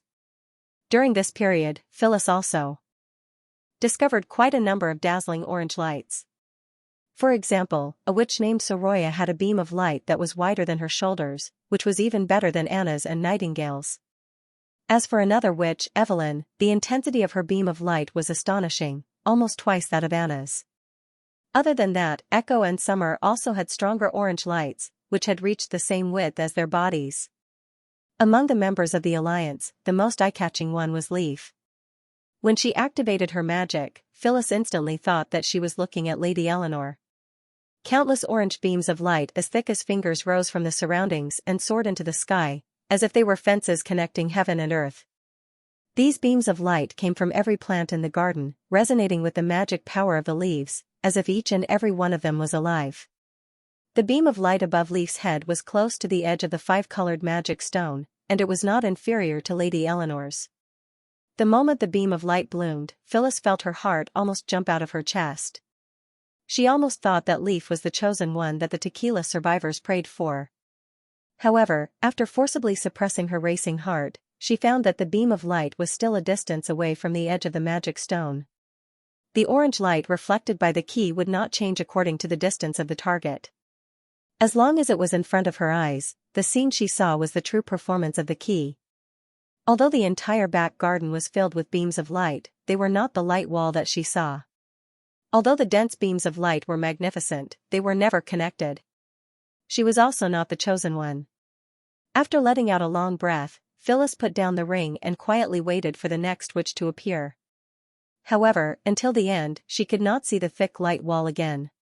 "This is everyone in the Witch Union." Agatha closed the notebook. "Is Leaf the chosen one you are looking for?" "The chosen one is not among them." Phyllis was silent for a while before she muttered, "Although her beam of light is amazing, it is still far from the orange light that I observed at night." Her heart, which had calmed down with great difficulty, once again became anxious. Why did this happen? Could it be that Roland Wimbledon hid the chosen one? Or could it be that not all the members of the Witch Union were present? Was he unwilling to unite with the tequila to fight against the demons, or was he worried about the witch empire that had once ruled the entire continent? Thoughts flashed through her mind, but she rejected them one by one. No, it did not make sense. The other party did not have the five-colored magic stone, so it was impossible for him to hide the chosen one in advance. Moreover, Lady Agatha would never collude with mortals to deceive her when it came to fighting against the demons. At such a time, she had to remain calm. Unwarranted accusations and suspicions would only make things worse. At night? Agatha frowned. Witches usually don't practice their abilities in their rooms. Besides, you should have lived in the Foreign Affairs building at that time. Can the magic stone observe from such a long distance? I did see the chosen one's beam of light. Not only was the width beyond imagination, but the distance was also beyond the range that the magic stone could sense. It was not an exaggeration to say that it was a miracle.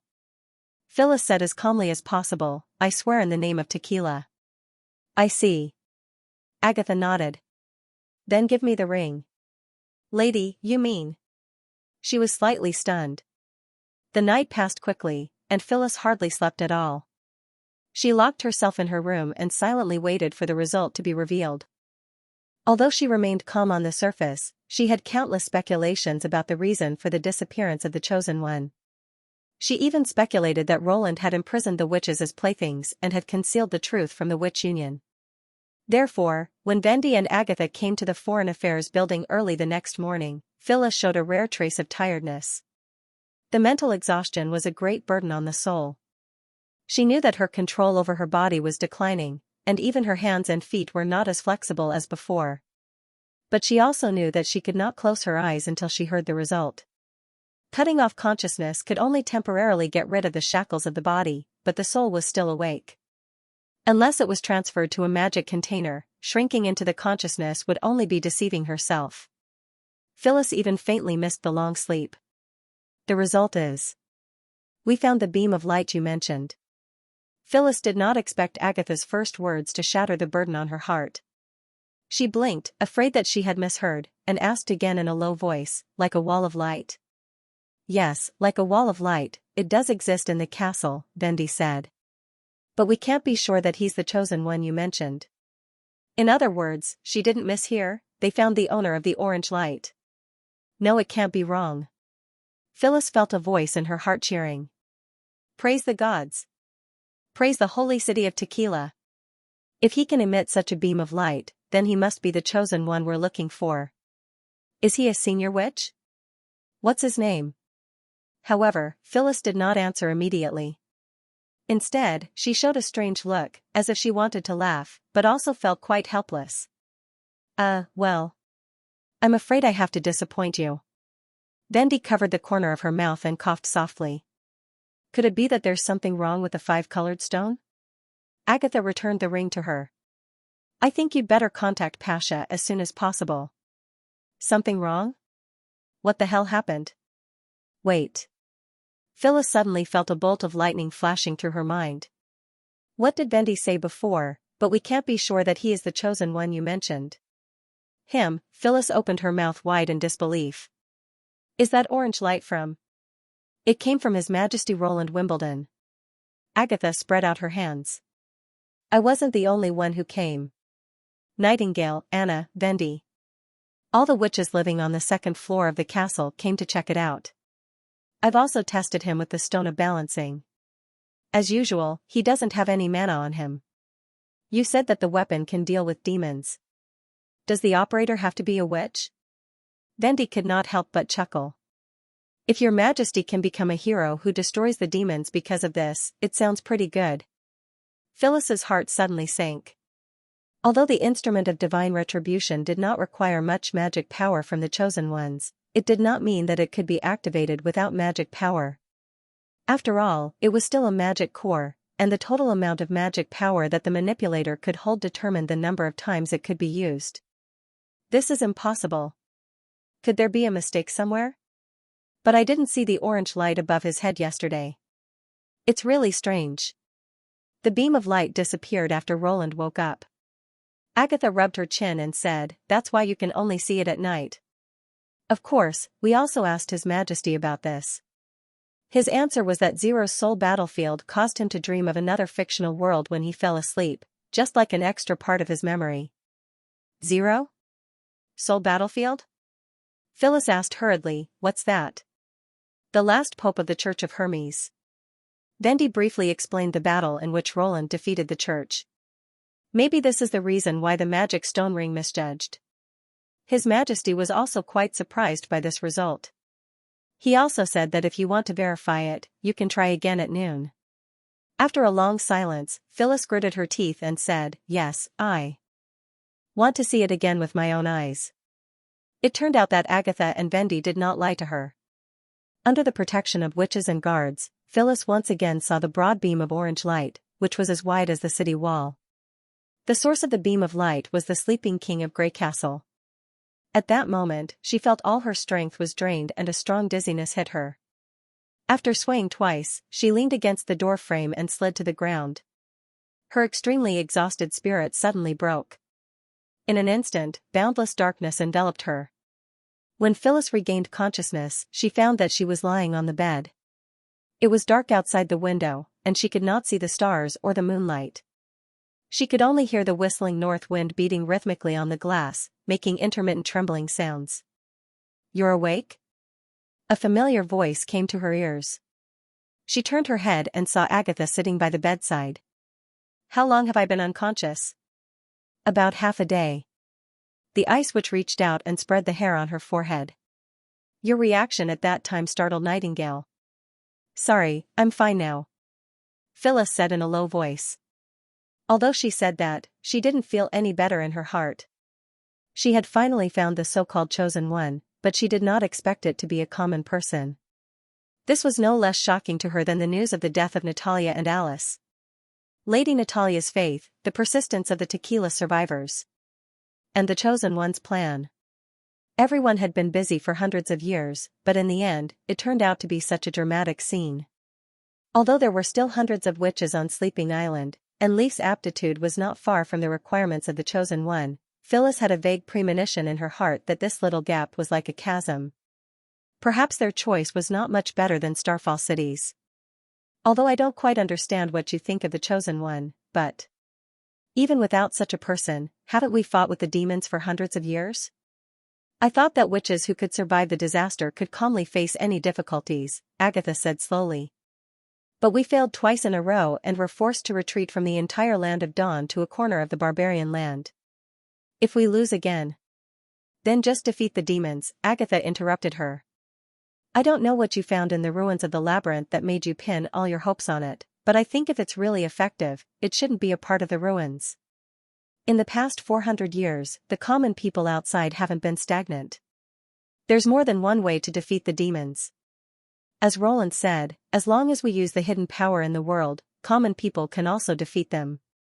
Phyllis looked at her with a complicated expression. She instinctively wanted to question Agatha, but she could not say a word under Agatha's burning gaze. By the way, he also said that there's more than one key to God. He also has one in his hand. Maybe you should take a look before contacting the Tequila Witches. His key. Key?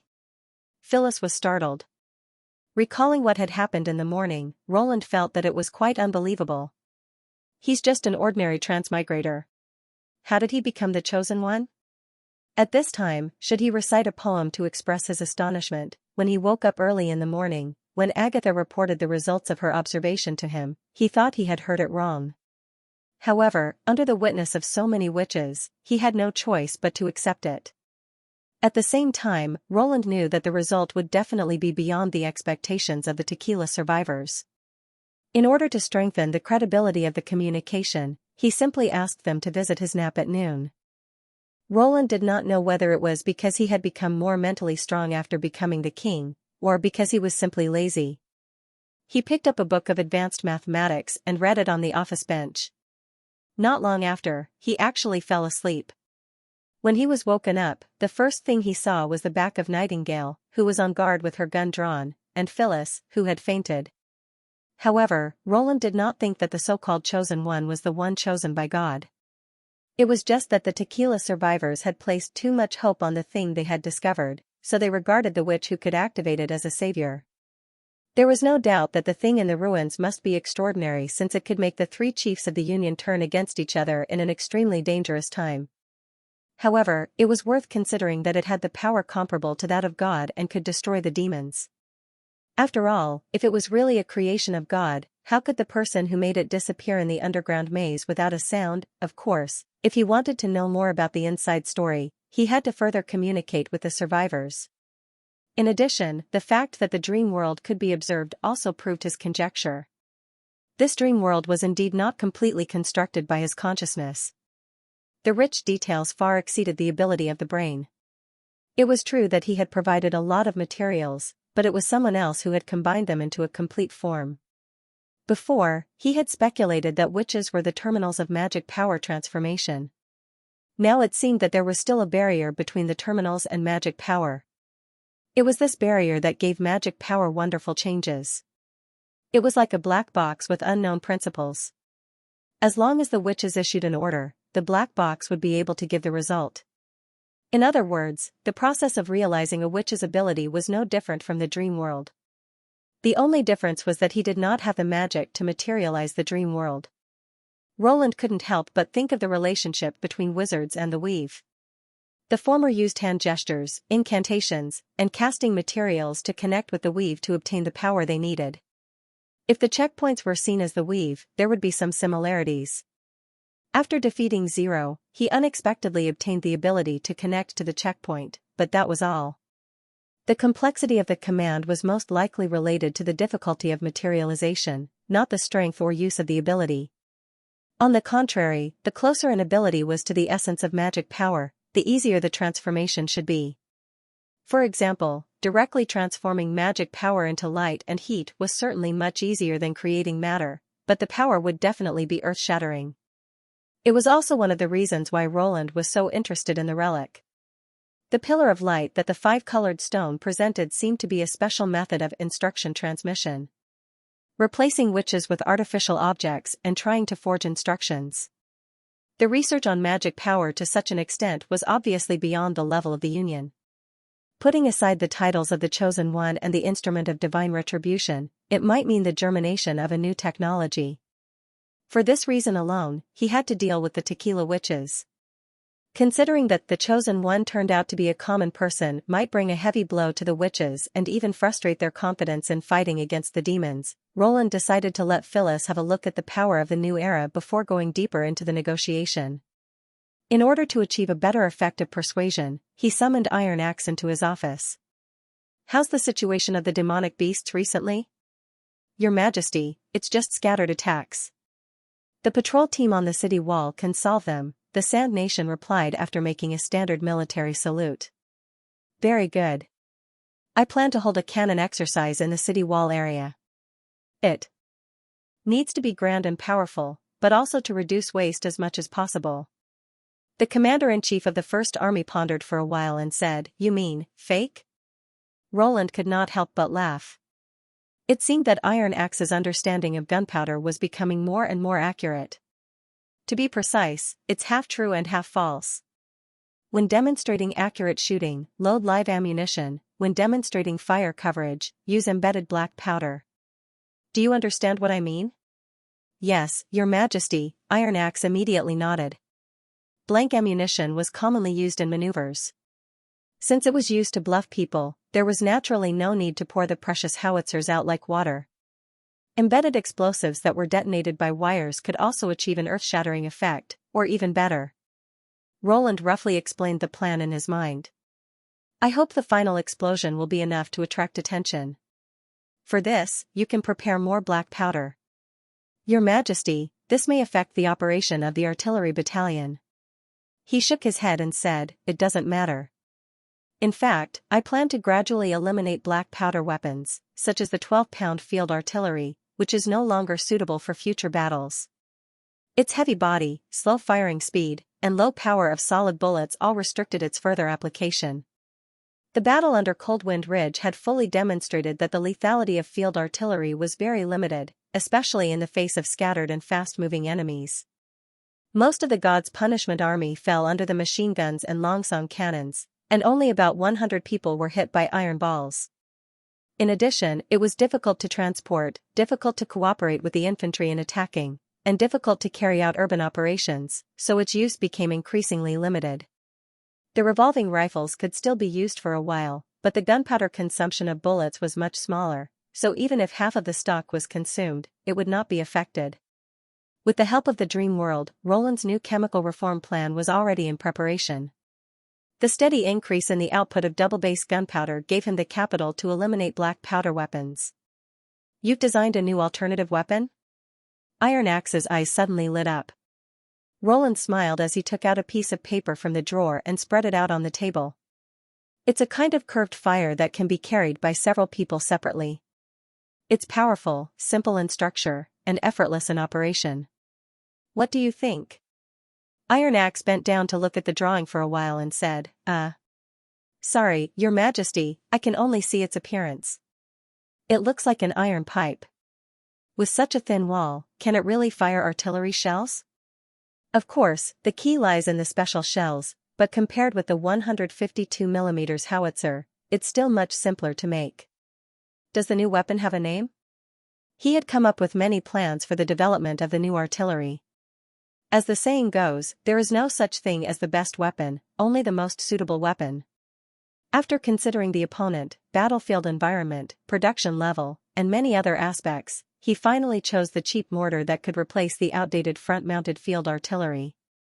Its shooting range could effectively cover an area of 200 to 3,000 meters, filling the gap between heavy machine guns and longsong cannons, and at the same time, enhancing the attack effect within a short range.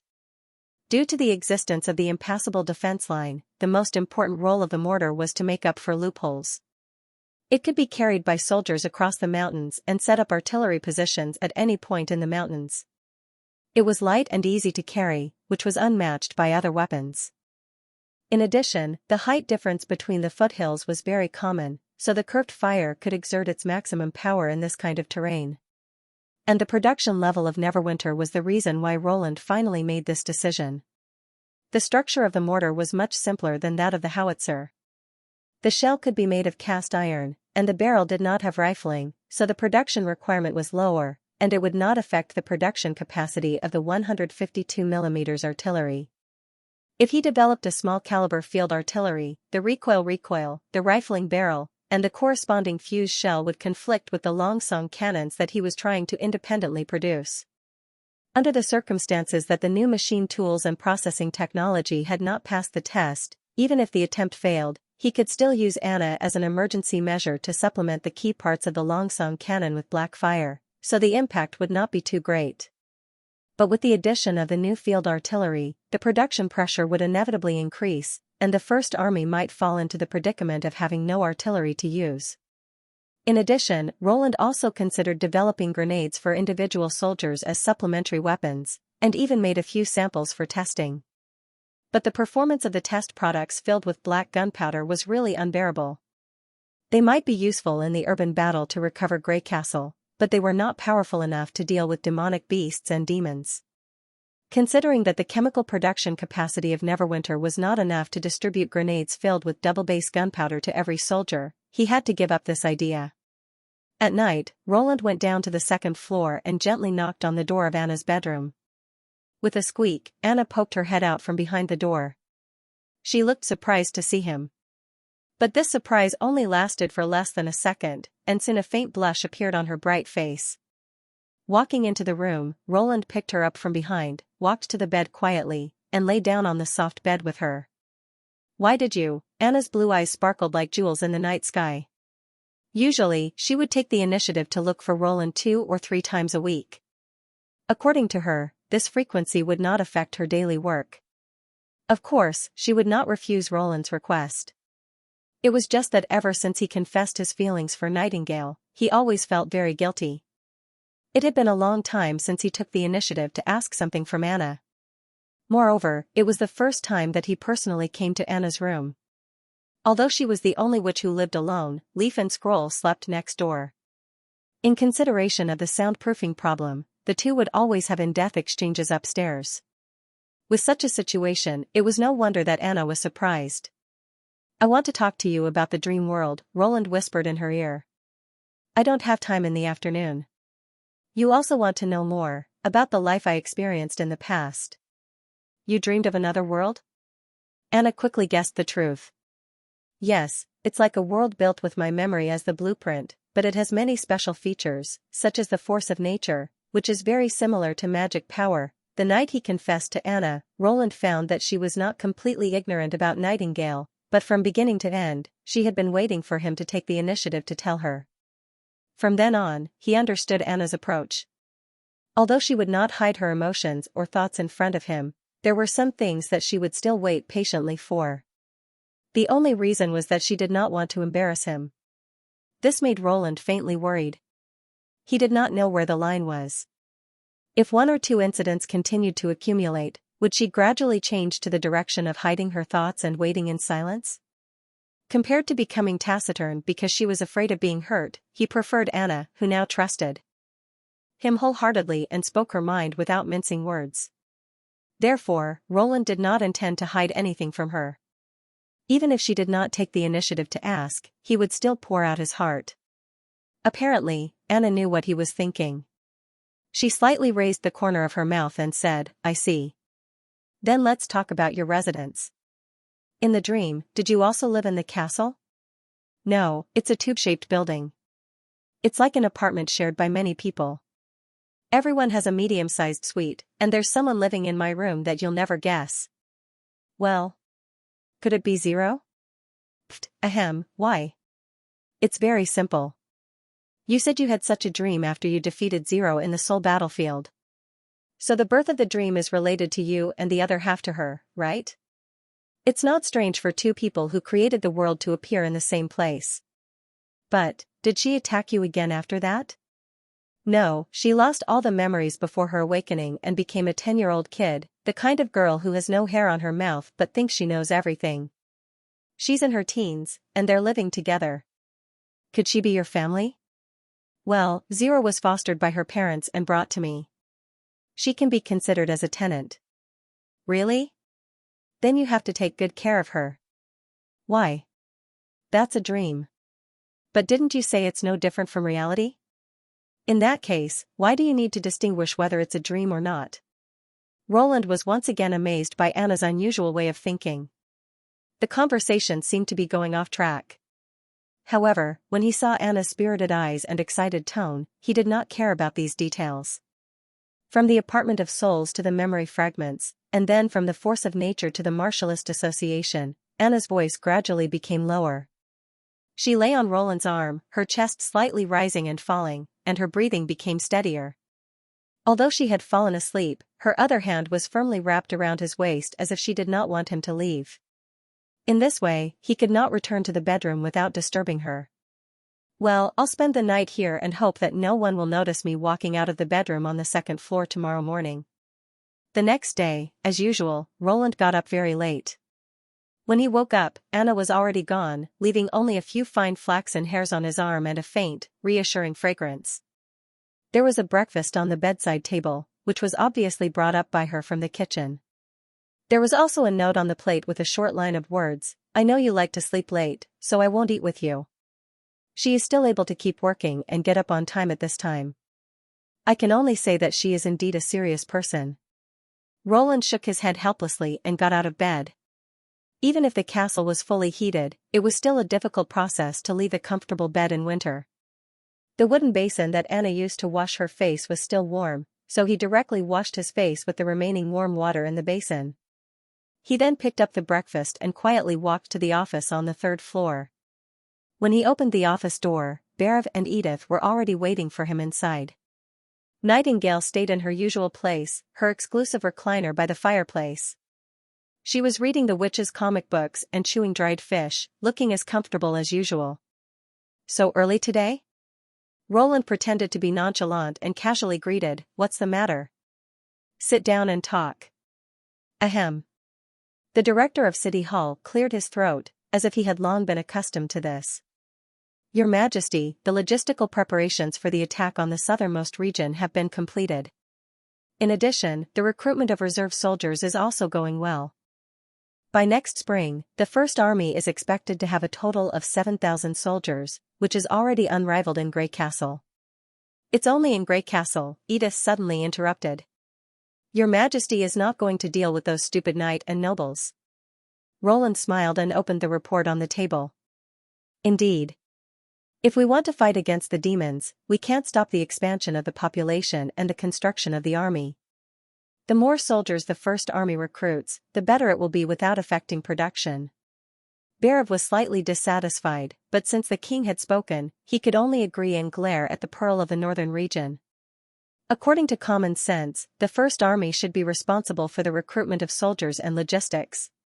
However, most of the generals under Iron Axe were from humble backgrounds. They might be able to lead troops into battle, but they knew nothing about finance and administration. Therefore, when it came to money and food, Berev still had to cooperate with them. In the future, when the scale of the First Army was further expanded, this kind of personnel allocation would obviously be somewhat difficult to continue. The simple management framework that had been established in a flash could no longer meet the needs of future development. Perhaps it was time to make a new round of reform of the military system. Roland turned his attention back to the report. According to Iron Axe's plan, there were about 1,000 soldiers attacking the southernmost region.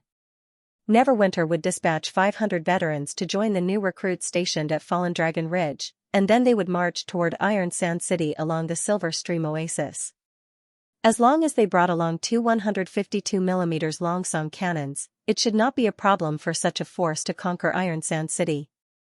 However, the key to conquering the Sand Nation was not to conquer the city, but to win the holy duel. Therefore, the role of the First Army was more to escort and maintain order. The City Hall could handle the logistics of the expedition of 1,000 soldiers easily, and the details involved were getting more and more complete. In the past, the situation where he had to personally instruct the soldiers on everything was gone, and some of the details were even beyond his expectations. It was obvious that this was the experience he had accumulated after several actual battles. Very well, let's do that. Roland closed the report and looked at the Pearl of the Northern region. Do you have anything else to say? If it was just to report on logistics, Edith would not have come with Berev. She had never been the kind of person who liked to snatch credit. Yes, Your Majesty. Edith nodded and said, I heard from Iron Axe that you plan to hold an artillery drill? Yes, that's right. I was thinking. Can the people of Neverwinter also participate in the drill? Her second sentence made Roland's eyes light up.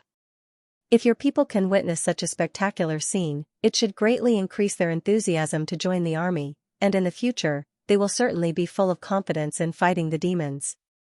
How can we let people participate in this kind of thing? Berev frowned and said, It's not like you haven't seen this scene of explosives exploding. What if they are scared out of their wits and think it's a divine punishment? That's also a divine punishment under His Majesty's control. As long as we do a good job of propaganda, this kind of shock can be minimized, Edith said bluntly. Even a lord of a fief will occasionally hold an open military drill to determine which knight is more brave and skillful in fighting. In addition to finding some entertainment for the nobles, it also has the intention of declaring military force to the people. The artillery is not like the wooden spear in the hands of the knight. We can divide the viewing area on the city wall and send policemen to maintain order. Considering the limited number of seats, it's a more reasonable choice to enter the drill with tickets. The ticket price of 2 silver royals can not only prevent people from swarming in, but also increase an extra income. Edith spoke with fervor and assurance. It was obvious that she had considered this proposal comprehensively. In addition, the spectators should also be screened. The age of the ticket buyers should be between 15 and 30 years old. They will also be the main force of various industries in Neverwinter in the future. Enhancing their faith will help to fight against the battle of divine will. And some key departments, such as the personnel of the city hall, I think we should force them to participate. Roland was quite tempted. Isn't this a military parade? It can make a live-fire military parade and a performance together to earn money while also being politically sensitive. Perhaps the talents that the army reform lacks are right in front of us. Thinking of this, he nodded and said, Sounds good. Let's do as you say. Neverwinter really needs some exciting news. When May passed through the square with a basket full of birdbeak mushrooms, she found that the square was full of people. Even though it was snowing, it did not prevent people from gathering around the notice board.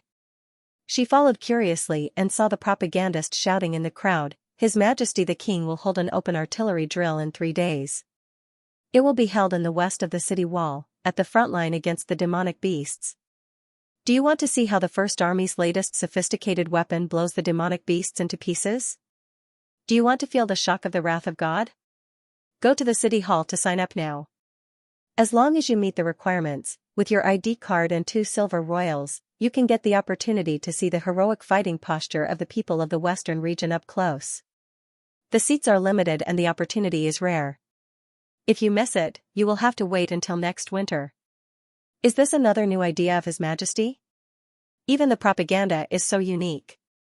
May curled her lips and thought, Carter will probably be very interested in this. However, she did not need to go to the city hall to buy tickets.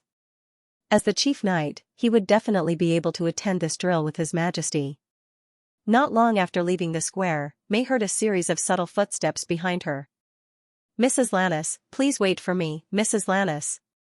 It took her a while to realize that someone was calling her. She turned around and saw a girl about 17 or 18 years old running towards her. The girl had 2 braids and her face was red from the cold wind. However, her cotton-padded clothes and leather boots were brand new, and the material and workmanship were very solid. 2 years ago, she would have thought that she was a lady from a rich family. But now, there were more and more people who could afford new clothes, and one could no longer be judged by appearance alone. The girl ran to her side, took a few breaths, and handed one of the 2 salted fish in her hand to her. Mrs. Lannis, this is my thank you gift. Please accept it. May could not help but be surprised. Thank you gift? I've wanted to meet you for a long time. If my father saw your play, he would definitely be very pleased. But I don't know you, and I don't know your father. Can you tell me what happened from the beginning? It took the star of the Western region half an hour to roughly understand the whole story. The girl's name was Jasmine. After walking out of the convenience market, Jasmine happened to recognize her from behind. Giving her the fish was just a temporary gesture to express her gratitude. Jasmine's father, a soldier of the First Army, was unfortunately killed in the battle with the church, leaving only her and her mother behind.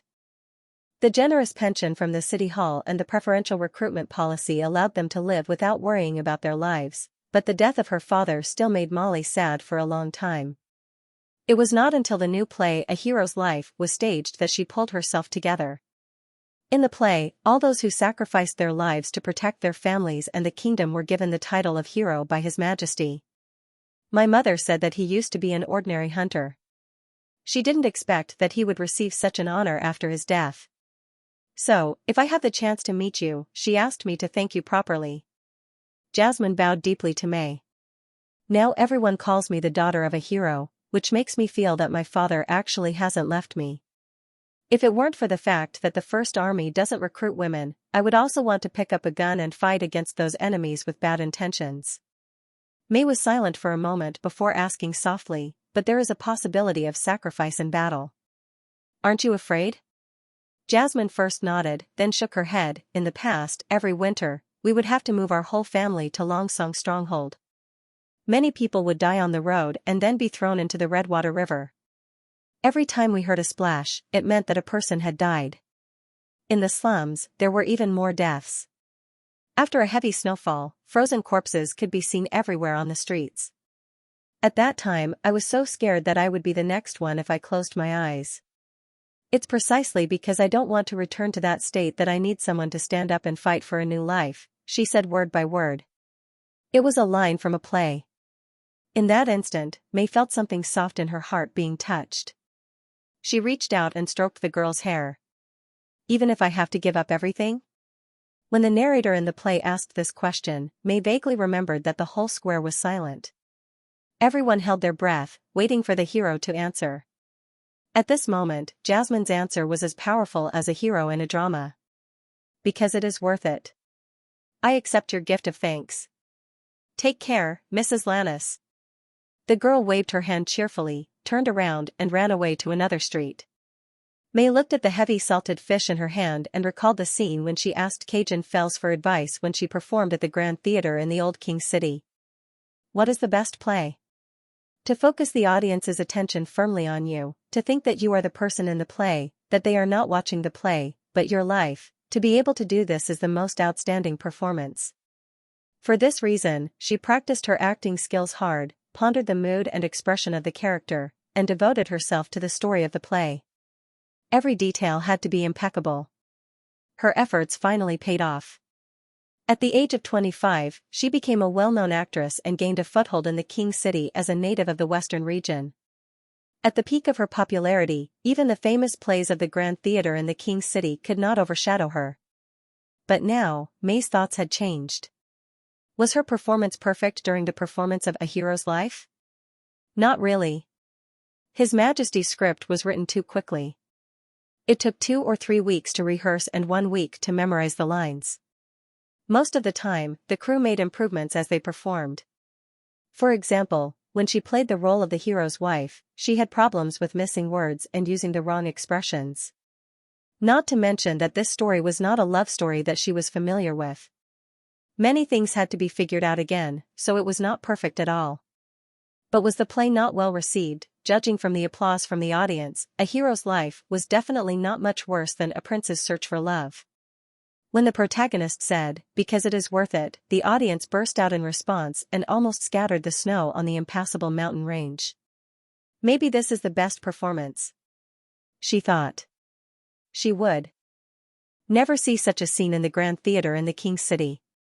The nobles might shed tears or applaud for the characters in the play, but they were always watching her, an outsider's life. But here, the audience saw themselves. Through the play, people saw the future they wanted. Back at her residence, May unexpectedly saw Irene and the light of dawn. Ah. May, you've come back just in time. Irene jumped up from her seat and held her shoulders. We've just asked Sir Carter to help us reserve a good seat. You should also come with us when the time comes. Where? What was wrong with her today? She didn't understand what people were talking about. She rolled her eyes, slapped Irene's hand away, and put the bird beak mushrooms and salted fish into the kitchen. An artillery drill, Irene shouted behind her. I heard it's the largest one since the establishment of the First Army. There's already a long queue in front of the city hall. Aren't you interested? Not interested. May shrugged. If you have the time, you might as well read the script a few more times. Just think of it as accompanying me, okay? This girl was really clingy, but she couldn't find the energy to scold her. Unlike others, Irene's friendliness came from the bottom of her heart, which she had already experienced in the Longsong Theater. May was going to refuse, but she didn't know why. She slowly swallowed the words that were on the tip of her tongue. Indeed, she didn't like things related to fighting at all, but sometimes fighting was not all bad and unbearable. If she went to have a look, she might be able to experience the real feelings of a soldier, so that she could be more involved in the next performance. Of course, it was definitely not because of Irene's soft pleading. I know. After a moment of hesitation, May sighed. If you insist. Haha, really?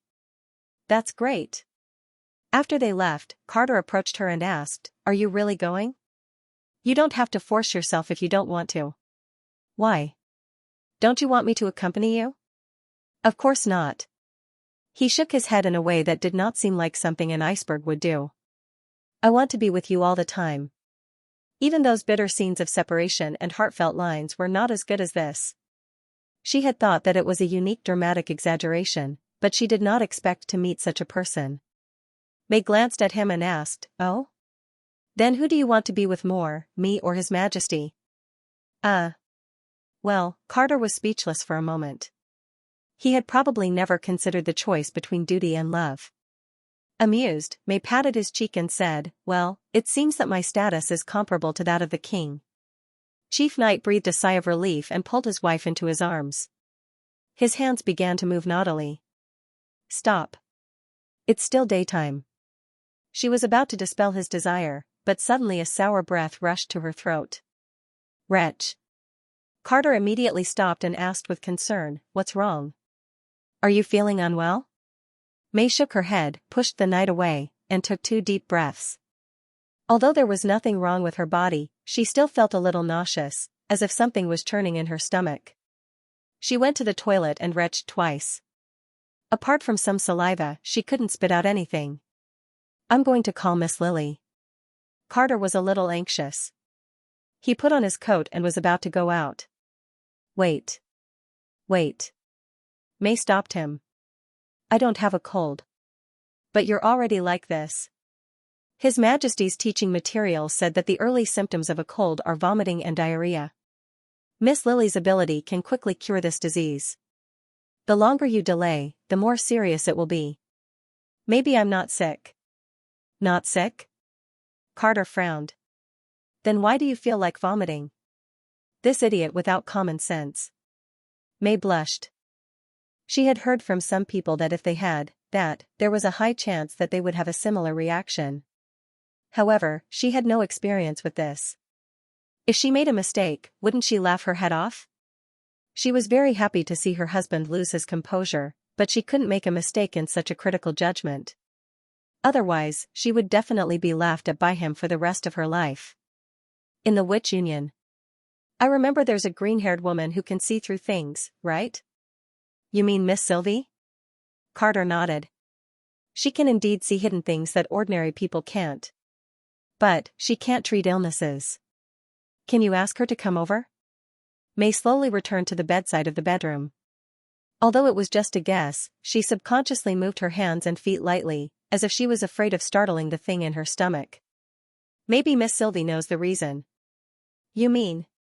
Carter finally reacted. He opened his mouth wide and his eyes lit up.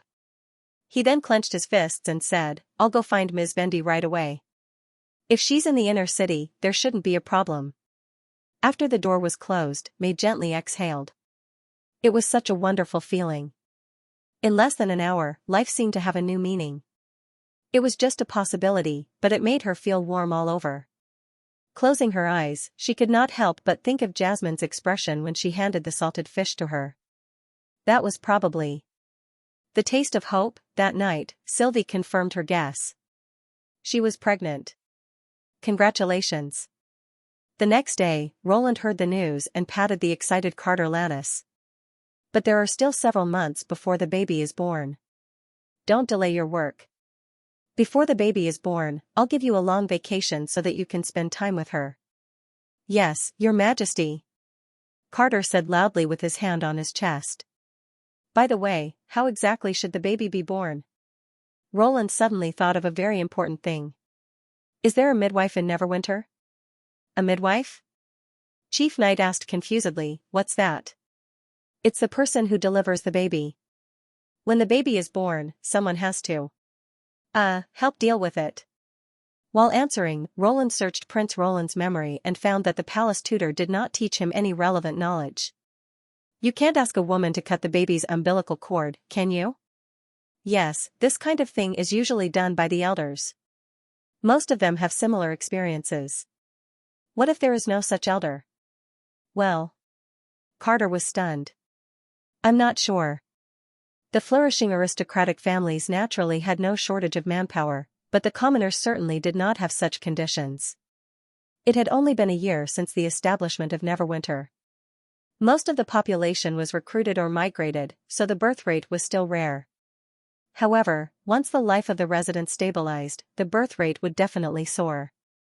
It was foreseeable that from next year onwards, a large number of new lives would be born in this world every year. The problem was that Neverwinter did not have a reliable medical system so far. Roland couldn't be blamed for his negligence. This thing was also not available in other cities. When people got sick, the only thing they could do was to pray to the heavens, or take out a few silver royals to buy some strange herbs from pharmacists.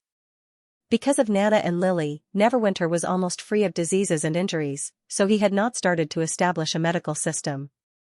In his original opinion, even if technology advanced by leaps and bounds and jumped directly into the information age, the highly developed modern medicine could only be used to wash the feet of the two little girls. Therefore, this matter had been delayed again and again. But now, Roland found that no matter how backward it was, a medical system was absolutely necessary for a city of 100,000 people. For example, it was impossible for Nana and Lily to be responsible for childbirth. Not to mention that they would be too busy. Once the war with the demons broke out, they would probably have to rush to the front line, and the patients in the city would have to be dealt with by the citizens themselves. After Carter left, Roland opened his notebook and wrote down his idea of a primary medical institution. Anyway, it was a blank space, so it was better to start with childbirth. Building a hospital, training medical staff, popularizing health knowledge and the most basic treatment methods. Fortunately, these things already had a certain foundation in the First Army. As long as he modified the propaganda booklet used in the army, it could be widely publicized as part of the popular teaching materials. The first batch of medical teachers could also be selected from the First Army. Even though he knew nothing about modern medicine, Roland clearly remembered that disinfection of utensils and prevention of wound infection would play a great role in the future delivery. As for the other things, they could be studied slowly in the future. In the afternoon, he received a piece of good news. The sky was still gray, as if it was covered by a thick curtain. Countless tiny white spots drifted down with the wind, as if they wanted to fill the whole world. However, in front of the sea that embraced the sky, even the flying snow seemed small and powerless. The charming beauty gradually approached the shoal in the wind and snow. Roland had been waiting here for a long time. Facing the cold sea breeze, he opened his arms to Tilly, who had just boarded the dock. "Welcome back, sister." The latter took off her hood, revealing her soft gray hair. She smiled and gently hugged him. Everything seemed so natural. "It seems that the months of demons arrived earlier than me. I hope I'm not too late." As the two talked, the dock suddenly became lively. "Your Majesty, there will be a welcome banquet tonight, right?" Can you arrange another hot pot? Andrea came over and asked, her tone full of expectation. Ahem, watch your words, Ashes reminded her. Roland didn't know if it was because they were getting more and more familiar with each other, or if it was because of Nightingale's influence, but her calm aristocratic aura seemed to be disappearing little by little. Of course, the basic score was determined by her appearance. Even when she took the initiative to ask what to eat for dinner, she still looked elegant and pretty. Of course. Roland nodded and said, in fact, winter is the best time to eat hot pot. That's what I thought. Andrea's eyes lit up. No wonder you're a royal aristocrat, and no wonder you're the man that Nightingale likes. Before she could finish her words, her mouth was covered by a pair of invisible hands. Ashes held her forehead, turned around as if she had not seen anything, and started to talk with Vendi. Tilly seemed a little surprised.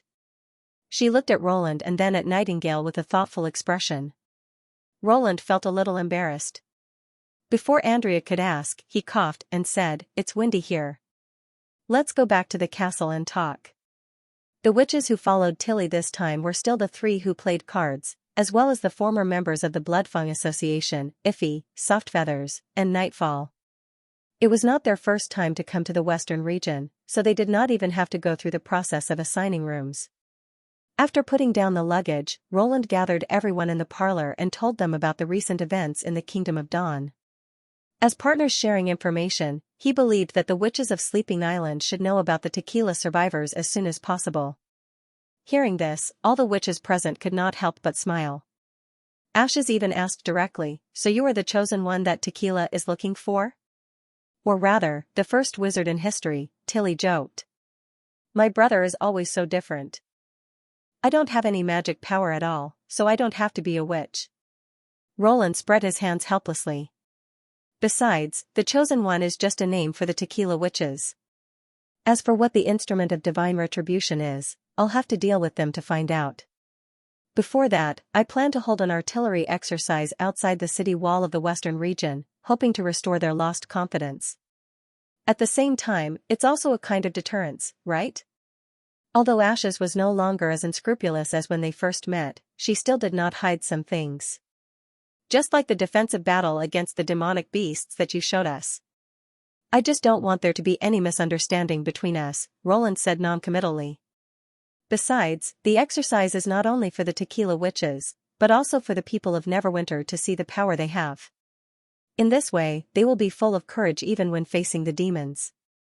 The meaning of no misunderstanding was to let the other side clearly understand their own strength, so as to dispel some unnecessary ideas. This was also the basis of diplomacy in the new era.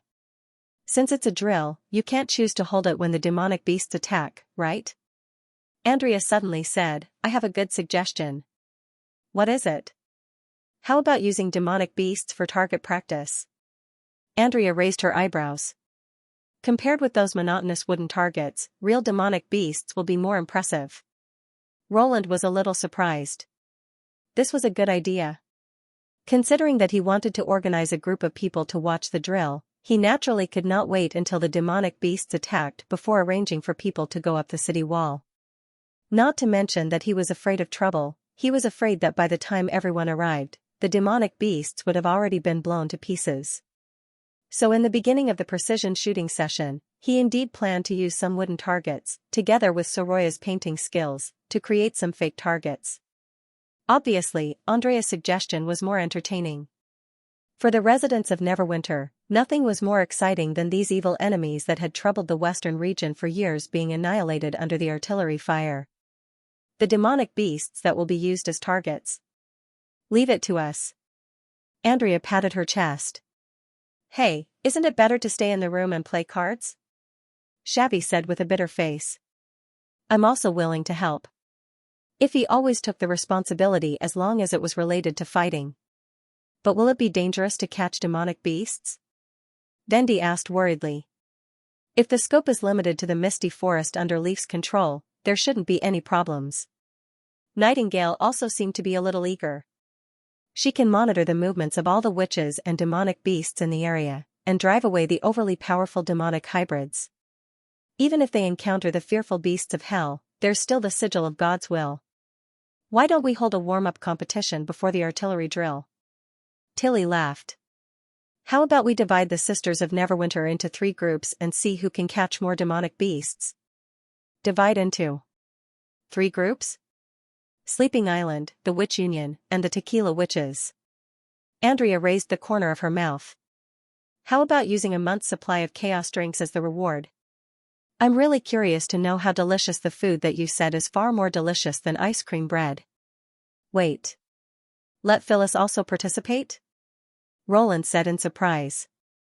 This will help deepen her intuitive understanding of the power of gunpowder weapons, won't it?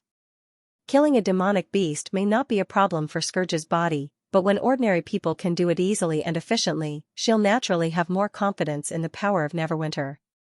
Of course, there's no need to force her if she doesn't want to participate. Andrea shrugged. Since it's a competition, it's still up to her own will. I see. Roland looked at Ashes and the others, who were looking forward to it, and roughly understood why they made this suggestion. Although Tilly's argument was somewhat reasonable, their original intention was more to satisfy themselves. After all, they were here to help fight against the months of demons, but under the power of the First Army, they could do very little. Most of the time, they could only stay in the castle and rely on playing landlord to pass their days. Compared to those assistant witches who were busy with their work, they were more like idlers. After all, they were combat witches. In this mass production, he might have indeed neglected the feelings of these witches. After finalizing the plan to hunt demonic beasts, the witches went back to their rooms to rest and wait for the banquet to begin. Roland asked Iffy to stay alone. There's something I want to tell you in case you're unprepared. He said as softly as possible, I remember you once said that you had a friend named Annie before you were taken in by the Bloodfang Association, right? Yes.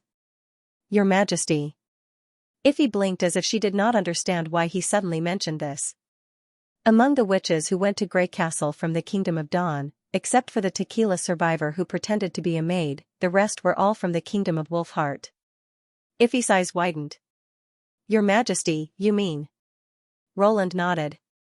One of them was called Annie, and she was also rejected by the Bloodfang Association. Iffy was stunned. After a while, she murmured, Is this true?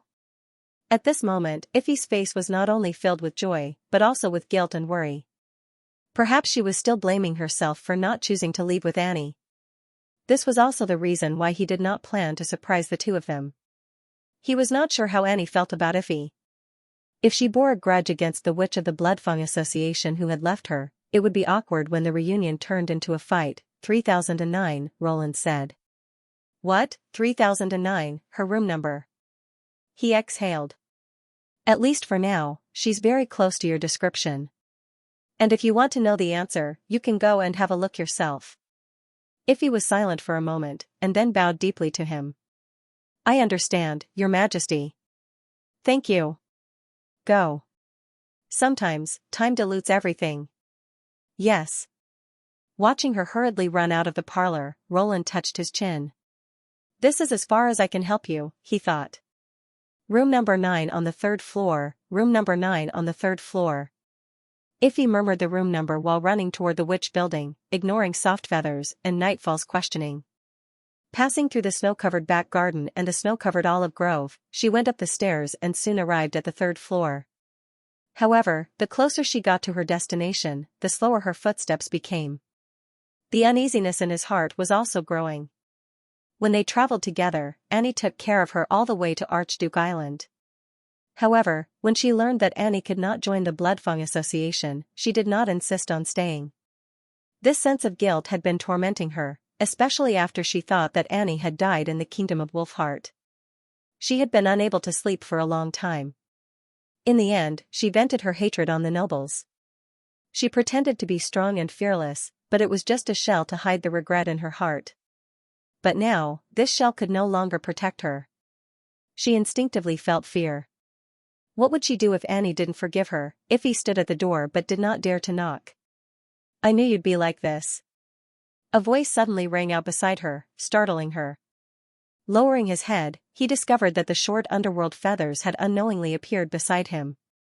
Twilight was also standing in the corridor, panting heavily. They seemed to be worried about her, so Iffy could not help feeling warm in her heart. Whenever it's related to Annie, you're always like a different person. You all heard it? Of course. How could we not eavesdrop when His Majesty asked you to talk alone? The little girl curled her lips. If he wants to threaten you, we can also guard the door for him, can't we? How can you help me like this? Iffy did not know whether to laugh or cry. The nervousness in her heart was also somewhat alleviated. You're actually here to laugh at me. It's about time. Underworld Feathers shrugged. Are you ready? Ready. For what? Bang. Bang. Before she could react, the little girl had already hammered the door several times and then ran towards Twilight. Remember, just say what you want to say. No, wait. However, it was too late. Footsteps were heard behind the door. In an instant, Iffy felt her whole body stiffen. With a click, the door was pushed open, and a tall witch appeared in front of her. It was Annie who opened the door. Iffy would never forget her face. Her sharp eyes, slightly raised eyebrows, and the tenderness of caring for her companions were hidden under the determined face. Iffy had thought that she would never see Annie again and was afraid that she would forget her appearance sooner or later. However, when they met again, she found that her figure was only temporarily covered by the dust. When she came out again, she was as bright as a new one. Time seemed to stop at this moment. Annie, I'm tired. Annie, you go alone. Why can't Annie stay? No, I want to be with Annie. Fragments of memories kept appearing in her mind, and her outer shell collapsed. It was as if she had returned to the past and became that helpless and hesitant girl again. She wanted to greet Annie, but she could not say a word. She opened her mouth, and her eyes inexplicably became wet. In the end, Iffy could not stop this sour feeling. She hugged Annie, sobbed softly, and then burst into tears. I'm sorry. Sob. Annie. I'm sorry. Beasts never cried. From this moment on, she was no longer a beast. Annie was still a little stunned. When she opened the door, she did not remember who the witch standing outside the door was. She only felt that the witch looked very familiar. It was not until the witch hugged her and apologized in tears that the experience of traveling to the Bloodfang Association reappeared in her mind. It was impossible to say that there was no resentment in her heart. Even when the Bloodfang Association tried to sell her to the nobles, part of the anger of being betrayed was transferred to Iffy. However, seeing her crying uncontrollably, Annie suddenly felt that all the resentment disappeared. At that time, Iffy was as thin as a monkey, with a face full of mud, and always looked timid. It was probably impossible for her to resist the order of the Bloodfang Association and stay regardless of anything. Annie sighed, stretched out her hands, and gently hugged Iffy. I don't blame you. Hearing this, Iffy trembled slightly and cried even louder. After an hour, she gradually calmed down. It was also during this process that Annie learned the whole story of the Bloodfang Association.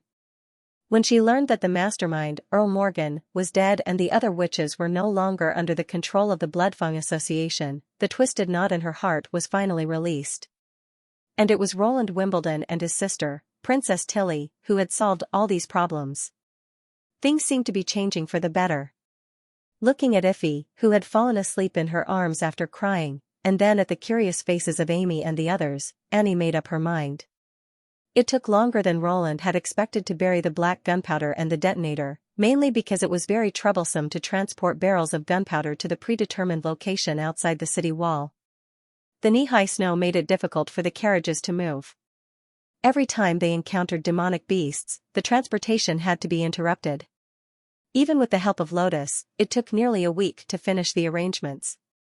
In order to ensure the best detonation effect, all the gunpowder in the buried area was detonated by electric detonators. The latter's principle was very simple. As there was no need to consider carrying and storing, it was basically composed of a small section of sealed copper pipe and 2 wires. The copper pipe was filled with collodion, and the wires were connected with thin copper wires to form a short circuit. When an electric current passed through, the copper wires would burn and fuse, and at the same time, the surrounding collodion would be detonated. All the lead wires were sunk into the ground through Lotus. The depth of nearly 5 meters ensured that the wires would not be affected by ground artillery or demonic beasts even without the protection of a casing. In the end, all the wires converged into the control panel on the city wall. To detonate the gunpowder in a certain area, they only needed to shake the corresponding hand-operated generator. Therefore, there was only one preparation left for the maneuver: live targets. Ahem, in this demonic beast hunting operation, friendship comes first, competition comes second, and safety comes first. Don't leave the monitoring area of Leaf. Do you understand? Standing on the city wall, Roland looked at the contestants lined up in front of him. For the sake of fairness and to reduce Leaf's burden, there were 3 groups of 6 witches participating in the competition. They were Ashes and Andrea from Sleeping Island, Lightning and Maggie from Neverwinter, and Phyllis and Agatha from Tequila. Originally, he wanted Iffy and Annie to form a team representing the Kingdom of Wolfheart. However, Iffy was unwilling to participate in the hunt, and the other witches in the Kingdom of Wolfheart had no combat ability, so he had to give up. Understood. The witches answered in unison, especially Andrea Quinn, who seemed to be full of energy. Since tasting the chaos drink, the noble witch from the head of the 3 families in the Kingdom of Dawn had been completely addicted to the unique taste of the fire dragon wine. She even hoped to exchange a month's chaos drink for the remaining half a jar of fire dragon wine. To this, Roland's answer was that if he could get first place, it was not impossible. The rules are very simple. The time limit is 1 day. Whoever can catch the most demonic beasts will be the winner. However, they must be locked in a cage for it to count. He pointed to the iron cage at the bottom of the city wall. Also, if anyone leaves Leaf's monitoring area, the team will be disqualified. In that case, the hunt begins now. Oh. As soon as he finished speaking, Lightning and Maggie took the lead and flew towards the concealing forest, leaving the other 2 teams to trudge on foot. Who do you think will win? After all 3 teams had left the city wall, Tilly asked with a smile. In her smile, Roland always felt that there was a trace of a different meaning. Well, I guess it should be Lightning and Maggie. Their abilities are indeed not the strongest, but they have to put the demonic beasts in a cage to count the points. Therefore, those who are faster will undoubtedly have an advantage. Why don't we make a bet, brother? She raised the corner of her mouth and said, I guess the Sleeping Island group will be the winner. Andrea and Ashes? Roland pondered. Of these 2, one was a professional long-range combat witch, and the other was an extraordinary. There was no doubt about their strength. However, it was easy for them to annihilate the enemies, but it was much more difficult to capture them. If they wanted to smoothly transport the demonic beasts back, they had to beat every demonic beast half to death, which would take far more energy than directly killing the target. It would be difficult for them to get first place. It seemed to be a business that was sure to be profitable. Okay, what's the bet? If I win, well, in the future, I hope that half of the income from selling chaos drinks can be used to reward the witches who have made outstanding contributions to the development of the city. Evelyn herself was from Sleeping Island, and this would help attract more witches, so it was not a bad thing. In fact, even if she did not mention it, Roland had a similar plan. No problem. But what if you lose? I'll live in Neverwinter from now on. What do you think? Roland was slightly startled. He tilted his head to look at Tilly, but found that she did not seem to be joking. Really? Of course. Tilly's eyes showed a hint of slyness. But you may not necessarily win. If you don't believe me, just wait and see. I think so too, Nightingale whispered in his ear in the mist. I forgot to tell you just now. Andrea's magic power has condensed. Asterisk asterisk asterisk asterisk asterisk 125 meters ahead on the left, a wild boar demonic beast is approaching you. The tree trunk swayed and shook off strings of snow. The rustling sound of branches and holly leaves formed Leaf's unique tone. In this way, Leaf could monitor the whole scene and talk to everyone at the same time. How far is 125 meters? Andrea was still not used to Roland's new measurement unit. She frowned and pondered. 1 meter is 2 steps, then 125 meters is, don't count. Ashes rolled her eyes and took off the Ashes messenger on her back. I can already hear its footsteps. A moment later, a black figure appeared in the dense forest. It was the demonic wild boar. It was about the size of an adult and its grayish-brown tusks were almost as thick as an arm. Don't attack. We have to catch it alive. Andrea whistled at the demonic beast. Come to me. Hiss, hiss, the wild boar spat out clouds of white gas. It stared at the blonde witch with a pair of scarlet eyes and rushed straight at her. If an ordinary hunter were to encounter such a scene, he would definitely not have any thoughts of confronting it head-on. He would either quickly climb up the nearest tree or wait for an opportunity to escape. As for whether he could survive the fangs and trampling of the demonic beasts, that was another matter entirely. But Andrea did not move. She did not even take off her beloved rifle from her back. Instead, she stretched out her hands and spread her index fingers and thumbs to form a rhombus circle. Through the center of the circle, the wild boar was less than 10 steps away from her. She could almost see its dripping saliva and its shiny mane. Bang! She whispered. A strong airflow suddenly burst out from her palms. At the same time, there was a roar like an explosion. The wild boar seemed to hit an invisible wall and its whole body was thrown into the air. The snow under its feet was swept away by the airflow, stirring up dense white fog. The huge body of the demonic beast flipped over twice and fell heavily to the ground. It did not even have the time to scream. Its mouth was already foaming with blood, and its limbs were twitching. This was Andrea's new ability. By observing the difference between bows and guns, as well as Princess Tilly's forced study, she understood the direction of her evolution. Since both of them gave energy to arrows or pellets, why couldn't she directly use magic to provide the energy needed for shooting? During the more than 2 weeks of sailing, she gradually mastered this new fighting skill. First point, got it. Andrea elegantly stroked her long hair and shook off the snowflakes on her head. She pouted at Ashes and said, I'll leave it to you to carry it. Wait. Why me? The latter's eyes widened. Because you're strong. Andrea spread out her hands and said, this is a team competition, so we naturally have to work together. Listen, we represent Sleeping Island. If you lose the competition because of your slow carrying speed, I'll tell Her Highness Tilly everything. An overwhelming victory. Nightingale, did you see that? Andrea proudly looked at Ashes, who was unconvinced but could only bend over to carry the unconscious demonic beast. She felt extremely happy. After all, she could not carry these heavy things. Stay here and don't move. I'll be back soon. The extraordinary put the strong wild boar on her shoulder and turned around to warn Andrea. I know. Go ahead.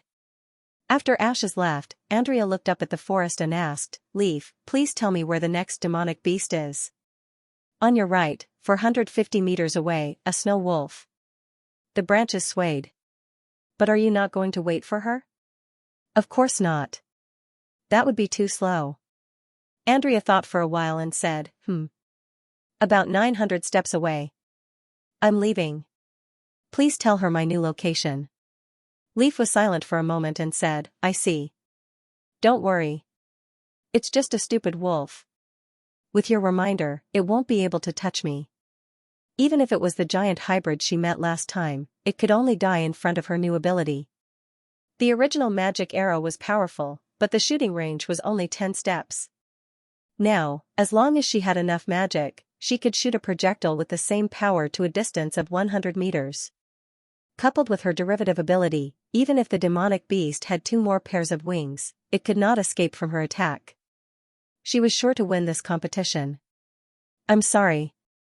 I didn't expect him to involve you in such a trivial matter. Phyllis looked at Agatha, who was walking in front of her. I just casually agreed. When she first heard this proposal, she did not think too much about it. Since she had lost her sense of taste, no matter how delicious the chaos drink was, it was not attractive at all. What made her agree was pure curiosity. Since she had nothing to do, she might as well take the opportunity to observe the Witch Union's combat ability. Unexpectedly, this hunting competition was actually a group competition, and her teammate was Agatha, the youngest senior witch in the past. It doesn't matter.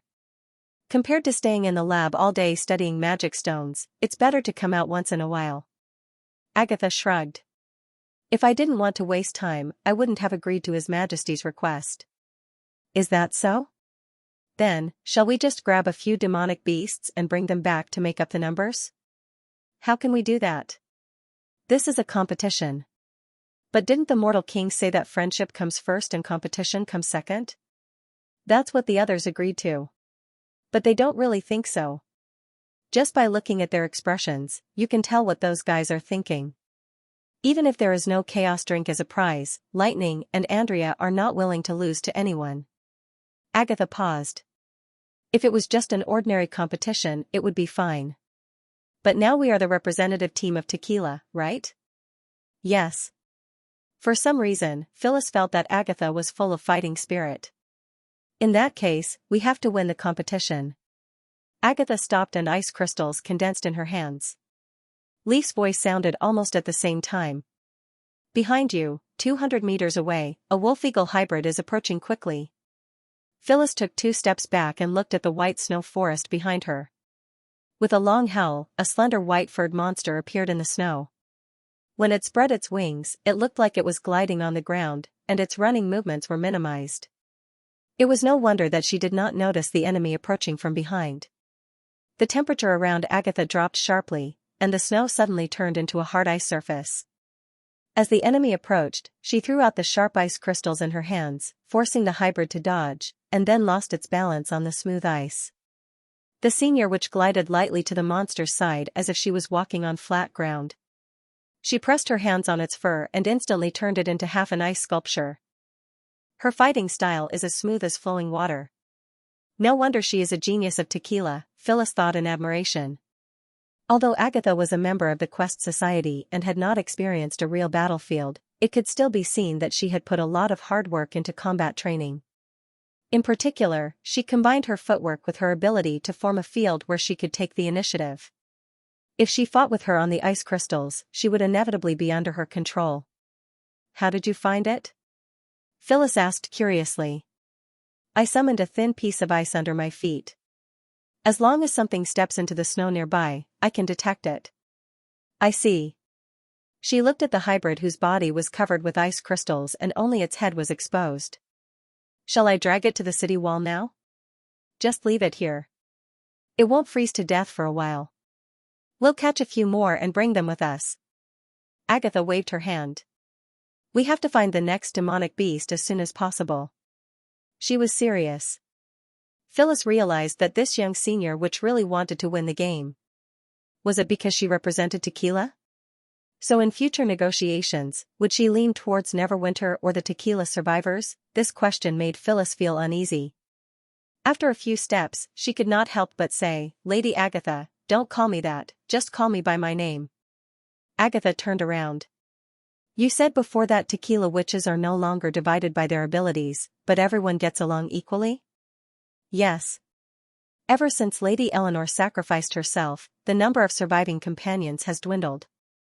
Everyone has gradually come to a consensus. Regardless of whether it's the Union's high-level ascendants or the most ordinary original witches, there shouldn't be any barriers of identity. Every witch is equally important was proposed by Pasha. There's no exception for me. She nodded. Seeing the members of the Witch Union call each other sisters, sometimes I feel that they're the heirs of the new era. I see. Phyllis hesitated. Can I ask you a question? What do you think of the tequila witches and Neverwinter? What you want to ask is, which side am I loyal to? Agatha stopped. Phyllis did not avoid her eyes, which was very important for them. I'm loyal to my own beliefs, she replied. Beliefs? The snow forest suddenly quieted down, with only the occasional sound of the wind brushing through the treetops above their heads. Phyllis was silent for a long time. I thought you would stand on the side of tequila, she said reluctantly. You were willing to represent the tequila witches in the competition, and you were willing to help. She quickly lowered her voice. That's right, I shouldn't force too much. This is just a competition.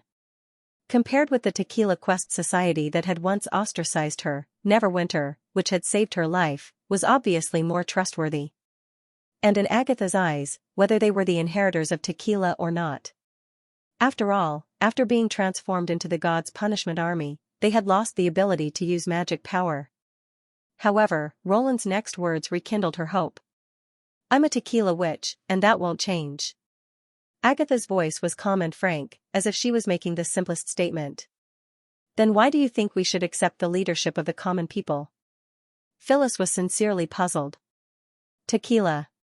Or Starfall City, Arietta, or dozens of cities on the Fertile Plains, all decided to accept the leadership of the Union. Is it just because the Union was established by witches? Agatha sighed softly. Have you forgotten the original purpose of the Union? The original purpose, whether it was the Round Table Parliament at the beginning or the later Three Chiefs system, the Union only wanted to achieve one thing. To defeat the demons, Phyllis said in a low voice.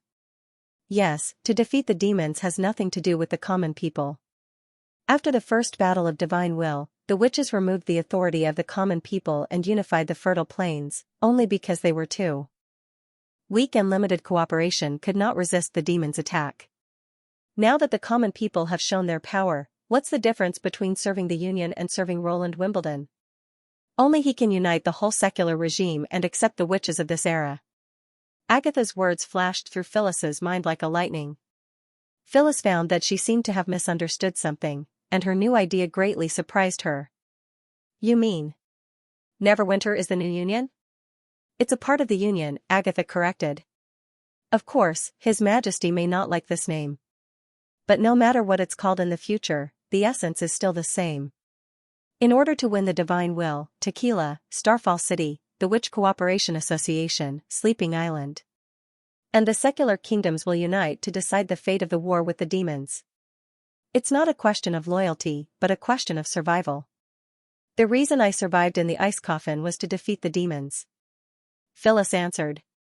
That she was loyal to her own belief. Phyllis finally understood what Agatha was thinking. Agatha hoped to win the game on behalf of Tequila, which did not conflict with her serving Roland Wimbledon. Just like 400 years ago, all the city-states on the Fertile Plains had served the Union. The only difference was that the leader of the new alliance had been replaced by a mortal. You really think highly of him? She had mixed feelings. If it's just to defeat the demons, we're also working hard. Once we find the chosen one, the situation will be reversed. But we haven't found it yet, right? Or rather, I found an unexpected chosen one. Agatha chuckled. Don't worry. If there really is such a witch, His Majesty will definitely not stop you from ending the battle of divine will. In fact, he will only do his best to help you find her. This is also the reason why I hope you can move to the western region of Grey Castle. More and more witches will be willing to settle down here, and the chances of you becoming the chosen one will increase, right? Phyllis was convinced. Although she did not want to admit it, what Phyllis said did make sense. The premise is that he can stop the demons. Do you really have confidence in mortals? If it's a mortal who closely associates witches with all ordinary people, I think I can look forward to it. Agatha raised the corner of her mouth. Didn't His Majesty prepare an artillery exercise for you? After the tour, maybe you'll understand why I'm so confident. The so-called artillery exercise should be displaying the key to the art that she had mentioned before. Although it was not clear what the two had to do with fighting against the demons, even a genius senior witch had said so it was better to look forward to it a little. Just then, a series of loud roars pierced through the forest, shaking the branches. Ow, ow, Phyllis's expression suddenly changed. She was very familiar with the sound. It was clearly the roar of a flying devil beast. Why are there demons here? It's Maggie. Agatha curled her lips. Her ability after evolution is to turn into anything that can fly, including demons. So it's caused by her ability. Phyllis was slightly relieved, but soon she frowned again. In this case, it's too easy for her to catch demonic beasts, isn't it? A single low-level demonic beast had no consciousness and could easily be subdued by a more powerful creature. If it was a flying devil beast, it would probably be too scared to move on the spot. She could catch one at a time.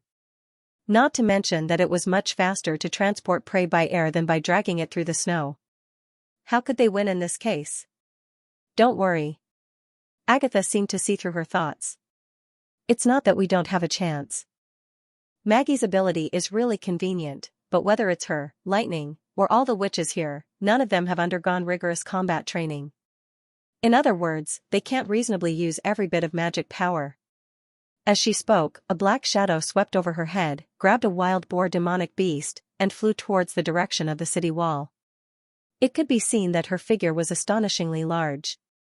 Even an adult devil beast among the demons was probably a size smaller than her. You mean Maggie can't hold on until sunset?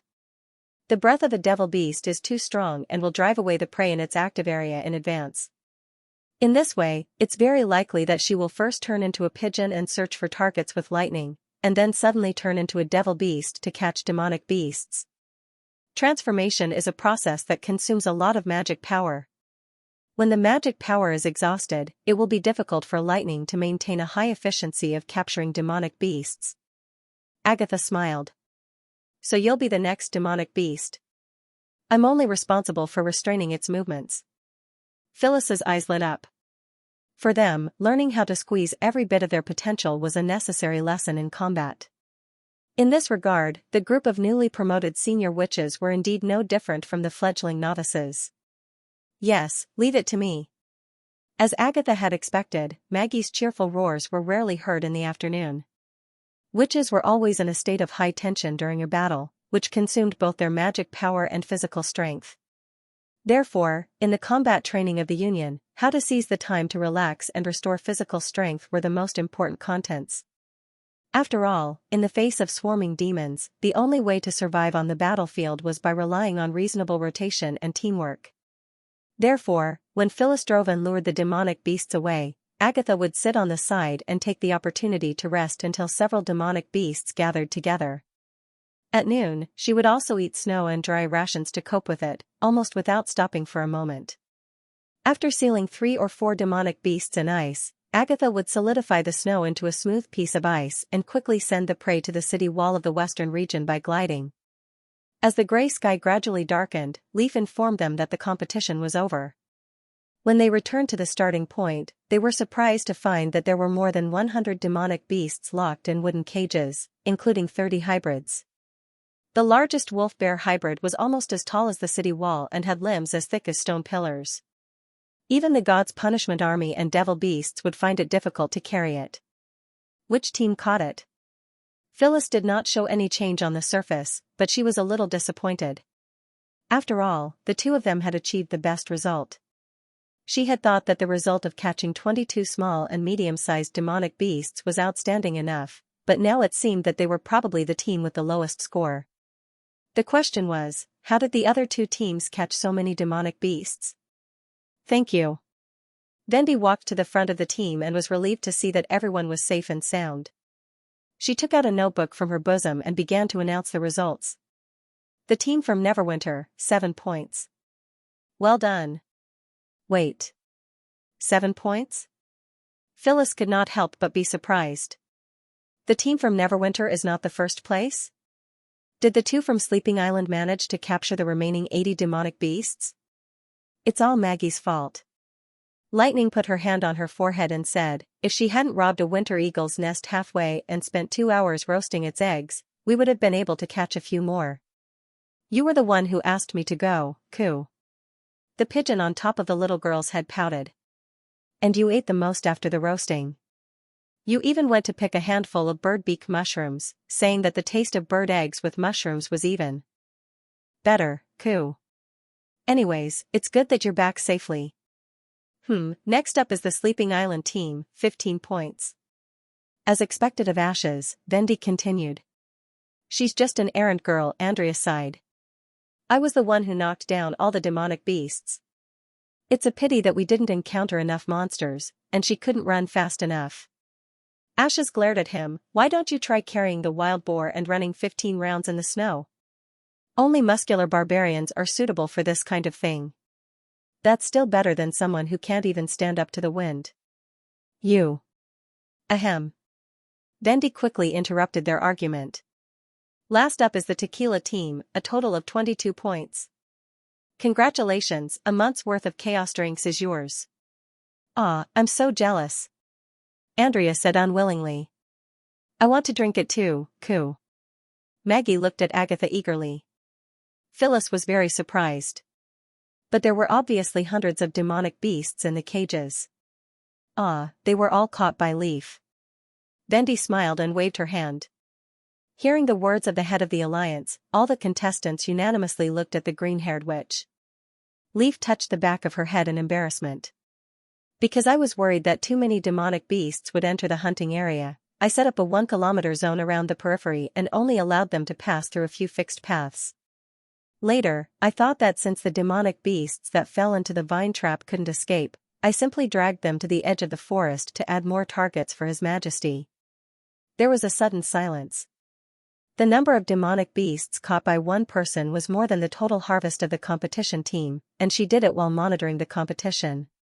How could there be such a terrible combat which among the higher ascendants of the Alliance, even a transcendent could not catch so many demonic beasts in a day? What's with this inexplicable sense of frustration and shock? Phyllis suddenly felt that the first place in the competition was not so important. The next day, Neverwinter finally completed all the preparations for the artillery maneuver. When Roland arrived at the western section of the city wall, both sides of the wall were already crowded with people who came to watch the maneuver. The 2,000 tickets were all sold out. According to Edith's statistics, 80% of the ticket buyers were former residents of Border Town. Obviously, for the local people, spending 2 silver royals to participate in an activity attended by His Majesty was no longer an unbearable burden. The sky of the western region seemed to be cooperating with the maneuver. The heavy snow that had fallen all night stopped in the early morning, and the whistling north wind also became a little milder. The vast field to the west of the city wall seemed to be covered with a layer of silver carpet. The ruts and footprints left by the transportation of demonic beasts were all covered by the snow, appearing flat and clean. The demonic beasts, which were used as targets, undoubtedly became the focus of the audience. More than 100 war trophies were divided into 3 rows according to the distance of 300 meters, 500 meters, and 1,000 meters. The more ferocious and burly the demonic hybrids were, the closer they were to the city wall. Obviously, watching these powerful monsters turn into bloody pieces under the bombardment of the artillery brought unparalleled pleasure to the people of Neverwinter who had been tortured by the months of demons. As for the slightly smaller ones, they were all used as embellishments for the buried gunpowder. Anyway, the distance was relatively far, so there was no need to see so clearly. Instead, the quantity was more important. In the last row, the cages that imprisoned the demonic beasts were arranged in a rectangle with a length and width of nearly 100 meters, waiting for the brightest light. Your Majesty, the artillery battalion of the First Army is ready. Iron Axe climbed up the city wall and reported loudly. Roland exhaled a mouthful of white air and turned to look at Echo beside him. Play the platoon march. Yes, Your Majesty. As magic power spread out from Echo's fingers, the loud and familiar music instantly rang through the whole section of the city wall. Although he had heard this marching song many times during the school sports meeting, now that it echoed in the sky above Neverwinter again, Roland could not help but feel his heart palpitate involuntarily. As if the song contained a surging power, he could not help but hold his head high and chest out, welcoming the arrival of the soldiers. All the subjects who were whispering to each other quieted down and turned their eyes to the end of the long street closest to the city wall. They saw a group of soldiers in the same color uniform appear at the corner of the street in neat steps and orderly walk toward the predetermined position. Roland remembered that 2 years ago, when he first encountered the months of demons, this city was only the size of a palm. After less than 2 months of training, the people held spears and short guns and fought against the demonic beasts on the cement wall made of rubble. Even an ordinary demonic hybrid could make the militia flustered. But now, they could face a higher level of challenge calmly, while the seemingly powerful demonic beasts became the target of Neverwinter's declaration of strength. This contrast made Roland very excited. When the soldiers climbed up the city wall from the gentle slope, the crowd burst into enthusiastic applause, and the applause came wave after wave, as if it would never stop. He knew that any speech was no longer necessary at this moment, and the audience only waited for the pleasant roar of the cannons. Phil and Schilt was a little surprised when the soldiers of the First Army lined up neatly on the city wall. As a former Star Knight of the Western region, he was familiar with knight training, so he naturally knew how difficult it was to keep a group of people in order. Whether it was a knight or a mercenary, when they were inspected by the Lord, there would be no more than 5 people in a row. This was because the line was too long, so it was easy to stagger. In the eyes of the crowd in the distance, it looked like a mess and was really an eyesore. The more people there were, the more difficult it was to control. However, this group of soldiers had more than 100 people, and there were more than 10 people in each row. Coupled with the uniform color clothes and the bright ribbons in front of their chests, they looked like a moving phalanx. This visual impact made Philin feel an unstoppable momentum. Once they could maintain the formation, the advantage of having a large number of people would be vividly reflected. This could also be seen from the enthusiastic response of the crowd around him. "Look at the third row, that's my child. They're walking so orderly. It's almost like they're one person."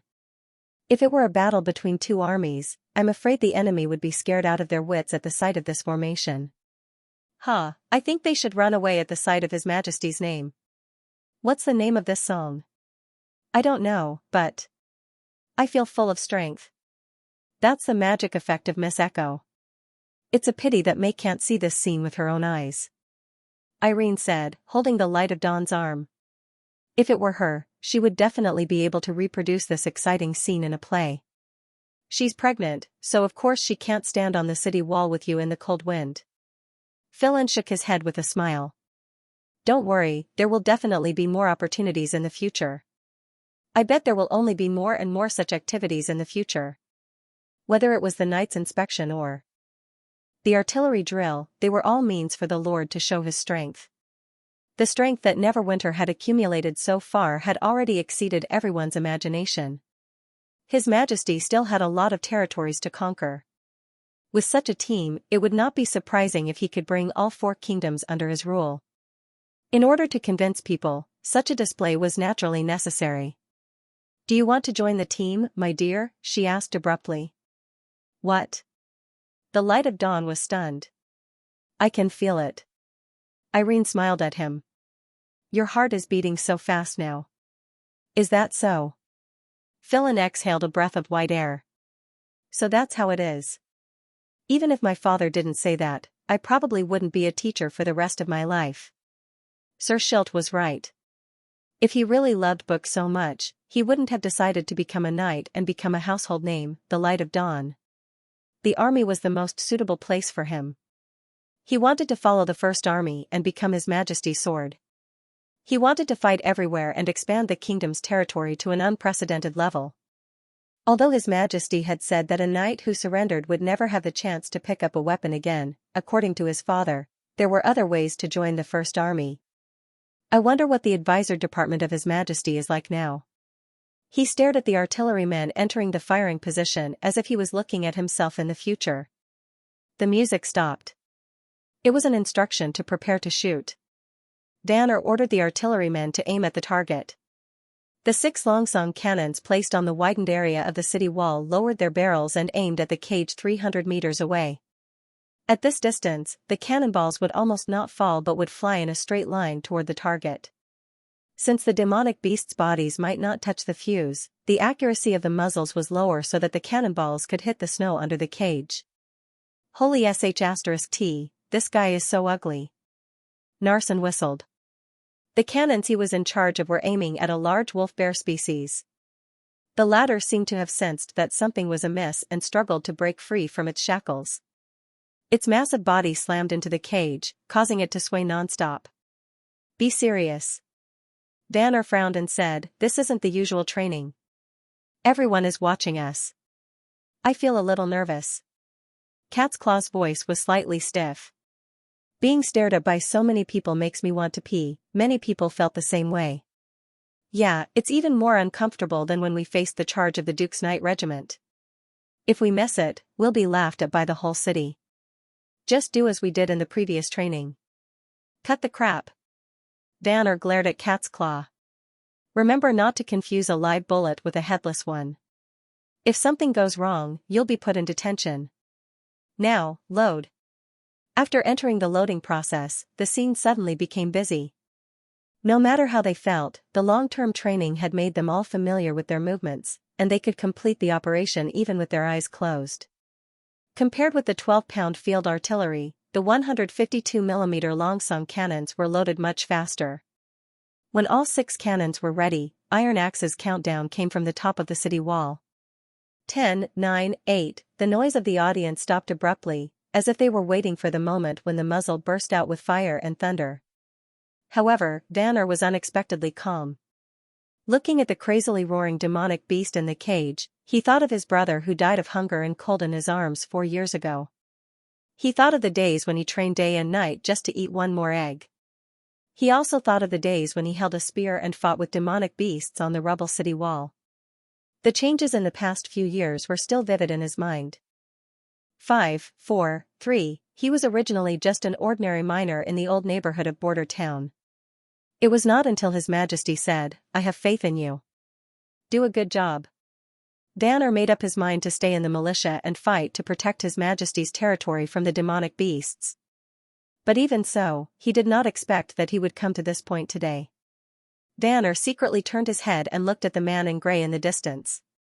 Roland Wimbledon was the reason why he was so calm. As long as His Majesty stood behind him, no matter what kind of enemy he faced, he would not take a step back. 2, 1. Fire! Fire! Danner waved his arm fiercely. The 6 Longsong cannons spewed out long flames and smoke at the same time. The huge roar turned the snow on the wall into flying white mist. The distance of 300 meters was almost covered in the blink of an eye. When people heard the deafening sound of the cannonballs had already fallen in front of the hybrid demonic beast. The compressed fuse touched the double-base gunpowder in the warhead. In a flash, 6 mud columns rose from the snow and tore the wooden cage into pieces. The seemingly strong body of the demonic beast was like a piece of paper in front of the raging airwaves. Wood debris mixed with steaming flesh and blood rushed into the sky. Intestines and broken limbs were scattered everywhere. According to Roland's plan, once the bombardment started, it would not stop. First, 5 rounds of volleys would turn the first row of 20 demonic beasts into powder. Then, it would be free shooting time. Using the rapid firing of blanks and the detonation of black gunpowder, it would create an imposing manner as if thousands of cannons were roaring. Therefore, when the continuous shooting sounded, the atmosphere on the scene ushered in a new high. The explosions set off smoke and dirt in an endless stream, and the area within 500 meters of the city wall looked like the end of the world. Occasionally, some cages were smashed by flying stones, and the demonic beasts in the cages that could still move reacted not to rush to the city wall, but to turn around and flee. Fear overcame their bloodthirsty instincts. However, very few of them could escape from this land of death. Under the strong shock waves gushing out of the ground, their internal organs had long been ruptured and displaced, and their eardrums and eyeballs had lost the function of perception. Most of the demonic beasts fell to the ground before they could go far, and then they were engulfed by the newly detonated explosives. "This is nothing. You haven't seen the war with the church." Andrea covered her ears and proudly said to the stunned witches in the kingdom of Wolfheart, although there were only 2 cannons at that time, there were hundreds of flintlocks and smaller iron cannons. Their opponents were not demonic beasts in cages, but the swift and powerful God's punishment army. When the battle was at its most intense, the whole open space was filled with flying projectiles, and as long as you exposed your head, you would die. Compared to this, that was a real war. Is that so? Amy looked shocked. No wonder they lost, Hero sighed. This is not something that humans can resist. Seeing such a scene, aren't you afraid at all? Broken Sword looked at Andrea with admiration. Taking advantage of the gap between the explosions, Andrea elegantly combed her fluttering long hair and said, "Of course, you'll get used to it after seeing more. I witnessed the whole process of the war, and I even killed 2 God's punishment army soldiers with my own hands." She completely forgot that when she climbed the city wall for the first time, she was also full of surprise and disbelief like them. Now, she somewhat regarded Neverwinter as her second home. Even when talking about these weapons, she could not help but speak with a sense of pride. Compared with most witches who just watched the fun, Phyllis was much more observant. When the first row of demonic beasts was blown to pieces, she did not pay much attention to it. At this distance, the spears of mad demons could also threaten the soldiers on the city wall. facing the bone spears falling like a storm. Even if these to be called Longsong cannons were amazingly powerful, how long could the common people who manipulated them last? But when the cannons turned to the second row of cages, her expression finally changed. Could it be that the mortal king's intention in arranging the demonic beasts was to let the explosion spread further away? The last row of cages was almost 1,000 feet away. If the Longsong cannons could hit that area, it would mean that their range was almost equal to that of the siege beasts, but their lethality would be far greater. If the witches could have such long-range weapons, they would have been, and would have Longsong, to the Longsong, and if it to attack, to the Longsong, it to the Longsong, it would, and it. If the witches had such long-range weapons, they might be able to defend the holy city of Tequila. Was this the trump card of Neverwinter, and the reason why Agatha was so confident in Roland? When she asked the Ice Witch this question, the latter just smiled and shook her head. It was placed 1 kilometer away to satisfy the audience, because any further would affect the enjoyment of the maneuver. As for the range of the new cannons, His Majesty said it could be more than 10 kilometers, which is 10 times the current range. Agatha tilted her head and said in her ear, in other words, it can hit the place where the manipulator can't see. 10 times? Phyllis was stunned. Although she did not quite understand the units of meters and kilometers, 10 times the current range was nearly 3,000 feet, and some demons' outposts happened to be set within this distance. Did it mean that if the cannons were placed on the top of the city of Tequila, they could directly hit the demon's lair? How could it be possible? How could they ensure that the weapons could hit the enemies that were out of sight? Seeing that Phyllis was a little stunned, Agatha continued, but it's not easy to hit the enemies that far. It requires a lot of calculation and improvement of the aiming device of the cannons. I heard that those astrologers are studying this. His Majesty seems to want to write a shooting list that can calculate the landing point of the cannonball according to the data before firing. Even if the enemies are several kilometers away, they can accurately hit the targets. Are you sure? Phyllis clenched her teeth. Doesn't that mean that as long as we build a few more cannons like this, the demons can't even get close to the city wall? Yes, His Majesty called this method of attack cleaning the ground. Agatha shrugged. It probably means cleaning the dirty things on the ground. Although it's a little hard to pronounce, it's quite appropriate.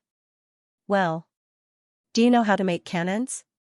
Phyllis hesitated and whispered into Roland's ear.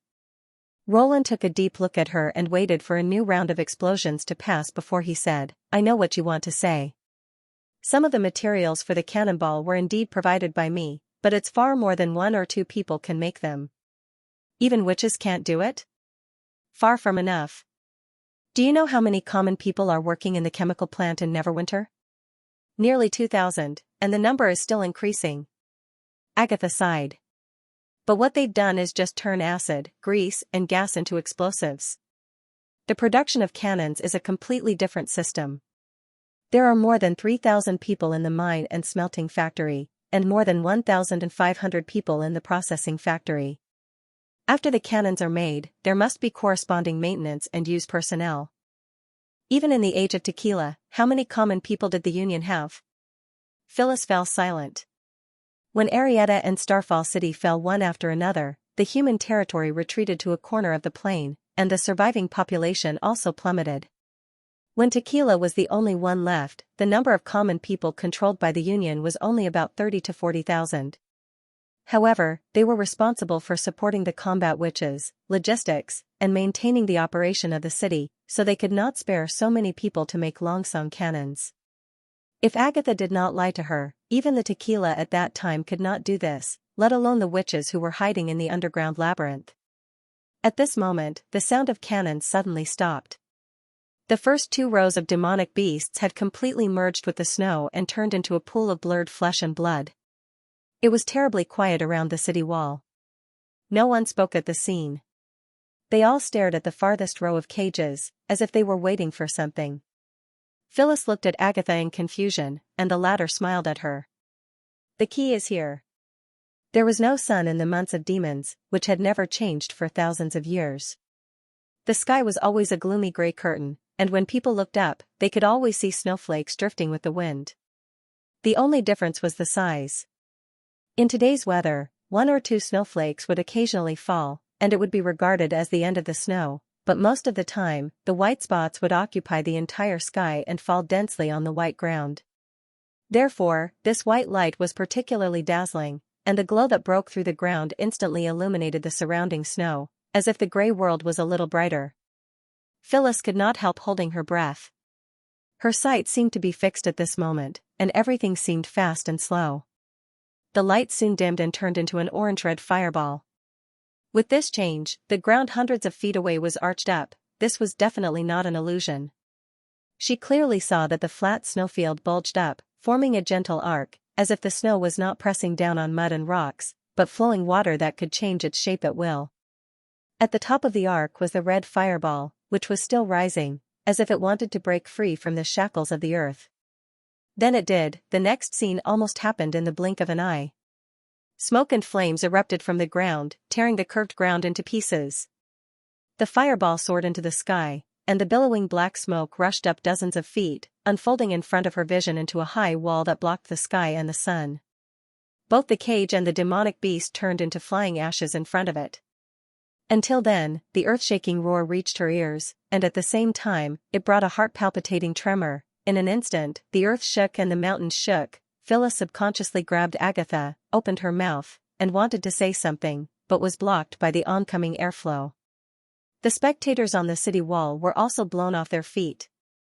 It took a while for them to recover from the incredible explosion. There were no cheers or applause. Everyone was dumbfounded by this scene. The only thing they could do was to look up at the wall of smoke that continued to rise. Is this the key? She swallowed a mouthful of saliva. Mortals had actually grasped such terrifying power? Even a greater devil wouldn't be able to survive such violent earth fire. The red sun was getting darker and darker.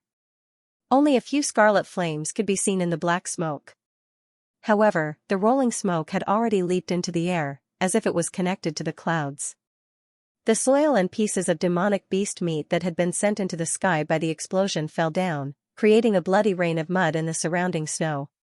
Looking at this scene, Phyllis finally understood where Agatha's confidence came from. With this kind of earth-shattering power, even in the face of cruel demons, mortals would have a chance to contend. However, she still could not understand why Roland Wimbledon called it art. Could it be that explosions were art? Retnine was completely intoxicated by the cold wind filled with the smell of gunpowder. The roar had completely awakened his desire. So this is chemistry, he looked at his companions, Rayleigh and Archer, the former chief alchemists of the King's City, and found that their eyes were shining with the same light. This kind of radiance was incompatible with their aging appearance.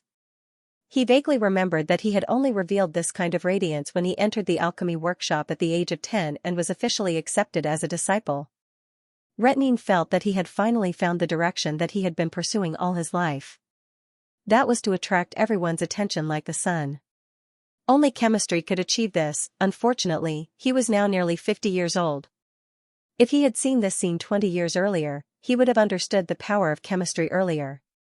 It was not the fire and smoke produced by the burning of coarse snow powder, but the purer light and heat. Fortunately, he finally knew it now. Looking at the astrologers who were still dumbfounded, Retnine could not help but smile. From now on, there would only be one name in the school of sages, while the other would be completely forgotten. He wanted everyone to feel the power of the explosion and praise the greatness of chemistry. Thinking of the many chemical explosive plans in intermediate chemistry, he could not help but want to immediately throw himself into the experiment. What are you waiting for? Let's apply for a laboratory from Xianxia. That's what I thought. The three of them opened their mouths and made a suggestion at the same time. Retnine looked back at the column of smoke that lingered for a long time and then walked toward the laboratory. Now do you understand why I want you to stay in Neverwinter? Edith stroked Cole's head. The latter was silent for a long time and then said in a dry voice, because of this? It was obvious that he was frightened by the powerful explosion.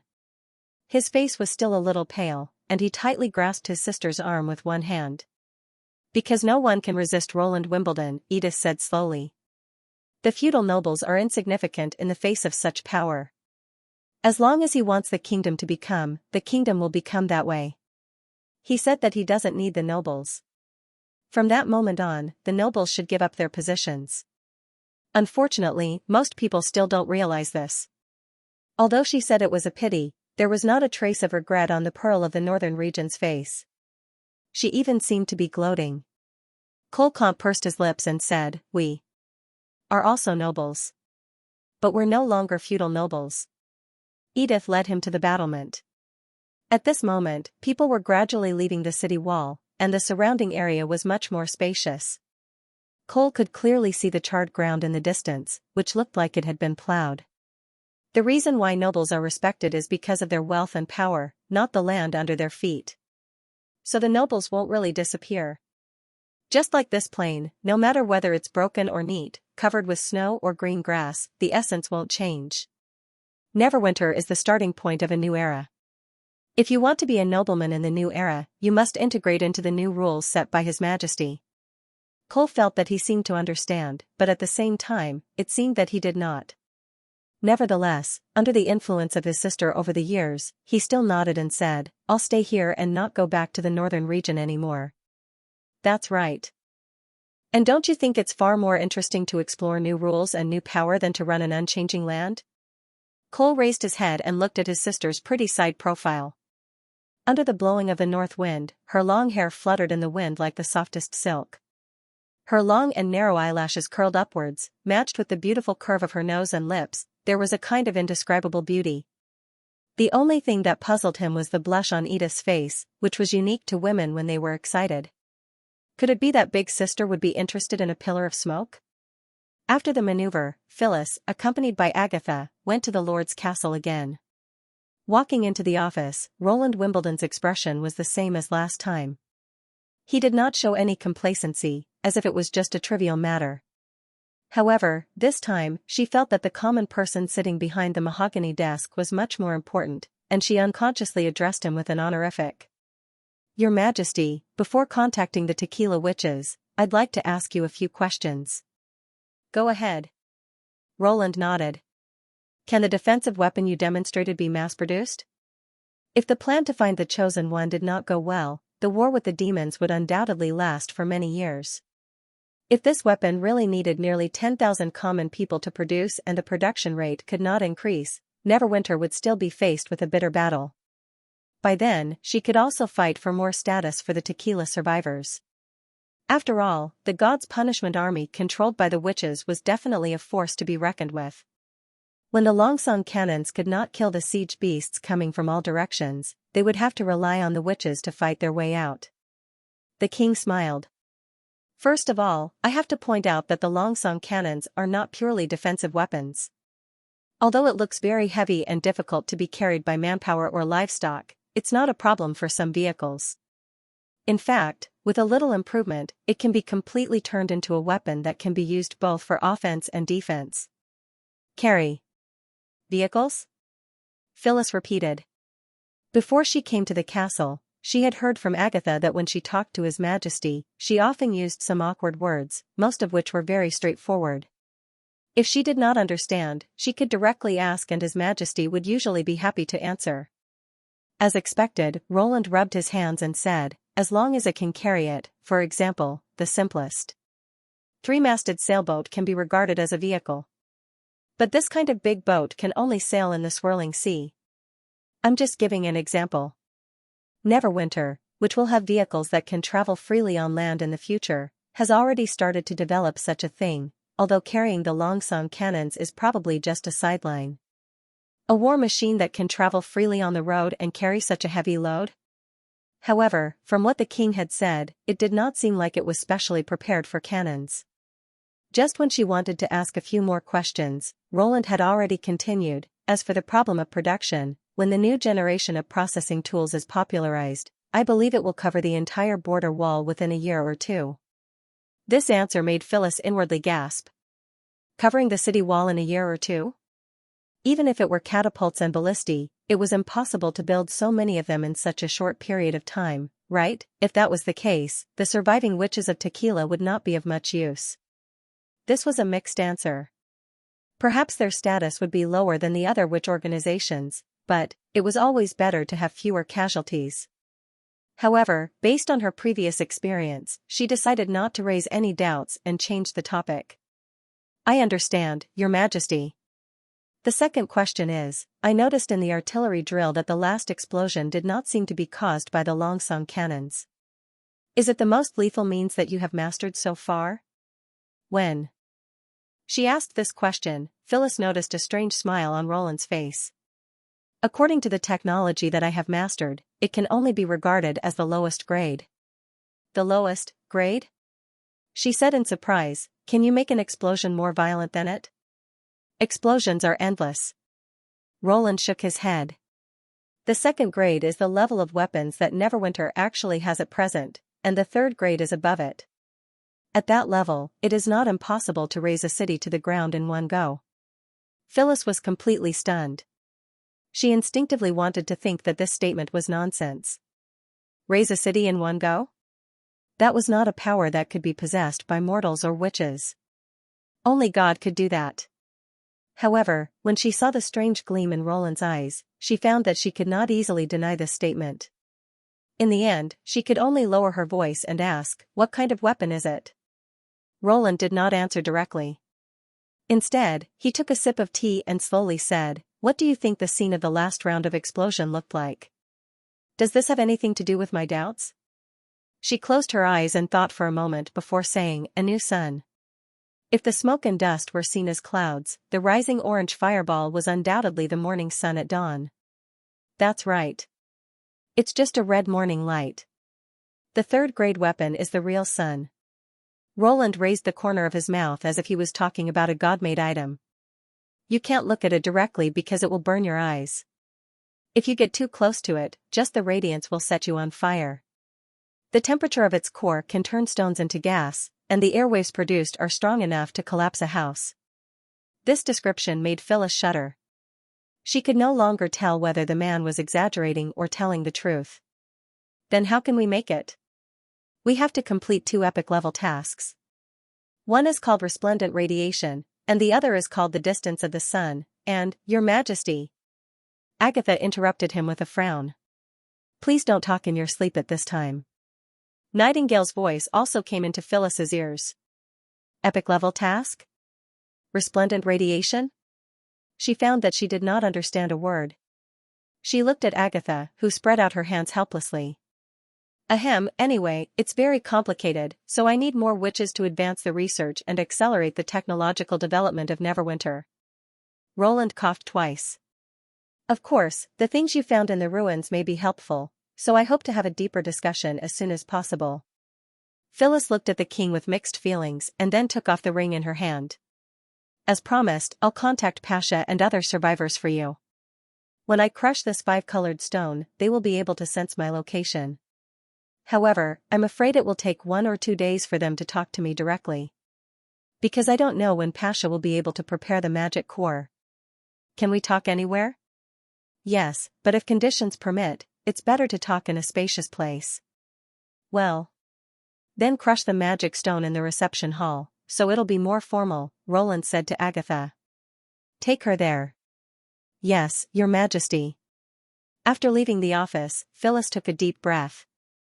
The effect of the artillery exercise was much better than Roland had expected. In the last round of explosions, 70% of the total reserve of black gunpowder was detonated underground in one go, causing a sound no less than that of roadside bombs in modern times. When subcontracting the burying, he suddenly had an idea to mix some aluminum powder into the gunpowder. As a result, the fireball was even more dazzling, and the moment it rushed out of the ground, it even had a bit of a sunrise. This explosion basically announced the change of the First Army's weapons from black gunpowder to chemical gunpowder. As for the distance between the third level of the sun, he could only imagine it in his mind. Although the content of uranium in the Earth's crust was not low, even higher than that of silver and gold, and it was not difficult for Lucia to collect uranium by decomposing the granite bit by bit, the fatal radioactivity was always a tricky problem, and even lead plates could not be foolproof. Most importantly, he was not sure whether Nana could cure radiation sickness, which was the biological matrix aberration caused by particle ionization. Therefore, until it was a matter of life and death, Roland temporarily did not intend to start the resplendent radiation, which was no less than the epic task of stealing the divine fire. After all, that thing was too dangerous. After finalizing the meeting with the tequila witches, he invited Tilly into his office. It was time to talk about the bet. After pouring her a cup of chaos drink, Roland cleared his throat and said, about the previous hunting competition. Although Agatha is indeed a member of the Witch Union, the Neverwinter team didn't win. Tilly seemed to have already guessed Roland's thoughts, and her eyes curved into a crescent moon. Brother, this bet can only be considered a draw. If you want to count Miss Leaf in the Neverwinter team, I won't admit it. Of course, this bet is indeed a draw, but I still want you to stay, Roland said frankly. Such a straightforward statement made Tilly slightly stunned. So it's a win-win situation. How about it? This was the first time Roland had seen Princess Tilly so speechless. He had to admit that she looked quite lovable. I'll set up a fund with 30% of the Chaos Drink's revenue to reward people who have made contributions to Neverwinter, regardless of whether they're witches or ordinary people. You can settle down in Neverwinter, either in the Witch Building or with the migrants from Sleeping Island. After talking about business, Tilly quickly recovered from her daze. She pretended to be nonchalant and coughed twice. Only 30%? I think we agreed on 50% at the start. Because according to my calculations, even 30% would be a shocking number. Giving it out as a bonus would be enough to last a lifetime. Roland explained, the rest of the money will be used for the construction of Neverwinter, including the witches' residences and necessary facilities, as well as salaries. In general, they will be spent where they are most needed. If you need it, you can withdraw it directly. Even if I use up all the golden dragon I earned? Of course, storing it in the warehouse is just a waste of space, he said indifferently. In the future, when the precious metal currency could not keep up with the demand for productivity growth, the credit currency would appear. At that time, money would become a simple number for the government, which could be printed directly. It was meaningless for him to store money. Tilly pursed her lips and said, "It sounds like a good deal." "That's why it's called a win-win situation," Roland said slowly. "What do you think?" She sighed and said, "Since you put it this way, I can only agree." Although it seemed like a helpless answer, the undisguised smile at the corner of her eyes showed her feelings. Roland could not help but smile. A year ago, she was skeptical, but now she was relaxed and smiling. Tilly probably finally believed that he could bring a comfortable and stable life to the witches. By the way, after chatting for a while, he changed the topic to the recovery plan of the southernmost region. "I plan to bring the Sand Nation's territory under the rule of Grey Castle this winter. Their customs and inheritance of power are completely different from the Four Kingdoms. If I want to completely conquer it, I need your help." Then Roland told her about the Sand Nation's laws and the holy duel ceremony. Letting Ashes participate in the duel? That's not a problem. Tilly pondered for a moment. But why do you want to annex the desert? Since the establishment of Grey Castle, no ancestor has ever been interested in that barren territory. It just looks desolate. The underground fire that has been burning for decades and the salt crystals that stain the ground are all evidence of buried treasures. Roland spread out his hands and said, "If I'm not wrong, the southernmost region will be the key to the development of Neverwinter in the future. Since that's the case, I'll explain it to Ashes." Tilly didn't ask any further and nodded her head. Now that the trust between them had been established little by little, it was foreseeable that the Witch Union and the Witches of Sleeping Island would be closely linked in the future. Thinking of this, Roland felt very gratified. After sending his sister out of the office, he immediately called Echo over. The holy duel could only win him the right to speak, but it could not solve the problem once and for all. He did not need a clan to live in Iron Sand City, but a large number of obedient Sand Nation people. For this reason, he had to become the legendary Great Chief. Roland did not have time to go to war with the army, so it was necessary to choose a spokesperson. As the princess of the Osha clan, Echo was undoubtedly the key to winning over the Sand Nation people of Majin. "I don't know if Iron Axe has talked to you about returning to the southernmost region." He went straight to the point. "This winter, the First Army will be stationed in Iron Sand City. I hope you can go there on my behalf." "No, he didn't mention it to me." Echo looked a little surprised. Then she bit her lip and said with a sad expression, "Your Majesty, you don't want me anymore?" The first part of her answer satisfied Roland. It seemed that Iron Axe also understood that the marching was a secret of the kingdom and did not easily disclose it to his clansmen. However, the second part almost made him choke on his saliva. Although he knew that Echo did not mean that, it still sounded full of ambiguity. At the same time, he felt a cold breath coming from behind. Nightingale's hand had tightly grasped his shoulder. "Of course not, this is only temporary. When I become the great chief of the Sand Nation people, you can return to Neverwinter with Iron Axe. Besides, if you don't want to, I won't force you." After listening to his statement, Echo relaxed and said, "I understand. But if you want to make all the Sand Nation people surrender, I'm afraid it's impossible to do that with a holy duel. Of course, I have other ways." Roland smiled and slowly revealed his plan. "This?" Echo was suddenly stunned, with a complicated look in her eyes. "Is this really okay?" "Of course, I'm the king of Grey Castle. If I say it's okay, then it's okay," he said word by word. "By the three gods, the Sand Nation people will never forget your kindness."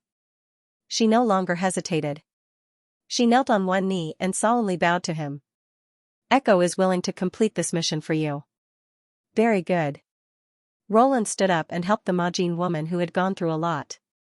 "Then I'll leave it to you." In the depths of the labyrinthine cave, the tremors above her head were getting louder and louder. Pasha knew that they were approaching in large numbers and in a menacing manner. She put her limbs into the soil and spread upward. Then she saw what was happening outside the mountain. Dark demonic beasts were running among the mountains. Several entrances to the maze ruins were blocked by the strong fearful beasts of hell. The demonic hybrids following them were tearing the bodies and organs of the fearful beasts crazily until they opened a new passage. If they did not do this, they would be squeezed to death by other demonic beasts at the entrance of the cave. But it would not be long before the passage was blocked again. The way to unblock it was to repeat the previous process.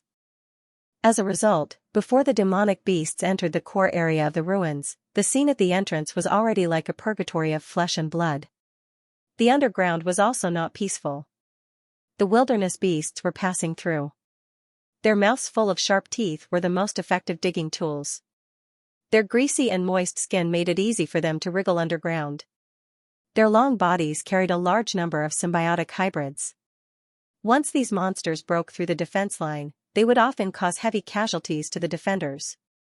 Even mutated flying beasts appeared in the sky. However, they could not enter the ruins and could only hover and howl in the air. This was an indescribable experience.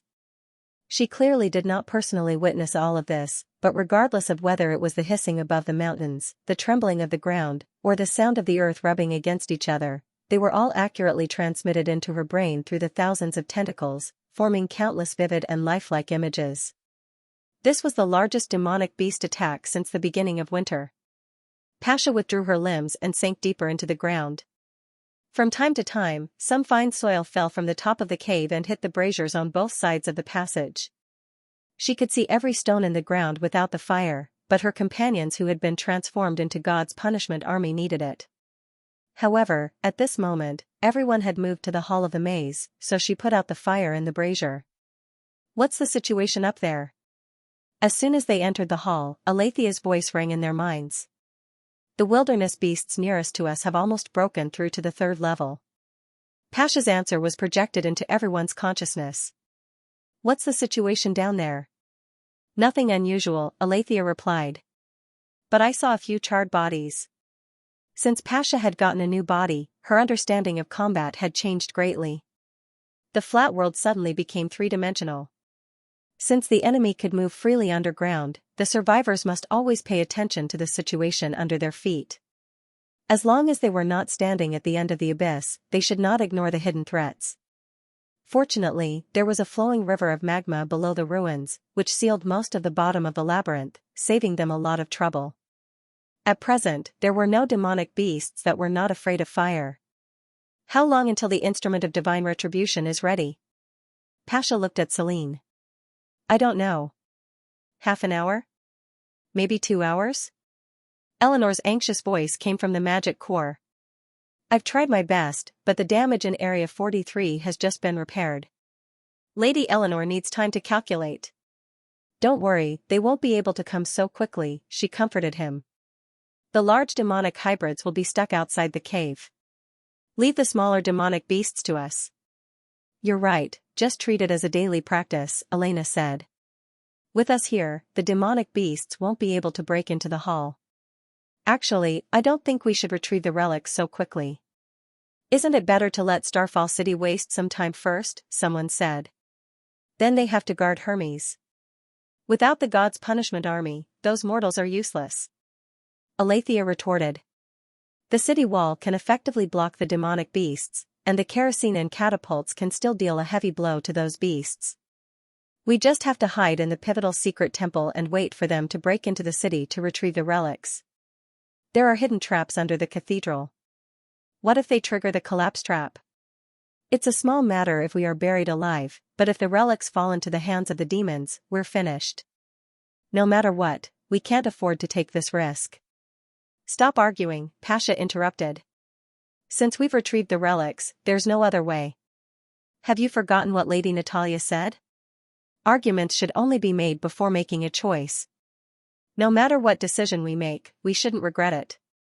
After she spoke, no one else's consciousness rang out again. Obviously, they agreed with her statement. In the Tequila era, such a situation would not occur. Inferior witches had to obey their superiors unconditionally, and those who disobeyed would be severely punished. The most serious dispute in the Union was between Natalia and Alice. Before breaking off with Starfall City, Natalia had said the above words to all her followers, and then attacked the Queen of Starfall City. Since then, the Tequila survivors were no longer divided into superiors and subordinates, and disputes gradually increased. But Pasha didn't mind it at all. She preferred a vibrant organization to a cold system. Just as they changed the topic and discussed how to block the demonic beasts, Pasha suddenly felt a strange message coming from one of her tentacles. Violent tremors echoed in the rock stratum, as if something heavy had fallen. The speed was so fast that it seemed there was no obstacle. It broke through several layers of the labyrinth, and after a few seconds, it was already approaching the depths of the temple. How is this possible? The ground was filled with dense soil and rocks. Even a wasteland beast would need to spend several minutes to dig a single layer down. This was not the surface, so how could it move so quickly? Pasha hurriedly moved more tentacles in the direction of the movement. The more tentacles she monitored in an area, the more images she received. Then her heart suddenly sank. No one knew when, but a 6 to 7 mile long crack had appeared in this area, splitting the earth into two. At first glance, it looked like a cliff that stretched out from the ground. A wild beast had drilled through the mountain wall and rolled all the way down, landing right above the temple. Prepare to fight the enemy. Pasha raised the voice of her consciousness to the maximum. The direction of the magic core. Just when everyone was slightly stunned, the stone slab at the top of the hall suddenly cracked, and a long wild beast slid down from the crack. Its body was covered with scratches and bruises, but under the reflection of the magic core, its body emitted a dark blue light. Obviously, the fall had caused great damage to it, but even so, it still used its last breath to complete its mission. No! Pasha shouted. Celine pulled out her tentacles from the instrument of divine retribution and knocked down 2 demonic hybrids. Then she was bitten by the other demonic beasts. A few wounds immediately appeared on its sarcoma-like body, and scales and gray body fluid splattered everywhere. A few agile wolf-like mutants even climbed up her rough skin and tried to bite the main tentacles at the top of her head. The other witches drew their swords to help. Elena was the first to arrive. Like a silver light, she cut the demonic hybrids in half and then rushed into the demonic beasts to kill them. Wherever she went, blue blood splattered. The monsters that mortals feared were no better than ordinary beasts when faced with Scourge, who was not inferior to an extraordinary. In the early stage, they were at a disadvantage in both strength and speed. As more and more witches joined the battle, the demonic beasts were killed one by one, and the chaos finally subsided. Pasha retracted all her tentacles and quickly ran to the center of the hall, her heart in her throat. Unlike the gods' punishment witches who could change their bodies at will, they could not change into a new body after entering the tumor-like body. Once their bodies were on the verge of death, they could only choose to merge with Lady Eleanor. If it were Pasha herself, she would not mind such an ending. Ever since she decided to follow Lady Natalia, she was ready to sacrifice herself at any time. But Celine could not. Among the survivors, she was the only one who had the deepest understanding of the magic core. Once they merged, they would not be able to activate the instrument of divine retribution for a long time. "Are you okay?" Pasha asked nervously as she landed beside the scarred tumor-like body. "Well, it's not a big problem." Celine's reply made her feel relieved. "As long as the holes in my body are blocked, I'll be fine. But a few of my tentacles were bitten off. It hurts so much. You should be grateful that you can still experience pain." "I can't wait to relive the feeling of pain," someone shouted. "That's right. If Phyllis heard this, she would be envious. Unfortunately, she can only get it from the spirit." "Don't say that. She only serves the mortals for the sake of tequila," Elena said with a frown. "She should be called number 76 now, right? I wonder how the Chosen One project is going. How long has it been?" "It's no longer the era when the Union ruled the whole territory. It's not easy to contact the witches who are hiding. We have to hold on for at least 2 to 3 years. Or we can hold on until the arrival of the bloody moon, and then be devoured by the army of demons," someone added. "Damn it, do I have to say it out loud?" His words caused everyone to roar with laughter. "Calm down. We're not out of trouble yet," Alethea said angrily. "What should we do now? There's a hole on the top of our heads. If one falls, the second one will fall. Should we split into a group and guard the bottom of the hole?" Pasha thought for a moment and then rejected this suggestion. "No, it's okay if the demonic beasts that have landed are fighting with the witches who stayed behind, but what if they turn around and attack the periphery? That way, the people guarding the entrances would be in danger of being attacked from both sides. Even with Scourge's power, it would still be dangerous." "I agree with Pasha." Elena nodded. "Moreover, we will be easily separated and surrounded by the demonic beasts. We won't even have a way out. Instead of fighting separately, it's better to gather in one place and guard the relic and the core in the center of the hall. As long as Celine repairs the instrument of divine retribution, we can all survive." "I agree." "Me too. No matter what, it's better than being bitten to death by demonic beasts from behind." "Then let's do this." Pasha waved her tentacles. "Give up the bottom hole and focus on defending the magic core." This was equivalent to facing a swarm of demonic hybrid beasts in the center of the empty hall. Undoubtedly, what they had to face next would be a hard battle.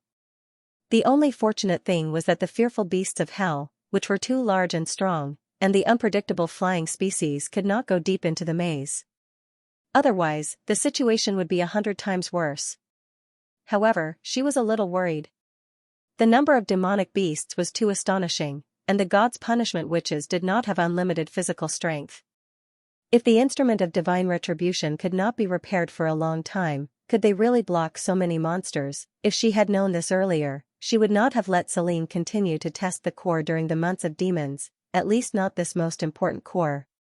An hour later, the demonic beasts finally appeared at the bottom of the maze, and the battle began. All the witches did their best. There was no doubt that the outcome of this battle would determine the survival of the human race. Pasha also joined the battle. She drew magma from the lava river and sprayed it on the heads of the black hybrid beasts. The hot and sticky red water ignited the monsters' furs, and the fire was so fierce that the air was filled with a burning smell. Even so, they still rushed forward and insisted on charging toward the location of the relic. The gods' punishment witches formed a wall of flesh and blood with their bodies. As long as their heads were not injured, they would not really die. Therefore, this battle was extremely fierce. Even though their bodies were bitten to pieces, it did not prevent them from lying on the ground and cutting off the enemy's legs and abdomens. At this critical moment, Celine's excited voice came into everyone's mind. "The core calculation has been completed. The magic mode has been adjusted to mutant annihilation, and the instrument of divine retribution is ready. Pasha, leave it to me. Go and activate it." Alethea spat out a mouthful of magma, forced the nearby demonic beasts to retreat, and jumped in front of Pasha.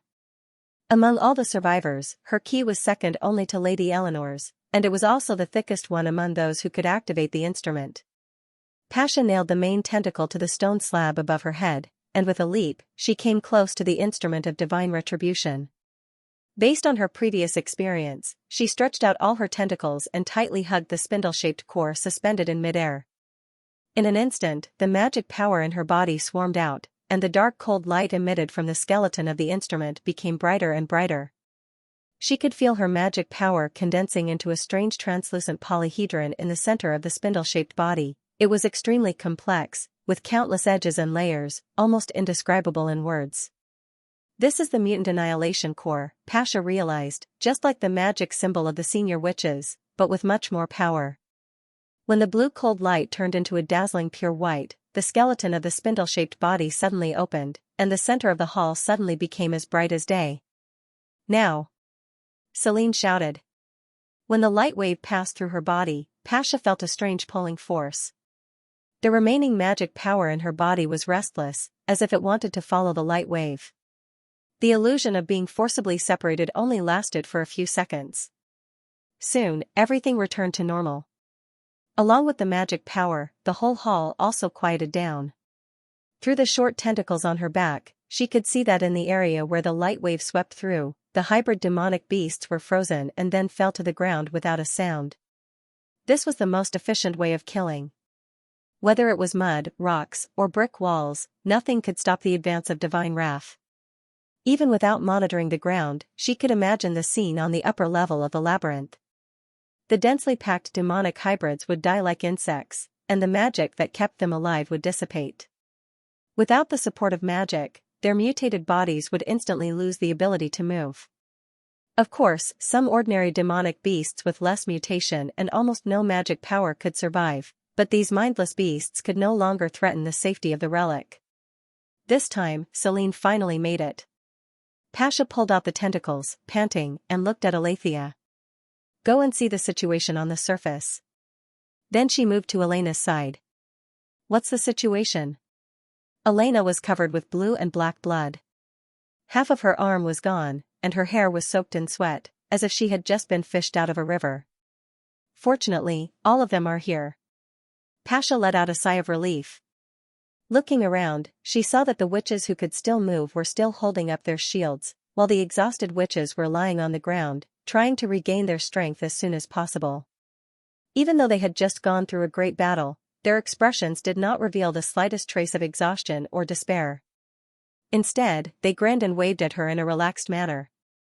Obviously, everyone thought the same as her. They treated every battle as the last one in their lives, and they would not regret it even if they had to sacrifice everything for the tequila. This made Pasha feel a little sore in her eyes, and a warm current slowly flowed in her heart like a hot spring. Every witch was equally important. Over the past 400 years, the number of witches had never increased. They had already accumulated a deep affection for each other, so it was good news that none of them were missing. But this body has to be changed. Elena sighed. It took me a long time to choose this body. I don't know if there is a more handsome and strong one in the new body. Pasha didn't know whether to laugh or cry. Don't talk about such a boring topic at this time. She stretched out her tentacle and knocked on their heads. Is there anyone else who needs to be replaced? About 5 or 6, Elena said, counting with her fingers. Betty's stomach was cut open on the way. Izzo was sprayed by the magma to cover Alethea. Only his head can be seen. The rest of them are like me, missing arms and legs. They've been taken away to preserve their souls. So you're planning to pick a suitable body before moving? Of course. I don't even feel it anymore. At least I should change it to something more comfortable. Elena curled her lips and put the blood-stained giant sword on her back. She staggered and fell to the ground after taking 2 steps. TSK, this damned body. Scourge didn't feel pain or fatigue, but the physical exhaustion was real. Even if he was still full of spirit, the exhausted body would become extremely weak, as if it was out of control. Let me take you there. Pasha rolled Elena up with her tentacle and walked to the side room of the hall. All the gods' punishment warriors who came from Hermes without a master were collected there for the survivors. I remembered that some of the new batch looked pretty good. Oh? You also care about this? Elena looked at her with interest. Pasha coughed involuntarily. Don't forget, I'm also a witch like you. When she finished dealing with the wounded, Aletheia and Selene brought good news and bad news. The former was that most of the demonic beasts in the maze had been killed and the flying beasts circling outside had fled. There should not be another large-scale attack in a short time. The latter was that 2 parts of the instrument of divine retribution had been damaged, probably because of the hasty formation of the new core. In short, they would not be protected by the instrument for the next week. The bad news made Pasha a little worried. Even this degree of activation could damage the core. If it were the chosen one, could it only be used once? The more complex the key was, the wider the range of the instrument of divine retribution would be. The instrument she activated could only cover the whole maze, which was a distance of several hundred meters. It was far from enough to fight against the demons. When the magic power was full, she and the instrument would have been destroyed by the spear throwing. Only the chosen one could spread the light wave more than 10 miles away, so that the instrument of divine retribution could become the most powerful weapon against the enemy. Due to the lack of high-quality demon-loving materials, they could only pick and choose in the ruins. They were all fragile bone products, so it was normal that they could not meet the requirements of the core. After all, it was almost a god's creation. If the Quest Society was still here, they could use gold, silver, and gems freely. At least they didn't need to be tested and repaired every time. Anyway, don't test again this winter. I don't want to live such a thrilling life every day. Aletheia complained. There is no chance to test again, huh? She suddenly paused. Wait a minute. What's wrong? Pasha asked. Look at the phantom instrument. Selene used the main tentacle attached to the roof to float to a smaller magic core. The luster of the core changed. The 5-colored stone was broken. What? Both of them were shocked, and a bad premonition arose in their hearts at the same time. Phyllis would only break the magic stone in her hand when she had to contact the maze. It had only been more than a month, so it was unlikely that she had found the chosen one. Either she was in trouble and had to ask the maze for help, or the ring had been destroyed by someone else. No matter what the situation was, it was not good news. Can you confirm her location? Aletheia asked in a low voice. Selene inserted her tentacle into the core. Southwest of us, away. It should be in the kingdom of Grey Castle, near the entrance of the fertile plains. The western region of Grey Castle. It seemed that she had arrived at the destination of this trip. Pasha could not help but think, so what was the problem that forced Phyllis to break the magic stone? Did she accidentally expose her identity? Or did the witches of the New Age see her as an enemy? Or no, it could not be so smooth. Pasha shook her head and threw the distracting thoughts out of her mind. She was most likely in trouble. What are you going to do? Aletheia looked at her. She thought for a moment and replied. According to the plan, the phantom instrument would be activated 1 day later. This was the shortest preparation time for the instrument. The Witch Union welcomes you to join us. Vendi spread the prepared contract on the table and said to the witches in the kingdom of Wolfheart with a smile, read the oath on the back of the contract and sign your name. Then you'll officially become a member of the Union. This process should have been completed long ago if Princess Tilly had not proposed the hunting competition. Regardless of who won or lost, she had been worried about the competition during the few days of preparation. The day of the hunting competition had been like a year, and she had even complained about His Majesty for a long time. Coupled with the artillery exercise that followed, the competition had been postponed. However, to her surprise, Annie, who seemed to be calm, had come to her. Sister Vendi, don't you want to test our abilities first? Amy asked. After staying in Neverwinter for a week and a half, this lively little girl had won the favor of most of the witches. Her naive and trusting personality made her quickly familiar with the others, and now she could call Vendi sister quite easily. The test is usually arranged after the signing of the contract, Vendi said softly. If you have any questions about the terms of the contract, you can ask them now. Oh. Amy was the only one who could understand the words. The other 3 witches gathered around her, listening to the terms and exchanging opinions. Vendi looked at the witches who were whispering to each other with great interest, and could not help but recall the scene when she had signed the contract. At first, she thought that the rules were too inconceivable and that it was likely that the Lord was deliberately showing his benevolence. It would not be long before he changed the rules completely, or he would implement a set of secret rules to restrict the witches' actions. However, later she found that she was wrong. Until today, 2 years later, the basic framework of the contract had not changed. Based on this point alone, Vendi felt that the choice she had made at that time was the best decision in her life. Wow, we can get a golden dragon every month. Can we buy whatever we want? The part about paid leave. Can't be true, right? If His Majesty can't provide security and shelter, the witches have the right to terminate the contract. Is this really not a betrayal? Vendi answered their questions with a smile, just like how she answered herself in the past. She could almost guess at which moment Annie and the others would exclaim in surprise, because she had been just as surprised when she read the entire contract. His Majesty had given the witches what they longed for the most, freedom and recognition. The fate of the witch union was closely linked to that of Roland Wimbledon. Vendi believed that even if His Majesty fell into a crisis in the future and could no longer provide him with food and shelter, they would not leave his side. This connection was not written in the contract, but it was stronger than words and language. However, it was foreseeable that there would be fewer and fewer scenes full of fun and memories. The newly awakened witches had a completely different living environment from them. They no longer had to face the threat of the church, nor did they have to face the hostility of the people around them, or even their relatives. Naturally, they would not be like them, grateful for their hard-won new life. After confirming the terms, it was time to read the oath and sign. There were no mandatory rules in the agreement. It only stated that they had no hostility towards Roland and the witch union and that they had joined the union of their own free will. After the 4 witches finished reading, Vendi received a pinch from Nightingale to confirm its authenticity. Now, we're sisters. She smiled and hugged the 4 witches. In this way, there were 4 more members of the witch union. The place to test their abilities was outside the witch building, in Leaf's garden jungle. The first one to be tested was Annie. Vendi had learned a lot about her ability from Amy. Annie could also produce high temperature, but she could not ignite an open flame like Anna. The temperature was only attached to the surface of her palm. In the early stage of awakening, it was almost as hot as a torch. In adulthood, when it solidified, it could make iron red hot and melt lead and bronze. Throughout the test, Annie looked a little gloomy.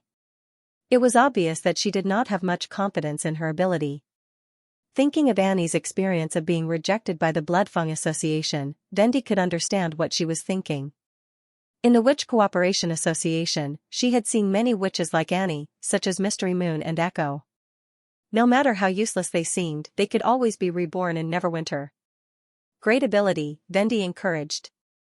The mechanical processing plant in the industrial zone will definitely welcome you. Really? Annie was a little surprised. Even if the temperature can't be separated from the palm? Of course, the furnace area and the chemical laboratory are also. You'll definitely become a busy person in the union. She smiled and wrote down several possible positions in her notebook. No one was more proficient than His Majesty in identifying the use of the ability. With her current knowledge, she was far from qualified for this job. Therefore, Vendi often wrote down her ideas and gave them to His Majesty for review and judgment. In the process, she improved her ability. Her ability was not as good as most of her sisters, and she was not the best in learning. Now that His Majesty had asked her to manage the Witch Union, she did not want to let him down. After Annie retreated doubtfully, the second one to come forward was Amy. Vendi could not bear to test her ability in detail. Fast self-healing seemed attractive, but it was based on the destruction of her body. The only thing to be thankful for was that witches were always in a state of minor injuries, so Amy did not have to worry about the threat of magic power bite. After a brief inquiry, Vendi wrote down the position of the medical center in her notebook. After thinking about it, she found that this was the only place that was slightly related to healing. The third witch hero was also the same. She could transfer the disease, but not the trauma. There was no better place than the medical center. However, when she thought that the so-called disease was caused by tiny insects, she might be able to cooperate with Lily to carry out microscopic research. With this in mind, Vendi drew a circle beside the hero's name. After she received universal education and had a certain understanding of natural science theoretical foundation, there might be new changes in her ability. The last one was broken sword. Vendi had more or less heard about the abilities of the three witches, but this silver witch had never shown her ability in front of Yurko and Phyllis. Let's start. She nodded at Broken Sword. Broken Sword took a deep breath and closed her eyes. With the surge of magic power, her whole body burst into a dazzling light, which was almost impossible to look at directly. Vendi could not help but squint and take 2 steps back. In terms of this momentum, Broken Sword was much more powerful than the other witches in the kingdom of Wolfheart. When the light dissipated, she sucked in a breath of cold air, almost unable to believe her eyes. This is your ability? It took a while for Vendi to react. She can't hear you, Annie said. After turning into a weapon, Broken Sword will lose the ability to communicate with the outside world. Only when you hold her will she be able to perceive the world through your 5 senses. So that's how it is? Wendy hesitated for a moment before she stepped forward and gently grasped the hilt of the sword. In an instant, her mind seemed to have gained an additional consciousness. The blade of the sword fused with her at this moment, as if it had become a part of her body. Not only that, Vendi also felt that her vision and hearing had become much sharper, and her whole body was full of strength. This is symbiosis. Broken Sword's voice rang in his mind. When you pick me up, everything I have will be attached to you. Speaking of this, her voice seemed to reveal a trace of regret. Unfortunately, my body is not very good since childhood, and my strength is limited. Even if I am with you, I can't help much. So the reason why I feel full of strength is because I inherited Broken Sword's ability. Vendi raised the weapon and carefully looked at it. The hilt felt warm and soft, like a living thing. The shape of the blade was a bit strange. It was only about an arm's length, but it was thin like a finger, flat at the front and round at the back. Rather than saying it was like a sword, it was more like a magnified needle. If one looked closely, they could also see the fine stripes on the blade, as if it was tied up by countless silver filaments. Vendi could not help but think of Broken Sword striking silver hair. How long can you maintain this form? If you don't change repeatedly, it can last forever. It seems like it's the same as Maggie, she thought. Only the moment of change will consume a lot of magic power. Maggie? Do you mean that huge pigeon? Vendi was stunned for a moment before she realized that as long as she was close to Broken Sword, she could see her thoughts. This made her a little flustered. After all, there were some things that she did not want anyone to know. Your mood is a little unstable. What is this, a cloth belt? Nothing. Wendy hurriedly stuck the blade back into the ground and looked at Annie.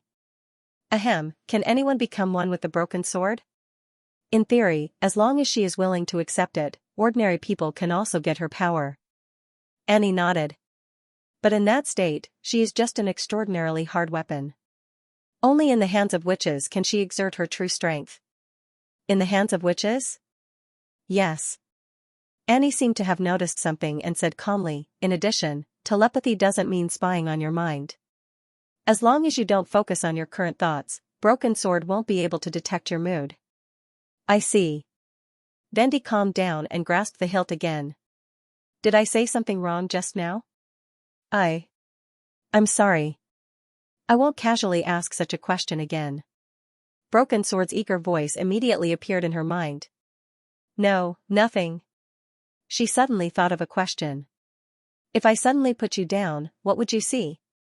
They would become pitch black, without any sound or touch, as if they were floating in the void. Sure enough, the experience of losing all senses in an instant will not be good. Thinking of this, Vendi said as slowly as possible, I should be the one to apologize. Don't worry, I won't casually leave you behind again. Dagger looked a little surprised and replied softly after a while. Yes. By the way, Annie said that only witches can exert your true strength?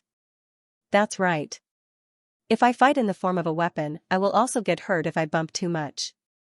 However, witches can increase the sharpness and attack range of the blade by injecting magic power. Even without touching the enemy, they can still stab him. Wendy followed his instructions and injected magic into the broken sword. The silver sword was suddenly covered with a layer of hazy white light, like a constantly flowing mist. At the same time, she felt the level of magic power in her body was rapidly declining. Obviously, this state could not be maintained for long. Under the urging of broken sword, Wendy aimed at an olive tree branch and quickly waved the long sword. She saw a sharp air flow from the tip of the sword and instantly cut the branch in half. "This is wind?" she asked in surprise. "The magic power injected will reflect the power of the sword holder to a certain extent. It turns out that you are a combat witch." Broken Sword was a little surprised. If it's Annie, she can't let her power leave the blade. So that's how it is. Wendy could not help thinking of Anna's black fire. If she attacked with all her magic power, what would the scene be like? It would probably be no less powerful than the sigil of God's will that could trigger the sky thunder. However, Anna was one of the most important witches in the Alliance and His Majesty's beloved. It was basically impossible for her to go to the battlefield in person. As for the other combat witches, she thought for a long time but could not find a suitable candidate, so she simply circled Broken Sword's name. It was better to let His Majesty decide who should cooperate with Broken Sword's ability. When the loud and melodious whistle came from the direction of the dock, Roland put down the quill in his hand and could not help but stretch. One long and two short, the whole dock resonated. This was the signal for the army to set off. After completing the battle preparations, the expedition team of the First Army spent only one morning boarding the ships. The first batch of cement ships carrying soldiers would officially leave Neverwinter for Fallen Dragon Ridge with the sound of the steam whistle. After that, many ships would take on the task of transporting ammunition and provisions. Until the new and old soldiers finished gathering at Fallen Dragon Ridge, the battle to recover the southernmost region would officially begin. However, he had finally taken this step. Roland glanced at the densely packed sketches on the table.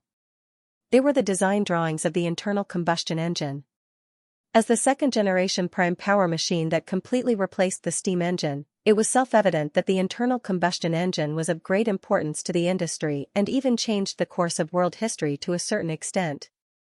From the first piston engine and gas turbine to the later jet engine, the internal combustion engine almost carried half of the sky of industrial power. It was not until the appearance of the electric motor that the insufferably arrogant dominant position was shaken.